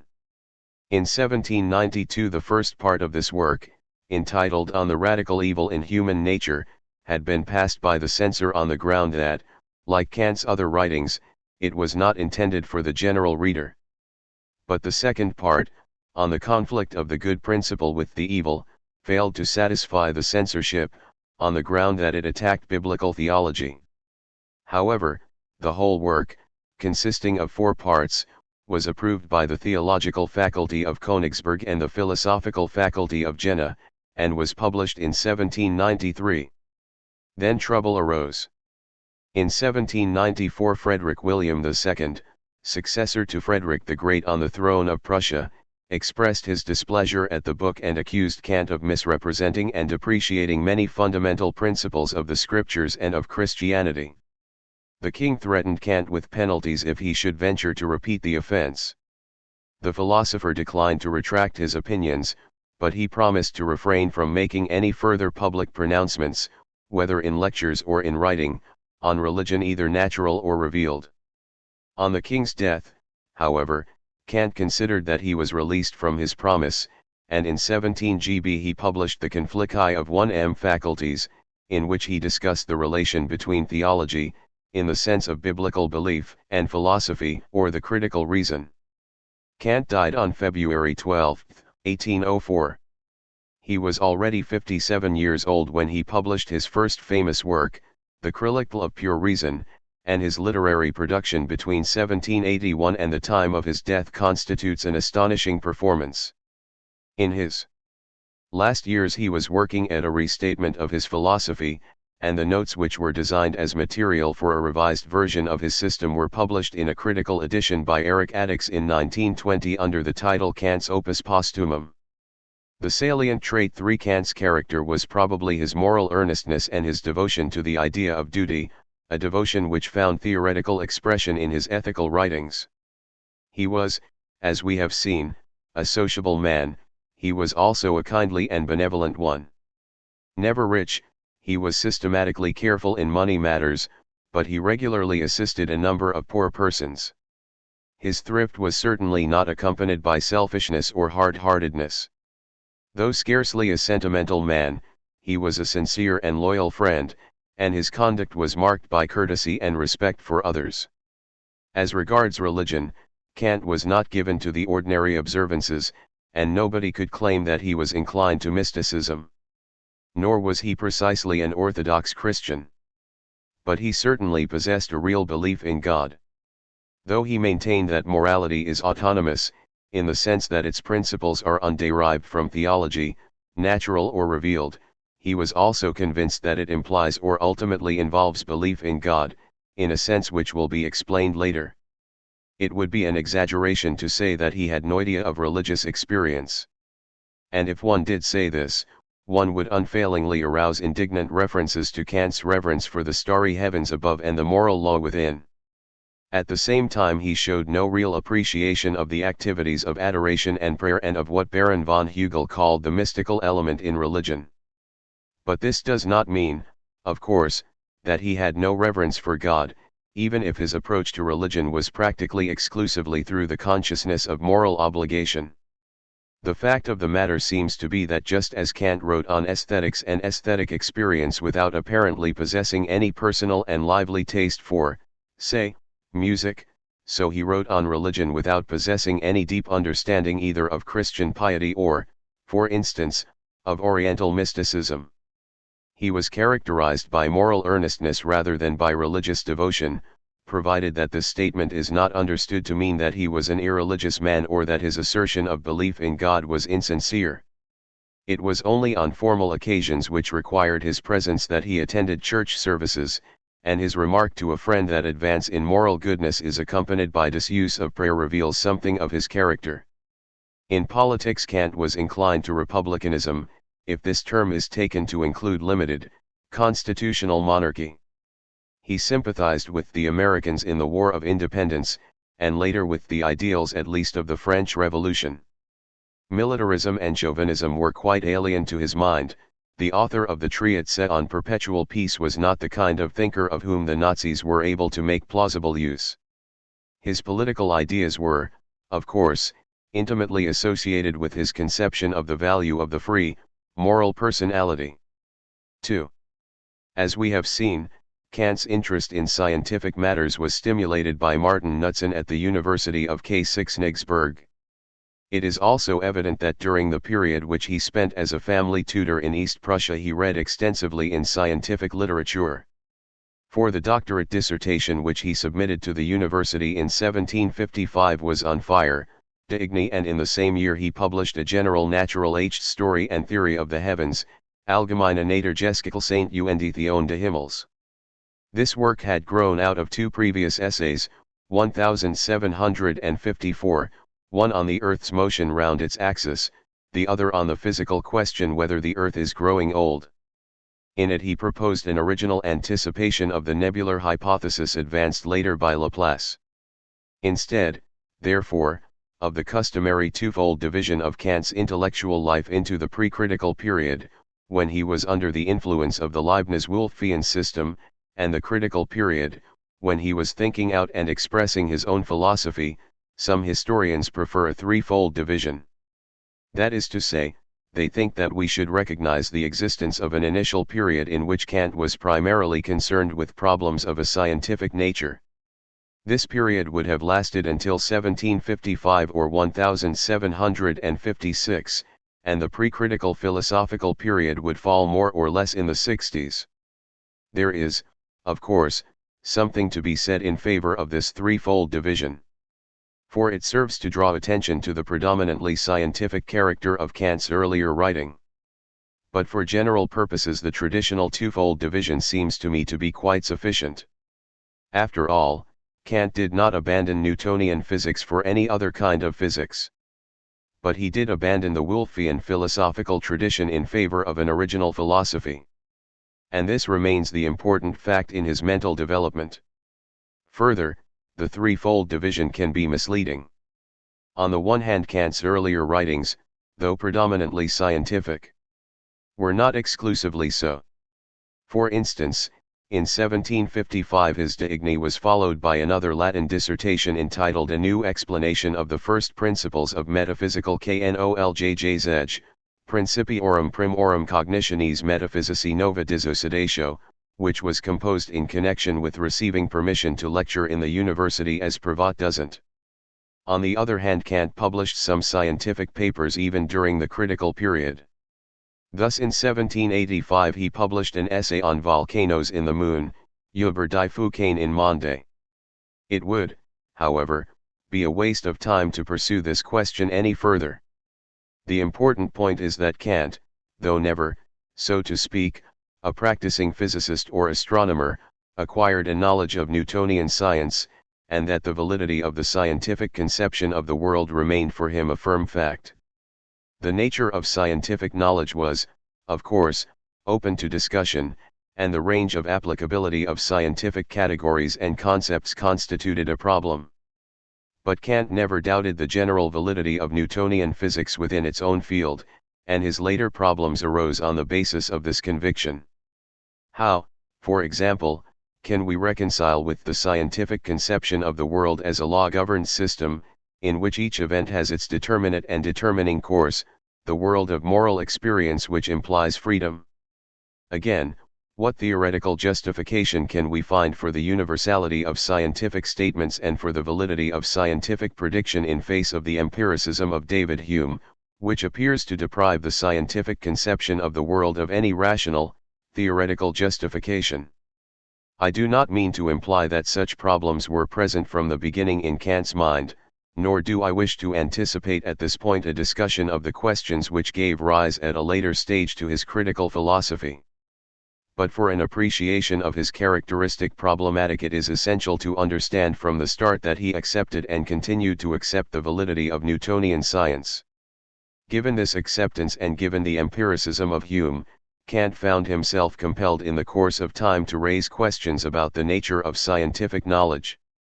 Again, given his acceptance of the scientific conception of the world and given at the same time his acceptance of the validity of moral experience, Kant found himself compelled in the course of time to discuss the reconciliation of the world of necessity with the world of freedom.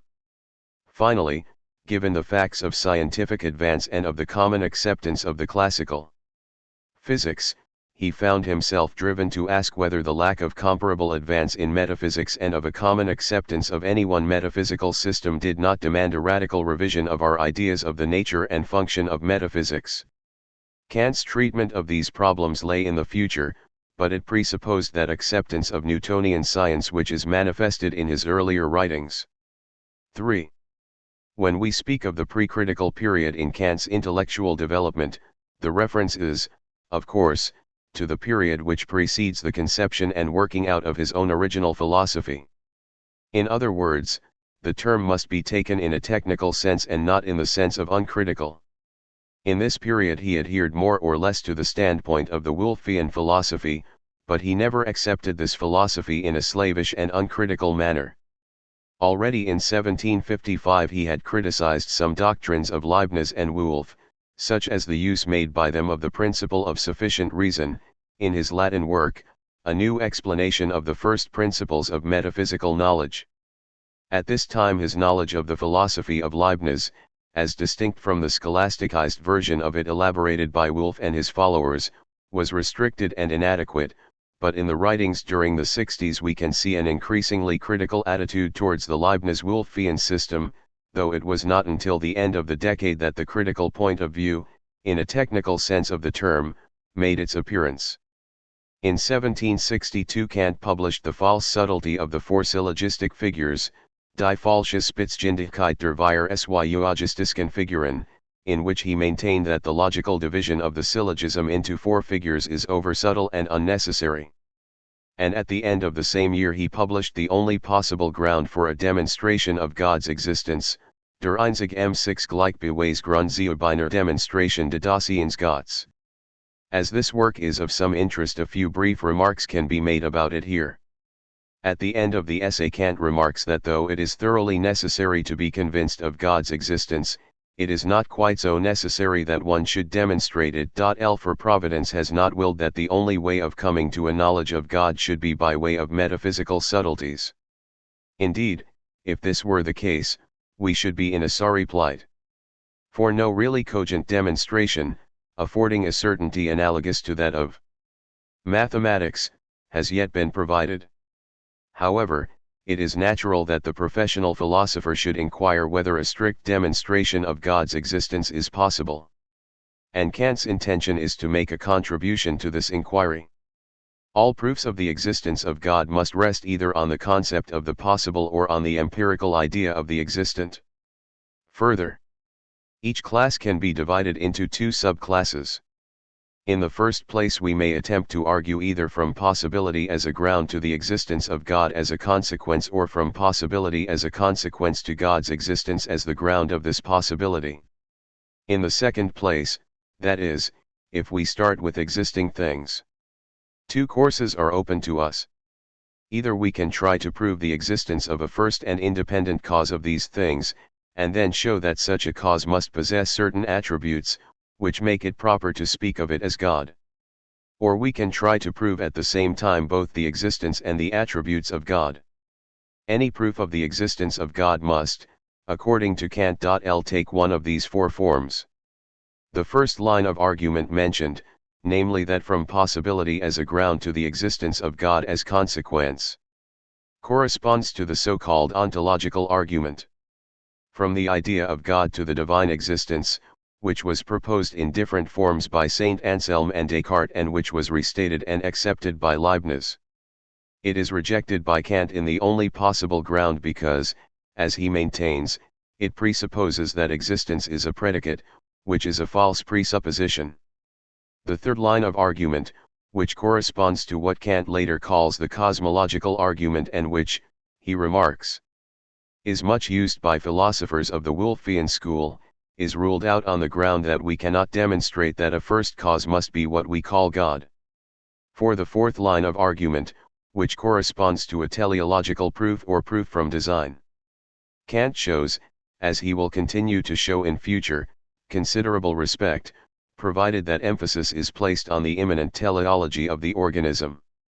Nonetheless, it does not, and cannot, amount to a demonstration of God's existence. For it brings us at best to a divine mind or intelligence which produces system and order and teleology in the world, not to a creator.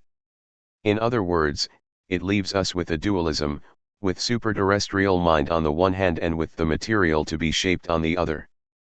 As far as this argument alone is concerned, we are left in doubt whether this material is independent of or dependent on God.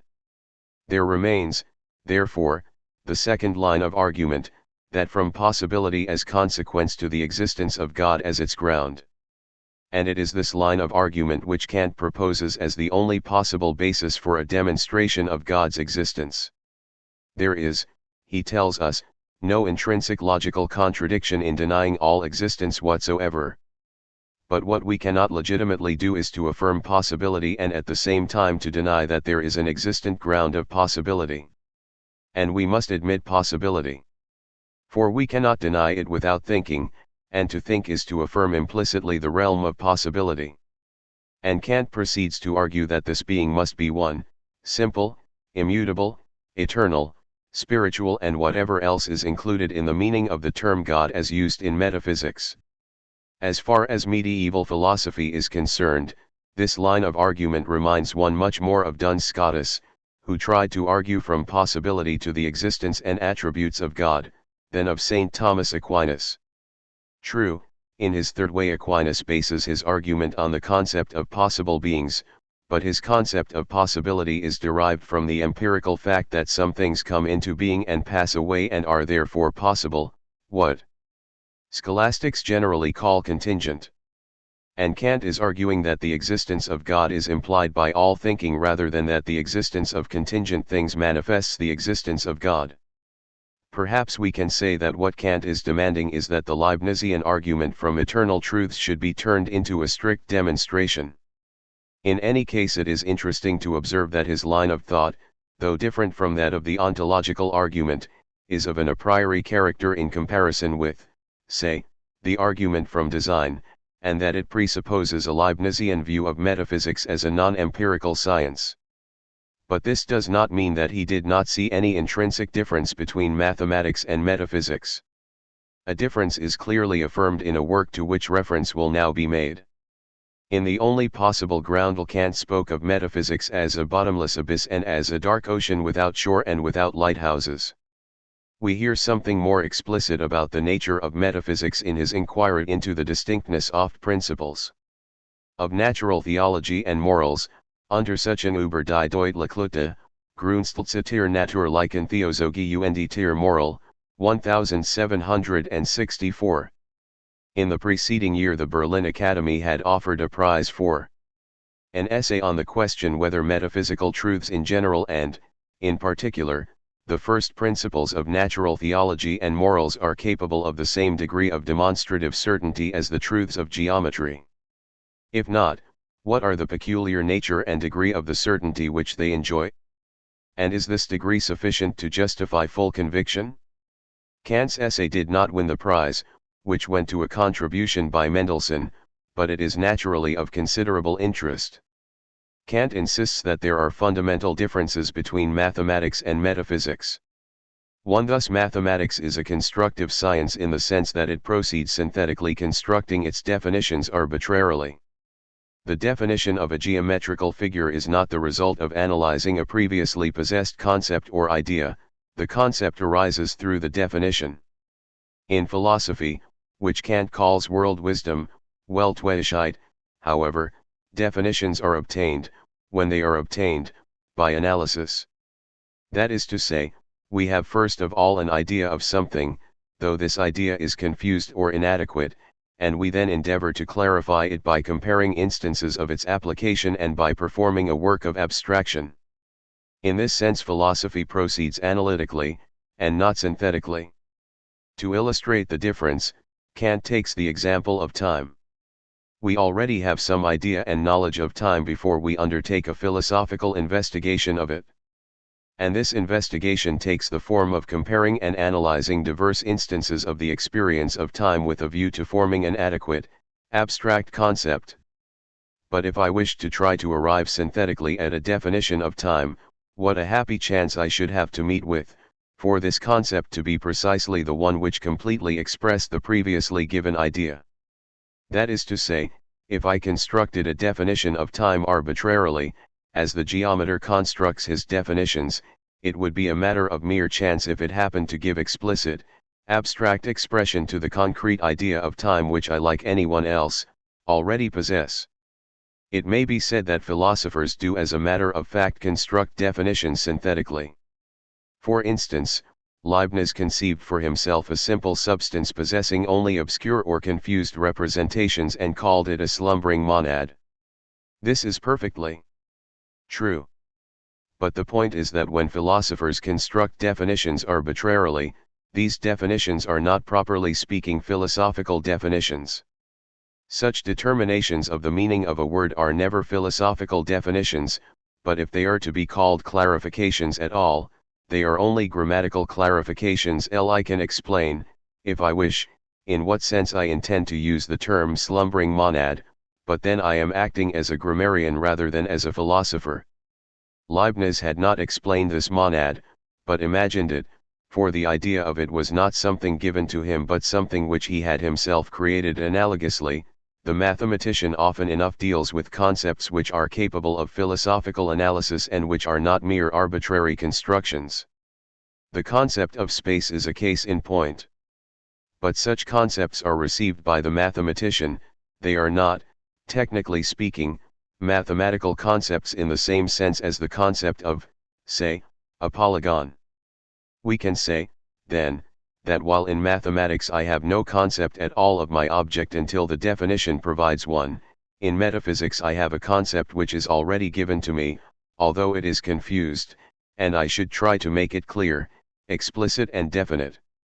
As St. Augustine says, I know very well what time is as long as nobody asks me for a definition.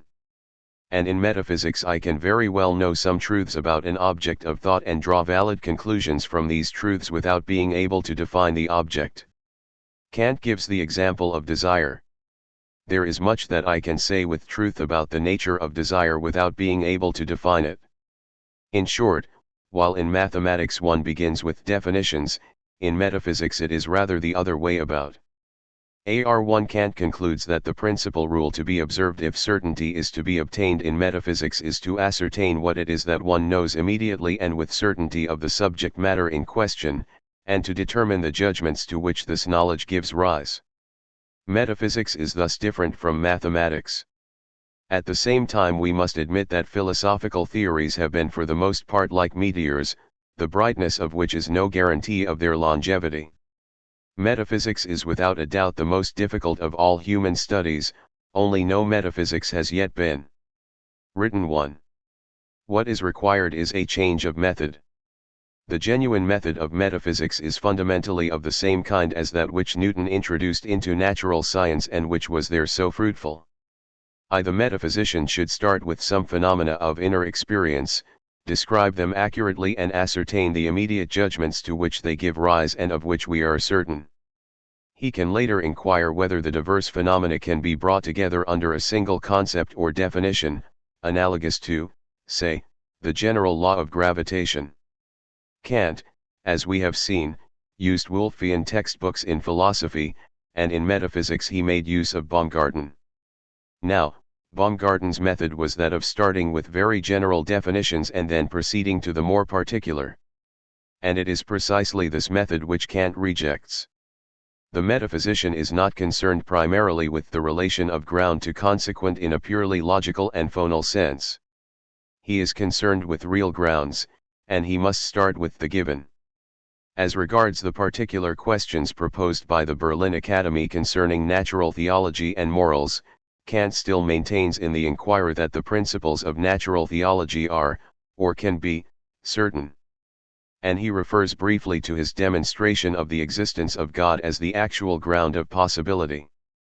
But in morals the situation is somewhat different. For one thing, we must recognize the part played by feeling in the moral life. Kant refers to Hutcheson and others, and he remarks that it is first of all in our days that people have begun to see that while the power of representing truth is knowledge, that of perceiving the good is feeling, and that these two must not be confused with one another. The influence of British moralists and writers on aesthetics is apparent also in Kant's observations on the feeling oj the beautiful, Anna sublime, Beobachungen über das Gefühl sch Anuna erhabenen, 1764. But, quite apart from the part played by feeling in the moral life, the first principles of morality have not yet been made sufficiently clear. We find some anticipation of Kant's later ethical theory in the distinction which he makes between problematical necessity, to attain end X, you must take means Y, and legal necessity, you are obliged to do this, not as a means to something else, but as an end. At the same time he tells us that after much thought he has come to the conclusion that the first phonal principle of obligation is do the most perfecting which is possible for you. But we cannot deduce from this principle particular obligations, unless material first principles are also given. All these themes need to be carefully examined and thought through before we can give to the first principles of morals the highest degree of philosophical certainty. Kant's remarks in the Inquiry about clarifying our idea of time may perhaps suggest to the contemporary English reader that he is engaged in reducing philosophy to linguistic analysis, to an analysis of the use of terms. But he does not intend to deny the existential import of metaphysics. This is made clear, for instance, by what he has to say on natural theology. His point in this work is that a metaphysics which really employs the mathematical method will be confined to exhibiting relations of formal implication. If the metaphysician is to increase our knowledge of reality, he must cease trying to ape the mathematician and come rather to a method analogous to that which was employed so successfully by Newton in natural science.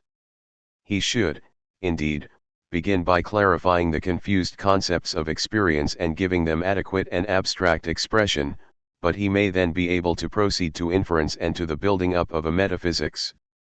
It does not follow, however, that Kant possesses any great faith in the capacity of metaphysics for extending our theoretical knowledge beyond the sphere of the sciences. And when we are already aware of the later development of his thought, certain remarks in the Inquirer naturally suggest to our minds a tentative anticipation of his later point of view. Such a remark is the statement that metaphysics is concerned with the first principles of our knowledge. We should not, however, be justified in trying to father upon Kant at this stage the critical point of view. What we can say is that his recommendation to metaphysicians to substitute the Newtonland for the mathematical method should not blind us to his growing skepticism about the pretensions of speculative metaphysics. Indeed, the recommendation is partly an expression of this skepticism, or at least doubt. For it is linked with the conviction that whereas natural science has made good its claim to increase our knowledge of the world, metaphysics has not yet done so. And a suggestion as to how it might do so does not mean that Kant commits himself to the claims of speculative metaphysics. Indeed, he very soon makes it clear that this is far from being the case. In 1766 Kant published anonymously, though the author's identity was never a secret, a partly serious, partly humorous work entitled Dreams of a Ghost Seer explained by Dreams of Metaphysics, Traumines Geisterseers, Erldudert, Leuchttraum der Metaphysik. For some time he had been curious about the visionary experiences of Emanuel Swedenborg, and he studied the latter's Arcana Coelestia, the result of his reflections being Dreams of a Ghost Seer. As regards visionary experiences, Kant does not definitely either accept or reject their possible origin in the influence exerted by a world of spirits. On the one hand he gives us what he calls a fragment of esoteric philosophy, in which, given the unproved assumption of a world of spirits, he suggests a way in which the influence of spirits on men's souls might be projected in imaginative visions. On the other hand he follows this up with a fragment of vulgar philosophy, one in which he suggests an explanation of experiences such as those of Swedenborg which would make their subjects fit candidates for medical attention and treatment. The reader is left to adopt which explanation he chooses. But the main point is not Kant's discussion of visionary experiences but rather his question whether the theories of speculative metaphysics, so far as they pretend to transcend experience, are in any stronger position than Swedenborg's visions. And he makes it clear that they are, in his opinion, in a weaker position. It may be that Swedenborg's visions were caused by contact with a world of spirits, even if this cannot be proved. But metaphysical theories are supposed to be rationally demonstrated, and this is what metaphysical theories about spiritual beings cannot be. We cannot even have positive conceptions of spirits. True, we can try to describe them by the aid of negations. But the possibility of this procedure rests, according to Kant, neither on experience nor on rational inference, it rests on our ignorance, on the limitations of our knowledge. The conclusion is that the doctrine of spirits must be excluded from metaphysics which, if it is to be scientific at all, must consist in determining the limits of knowledge which have been set by the nature of the human reason. 8 In adopting this attitude towards metaphysics Kant was influenced by the criticism of Hume. This seems to be made abundantly clear by what is said in Dreams of a Ghost Seer about IDRA.NS, I, 2, W, 2, p. 329. I Dreams, I, 3, W, N, p. 342. DRAMS, 2, 3, W, N, p. 369. Kant, I Life and Writings 195 The causal relation. This must not be confused with the relation of logical implication. No logical contradiction is ever involved in affirming the cause and denying the effect. Causes and effects can be known only through experience. We cannot, therefore, employ the idea of causality to transcend experience, that is, sense experience, and to attain knowledge of supersensible reality. Kant does not deny that there is supersensible reality. What he denies is that metaphysics can open the door to it in the way that metaphysicians of the past have thought that it could. It is no good saying, Kant remarks, that traditional metaphysics is necessary for morality, in the sense that moral principles are dependent on metaphysical truths, such as the immortality of the soul and divine reward and punishment in the next life. Moral principles are not conclusions drawn from speculative metaphysics. At the same time moral faith, ter moralis Glaube, may well point beyond the empirical world. It seems to be more in accordance with human nature and the purity of morals to ground the expectation of the future world on the experience of a virtuous soul than, conversely, to base its moral attitude on the hope of another world won in the dreams of a ghost seer. Therefore, we find anticipations of Kant's later views. Speculative metaphysics of the traditional type is not, and cannot be, a source of scientific, demonstrated knowledge. Morality is autonomous and not dependent on metaphysics or on theology. That is to say, moral principles are not conclusions drawn from metaphysical or theological premises. At the same time, morality may point beyond itself, in the sense that moral experience produces a reasonable, moral faith in certain truths which cannot be demonstrated by the metaphysicians. But beyond the suggestion that metaphysics should take the form of a science of the limits of human knowledge, Kant has not yet arrived at his characteristic conception of philosophy. The negative side of his thought is still prominent, namely the sceptical criticism